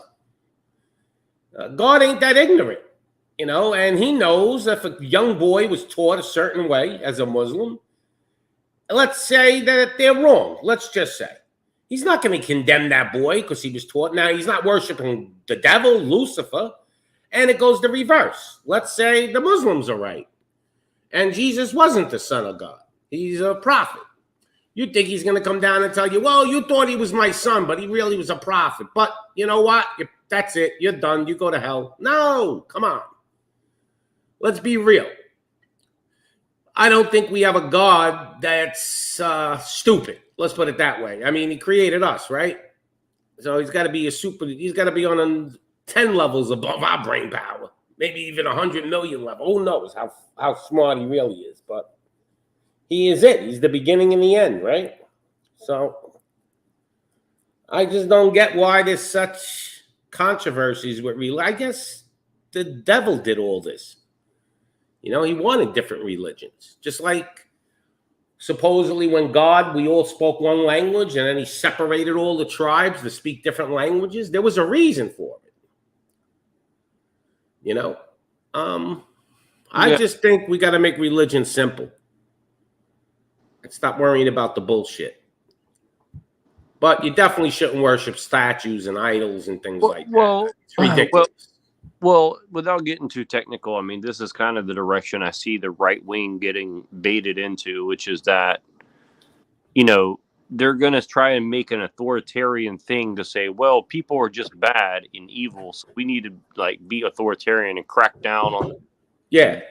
Turn them into slaves or something. And then it's like, well, why don't you try to grow them in a more moral direction and give them back their free will? But see, they can't do that. They're like, oh no, we gotta do what the communists want to do and double down on authoritarianism. And it's like, you know, that's exactly what the fucking devil would want you to do. You know what I mean? In my opinion, right? Well, like, the devil's got both sides covered anyway. Right now, you ever hear the expression white hats and black hats? So, I mean, I don't want to get into this too deep, but on my next show, I'm actually going to do a whole show on it.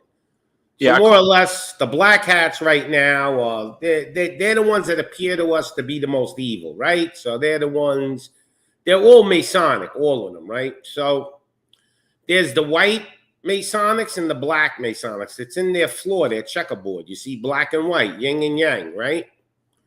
So you got all these evil Masonics that have been running the world for a long time. And now it's the year it's coming in of the year of light. So now you got the white Masons, who's like a Donald Trump and all of them. And they could be more dangerous than the ones, the eviler ones, because they're coming in disguise. They're coming in a wolf in sheep's clothing. Yeah, I actually totally agree with you on that point. So Personally. now you got these white Masons that are going to give you the whole great world and make peace. And you're actually going to see very soon, a year, 6 months, 2 years, you're going to start to see a lot of these evil people being trialed, being executioned. You're going to see this with your own eyes. It's going to happen. Of course, their time is over. And that's why they turned up the heat, because they ran out of time. And the white Masons now are going to take over, and they're going to start persecuting these people. You're going to see it with your own eyes. And now, like MAGA, you know what MAGA is? You know, the fifth highest, the highest level in Luciferianism is called MAGA. Do you know that? No, but can you explain? Well, they got ranks. Like the first rank, you know, like it's 33 degrees in the Masons. Well, the people that, you know, the Luciferians, the devil worshippers, or whatever you want to call them, they have ranks like wizard, warlock, priest. So the highest rank is called MAGA. Ain't that a coincidence? Make America great again, MAGA. How you think that's a coincidence that Trump came out and started using that? Yeah, exactly. I mean, that's the kind of funny shit. Like that's nothing's a coincidence. That's exactly like I didn't know that, but it does look not, into it. It does not surprise me if that's exactly. Yeah, I mean, no, I know that is. I looked into it, and I you could Google it. You'll probably pop up. Yeah, let's see. Name. While you're looking that up, I just had a question for you. You did a show yesterday or the day before, and I can't remember the exact topic, but you were covering a lot of interesting things. I didn't catch the whole thing, but I caught maybe an hour-ish. What was the main topic of that you were talking about with Dominic? Because you guys were covering some crazy shit on that. I don't recall which show was it? The last one I did or the one before? I think the one on Antarctica or the one before after Antarctica? I think it was the last one. Yeah. Tonight with Pops. Yeah, that's the one. Oh, I think I will. You know what? I cover so much stuff, I forget half the time. No, I know. Very interesting. But you mentioned something. I can't remember what it was now, but there's something you were talking about as like a main theme that you guys were covering with you and Dominic were going really quite in depth. But you guys covered some very interesting things on that show, I have to admit. I wish I could remember what it was, but sorry to interrupt you. Oh, don't worry. I'm glad it was interesting. Oh, here. MAGA, the fifth degree of the Church of Satan. Here we go. I found it. Let me see. So it's a hierarchy in the church. So active member, Satanist is first degree. Witch or warlock is a second degree. A priestess or a priest is the third degree. And magistra and magister are the fourth degree. And MAGA or magus is the fifth degree. This is the hierarchy of the church. I mean, you know, I could throw the link in the chat, in the private chat for you if you want. Hold on. You could just boom and click on it. Let me put it in there for you. But yeah, these things are not coincidences. Do you understand? I mean, you understand. Most people don't. If you tell people that, they still want to believe Trump is like, you know, look, I voted for Trump. Was I fooled? No. I thought right from the beginning there was something fishy with him. But I still voted for him because he was better than the Democrats, in my mind. You know, I was like, all right, well, maybe if I'm wrong, at least this guy gives a shit about America. And he does up to a point. I mean, but what is the real goal of him? Because he didn't win. He was put in. I'll tell you what I've been thinking about lately. and this is just kind of a segue, but I think that it is very related to what you're saying. I don't know if you ever watched Quantum of Conscious. I know that some of the people here have heard of him, and I just like him because he has good thought experiments. And the one that he did today on his show was about how they made movies bad on purpose, and he's talked about this for probably 3 or 4 years, 5 years. And he said he figured out, in his opinion, why they did that. He said they did that particularly to the science fiction movies, because what they're going to do is they're going to make AI proliferate it out, and you can create your own movie in your own house. And so they destroyed the market for sci-fi movies. So these people who are into this shit, like Star Wars and shit like that, will adopt this technology and train the AI to make a movie for them. Well, yeah. Well, the point is, by That'd be awesome. Yeah, by them using it, it will train the AI to get better and better and better. You understand what I mean? Mm-hmm. And so it's kind of like a feedback loop where they make something bad, you react, and they have all these channels talking about how bad movies are, right? When you say bad, you mean like they're just not good movies, or Yeah. they're bad, like they're evil? Plot sucks, and they're not that interesting. Yeah, there hasn't been a good movie in a long time. Right. And the point is, they collapse it on purpose, and they reposition like Hollywood stuff in order to get people to adopt this new technology in order to train the AI. And I think that also goes back to like Trump. Like, he was attacking the media, breaking it down, saying, "Oh, they lie to you, they do this." Why would the media attack itself? Well, I'll tell you why. Because they want us here on this platform training the bots on how to read people, in my opinion, right?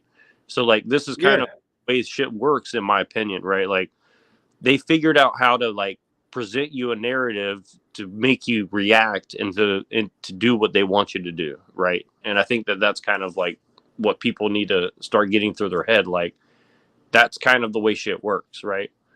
And it's almost like what they're doing now with the immigrant thing. They got you so focused on the immigrants that then when you push for, oh, we need to stop this immigration thing, oh, they'll give you what you want, but what are you willing to give up to get that? You know what I'm saying? And you see, that's the way that shit I works. think a lot of it's fear porn too. They're doing it on purpose. Like, I know there's immigrants coming in, but they're trying to tell us there's 500,000 Chinese military-age men in the country, and there's thousands of terrorists in the country.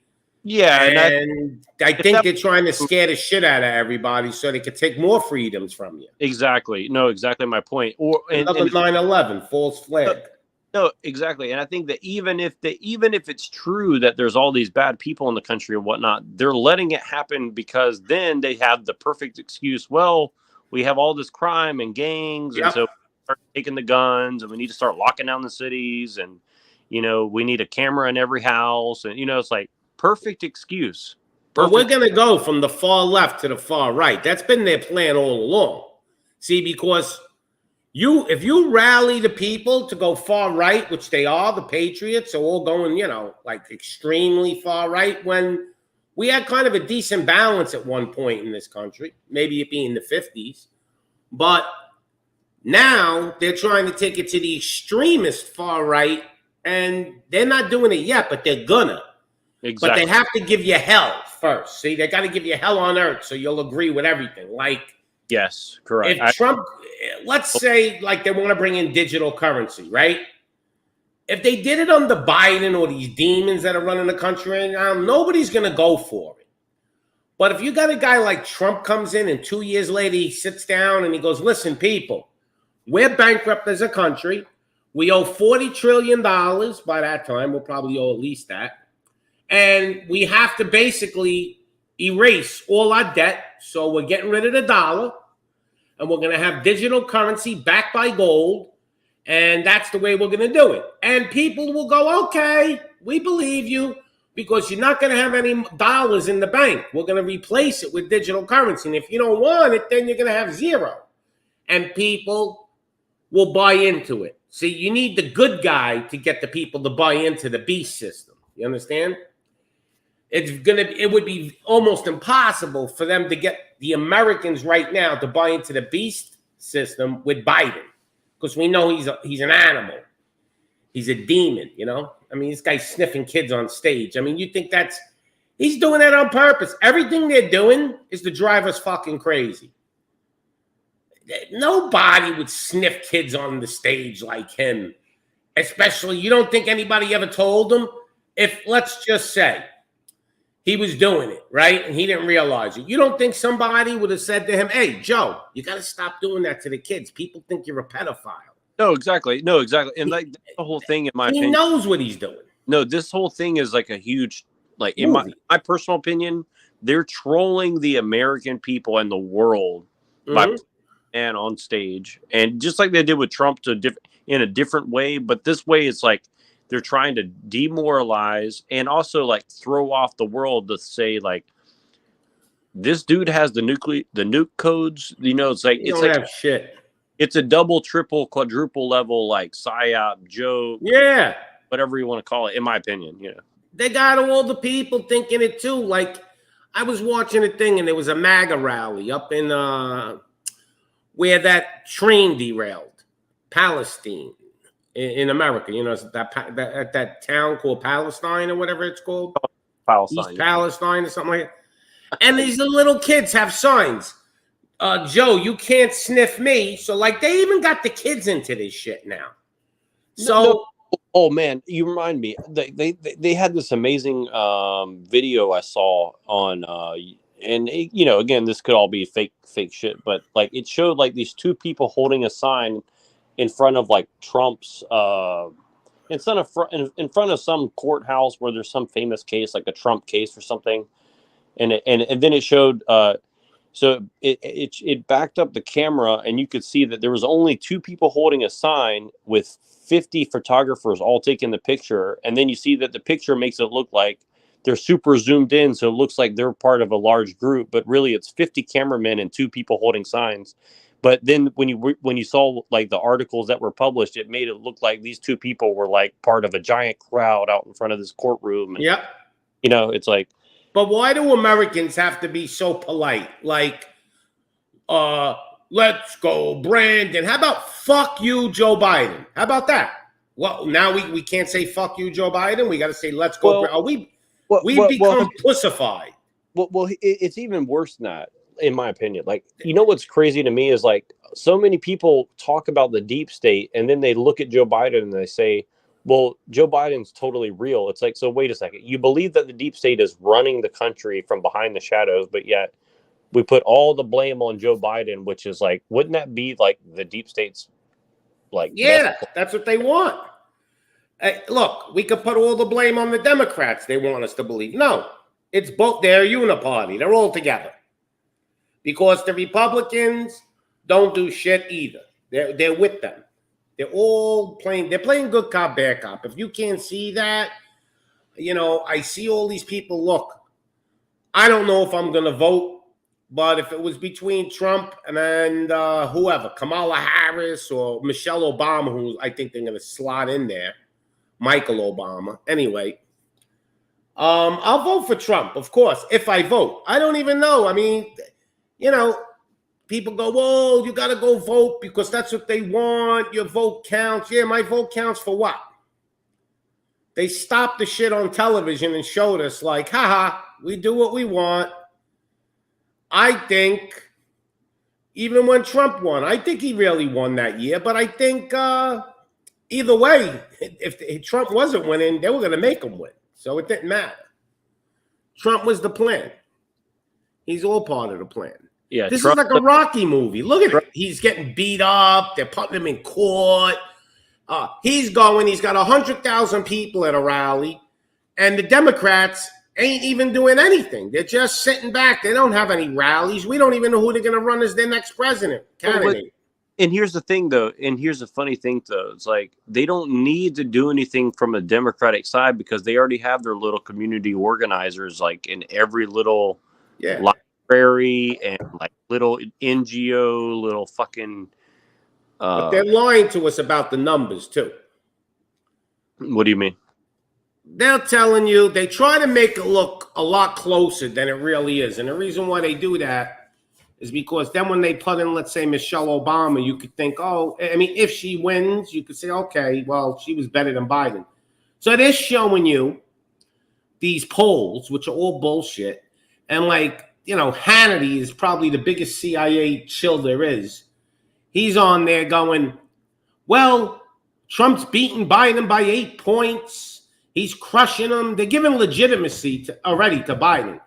No, about 90% of America fucking can't stand Biden, whether you're a liberal or not. There's 10% that are the extreme leftists. They love Biden. But the other 90% of the people, they may not, there's people, they don't even like Trump, and they're going to vote for him over Biden because look at what you got for the last 4 years. So when they're trying to tell me that it's like close and Trump's up 8 points, 10 points, full bullshit. In reality, he's probably up 40 points. But not because he's Donald Trump and he's the greatest thing that ever came. It's just that look at what you get. You either get him or you get like a Biden regime, the Democrats. So people are going to go for Trump. I mean, it doesn't take a rocket scientist to figure that out. But what does that really mean? Well, what it means is all along, that's what they wanted to begin with. They want everybody. So when they start coming out with all these super conservative things for the safety of the people, whether it be like when they invented Homeland Security. Once that happened, it's fucking game over. Now we got Homeland Security. So we got a division that is investigating their own citizens now. That's basically what they're doing. And they'll invent another. You thought that was extreme? Well, once the far right wins and takes total control of the reins, they're going to bring in a lot more stuff. And people are going to go, yeah, do it. Do it. It's better than the other shit, you know? Yeah, make laws that you can't teach anything in school other than like far right stuff, you know, where being a little liberal is not a big deal because I don't know, to me, a liberal back in the day was like just wanted freedom from the government, more or less.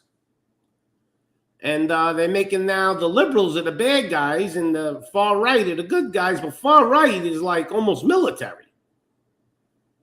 So I guess you got to pick your poison, but either poison is going to be a nightmare. I think all along, this is what they wanted. They wanted to get the people on the right side of things. So they gave you hell. They didn't even give you like somebody that was like a liberal Democrat that would, you know, they gave you somebody that was destroying the country.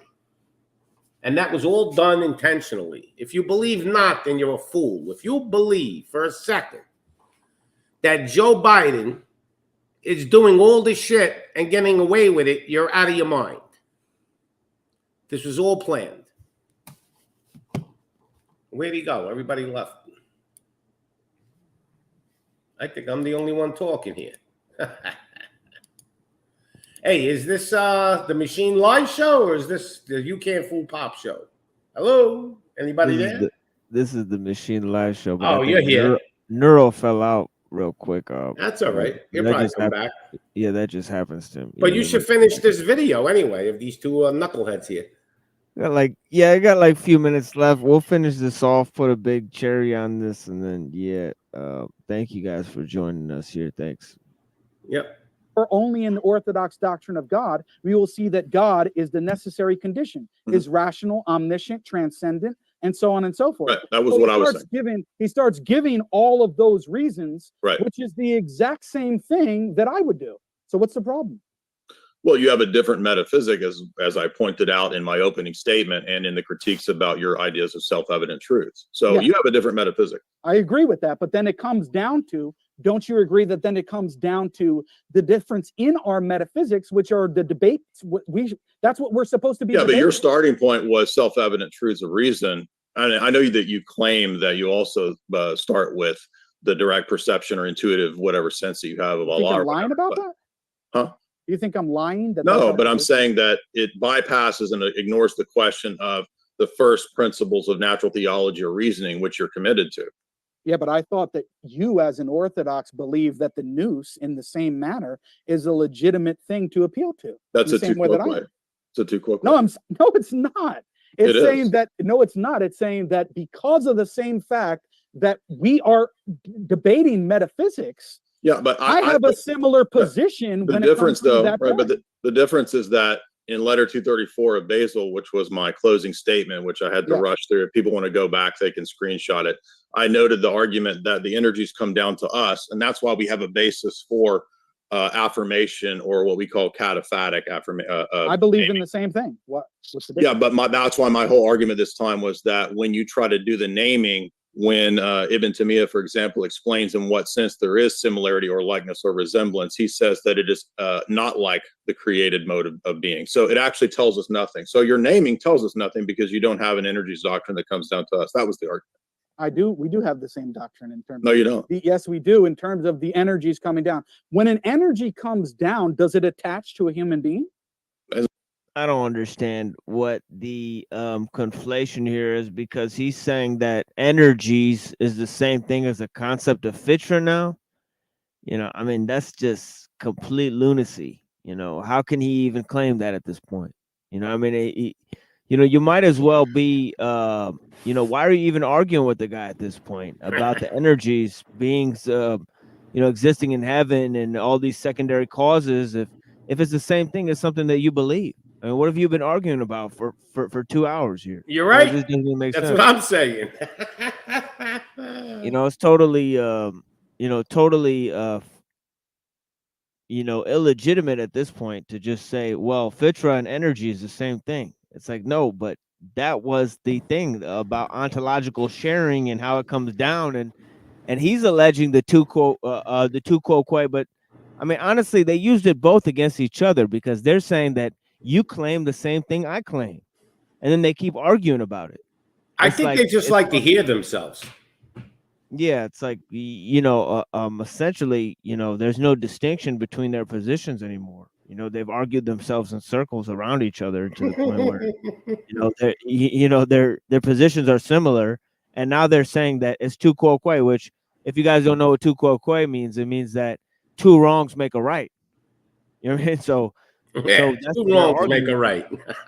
Yeah, at the end of the day, they're arguing on both sides. They're saying, well, you believe the wrong thing. They're saying, well, you believe it too. And then the argument ends. And essentially, that's all they got. You know, it's crazy, and people actually follow these people. Oh, yeah, by the troves. It's crazy. You know, they give them professional things, and they don't have no theological, you know, they don't belong to no church or no religion or you know, none of that shit. You know, they don't have no theological. It's like, imagine going to a philosophy degree, getting a philosophy degree, becoming a big shot on YouTube, and then trying to tell other people what their religion is. I mean, that's just foolery. You Well, know? the guy on the left, to me, is like a used car salesman, and the guy on the right is like a prosecutor. He's like the Terminator, and the guy on the left is just like throwing a whole bunch of shit out there and see what sticks. Yeah, it's amazing. When I see people with a thing like, see how he has in back of him all his books, that right there is showing me he's trying to impress me. Right. You know, you're showing me that you got all these books behind you. I own quite a bit of books. My son has tons of books. I think my son reads more than almost anybody, but my son don't show off. He has all these books to make you think he read it. You know, he probably didn't even read half those books he's got in the shelves there to begin with. It looks like he's at the library. That's how many books are there. But I don't know why you got. Whenever I see a guy showing off that he has a lot of books, that means he's trying to impress me. Now, the guy on the right, he don't got any books, and he's smart as a whip too, you know? So everybody's different. But when I see all the books, I know that's right there and then. I'm like, nah, can't watch you. You're trying to impress me. Not working. And then he's got books turned face looking at you like, I don't know what that book is. The one right in back of him in the white. You would have to zoom in on it, but there's probably certain books that he wants people to know he read. I think that's his own book or something. That's like probably what it is. So yeah, he's got that one. yeah, I'm gonna go to I'm gonna go buy go to the dollar store and buy like 200 books and just stick them in a shelf and back. I mean, everybody will think I'm a genius. Yeah. Even you're smart as a whip. I hear the way you speak sometimes. You don't got no books in back here. You're over here vaping and shit and chilling out. See? I'll listen to a guy like that. I'm not going to listen to a guy that's got 3,000 books in back of him. You know? I mean, how many books do really... I've read books. I haven't read too many in my life. I've done more just reading pages of stuff that are interesting, you know? Or watching videos, but like videos that are like documentaries and things that you actually learn, you know. But even those are lies. So many of them are lies now. That's the fucked up part. Like, I can't even watch something on the Egyptian pyramids anymore because I know they're bullshitting me. You know, they didn't build them. Come on. I'm like, come on now. The Egyptians did not build those pyramids. I think they were there already. I don't know who built them, but I know you didn't build them with no chisels and rolling giant blocks on wood, and the stone was like 50 miles away, the quarry. Like, yeah, okay. How did they get them there? With camels? Come on. They said that we would have a hard time making those pyramids right now in our day and age. And they even said how long it would take for us to do it. Like, the time frames that they've done it in, there was a guy, he proved it's impossible. Like, even 50 years, you couldn't do it with just people, like hard labor. Couldn't get done. So that's the problem now. Now, I don't know what to really, even books. Before there were movies, right? And television, where was the propaganda? In books. So now there's books that have been propaganded, and we don't know which ones are real and which ones aren't.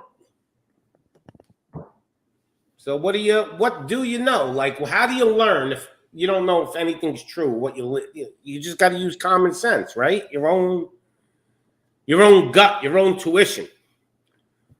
My son tells me all the time, Dad, I don't know if you're a genius, but your gut is always on point. Like, things you talked about many years ago are all happening. And he asked me, how do you know? I go, I just see it, man. I just see it with my eyes. I read the flaw. I don't mean I literally read. I read people. I read the environment. I go out to a store. I read how people act, and I can see the world changing. Just by watching.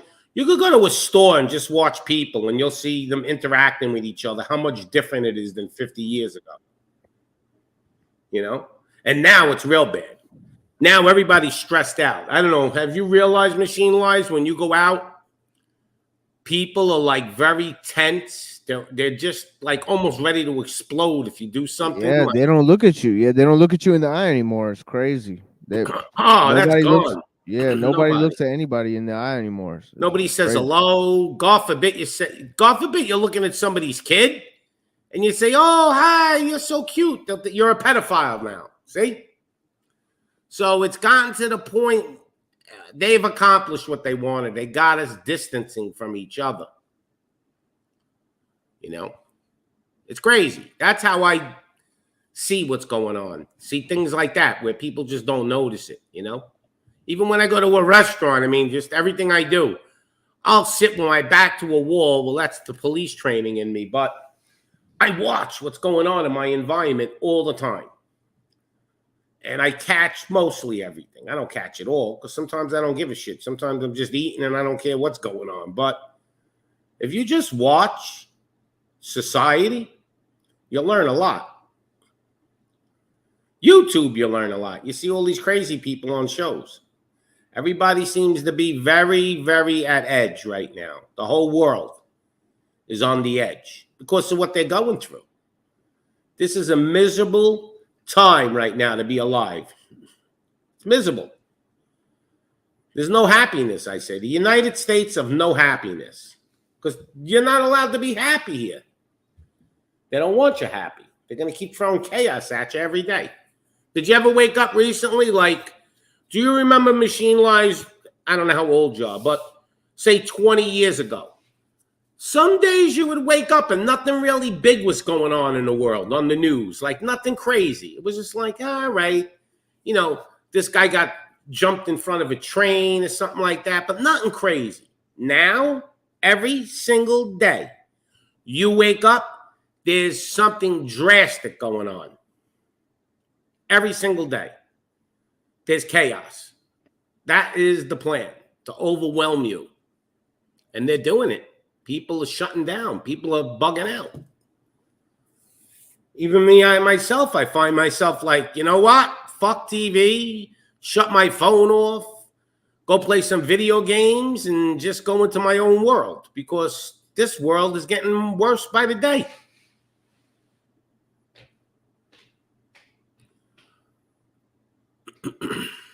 Yeah, that's the problem, is they're producing so much information, and then every single time you go on YouTube, there's hundreds of videos on history, philosophy, religion, and they're all lying about the topic. It's always turning the philosophy into a religion, turning the religion into a philosophy, when it's got nothing to do with it. And then they're putting in science into spirituality and doing all sorts of shit there with that. We got Dom out here too. I think the most important thing that we have to realize is they are trying their hardest for people to doubt there is a creator, there is an almighty God. They're putting doubt in everybody. They're putting the seed in everybody's mind. You know, like they're coming out with, it's aliens. Like, you ever see the movie Prometheus? Oh yeah, I saw that movie. So they're trying to tell you, like, you know, the engineers made us or whatever. So I think this is their major goal. They don't want you to believe in the devil either, because then you would have to believe there's a God. So I think their major goal is to get us all away from religion totally. So basically our God will be the government.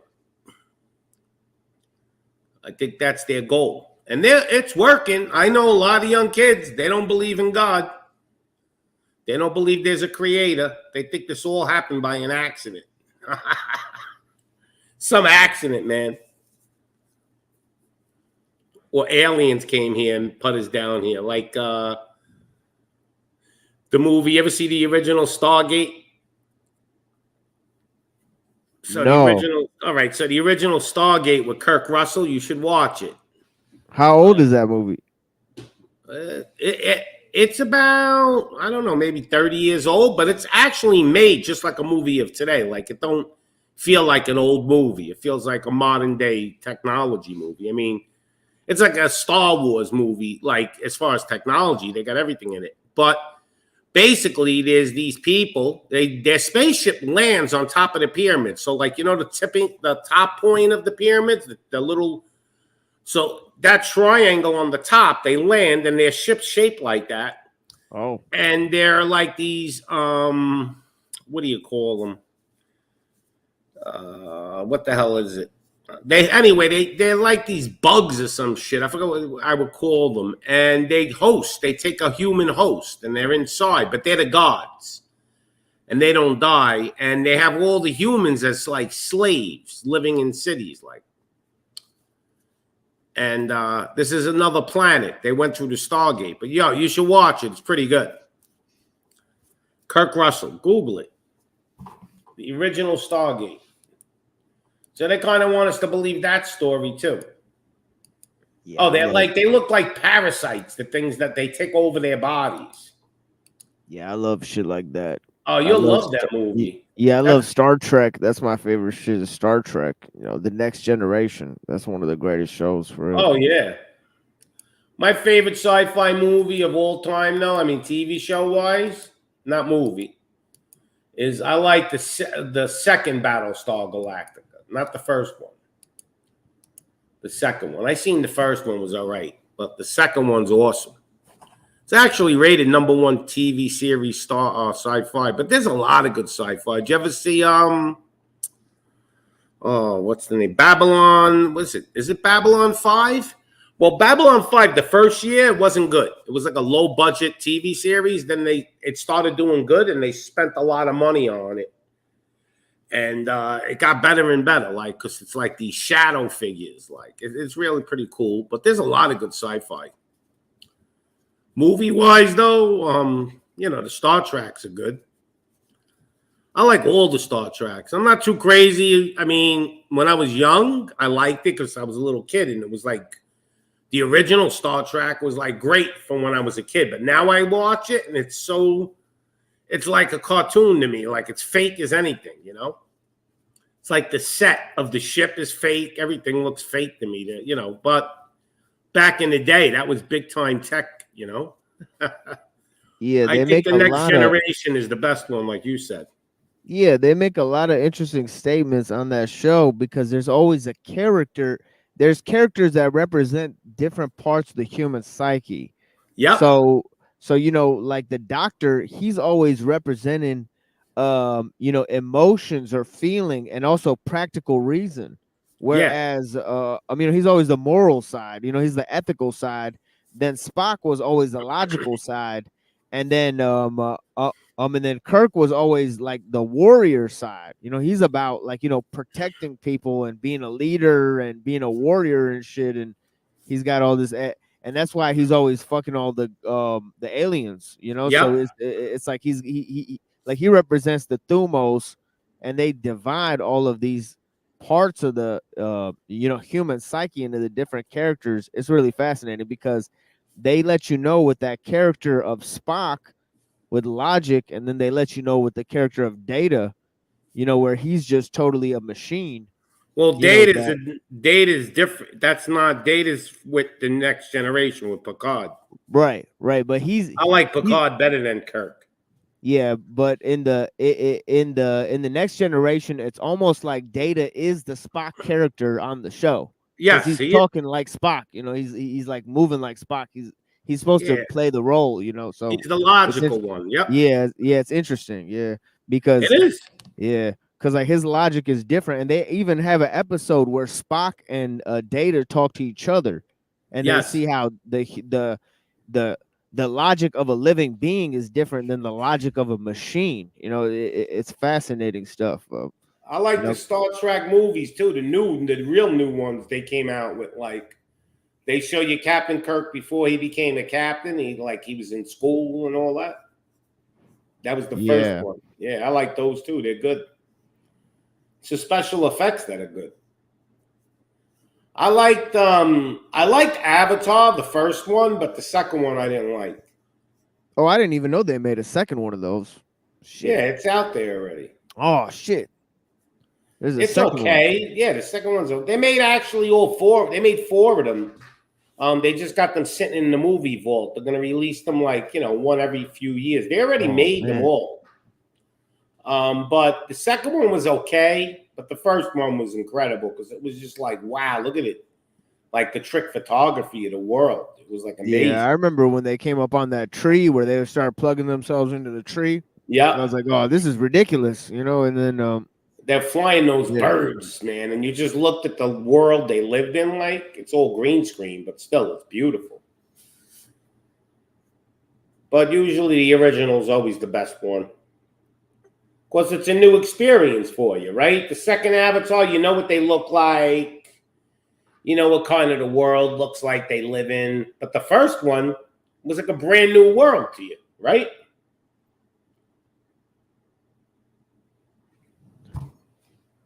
But yeah, that's a great sci-fi movie. There's a lot of great sci-fi movies. Even like if you want to go like sci-fi that ain't like that type of sci-fi, like 12 Monkeys. You ever see 12 Monkeys? Yes. Yeah, 12 Monkeys is one of my favorite ones. It's a great show. Yeah, I like movie.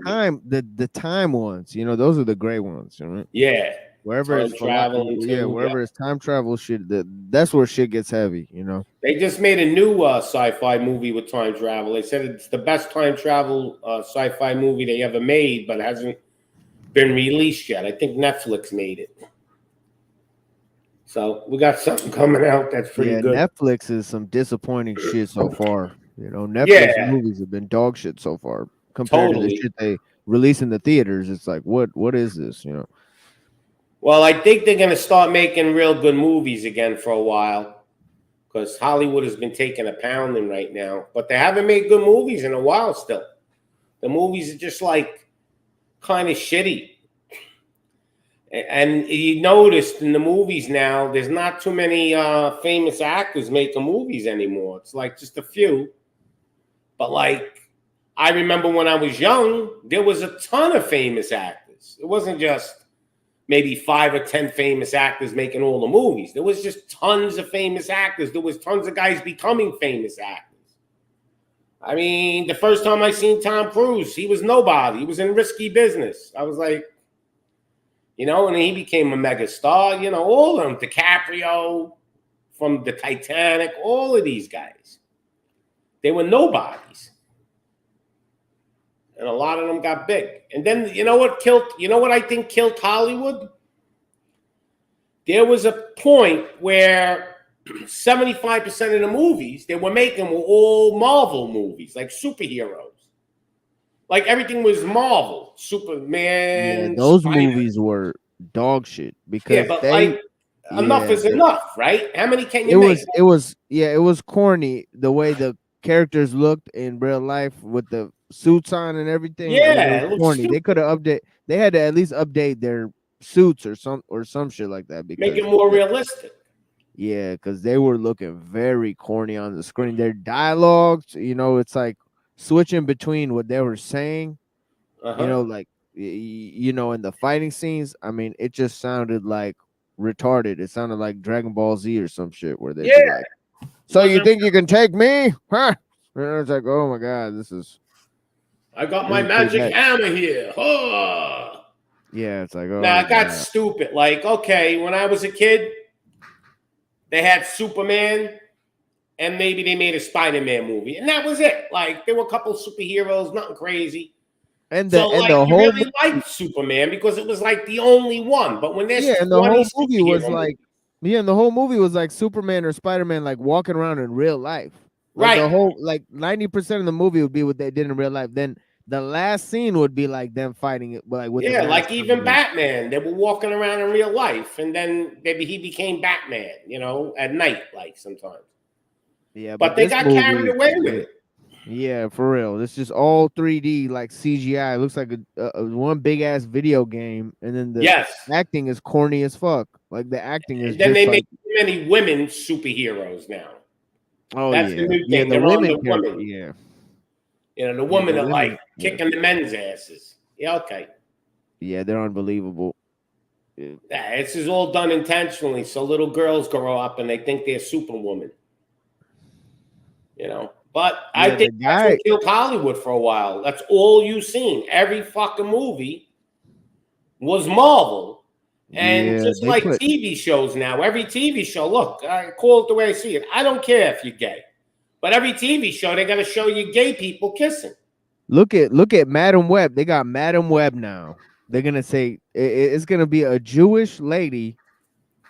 I mean, literally, that's a superhero now. And Madam Web was the most like side of all side characters. You know, it's like, you know, but it's like all of a sudden we got a movie for Madam Web, the one Jewish character in the whole Spider-Man shit. It's like, whoa, what the? It's like crazy. Nah, they're It's crazy. like, wow. They're making they're just making shit to make shit. And people, the young generation, as long as you throw enough cartoon shit at them, they like it. If you don't have a good story in a movie, I don't even want to watch it. I need a story. Not just action. I like action, but I like stories. And I like realism. Like, show me a war movie with thousands of soldiers fighting like the movie, what was the name of it? With Brad Pitt there. What the hell was the name of that movie? He's like a Greek. What is it called? You ever see the movie Brad Pitt's like Achilles or something? Oh yeah. What's the name of that movie again? Well, I didn't watch it, but I know what you're talking about. Like 300 Spartans and shit. That's it's called like Troy or Troy was or good, but Achilles then or some yeah Homer. then or they some made shit, yeah. 300 Spartans. Now, if you watch the original 300 Spartans, the old version, it's realistic. They made the new one, and the bad guy is like 12 feet tall. He's like a monster with big nails. Like, that's not a fucking human. So what are you saying? Like, there were no demons running shit like back in those days, and they were in charge of Persia. Like, it's Yeah, so that's the same. stupid. Yeah, They that's made the the same with king of Persia like he was a fucking alien. Yeah, it's the same with all this like House of Cards. I watched the old version of House of Cards. It was badass. This dude was doing shit that you would never think of, and he was ruthless. And then he got himself popped for it at the end. Whereas this dude, whoever was in this version of House of Cards, What do it you was mean, the TV series with Spacey in there? yeah, Spacey. Yeah, he was just totally gay. It just it just didn't even make sense. It was They like gotta some make gay dude. everybody gay now. They want you. I guess the elites, most of them are gay, so they want you to accept it. But to And think I like don't some really guy give a that's fuck like, if you're gay anyway. I don't have to accept it, but I'm not against you. I'm not like gonna go out looking to hurt you. You're a guy and you want to kiss another man. Good luck. More women for me. but they were, but those type of dudes, they dominate the dudes they're with. This dude was being dominated by dudes and let his wife get dominated by dudes. How is somebody Yeah. like that in power? Like it just doesn't even make sense. Yeah, you're right. But yeah, I was like, what the fuck is this? But yeah, they totally had that power dynamic backwards. But that it is what it is. Like they're trying to trick people into what power really is. What I can't understand about gay men is this. This is what I can't understand. If you're the feminine part, like there's the alpha and then there's the like femboy, right? One is like the wife, one is the husband in the gay relationship. It So, has to be. There's no other way. I can one of get them the guy that wants to be the girl. Maybe he was born to be a girl. He's got a lot of fucking female hormones. But the guy that's an alpha, how can he look at another man and that turns him on more than a woman? Like, I can't understand the guy that's like the alpha of the relationship being gay. I just can't understand it because women are way better looking than men. So why would a man turn, like, it don't make sense to me. See, the guy that's like the catcher, the pitcher and the catcher, I could get it. He wants to be a woman. But the pitcher, why would you want to go with a man when you could go with a woman? I don't get it. Don't make sense. I think they're the more confused ones. It's fucking crazy, isn't it? Yeah, this world's fucked. Well, I know men, they're married and they let their wife go with other women. I'm like, wait a minute. So your wife is a lesbian and she's the mother of your children. Is that what you're telling me? And they can't answer you. They're like, oh. I go, that don't even make any sense to me. How did you marry a woman that likes girls? She likes girls. That means you're not going to satisfy her. Well, she likes both. No. Yeah. All right. She may like both, but there's one that she favors more than, the other for sure, right? Most people that are bisexual are really gay. They fool around with the other sex too. The opposites, but more or less, they really like, the same sex, I think. Well, there's all kinds of shit going on out there now. This whole world's fucking like Sodom and Gomorrah, man. I just don't understand, though. I mean, they're not that... Look, if the gay population is 10%, let's go crazy. It's not even 10%, but it's probably about 5 or whatever. But let's say the gay population is 10% of the population. So on every single TV show, there's 2 gay people kissing. Now, what are the chances of every single TV show? Can't there be one TV show without a gay couple? So there's an agenda. That's what I'm trying to get to. I don't care, gay, not gay, good luck for you. But you don't have to just, like every single show, have two men with beards kissing in front of me. I guess, Mike, when I'm hearing you talk, unless a person could see energy, most people are just going to see the physical apparatus. There's which conditioning. Go ahead, Mike.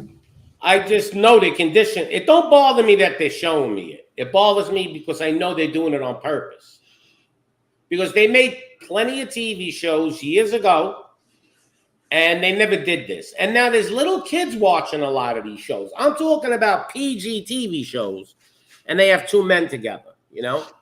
And there's a little 10-year-old watching that. So it could be, Mike. It could be, but again, it's just in pushing back on certain indoctrination. Where were we when they were showing horror movies or war movies?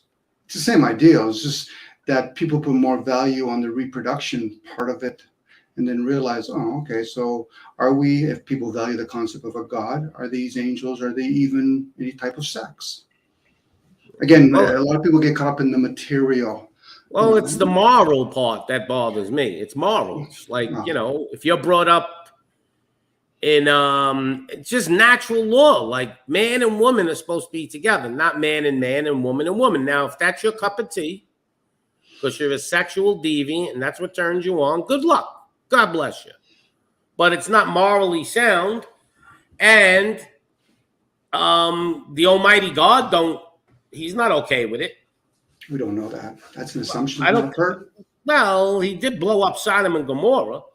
Again, that's here or there. You know, again, so unless we were there, like morals is another indoctrination. Well, again, I think God wanted men to go with women, though, or else we wouldn't procreate. That's one of his commandments. If you're talking about reproduction, yes, but then you can lean towards then with God, whoever these entities were, are in favor of slavery. That opens up a whole bunch of cans of worms if you're going fishing tomorrow. And again, I'm just going to play with ideas. Well, God never was in favor of slavery. That don't mean it's not going to happen. Again, once that occurs, then everything's fair game for interpretations.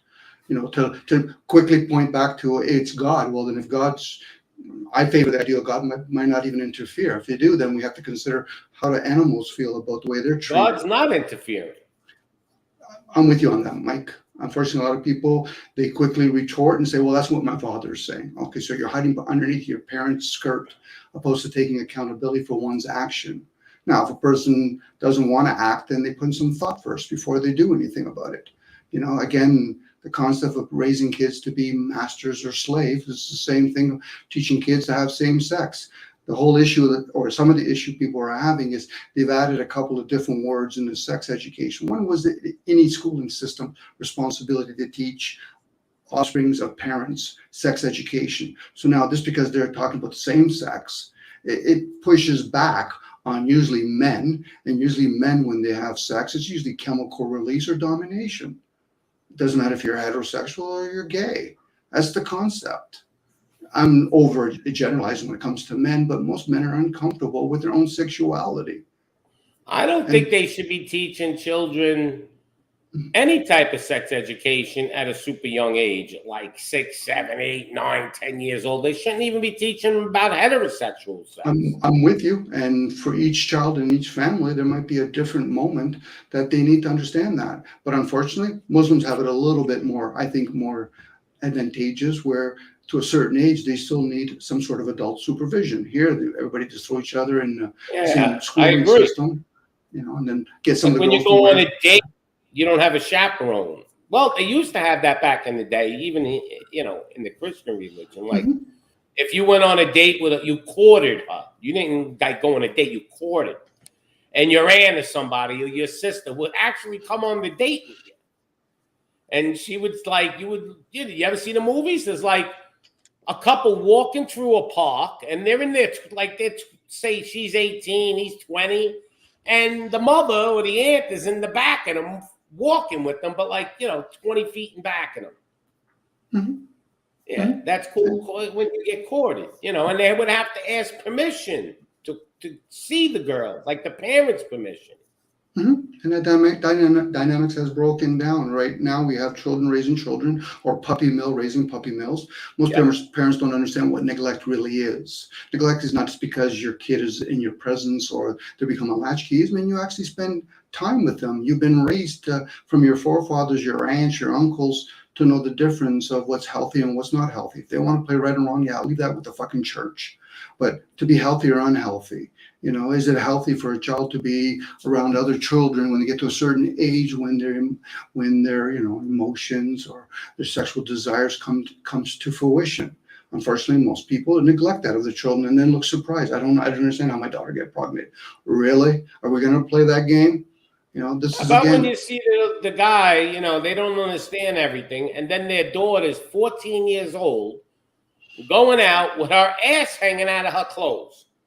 Like literally, she's wearing shorts up her ass, and you can see her cheeks of her ass, and she's walking around like this, and the father doesn't say nothing about that. Well, both the father, the mother, and the community, because obviously the child is being given money to go to the mall, and also somebody buys for the TV, so they're watching all of that. So again, that's just an excuse. No, These children. but it's all the parents' fault. You can blame the parents to a certain point, but you still have to remember you have to have a fallback of the community, and the communities have broken down, and everybody starts doing back to the Garden of Eden, pointing fingers. Nobody's pointing inwards; they're pointing outwards, bitching and complaining. Absolutely. They're I not can play that pointing game. inwards. I like that one. Again, It's the truth. It's about taking accountability. It's not about blaming oneself. It's taking accountability. But most people, even myself, there's moments I react opposed to being responsible. Because responsibility, what comes with responsibility is accountability. What comes with reaction is excuses. And parents will make excuses. Well, I'm too busy working. Where were you when the economy started going out of whack? Where were you then? Well, I had no choice. I said, no, you're full of shit at that point. Everybody has a choice. Sure we do. It's just some people have more than others. Other people are willing to respond to it or react to it. In this case, like I was saying earlier, or be responsible. Again, it's just a game I'm playing with myself. People are still going to do what they're going to do. See, at least Cecil has it right. He's sleeping. He's probably downloading some information. I can never understand him, but I don't know. I wouldn't want people to watch me when I'm sleeping.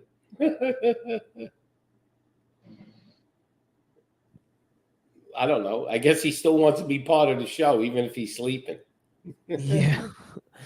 Yeah, but it's like today how they don't really, it's like even in the superhero movies, you notice the superhero is always somebody who wakes up after a one night stand and is like all with a hangover, and they're all fucked up from the party, and now it's time to go save people, and it's like somebody like that isn't going to go around saving people. Somebody with no family, no country, nothing to live for, essentially nothing to die for, that doesn't believe in shit.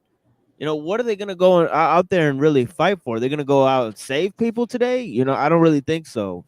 So that's kind of the thing is like, they got this kind of idea of these superheroes and this idea of love, where all the songs, you hear in the 70s, it's, oh, baby, I love you so much. Then in the 80s, it's like, oh shit, I'm sorry you left. Please come back to me. Then in the 90s, it's like, bitch, I'm glad you left. I don't give a fuck about you. So it's like it's this degrading sense of what love is and what connection is, to where they're filtering it through like now it's to the point I want to shoot a load on your face and slap your fat ass. Like, yo, this shit's crazy now. There's a girl, she made a rap song about like getting cum on her face and shit. Like, like really? Yeah, like come on my face, baby. I love it. Like, what the fuck kind of music is that? It's crazy shit. Yeah, it's horrible, and definitely that type of behavior, for people who are families, and obviously you should take that away from kids and all that type of stuff. The fact that they just let that play for kids, and they got songs like that for kids. I mean, and they got a rap song that the girl literally says, "Come inside me." Yeah, I don't doubt it. I want you to come inside me, baby. Like, what the fuck are you like, really? It's fucking insane.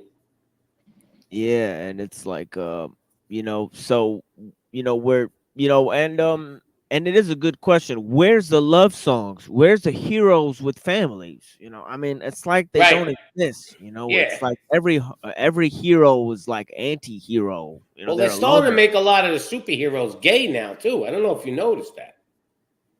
They got Yeah. woman superheroes going with other women now. So this is what they're getting to. They want you to believe you could be a superhero and be whatever you want to be. It's fucking Yeah. nuts, man. It's all crazy. I just don't watch it. That's all. If I don't like something, look, you could, instead of like Dominic says, you know, pointing finger, I don't point nothing. You know what? You're not getting my dollar to go see that movie. That's the way I fight it. You know, in my own mind is like, hey, I'm not supporting it. Like even the Super Bowl, like I used to be a sports fanatic. I love baseball, even watching it, but I love playing the sports more than watching them. But I used to have the satellite watch 4 football games at the same time, like on my TV, you know? And now I can't even, like for the last 10 years, 15 years, I can't even watch football. I can't, these people, the athletes, they're so like into the money and they're not into just playing the game. Like it's crazy. I just can't, they're like prima donnas and then they want to be movie stars.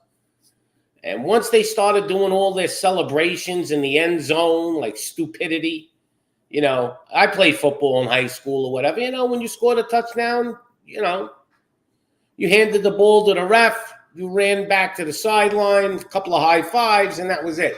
Now they're putting on a Broadway show. They're all lining up and they're doing it like an act.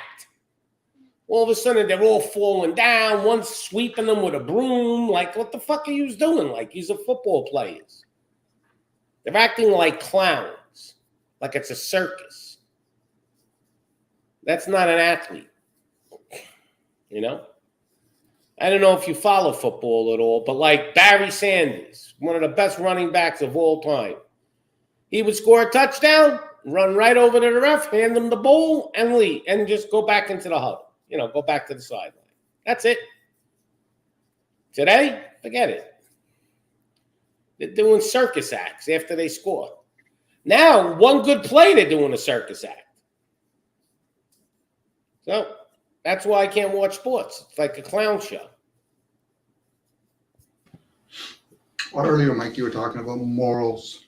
Morals is usually something done privately. Unfortunately, people forget that's not the schooling system's responsibility.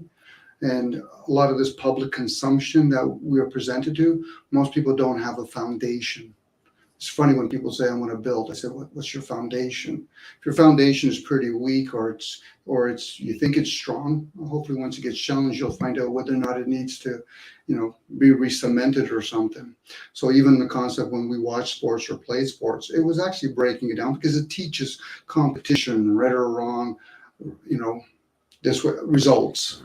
Well, when they started giving trophies to the losing team, that's when I stopped. Like, I was like, are you serious?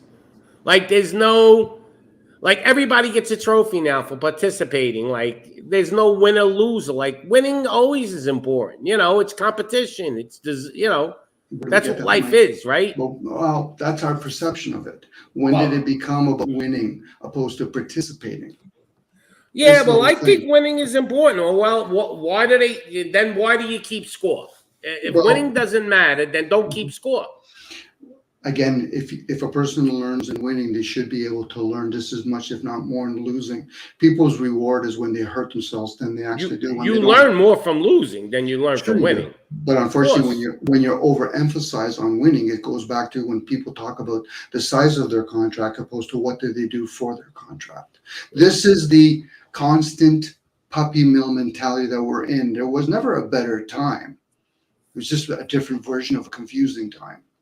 Oh, I think there was definitely a better time to be around than now. I mean, if you told me to pick a time within reason of like what we live in, I want to go back to the 50s and, you know, and the 60s. That's what I would want. With or without the technology we have today? Without the technology. I loved when I didn't have a cell phone. Okay, so if we didn't have that technology even today, then we'd be at the same point. And people thing is they'll be yearning for something. It's not because though people are yearning for technology, but when it presents itself, you built it, they'll come kind of ideal. Yeah. Oh, yeah. I mean, look, if we had this technology, we'd be doing the same shit back then. Sure we would. So it's still the same common human behavior issue. Question is now, how are those behaviors being molded? Most parents do not play a fucking role in that behavior. Yeah. Well, I just like the way the world was back in those days. Well, you're at a different time. I was in the same point as you, but we also have to realize there's a younger generation with the same old, and older generations failed themselves and generation before them. Now, they can use different words. They don't have to say the word fail. They were short-sighted, whatever word intrigues them. But unfortunately, that, again, would be finger pointing. Where's the accountability? Once you become of age, you should be able to test yourself. Yep. 100%. Now that depends what age is. In some cultures, it could be 13 or 14, but maybe because the parents are putting a lot more effort in the upbringing, where other parts, kids don't even become, or young adults don't become somewhat test worthy till 25 or 30. Yeah, that's true. The young generation today, like the new 18 is like 25. Like they literally act. I have a nephew. He's 23 and he still acts like a 17-year-old. You know, and I think that they definitely do not grow up quick. Man, in my day, you grew up I had to grow up faster.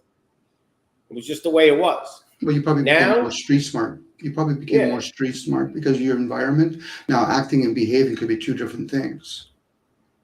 And we worked at a younger age. Like when I was young, you got your working papers and you were allowed to work. I worked at McDonald's when I was 14 years old. There ain't no 14-year-olds working at McDonald's anymore because of insurance purposes. That's the main reason. And the young kids at 14, they don't work. I had a newspaper route when I was 11. I had like 100 customers and I would deliver their paper every day. And then at the end of the week, I go to every one of their houses and ring their bell and collect my money. The question, Mike, at that point. There's none of that going on anymore. I can relate to that, but like say you were aware at a young age and you understood the paper that you're delivering is propaganda or the food that you're serving at McDonald's is unhealthy, would you have been proud to say that you had a job? Well, I would never say I'm proud to have a job to begin with because I hate working for anyone but myself. But I mean, it's not about, propaganda then is a lot different than it is now. Now it's out there. I'm only saying that, Mike, because the younger generations are being more aware of the shit that's been going on. The older generation was naive as they're too busy proud saying they're working at a job and not realizing, even working for yourself, it doesn't matter who it is, you're still having somebody supply the money that you have to use for IOUs or somebody building the product. Nobody ever works for themselves. That's an illusion that people tell each other. Well, I understand what you're saying. You always work for somebody one way or the other, but I never liked, let's put it this way. I never liked taking orders from anyone. So if I owned my own business, I was the boss. Now, but what I'm trying to say, at 11 years old, I had a newspaper route, right? But I had to do things. I had to collect money. I had to account for the money. I had to count the money. I had to keep a book on who paid me, who didn't. So these are all things at 11 years old. I'm running my little enterprise. It's a good skill. No different. And you learn, but the kids today are not taught to learn simple things. Like, I had to learn math because I'm collecting money and people, they give you money, they want change. And then you got to keep a tally of how much you got to pay the newspaper company at the end of the week. You had to meet the guy and give him an envelope of all, let's say you had to pay $2 a week, but you charged the people $3. You had to give him, you had 100 customers, you had to give him $200. It was a different number than that. But I'm just trying to say is like at a young age, I was running a little business. Today, kids they're not capable of doing that because they're playing Xbox. But you have to remember, Mike. That's not their fault, the children. But Mike, that's a Mike thing. You have to look at your own qualities. Where back in our days, there was people still working in a factory. Working in the military. So people have to remember their own personal experience. This is where people have to understand their own lane. You might be the exception to the rule, but most people back in those days were working for somebody else too. So it's not like as though when you make an observation of the outside world, you have to remember back in those days was no different. Maybe the technology. No, what I'm trying to say is back even in those days, if you worked in McDonald's, you were 14, you grew up faster because you had to. Like you were working in McDonald's, right? You can't act like a 14-year-old today acts like a little 10-year-old, like he's playing Xbox, and that's not his fault, but he still acts a lot young. They're much more immature now than we were. And it's again, not their fault. You're talking about you, Mike. You might, maybe your friends and you were a little bit more mature, but I can assure you there was a lot of people in your age who were fucking dumb as a doorknob then. Oh, yeah. Now. So again, it's an individual experience. We were street kids. Sure, a lot of people were street. You could have easily been a street kid going around spreading drugs everywhere or being a hit kid at 10 years old. So again, those are experiences. There's nothing, you want to deem them as good or bad, that's fine, but there's many storylines to each story. Unfortunately, most people forget we're being bombarded with observation now more than it was when we were young. Oh, way more. Do you know on my day when you were 16, right? Like I could go to Atlantic City at 16 and get a fake ID or get my friend's brother's ID, which didn't have a picture. It just had his name and date of birth. Like a license didn't have a picture on it back in my day. So you were 16, but you looked like you were 18, right? And you only had to be 18 to go to Atlantic City. So I would get my friend's brother's license and I would go there and I was him. And I'd walk in the casino and I would be gambling, drinking whiskey at the table at 16. You can't, there's too much observation now. You can't get away with that anymore. You know, picture ID, they scan it. So we did all kinds of stuff like that. We acted like we were older. We were doing the stuff that grown-ups were doing. You know, buying beer and liquor. We bought every weekend we had liquor. You know, we had one guy that always got it for us, you know, and if we didn't, we get a fake license and walk in there and buy it anyway. And you know what? They didn't even give a shit back in those days. I used to go to the store and buy cigarettes and tell them, they're for my uncle. He sent me to buy him a pack of cigarettes. And the guy go, all right. And he give me the pack of cigarettes and I would buy them. At 11 years old. We're smoking cigarettes at 11, 12 years old. That's crazy. Okay, so the theme is still the same then. You being 11 years old or people 11 years old, where's the adult supervision? Right. Well, you know, when I was a kid, my mother would let me go out and play, and I was with my uncles. They were a couple of years older than me, and we would go in the street. You know, our parents didn't even know where we were until we came home. Like we roamed. You know, we didn't have to sit on the block. Like today, people, you know, they're more careful. They don't want their kid getting kidnapped, so they keep an eye on them. They lock them down practically, and I understand it. I'm just saying is in our day, things weren't as evil. So you could go, you know, you had a lot of young kids walking around I remember 11, 12 years old, going on the bus, going to the mall, going to the arcade, then coming home. But now it's a different story. You know, they don't do that stuff no more. It's scary for the parents now. I guess what I'm saying, Mike, I'm differential between parent supervision opposed to adult supervision.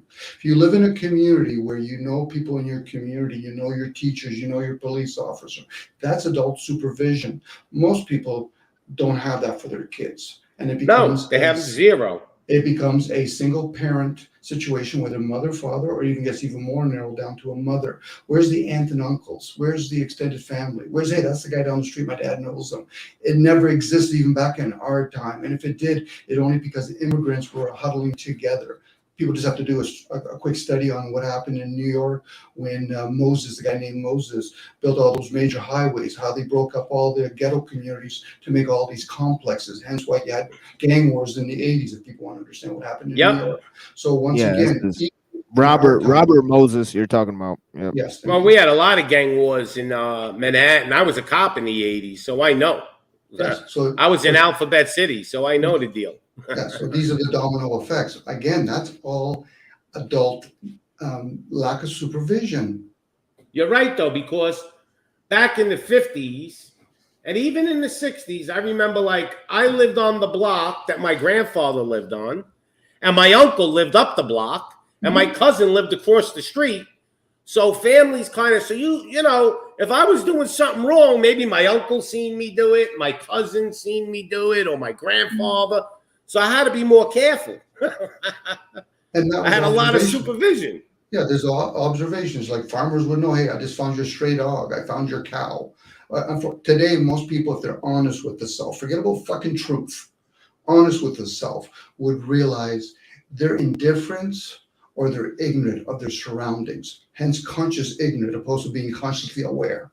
And that's most of us at any given moment. Yeah. The one that actually is always constantly aware, fuck, they're a unicorn, as far as I'm concerned. And you'll meet one or two in your lifespan. But outside of that, we're all full of shit. We're just unaware of it. Even the cops were different. You know, if you got caught doing something stupid, not really bad, the cop would bring you home and let your parents beat the shit out of you. Like, he would let the parent take care of it. Like, they would bring you home and say, look, you know, your son was writing graffiti on the wall. And if the cop brought you home, you knew when you got in the house, you were getting tuned up a little bit. And that's how it was. But now the cops just arrest the kid. There's no... when I was a cop, I still was like old school. I used to know, I had a foot post, so I knew a lot of the kids. And if I caught them doing something stupid, I bring them home to their parent and let their parent discipline them. I didn't have to arrest the poor kid and ruin his life for some bullshit. Like, you know, I always believed in one thing, like, kids are kids, and they're going to do stupid shit.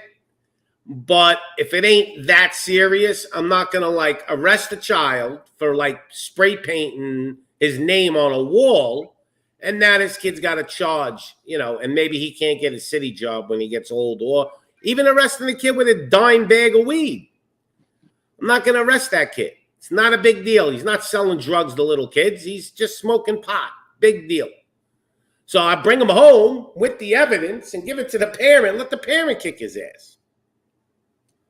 But they don't do that no more. You know, so it's the system, too, you got to understand. The system is designed basically to treat the people like criminals. I mean, we're being treated.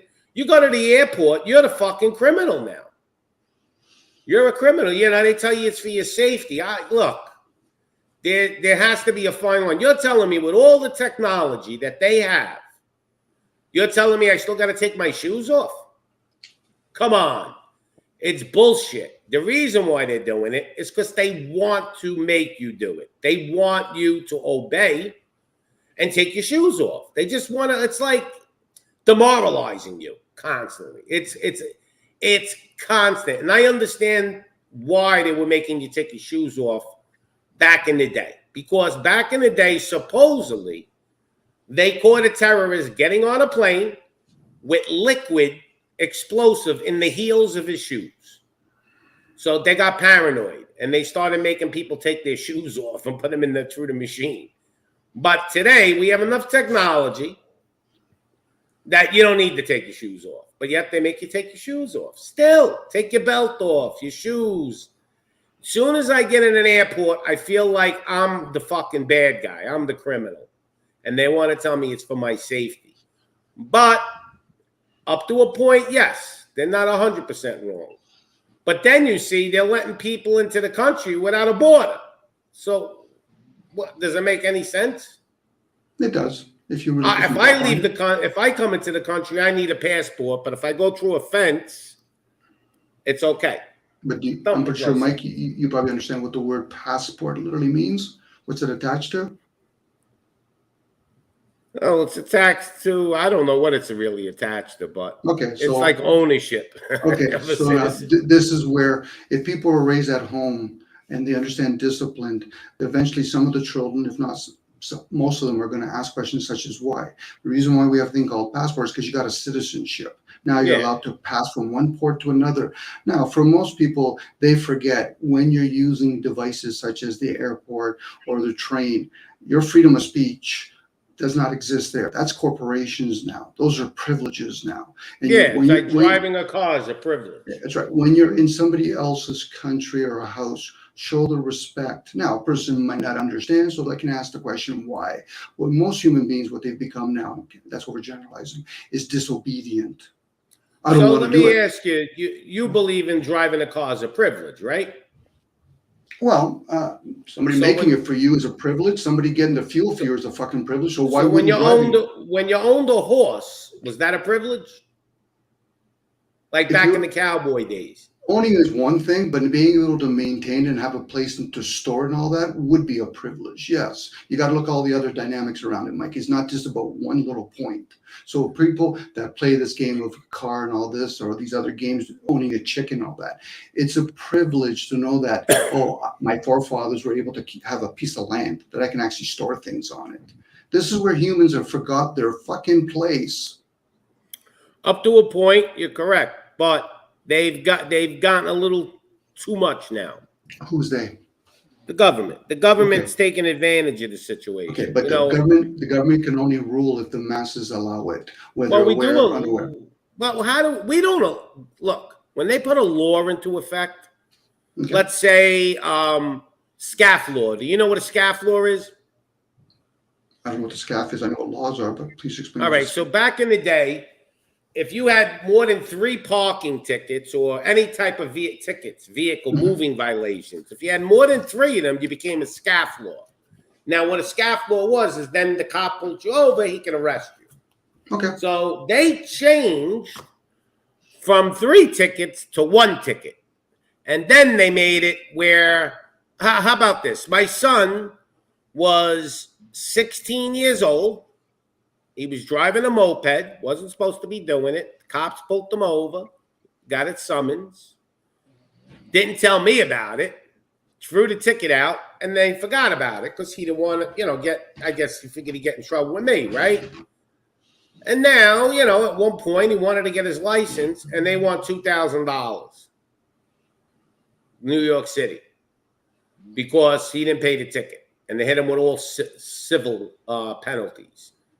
So these are the things I think are out of control. Like, okay, you gave me a ticket. I didn't pay it. The ticket was, let's say, $100. Now you want $2,000. Now it's a little. Basically, they know you can't pay it. I mean, $2,000 is a lot of money for most people. The average person in this country. Sorry, hold on a second, Mike. Whose problem is that at that point? Be honest. Whose problem is it really? Well, it's his problem. Okay, so why would there be finger pointing then? It's not finger pointing. It's that penalties are too severe, is what I'm trying to say. Okay, you might not, but if I go down, say, a country road and I go through a small little community and I just happen to miss, it said 50 kilometers and I was driving 70, whose fucking problem is it? But the penalty is too severe. Again, these are policies. These aren't laws. If people understand laws, these are policies made. If you make a rule in your house and somebody comes in your house. But what I'm saying, you think people voted on that type of law? The powers in the masses, but the masses. The masses would never vote for that. Like, okay, if I don't pay a summons, you could charge me 20 times more of the summons 10 years later. Or SCAF law. People would always want 3 tickets instead of 1 ticket of becoming a SCAF law.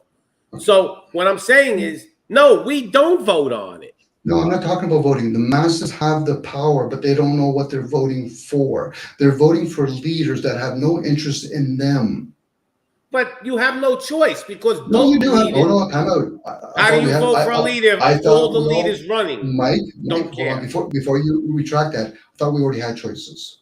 Maybe people have limited choices, but they're choices nevertheless. And they're both terrible. But either way, either person you vote for, it doesn't matter. You have no power. You could educate yourself and realize, fuck, I don't want to be there. But then you might find out there's another trap you got to deal with. Awareness has nothing to do with fucking either or. We're talking about voting for somebody. You said our politicians basically we vote for them, and they make the laws for us. The masses have the power, and yes, they can cast a vote. Listen to the word, cast a vote for certain leaders that do not work for the citizens. That's all. Well, they all don't work for the citizens. Okay, so now that's awareness. When people start realizing this, they're not going to waste fucking time on who they're voting for. They realize it's already a system that has nothing to do with them. They don't even have to say the word scam. It's just a system that doesn't work for them. Then they'll understand how the rich get richer and more people become fucking poor. That's a Right. 101. That's something you could teach a 5-year-old that most older men aren't going to fucking understand because they're too busy saying, poor me. That's the nanny state mentality. I don't have a nanny state. I just say that the penalties today, a lot of things are too severe, and they're getting away with it. Okay, so let's outside of they're getting away with it. How would you rule? How would I rule with what? Let's say And the masses are disobedient. They don't understand the rules, but yet they want to bitch and complain about it. Right. How would you rule them? Would you actually do some beheading? Would you do some cross fucking hanging? Would you burn a couple just to keep everybody else alive? I'm just putting this out there, Mike. This is not something that you should have to, but depending on the crime is the penalty. So I would be less severe. It seems today they're more concerned about motor vehicle crime than they're actually concerned about real crime, because they're basically penalizing the shit out of the regular average Joe that's just trying to go to work. And I would make like moving violations a lot less money. A man shouldn't have to lose. You made a mistake and you were speeding. Mm-hmm. Okay, I get it. But you shouldn't have to lose a week's pay because of it. All right? You want it now the first time. Now, I mean, look, there should be like, okay, if I was making laws, first time you get caught speeding, let's say it's $100 summons. Mm-hmm. Second time you get caught speeding, it's a $300 summons. Third time, so I'm going to give you a couple of chances at a normal, understandable penalty. Okay, but so then if you keep doing it, the penalty gets more severe. Okay, Mike, you're using a term, getting caught opposed to being informed. If a person knows that speeding, regardless if it's, I agree with it or don't, understand speeding, then they're caught up as, oh, but I don't get caught. There's the fucking difference. People that understand rules don't worry about fucking being caught. They follow the rules. So if anybody that actually steps outside of that, they should be fucking punished. And Everybody speeds. Again, I know for a fact I get on a highway. If I was driving 55 miles an hour, it would feel like I was crawling. Okay, so then... And I'll go 65. I'm not going to go 100. Okay, so now this is where people can get into conversation. And then why do they make cars go 240 miles or kilometers? This is the clever game. You tempt somebody enough, then they do it. Now, when they start putting in all these cameras and all that, people will be isolated. So listen, you got this in your fucking mail. Pay for it. Either you're going to modify your behavior or you're going to bitch and complain about doing the same fucking thing over No, again. you have to modify your behavior, but it still doesn't make it right. No, it's not about right or wrong at that point. It's about, are you going to be obedient to a system? If not, fucking people should just leave civilization. Go live out in fucking nature and see how quickly they'll be running back to civilization. But a lot of things are made for them to make money. You really think they care about your safety? Okay, so knowing that, Mike, Satan's not here to fucking give you everything that you think is wrong. He's giving you all your fucking comforts. And once you become attached to it, slap you in the back of the fucking head. This is the game that's being played among ourselves. Yeah, you have to win the game. It's a game. I understand that. You can win, but then there'll be another season then. We both know that. Yeah, but you have to learn how to play the game. I told my son, instead of fighting the system, beat the system. Or at least understand the system. Yeah, you could be a wise guy. This is what criminals do. It's called a wise guy. They understand the system. They just know how to work around it. Or you respect the system for what it is, as opposed to saying, it's all about me. I get it. Most people are already self-serving. It's always about them. They don't even fucking serve Satan or God. This is just me and you talking, Mike. It's overgeneralization because I don't talk to the billions of Asians or a billion of Asians or a billions of Hindus, let alone even Europeans. This is an individual basis, but you can still observe it on the outside of how other people are, what the way they talk, how they act. But you don't have a choice in the system. You're born into it. No, you do have a choice. You can be aware of the system. That's just another variation. No, but you said respect the system. You don't have to respect the system that you were born into, but you have to basically obey. You have to choose. You have to obey I choose it. to respect it. Other people might tolerate it or allow it. I tolerate it. I don't respect our government. So that may be true, and you're probably valid in your statement because you're observing it through your perception.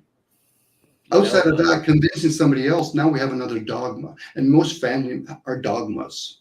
I want my kids. I'm sure though government leaders back, let's say in the 50s, cared a little bit more than the leaders today. I mean, I don't think they were corrupt in those days, but it wasn't at this level now that the corruption and everything that's going on, it's at a whole new scale. This is more like the mafia took over our country.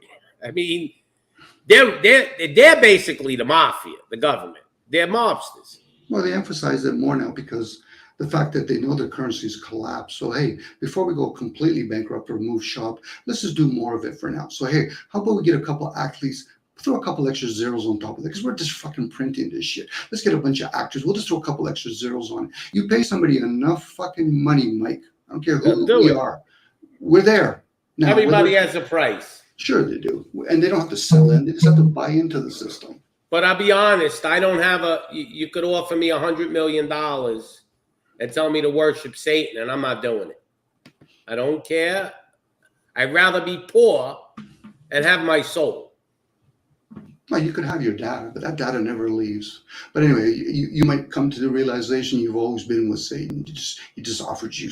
Well, you understand what I'm saying. Yeah, look, we're in Satan's system, but I'm not sitting here praying to Baphomet and reading the Satanic Bible. That's a good read. So. It's a good read.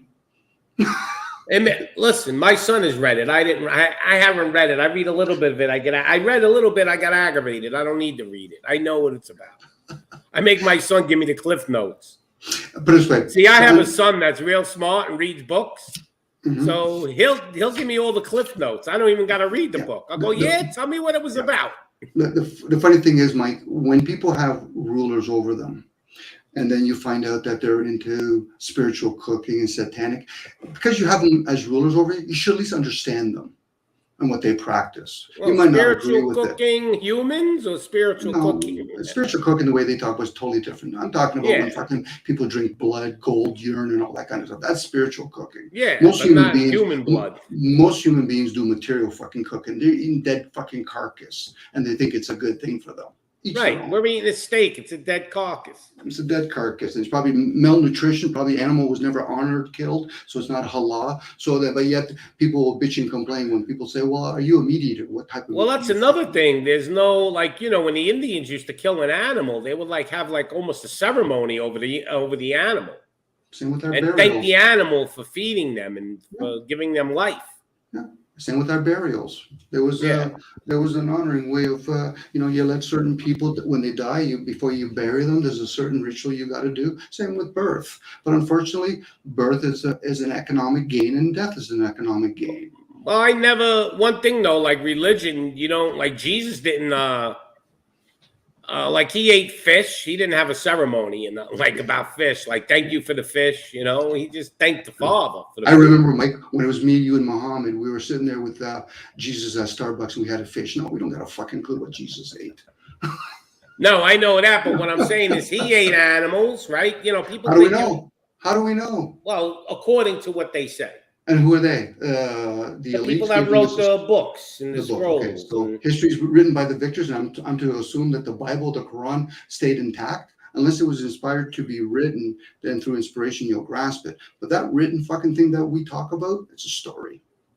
Yeah, well, I think there was some divine inspiration, and I'll tell you why. The people that wrote these passages about, the apostles, they weren't intelligent people. Now, how do I know? That's the next question coming out of your mouth. I know already.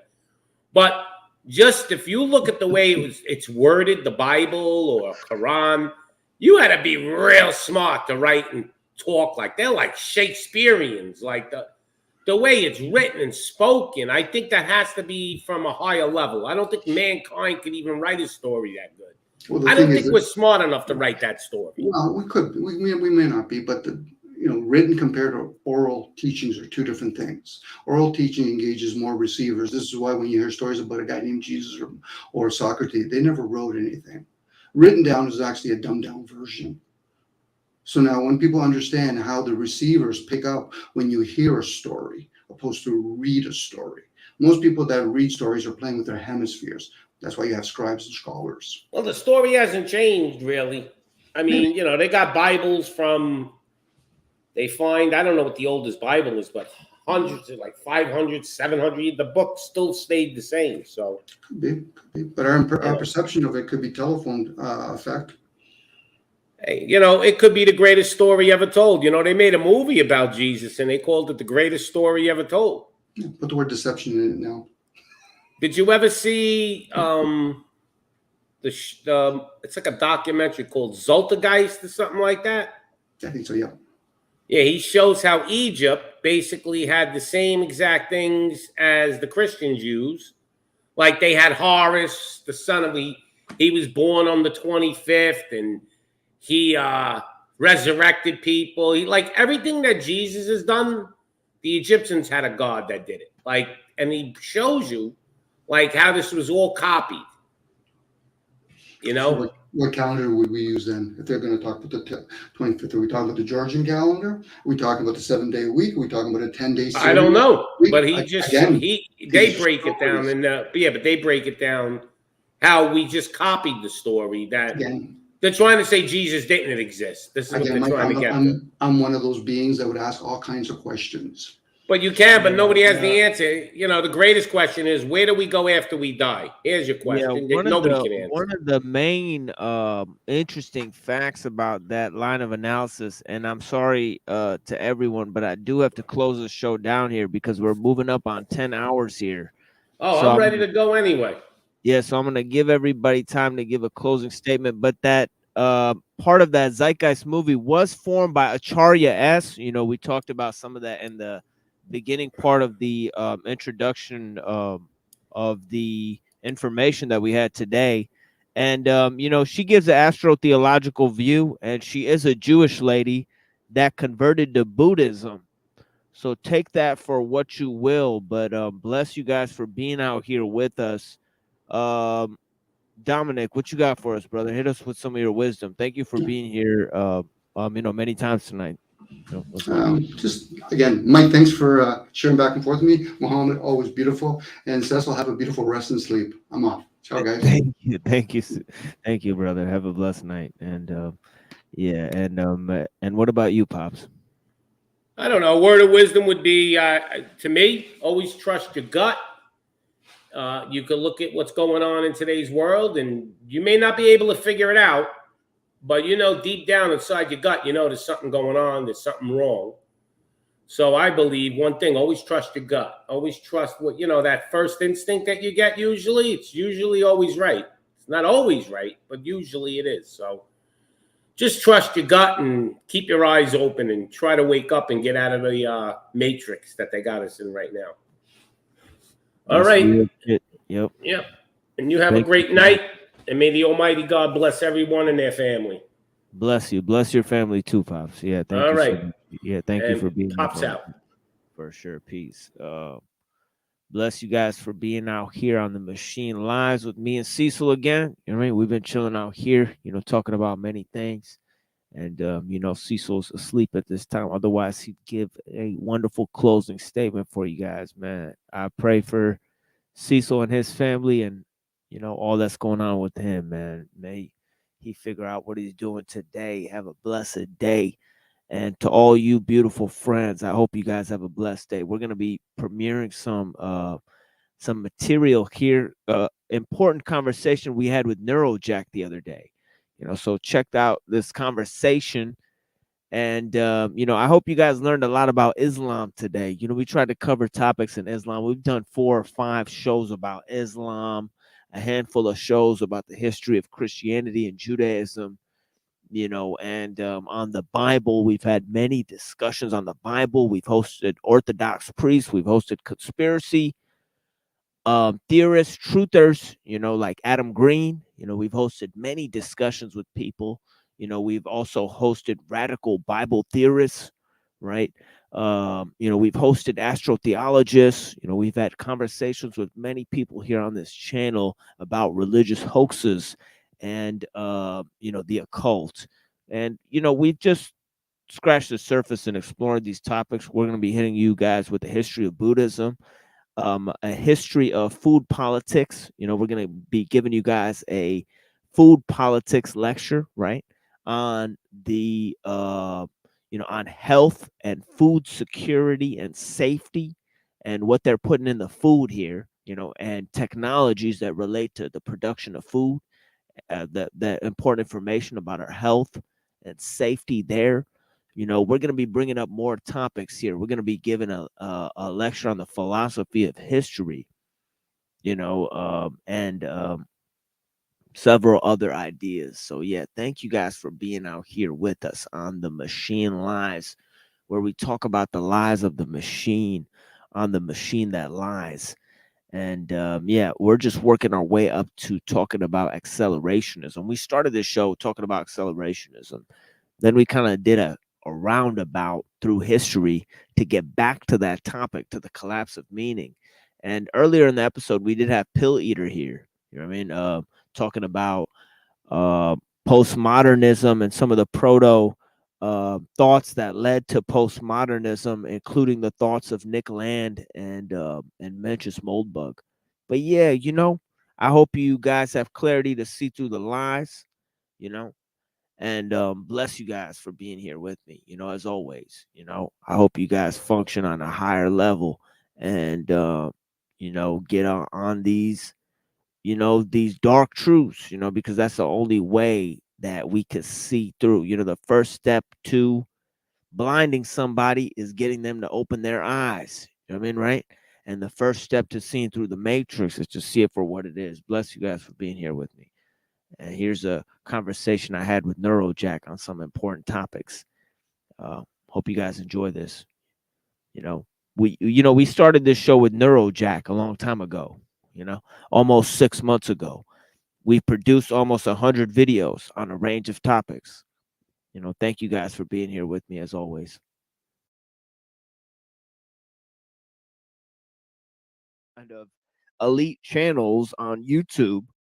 And also they've been getting shout outs from these elite channels that, don't really even acknowledge any of these, communities that we're a part of. But the thing is that, these kind of groups have these sort of actor types, and I think really what it is that certain types of, their, especially their, like when you get to certain subject matter, they'll kind of try to cultivate certain communities and, they'll try to get to a certain level, because I notice like a lot of the communities directly surrounding us, it'll be some sort of a conspiracy agenda, or there'll be people coming in that are talking about truther stuff. I've never said truther once. I've never brought up the topic. I've never brought up conspiracies. I actually called the topic religious hoaxes, on purpose, so I could just talk about the occult and I don't have to talk about like conspiracies and stuff. You know what I mean? Because nobody actually follows that. I talked about that on my show today. How I kind of, put the topic in this really strange term so that it could be more historical, rather than presented in this kind of mechanical way where people are talking about these facts and analyzing these minute details and making these strange connections. You know what I mean? But yeah, but it seemed like that, certain people, they seem very, very interested in that. But their interest is not in the subject matter. It's in you, your emotional behavior. You're kind of, they like to magnify the emotional private lives of the performers in question, when that's not really the content that's being produced. So it's actually an interesting tactic. They'll send you all of these, I'd say kind of emotional attacks, distraction, side issues. They'll sit there, watch shows, talk about people's personal lives, send people into the communities, to kind of ask people questions about why they arrived at their positions, to try to look at the motives why they're spreading the information. So it's all just ways in looking at how something's being said, move the topic off of what's being said. I mean, so that's always part of the scheme. I mean, like, they're always gonna use that, right, to distract the people. That's just what it is. You see it in the Well, larger media too.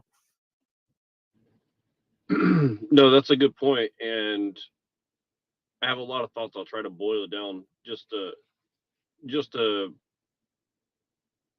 make it simple for myself, because I could really stretch this out and get labeled like the ultimate conspiracy theorist. But like it dawned on me when I was watching the news recently, which I don't I've actually pretty much stopped totally watching the news except for like a very rare occasion, like I'll just leave it playing so I can kind of watch what's going on.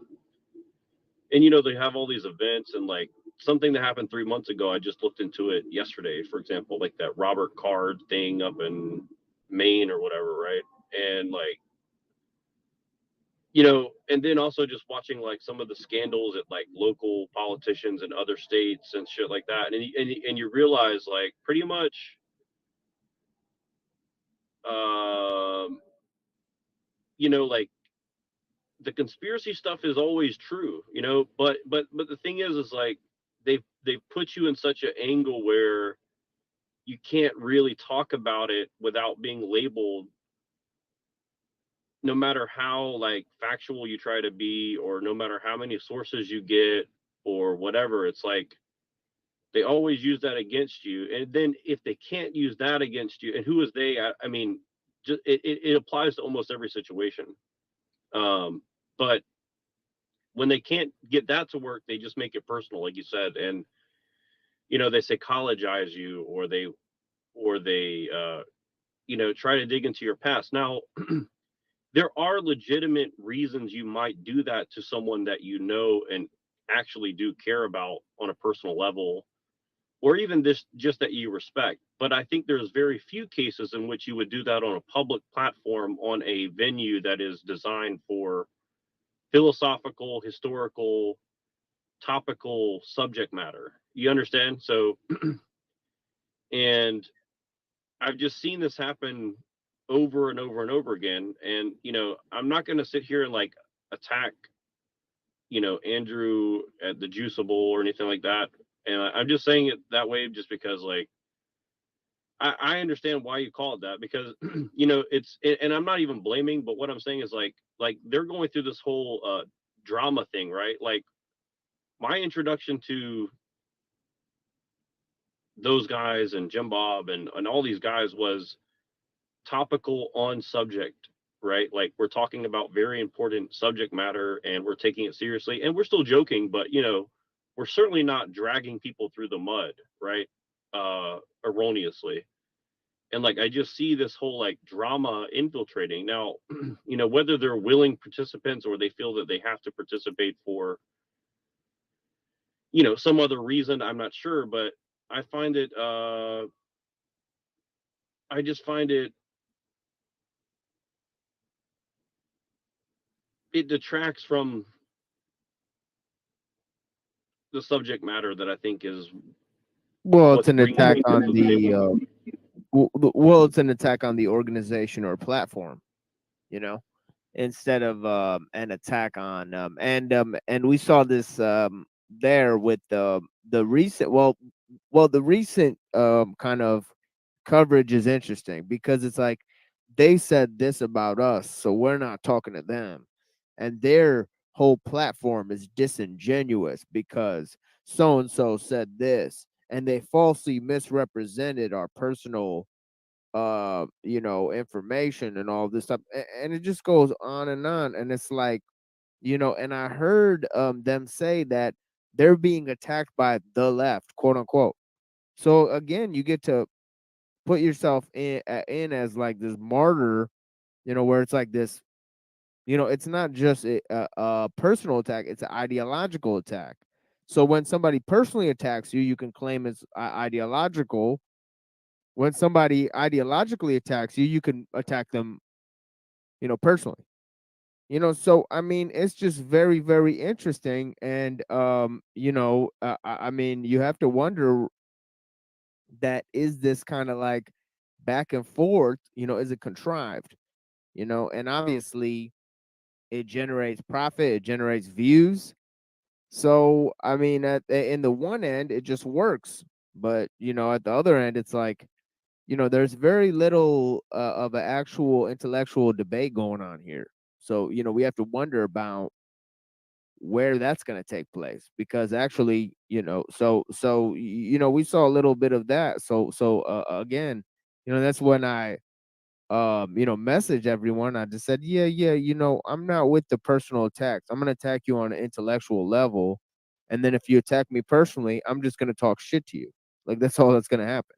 So it's not really a big deal. You know what I mean? But the thing is that you know where do we go? Where do we go to have, because modern day debate is going to loop around the same three topics, and it's not going to get anywhere.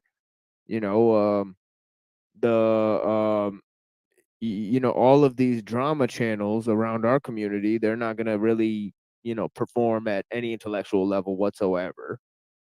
It's just going to be more comedy routines, and then you go out into the world and it's all very curated content, by pseudo intellectuals, with very centrist views, and nobody's really moving the ball.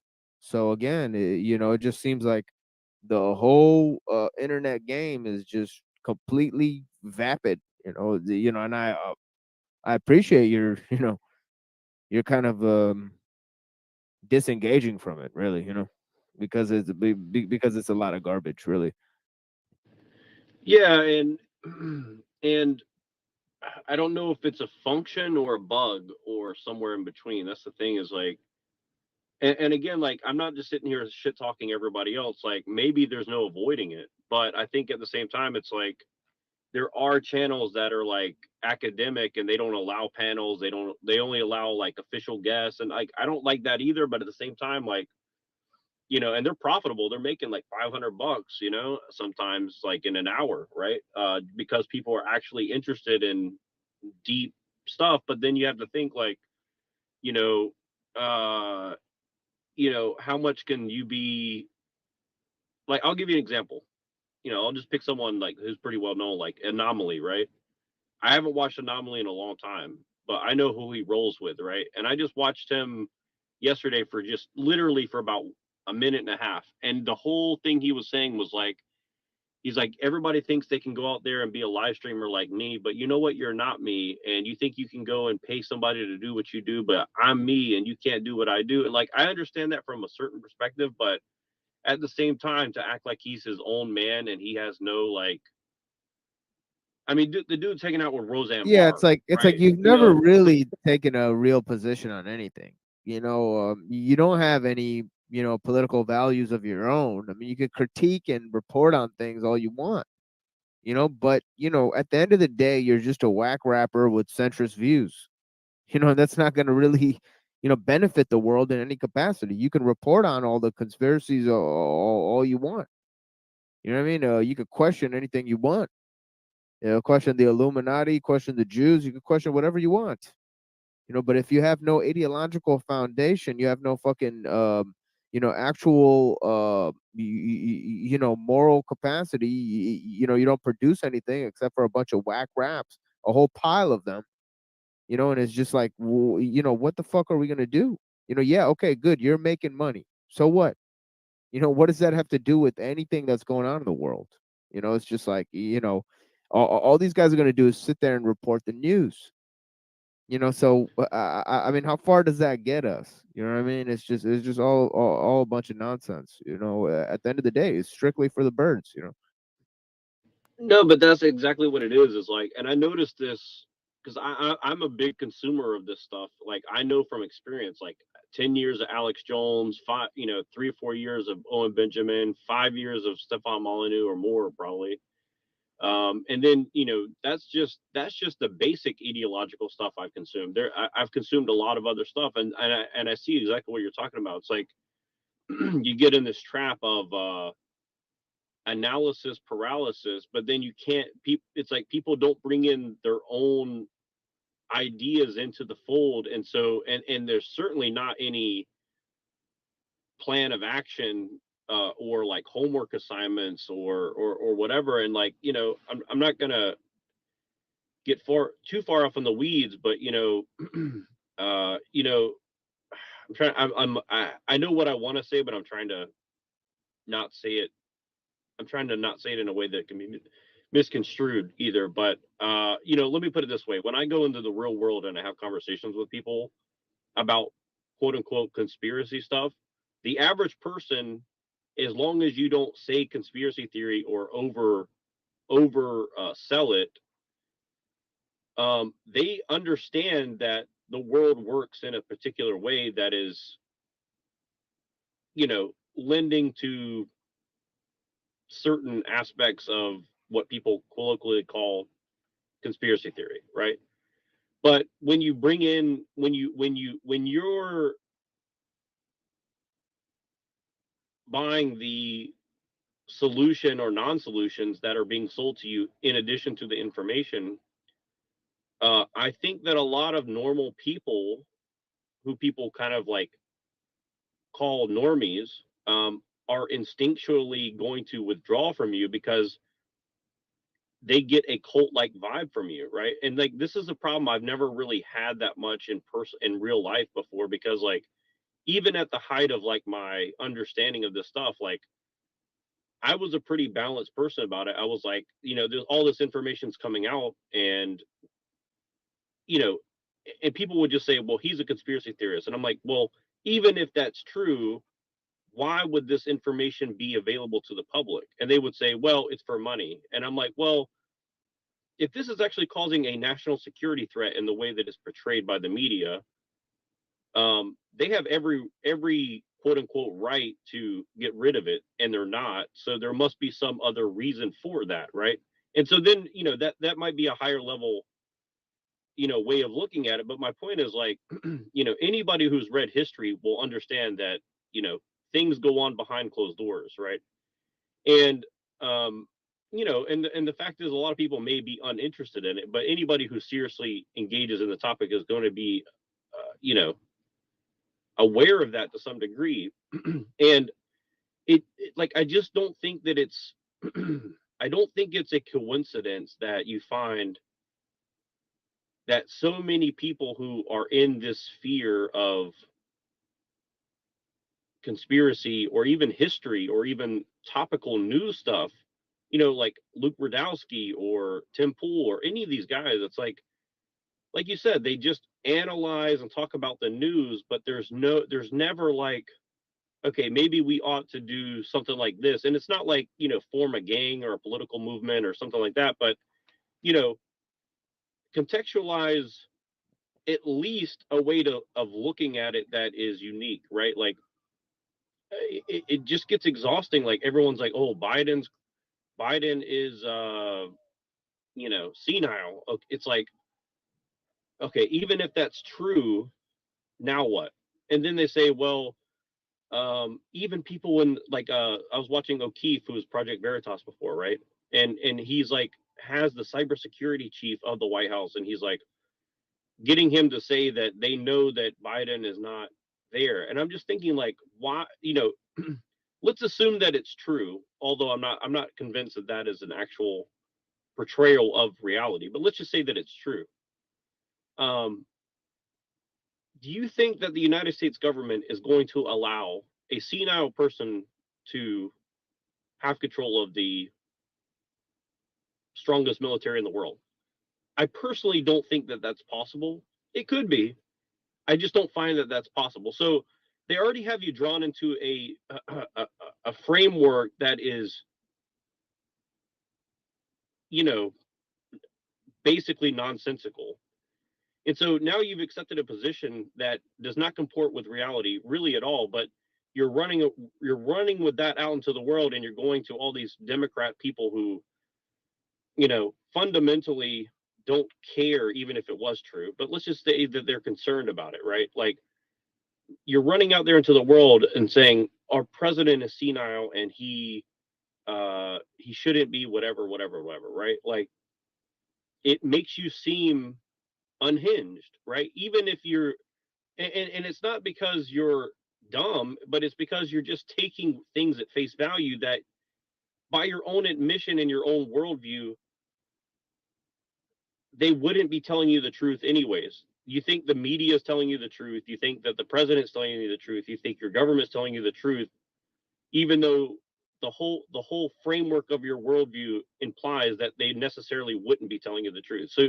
So it's like, just in taking the position of what you're shown, even by an alternative media platform, you've already engaged in cognitive dissonance, not only internally, but you're externalizing it, right? And like, this is so obvious to me, right? And yet, if you try and explain that to people who should have no reason not to understand what I'm getting at, then they'll take what you're saying on a very high level, not high level, let's just say like a lower mid-level understanding of the situation, and say that you're a conspiracy theorist. It's like, and so it's like, so they're discrediting you for taking a higher level look than the people who are looking at the lower level propaganda, right? And so it basically becomes like this hamster wheel where you can't get anywhere, because even if the average person would agree with you, you'll never be able to reach them because you're being discredited before you even get started. And I'll stop my filibuster now, but hopefully that made some sense, Well, yeah, I mean, it just seems like the average person is not really looking for, you know, ultimate explanations for things, and that leads them into these, kind of, I guess, not really alternative, but I guess, niche kind of communities where it's actually a cult of personality, but they're kind of detached from actually having a personal interaction with the person that they're listening to, because they're not accessible. So they kind of have this detached way in which it's kind of a way in which the crowd is having an experience. And I kind of noticed this in terms of my our own little community. It seems like everybody's having a discussion without me. You know what I mean? Sometimes, like, I'm just a guy on stage. It's like I've developed this conversation that just kind of goes on without me. So in that way, it's interesting, because it's like, what you're creating actually becomes detached from the person. And that's why they say that things function on so many weird levels. Like, like Frank Zappa said, he said that politics is the entertainment division of the industrial, of the military industrial complex. And it does kind of seem like, there's some truth in that this is just a facade of, and it seems that these people are, they're engaged in entertainment, they're engaged in creating entertainment, they're in a sense entertaining themselves, but in another sense they are being entertained. So that's exactly what happens when you mix producer and consumer. That I mean, talk about media and becoming the message. I mean, this is pedal to metal. It just becomes, you are creating the narrative one and one. You are the narrative. The narrative is creating you, as we speak. So it's just, what I mean, I mean, so to speak, I mean, there's no such thing as alternative media. It has to be funneled down from, all the alternative media is, as you said, it's reacting to the real media. So if it never gets past that, if it just becomes a commentary on mainstream media, then it's not actually arriving at alternative news. It's just reaction content. And that's just all the fuck we see out here. We see people reacting to other people's, mistakes. But as you said, that's surface level. We have to get to the ideological roots of the problem and then present our own solutions. So when's that going to get started? Yeah, I mean, it's a good question. Yeah, and it just reminds me, like, you know, it's like the older I get, the more I can see that the wisdom of youth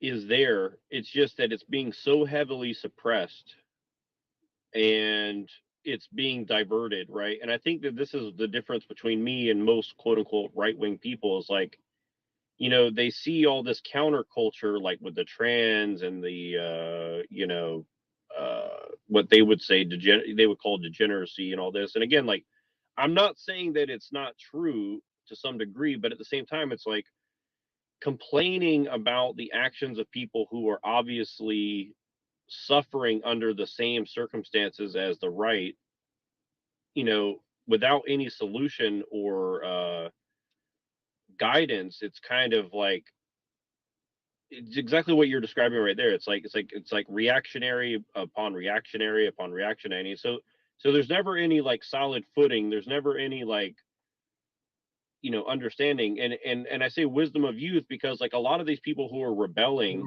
Right. They're attacking the new age hippies who are themselves a product of the psyop. You know, it's like what? It's like, why are you attacking them? It's like they're psyop themselves. You know. right? And exactly. And then you have the psyop who's subverting people, and then you have people who are being subverted and attacking that psyop. And so you have like a multi-layered neo-reactionary situation where left and right doesn't really have any distinction anymore. And I don't think that that's an accident. You know, it's like it's literally and again, like it doesn't have to be like, you know, Zog in the control room, you know, manipulating pawns, but you know, it's a useful framework to try and understand. It's like kind of what you're saying about the cult of personality, like you know, like because about the medium being the message too. It's like if we're like it's. I'll use an analogy just to describe what I'm saying. Whether you have it as Donald Trump, let's just say that Donald Trump was the supreme leader of the free world and he was his own man and he was the leader of the United States. And you have like, you know, let's just say 90 million people in the country who support you no matter what, and they're like under a cult of you. Like that will affect your psychology, even if you're a good man. Okay, now let's take it to the blue-haired bisexual workout girl on Instagram who's had her heart broken when she was 16, 17, 18. Now she's 21 and she's in good shape and she has 1 million followers, and they pay her to literally just like put a camera in front of her while she's working out, right? Like it's easy to say, oh, that's degenerate and I'm going to shame her and I'm going to go troll her in the comments. And, you know, like I get it. But at the same time, it's like, what do you expect? Like, look at the situation that she's in. Look at her father probably is not supportive of her from a young age. They didn't build her self-esteem. Her mom is drunk, you know, like her brother and sisters are, you know, working for, you know, some mega corporation and they're working 60 hours a week, and you know, people go their own direction, right? Like and then by the fact that you're trolling, it makes your position look immature and stupid, and probably because it is, right? And so you see what I mean? It's like it's this feedback loop, and again, it comes back to the median, right? Like how are we communicating, right? And the way that we're communicating, it's kind of no wonder that you mix in human psychology and all this, and you add this like layer of technology that is, you know, social media, right? Like social before didn't go beyond like some letters written by hand, right? A few hundred years ago. And let's just say that if you take an atheistic, scientific, you know, Darwinian view of things, like it absolutely makes no sense why you would support a rapid expansion of technology into the social lives of human beings, right? And so I think it's funny when they say, well, you as a religious person have no right to be against technology, blah, blah, blah, blah. It's like, well, you as an atheistic, scientific worshiper, under what circumstance does it make any sense by which you're judging the situation that you're supporting tacitly or implicitly or explicitly? Like it does not add up whatsoever, right? But then when you point this out to people, they'll attack you because they say, well, it's not realistic to be against it. It's like, well, it doesn't change the fact that it's not logical, it's not reasonable, it's not whatever term you want to call it. Like it does not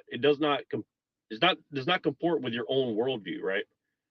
So I just find it's like a very strange situation we find ourselves in, where you can't actually just have a not an unbiased, but a less biased analysis of something, right? And that's before we even get to solutions, right? Like before we even get to the solution, people will undermine epistemology.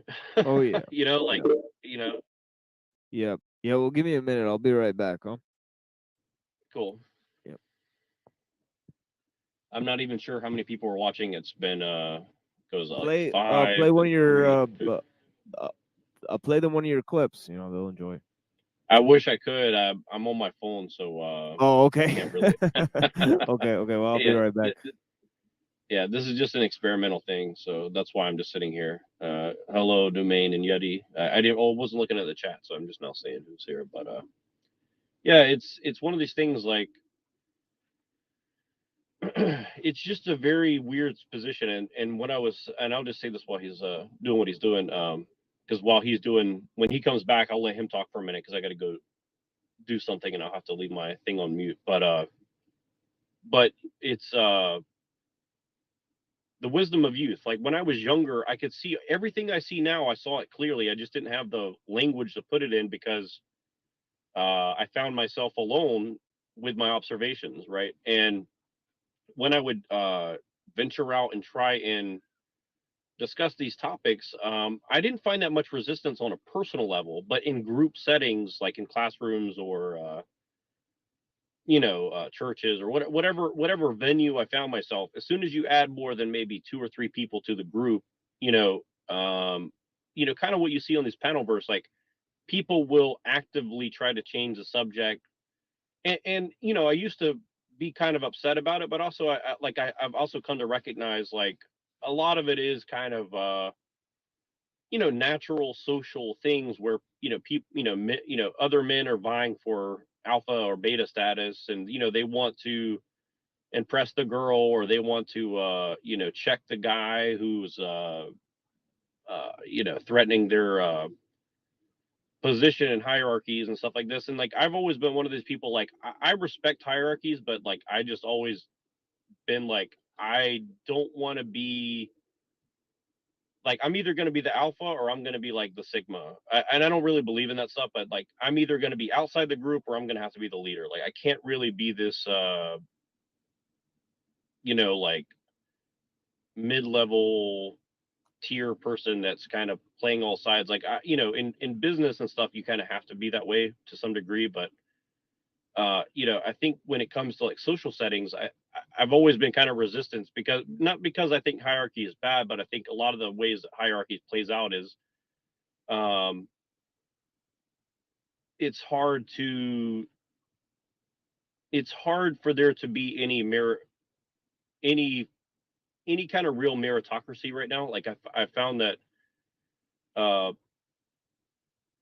people will call things based on, they will call it a meritocracy when it's probably more based on something else that's emotional, or the standards by which you are judging the merit is not really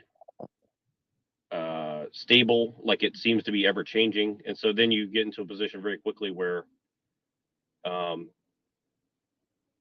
it's not really any sort of fair in any sense. And again, Yeah, it's fairness is another two term. things that go into it. It's one is Plato's system, which is a social hierarchy, a caste system, and then there's the the Aristotelian system, where you produce the finest, most educated, the aristocratic elite.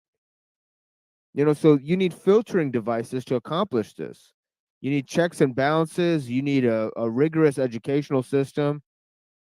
You need training and all this kind of stuff. In Plato's system, you're more or less born into a class, because the system is literally run by genetic lottery.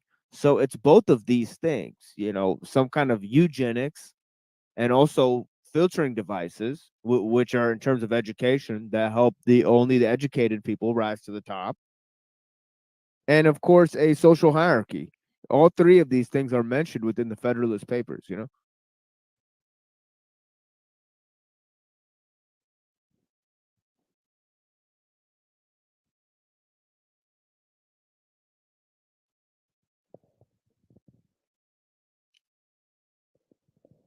That's why it's not really merit, but and of course, merit plays its roles in that, and there's merit, and there's the the combination of the republic with the polis as well, the city-state, with also the republicanism, which is the way they govern large states, right? City-state roles in that, and there's merit, and there's the the combination of the republic with the polis as well, the city-state, with also the republicanism, which is the way they govern large states, right? City-state is the political order of the city. That's the central union, centralization, and then also there's a distribution of power through the republic.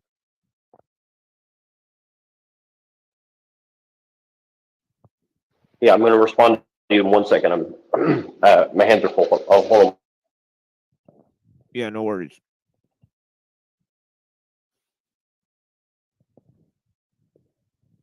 But yeah, they say that a lot of it came from, Montesquieu, who wrote The Spirit of the Laws. Some of it came from, John Locke, who wrote the 2 treatises of government.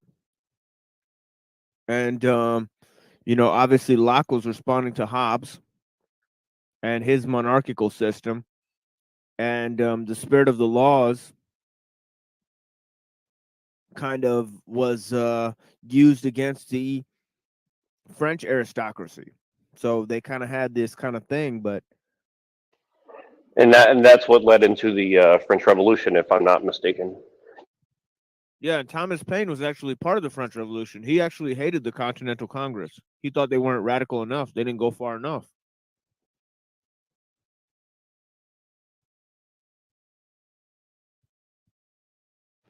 Well, and I think that's the funny thing about my own view is like, perhaps I took a little bit of that. I'm trying to think of how to describe it. The mythos of America's foundation a little too seriously. So, some of the ideas about meritocracy and stuff like that, like I do recognize that some of it may be overly idealistic, right? But, if you want to have anything of quality, you have to have standards that are not easily achievable, right? And so,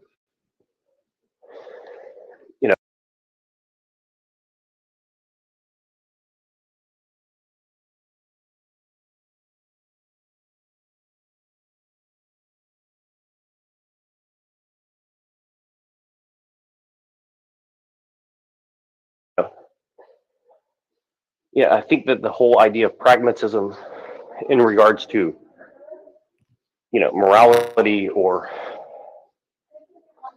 meritocracy, and again, like when I'm talking about meritocracy, I'm not talking about like, business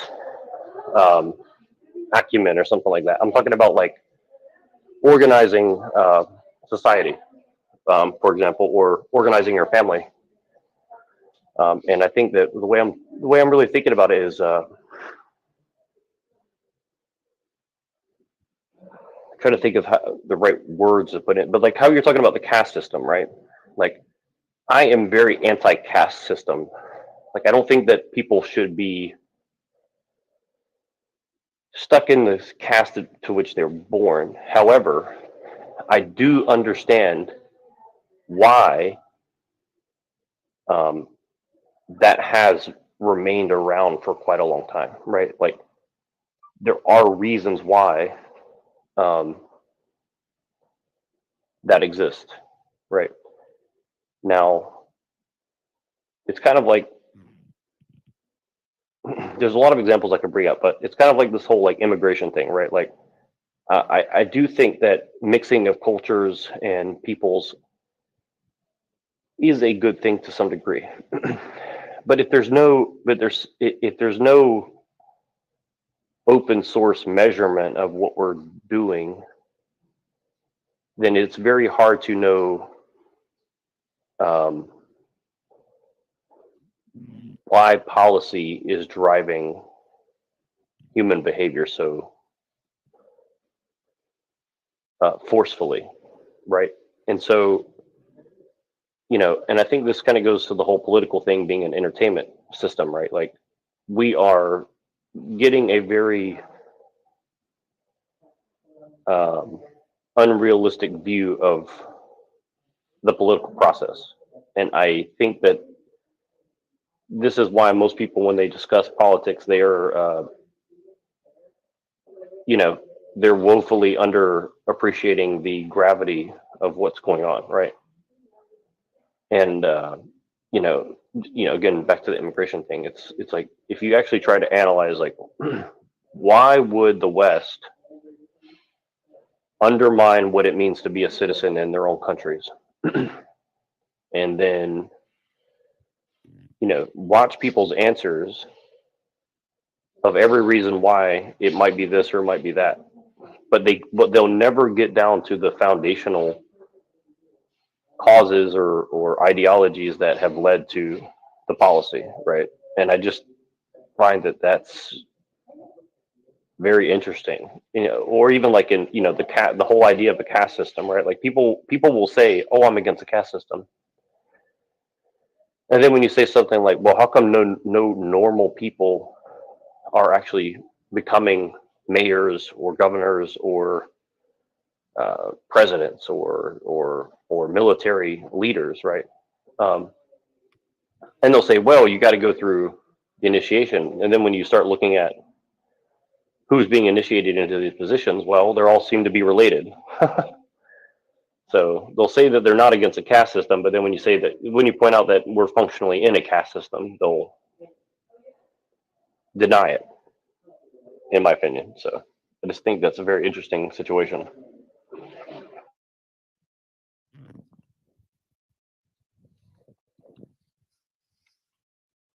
Yeah, I think one of the most interesting studies of this is in the 1800s, during the time of the French Revolution. There's a character named, and you see these guys create these ideas antithetical to, democracy itself. They said democracy was kind of a snake eating its own tail. They came to this conclusion, like in the 1800s. Writers like Tocqueville and also John Stuart Mill. They came to the conclusion that, and you see this notion today. I'm in the alt-right movement, and people like Peter Thiel that say that, oh, we need open source groups. We need, like, what do they call those Silicon Valley groups that like create things? What do they call them? I can't remember the name, but maybe Collective or something. Yeah, you know what I'm talking about? Like those like little groups that like create like new products and stuff. These like think groups where they have like so they said what you need is a small group of people with extremely innovative ideas. That's usually where innovation starts. It's antithetical to the notion of democracy itself. But it's right there in the Federalist Papers, the idea of tyranny of the majority, that the majority can actually rule over. It's the 51% ruling over the 49% that they thought was the greatest threat to democracy itself, which they called faction. You know, they said faction is a great threat to democracy because it doesn't let all the ideas be heard. You know, it creates two distinct sides, right? And then everybody has to join a side. You know, and that creates a kind of a you know, a thought schism, a false dilemma that kind of forces people into one camp or the other, and the lesser camp can then dominate over the one that's actually better. You know, and they called this process that's antithetical to democracy itself. You know, and John Stuart Mill actually writes about this in On Liberty. You know, he says this is the great danger of liberty, is the paradox of tolerance. You know, that you tolerate intolerance. You know, you know, so that's the problem. You know, that true liberty has to be open, and true openness can only come in small groups. You know, and those small groups have to all know the meaning of liberty. That's the problem. You know, you can't function No, outside of exactly. the group. Yeah. No, exactly. And I think that that's the other danger that we're finding ourselves in. Like when you look at the groups that you mentioned, and they're saying, well, democracy and liberalism is a problem. That is true, but you can see already that they're getting into position to sell you feudalism as the solution, and or a form, you know, maybe a high tech version of feudalism.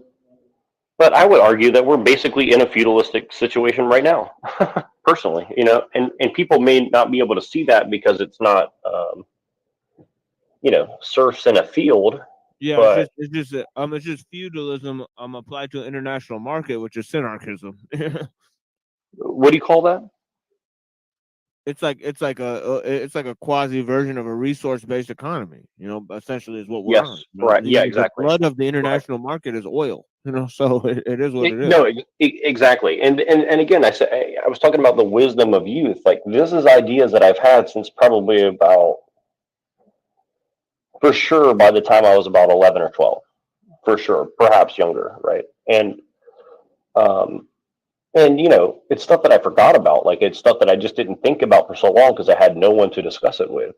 But then, like you know, the more I look at what people like Dugin or Putin or even you know Blinken or you know people who are writing the policy of the United States. Um, you know, I think that a lot of this propaganda that we see with the alt right and you know the QAnon and all this stuff is essentially leading people right into the feudalist system that we're already in, and that will be undeniable as we go forward. So they need to get into position and say, well, here's why it's justified, as it's already like, you know, 65% of the way there, right? And I think that this And is that's where why people are getting and that's confused. why it's so funny that they're walking right into it with the alternative you know, media, because everybody in the alternative media, what's their solution to the collapse? Oh yeah, buy more bitcoins, buy more Correct. cryptocurrency. You know, Yep. it's amazing. You know, No, and I'll never forget my own personal experience in that, where you know, you know, in college, you know, '08, I can't remember, maybe '08, '09, you know, hearing Ron Paul for the first time in this whole Tea Party movement, right? Because that was immediately before the whole Bitcoin and the cryptocurrency started. You know, watching these solutions that these people were driving for, and I just remember saying, well, you know, at least Ron Paul is looking at auditing the Federal Reserve, because I understood one thing, you know, if the people who print your money have no accountability, then you don't have sovereignty, right? I mean, it's a very basic understanding, right? And of course, you know, looking back, I don't think Ron Paul was like, you know, had the solutions to all the problems. But I think that that's kind of my point that I'm also saying is like, you know, 100 years too late and too little to audit the people that you've already given your sovereignty to. But you know, it is pointing to, at least to something that is true. And then you then to see now, more than 10 years later, that all that was basically, yeah, for all intents and purposes, a limited hangout to get people looking in one direction while they actually put all their pieces in place for a techno neo-feudalism. And all that stuff that you're talking about with the ANCAP and the cryptocurrency is like further making it hard to see who your sovereignty has been given to.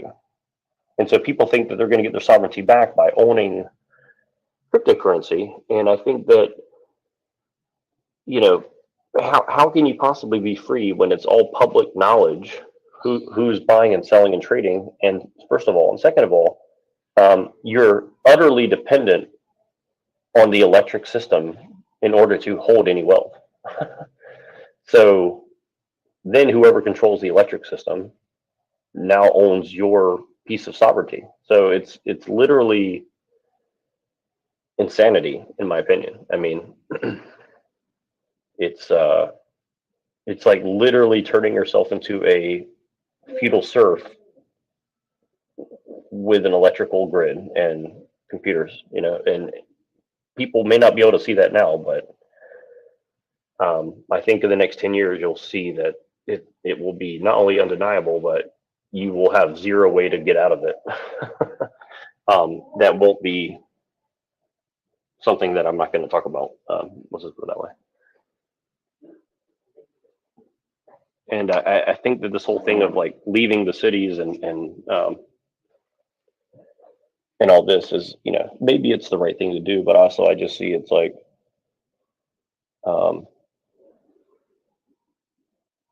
I'm trying to think of ways to put it in very simple analogies, but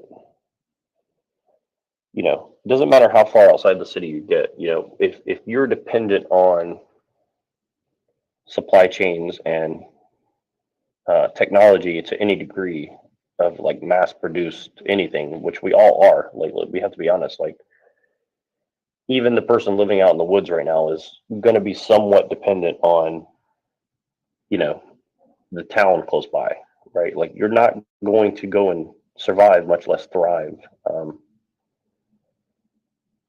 out in the middle of nowhere, right? There are people who have tried to do this in the United States and their populations are continuing to dwindle and they have no replacement and they have no infrastructure and no safety net, social or otherwise, right? And good luck convincing, you know, people to volunteer for a futile attempt at dodging the encroaching system. I mean, it's not a very attractive sell, right? And I just think that people have to wrestle with that, you know, if they want to have any actual influence. You know, I just don't know how it's possible that people don't at least address the fact that the solutions that people are offering are, even if they were right, are not attractive. And yeah, I don't know. That's just fascinating to me.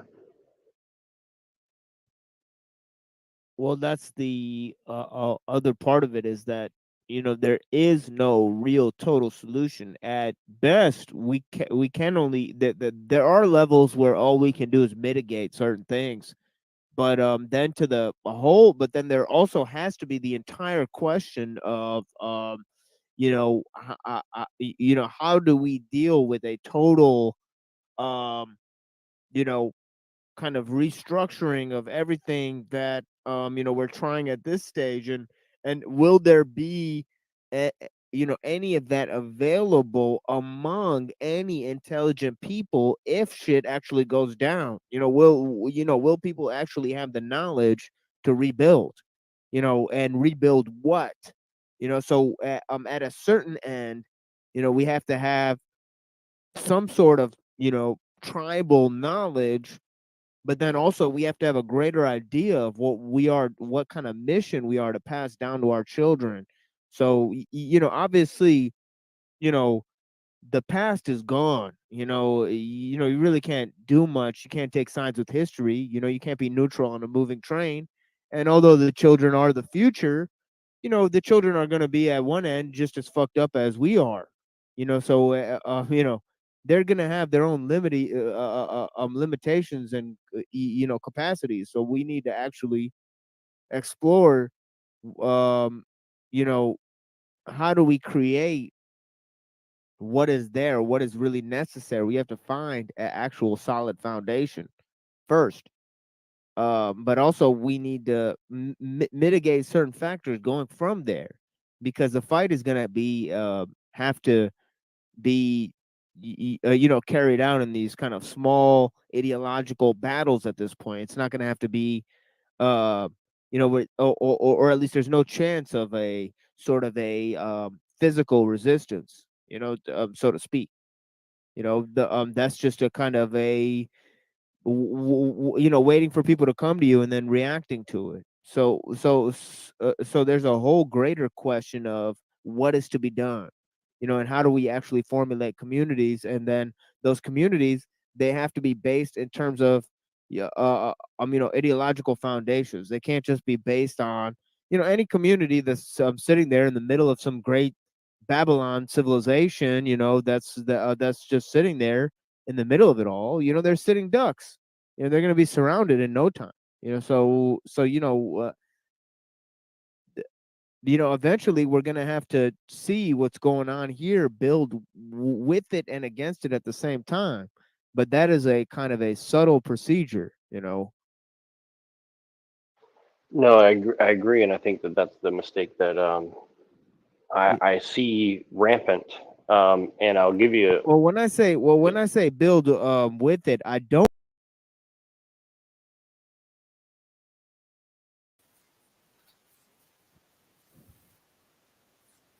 Yo,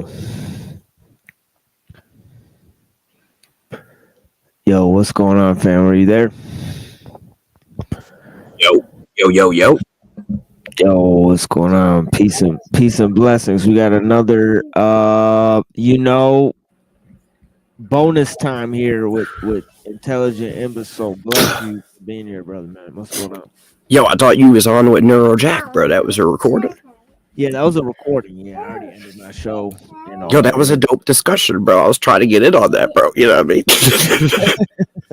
Yeah, I know. Yeah, I know. Yeah, that happened the other day. Yeah, we were talking the other day, but yeah, we got a whole nother hour of that. It gets pretty good. Then Tommy comes in, tries to ruin it. But yeah, peace to you and your family. Okay, yo, if that's a recording, bro, you know what I mean? I have nothing to jump in on then. No worries. Yeah, bless. Yeah, but thank you for being here, anyways, dude. You know what I mean? Yeah. Hey, yo, you already know, bro. You could have just shot me a message and been like, "It's a recording, dog." Yeah, shit, my bad. Yeah, I thought of that, but I was like, "Fuck it." You know what I mean? Let me just, because you were on the last show. You were at the end of the last episode too, so it's kind of cool, like having you come in and check in at the end of the show. It's like some Batman shit, where like you come out of the cave and shit. All right, but yeah, man, bless, man. All right. On some Bruce Wayne shit, right? But yeah, you got the babies. Yeah, bless you guys for being here, man.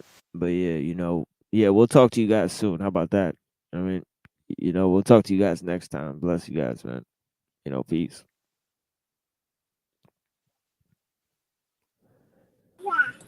My shit is all fucked up, bro. I appreciate you. Yeah, bless. Yeah, thank you, Ramp, for being here. And, you right.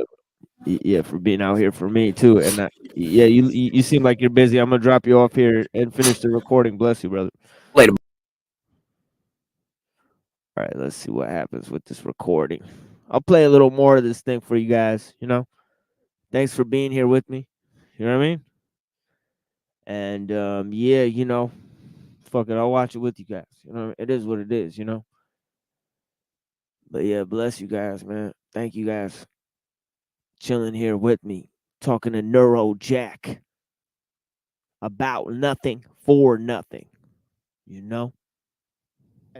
Is that we have to react to the situations that are going on now. Use their ideological weight in order to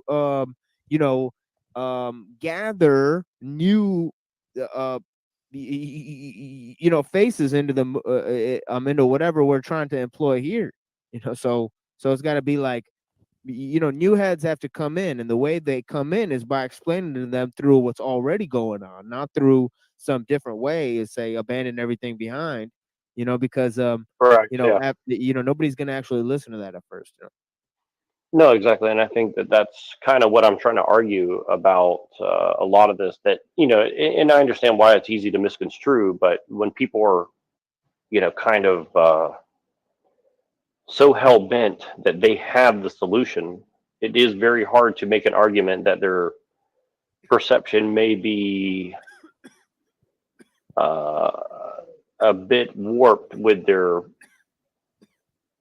intention of what they're trying to accomplish. For example, I'm trying to make sure I put this in the right terminology that'll not be misconstrued, even for myself. But going back to the idea of this staying in the cities, for example, right? Like, if you don't have women and men who are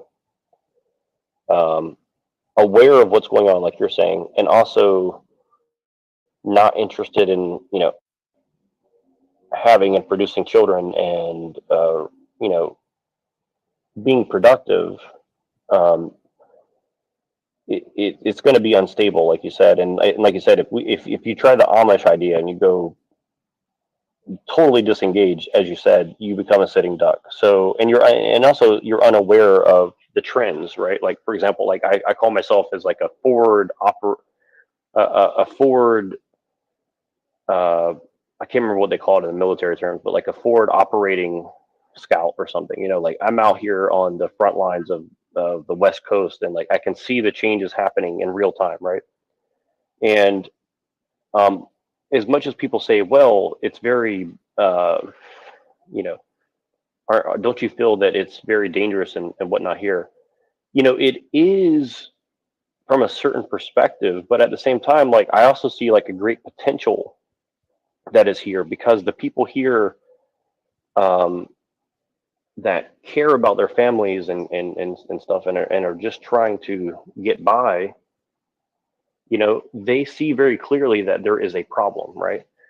And so if I just say, well, you're in California, or you're in a liberal area, therefore, you've already been lost and there's nothing to save about you. Well, first of all, that's dehumanizing. And second of all, I think that it's not recognizing, like, people want, not all, but I would say most people generally want similar things. Like, they want a certain level of safety, they want a certain level of excitement, they want a certain level of family, they want a certain level of social engagement and acceptability, right? And so if you just deny all the things that make us human, and you just go full, like, I need full freedom, or I need full moral purity, or I need full, whatever the category is, like, you have to understand, like, you're not going to get anywhere with people, right? Like, people don't operate in that way. And the thing is, like, I think most people have a sense that all these conveniences have made them weak and made their children weak.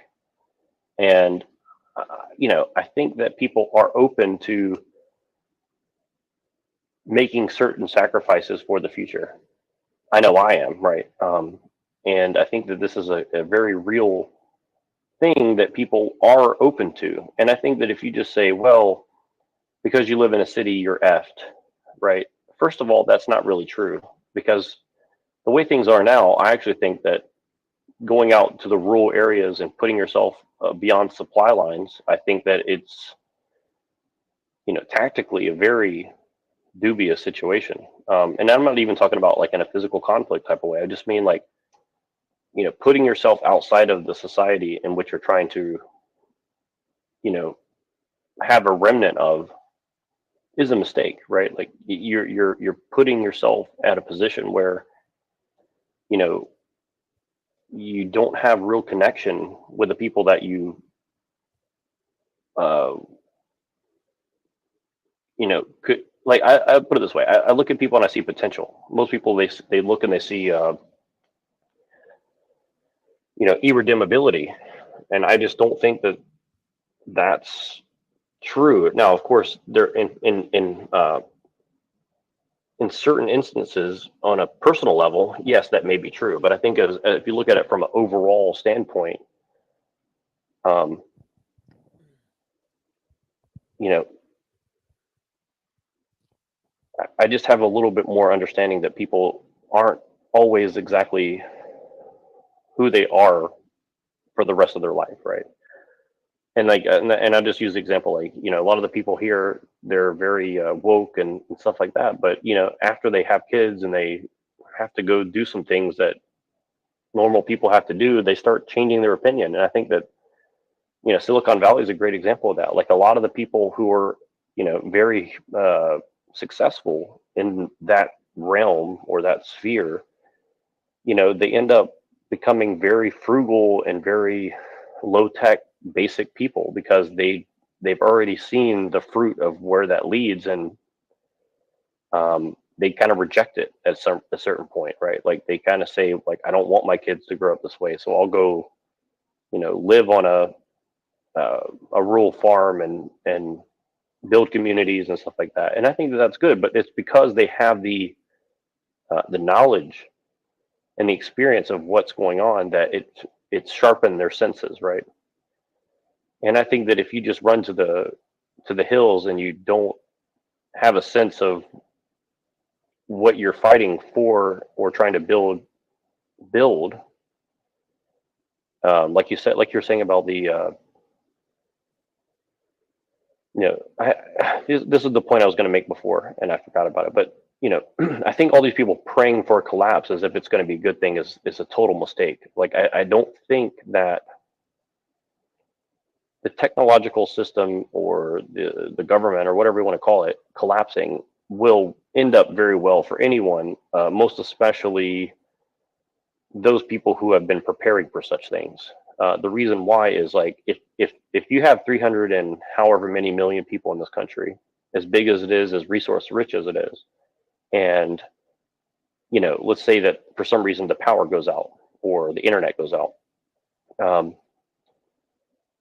there will be massive amounts of suffering, yes, but also the resources that are there and abundant, like with, let's say that you think that you're going to go and hunt deer or raccoons or squirrels for your sustenance. Well, guess what? You have a few 100 million people with the same idea as you,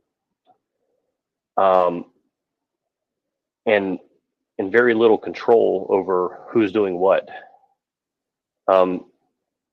I'm not saying that it's impossible that people will eventually work out their problems, but it will be a very fierce interim period of time as resources get divided up according to, you know, the law of the jungle, so to speak, right? And I think that people just underestimate the cost of something like that, right? And I think that that's a huge mistake. And I think that if people were,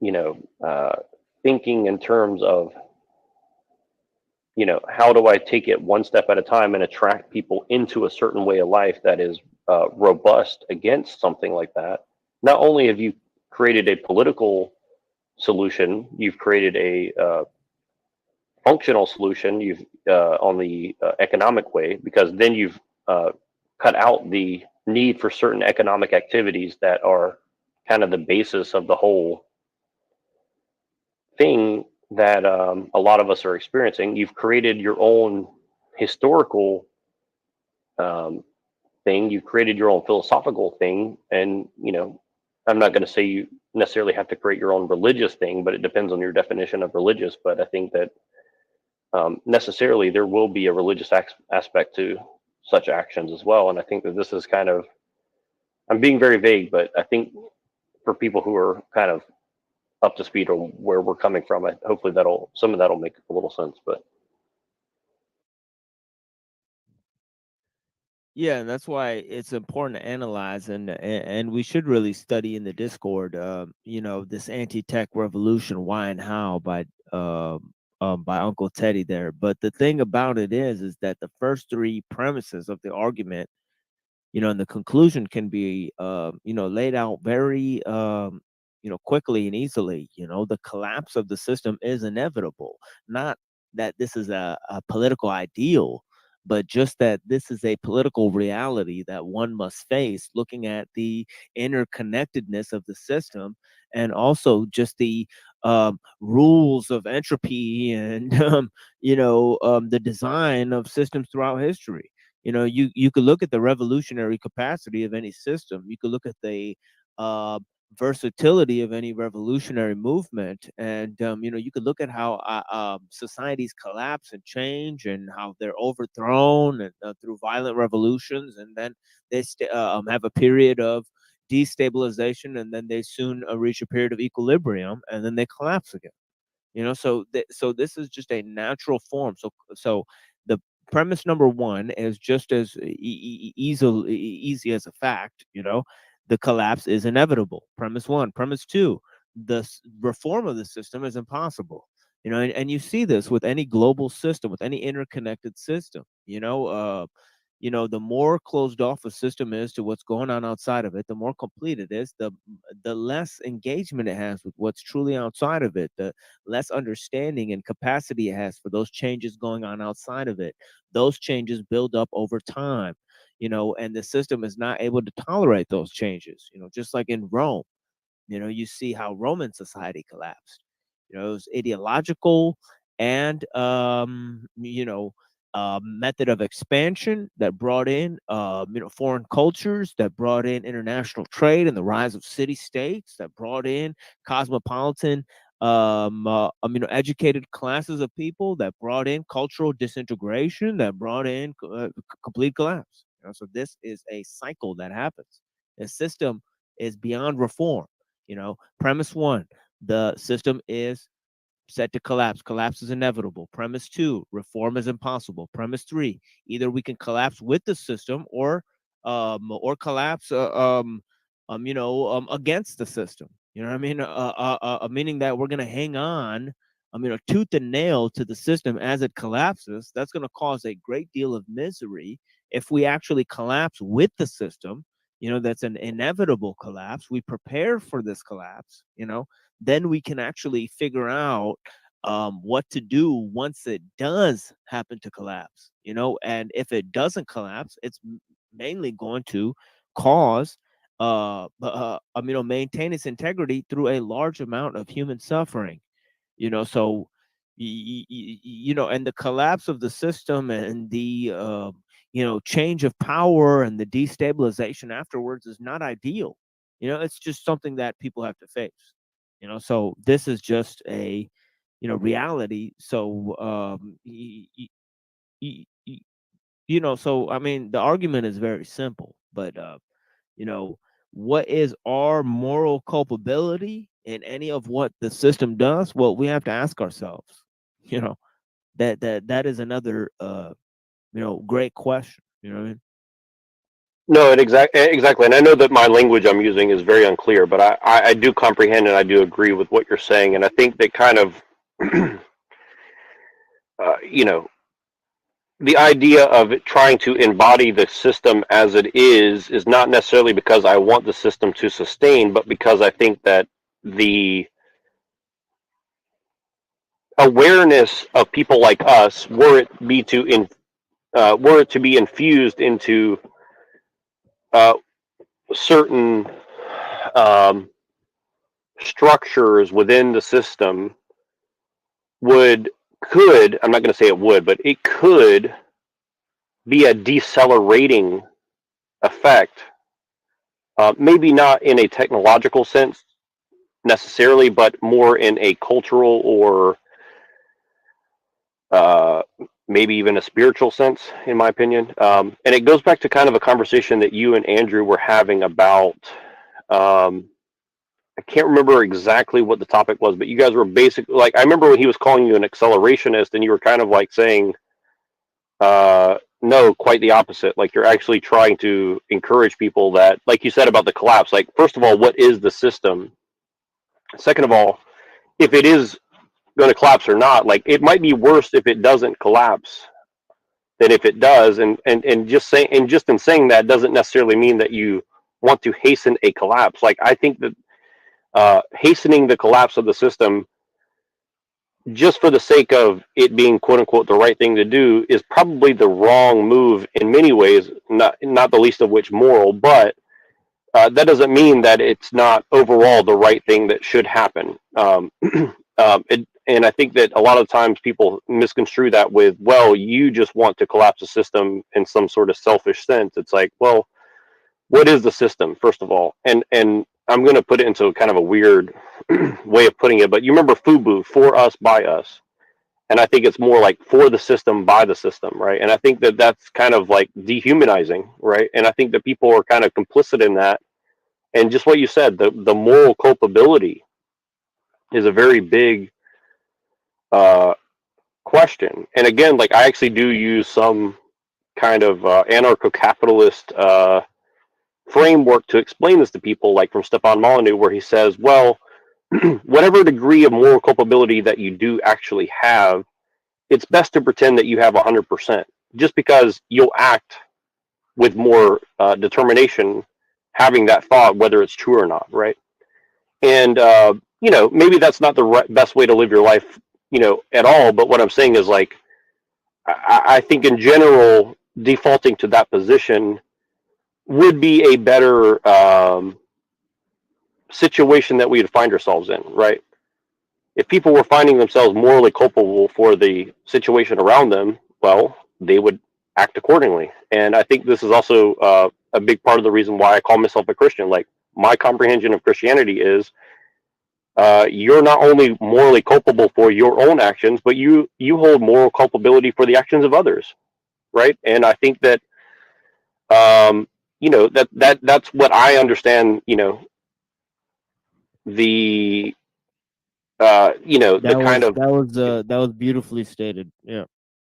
Yeah, and I appreciate that, and like this is kind of what I think that the message of Jesus was kind of about, is like you're bearing the cross. In my opinion, is kind of more of like you're bearing the weight of all the mistakes of everyone, right? You're not only bearing your own problems. So that and I think that that's kind of where people misconstrue sin, and a lot of the stuff is like, if you come out clean and you have no imperfection in your own personal actions, and then you choose to do nothing, like, I'm not saying that there's no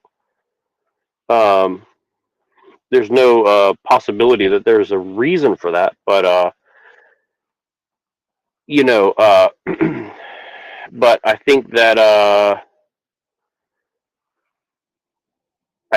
that that's a very difficult position to find yourself in. Sorry, I'm distracted. Someone came into the back. I'm not sure who it is, but it looks like it's Illumatami.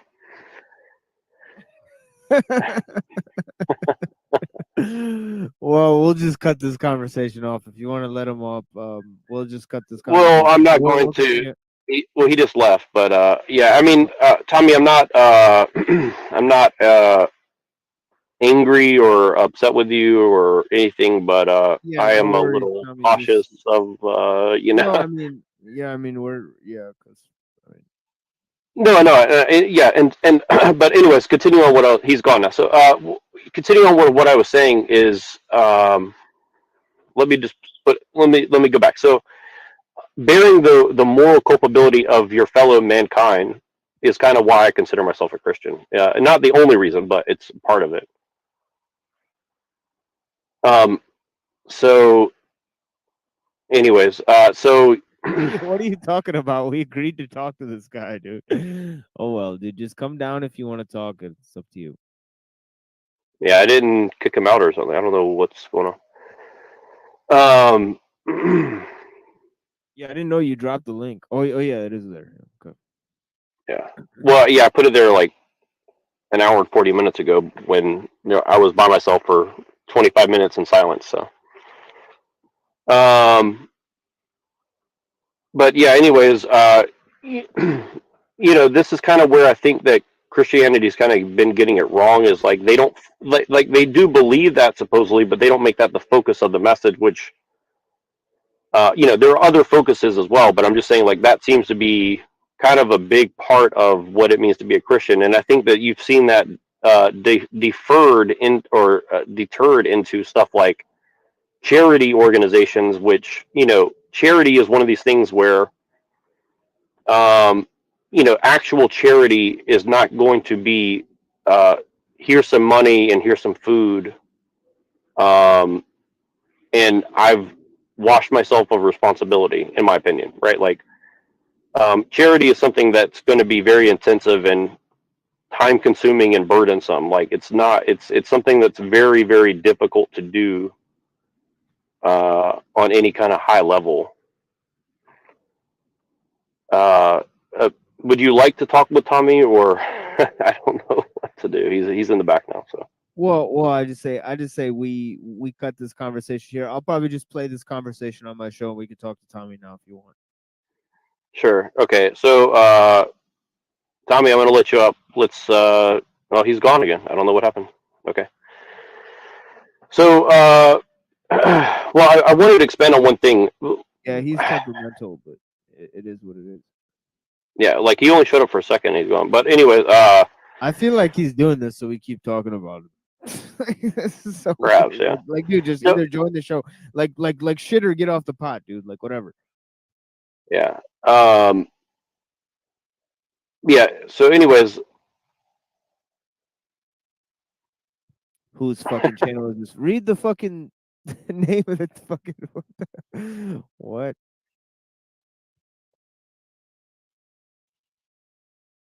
So anyways, my thing I was trying to get at is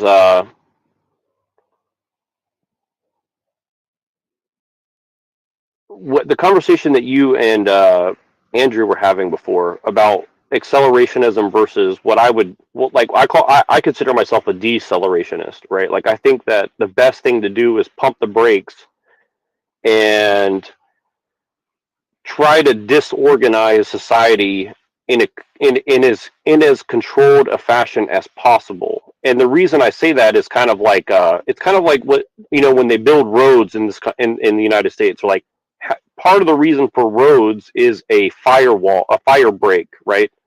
So like if there's a fire, it's not going to jump from one field to the next, or one parcel of land to another. Like, the roads kind of insulate. They kind of insulate you from the effects of a wildfire, for example, right? And I think that that's what we need to do with technology. That's what we need to do with political ideologies. That's what we need to do with a lot of the stuff going on. And kind of like the way that Bitcoin tries to say they want to decentralize trade. You know, my goal is to basically try and figure out a way to give people more culpability in their personal lives, and simultaneously stop collectivizing political guilt and political culpability, if that makes sense. Like, I think that the way the system is like, it's kind of taking people's sovereignty away from them and then selling it back to them at a high tax. Something like that. Like, I don't know how to really put into words, but talking about Mr. Uncle Teddy's, you know, like, the collapse is an inevitable thing. Like, what would that look like? And I think a lot of people think it's going to look like, you know, Mad Max or something like that. And that may be the case, but it's probably going to be, it's probably not going to be that overt, at least in a short period of time. I think it's going to be kind of like the system's going to burn itself out by the way that people are,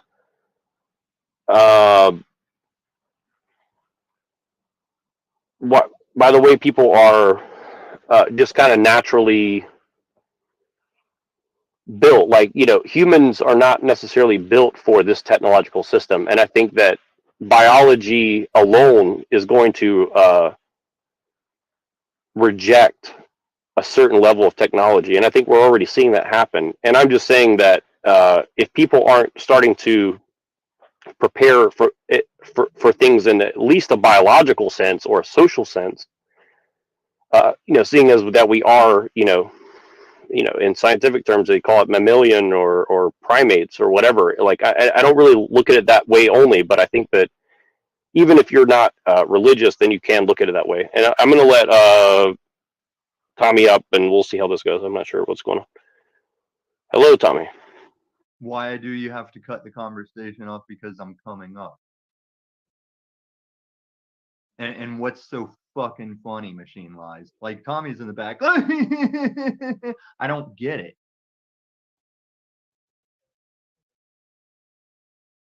Sorry, am I muted? No, go ahead and continue the conversation. Then, Well, I if you asked like. you a question. Why do we have to end the conversation? 'Cause No, I'm no, in no, the no, back. no. You want it? Yeah, right. You want to continue the conversation, so go ahead and continue it. Okay, thank you, Machine Yeah, Lies, here yeah. on No your worries. channel. Here on your, I'm glad you okayed me coming up. I didn't okay you. He's the one who let you up. Well, I know you didn't, and you didn't have to, and he doesn't have to ask.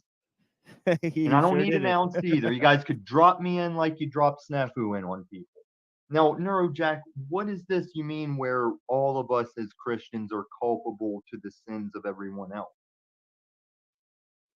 Well, my understanding of theology of Christianity is, part of being a Christian is you kind of bear some responsibility for the sins of the world.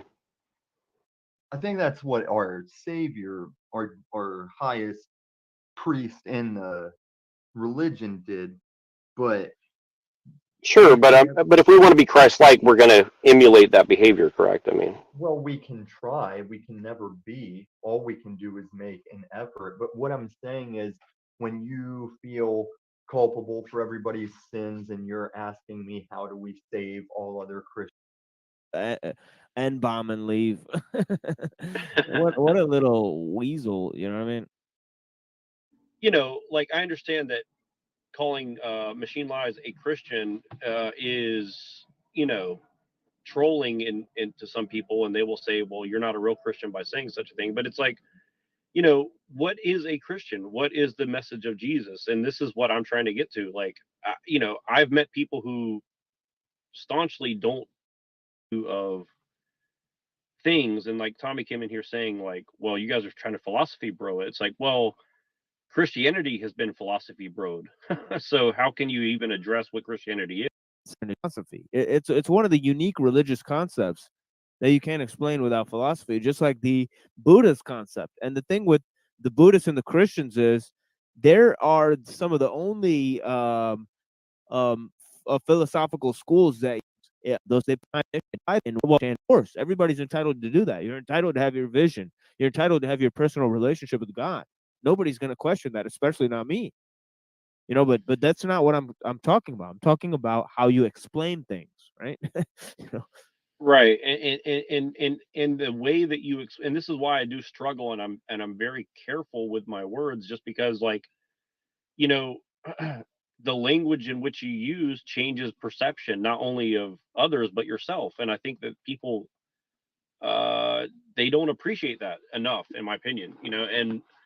And just to give an example of what I'm talking about, like the fact that they say, well, Muslims don't believe that Jesus died. Let's just go with that, right? Like, well, they don't believe in a separation of physical and metaphysical, right? So when Christians say that Jesus died, they only mean in a physical sense, but of course he's been since the beginning of creation as co-eternal with God. So technically, even in a Christian sense, he never died, right?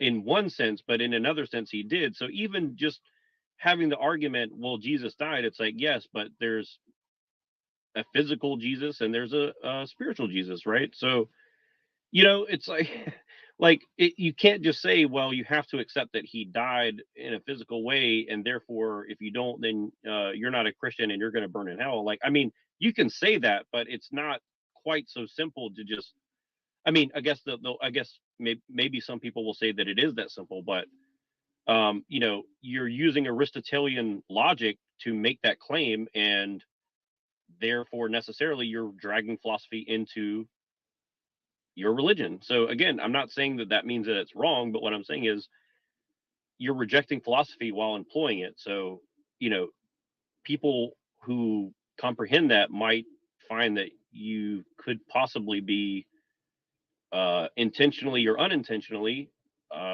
playing a trick upon them, right? And so, this is why I think a lot of people have turned away from Christianity, because you're creating a situation where you must engage in cognitive dissonance in order to accept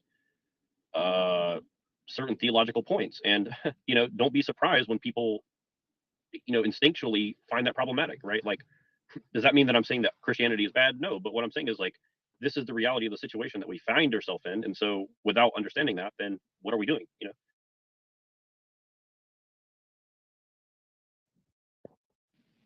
Well, Yeah. and just to respond to what Reddington's saying, like the atonement thing. Well, and this is the thing that I think is kind of the whole crux of a lot of my questionnaring, and why, like, I'm a little bit disappointed that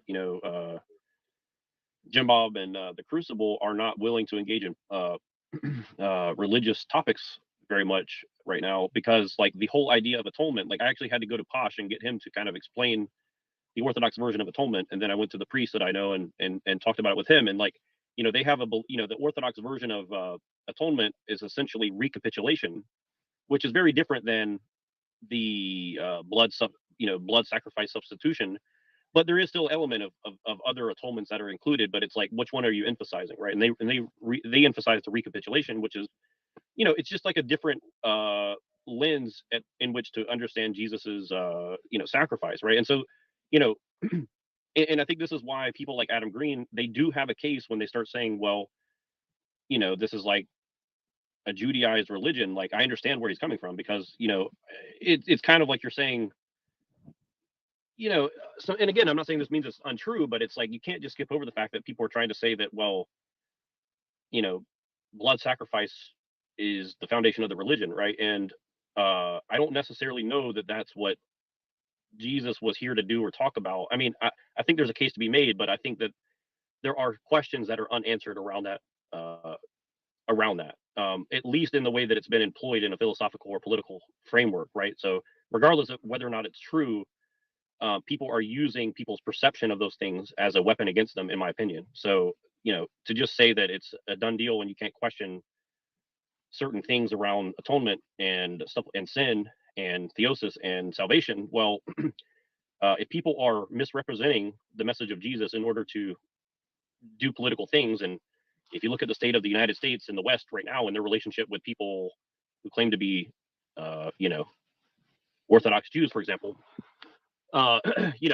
it's very confusing, to say the least. And I'm kind of curious what you think about atonement in Christianity versus in Islam.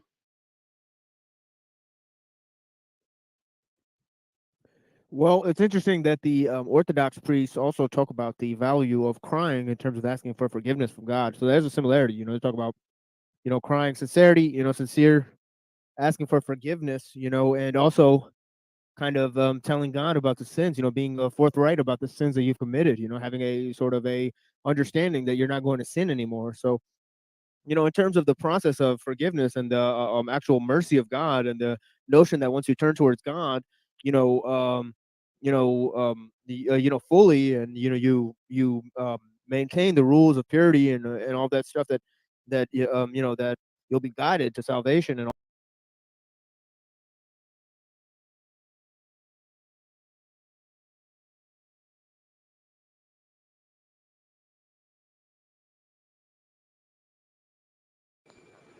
When you find out what war is actually like, you go undergo a mortar attack or a rocket attack, and the whole damn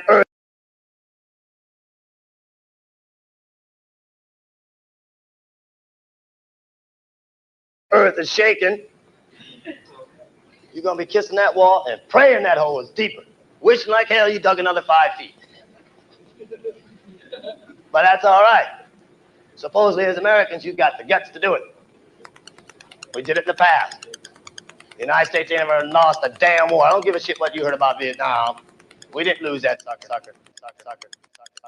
The only thing I like bright beside my name and lights is the back of my head, Mr. One Stripe Red. Open my front door and watch love overrated, hate spread instead. As I witness Ed and Ted rob Fred for bread, broker in debt, so debt for 2 cents. A dollar earned already spent, pocket straight to pay the rent, but money comes and goes like multiple topics and flows. Pursue the paper chase to accumulate zeros. My best is yet to arrive, right and reflect the wisdom of age. I'm defeated by the forces of life. To go after my father died, I used to climb a tree and stare at the stars and say that's where I'll be. So I stayed up late, worked hard to create. Whether I wrote or masturbate, to be a name you equate with great. So the cake monsoon, red the frog multiply on your Delta 3 cheers, fully room spring pom pom phenom the stick to con, spit the flame on. Now it's now simply imperial. Before your possibility, turning probability into actual fact. Gas X under a hiccup, up at that what you lick up. Cause that's like you in sit-ups. Your chin twig snaps under a fist. Brief deduction of percussion, your dead emotion like a ski lodge. In the oven of the lyre to the eye, place a sign that stays closed for the season. Dead in motion. Dead in motion. Dead in motion. I come on the track with more fire, more fire, more fire. Pat down like you're wearing a wire inside of your hideout. Taking it up a notch when it's hot and toxins start to leak out of your skin. Murderous carcinogens, hemorrhage in your jock, flipping your cardiac. Now give much cardiac and a pair of black hard bottoms. All soldiers stand at your post. When this squad's rocking to get your arms torn off. Pile drive down to the floor like Paul Orndorff for my performance. I spit late acid, battery acid with these bastards. Shake plastic, 8 tastic, strict spastic. Right. Craft a master. Piece with a glass up, Shasta after I slash rapper with a protractor, flow factor, blow back the cap of a backpack. I'm a slash, top the album off of naps to remember the tragic. Dead in motion. Dead in motion. Dead in motion. Dead in motion. It is what it is. Hey yo, yeah, I hear cats raps, but their flames don't shoot. So I don't even wet that like a raincoat suit. So what I'm saying is this, Saeed's on top of the shit. Like I'm walking around with a toilet strapped to the hip. Packed with a gift, December 25th when I spit. From a haunted house in the city. Hey, glitch like it, I itched and ripped, I twitched and hit a switch. The body's buried under the bench. That's what happens when you get hit with the stench. Twist it up like a fence. Time condensed. In a matter of minutes, I managed to back with a goody man, making a mess, put it down with the wrist, back the X, hopping a stretch, like taking checks on some next. With the ill potion to keep cats on float. Dead in motion. Dead in motion. Dead in motion. Dead in motion.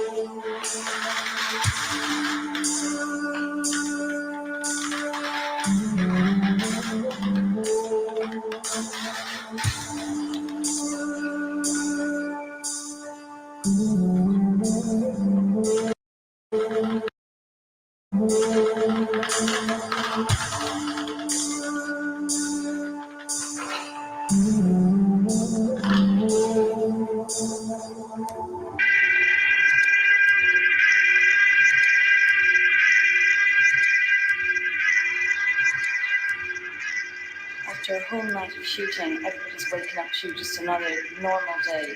But in fact, that's another day of war.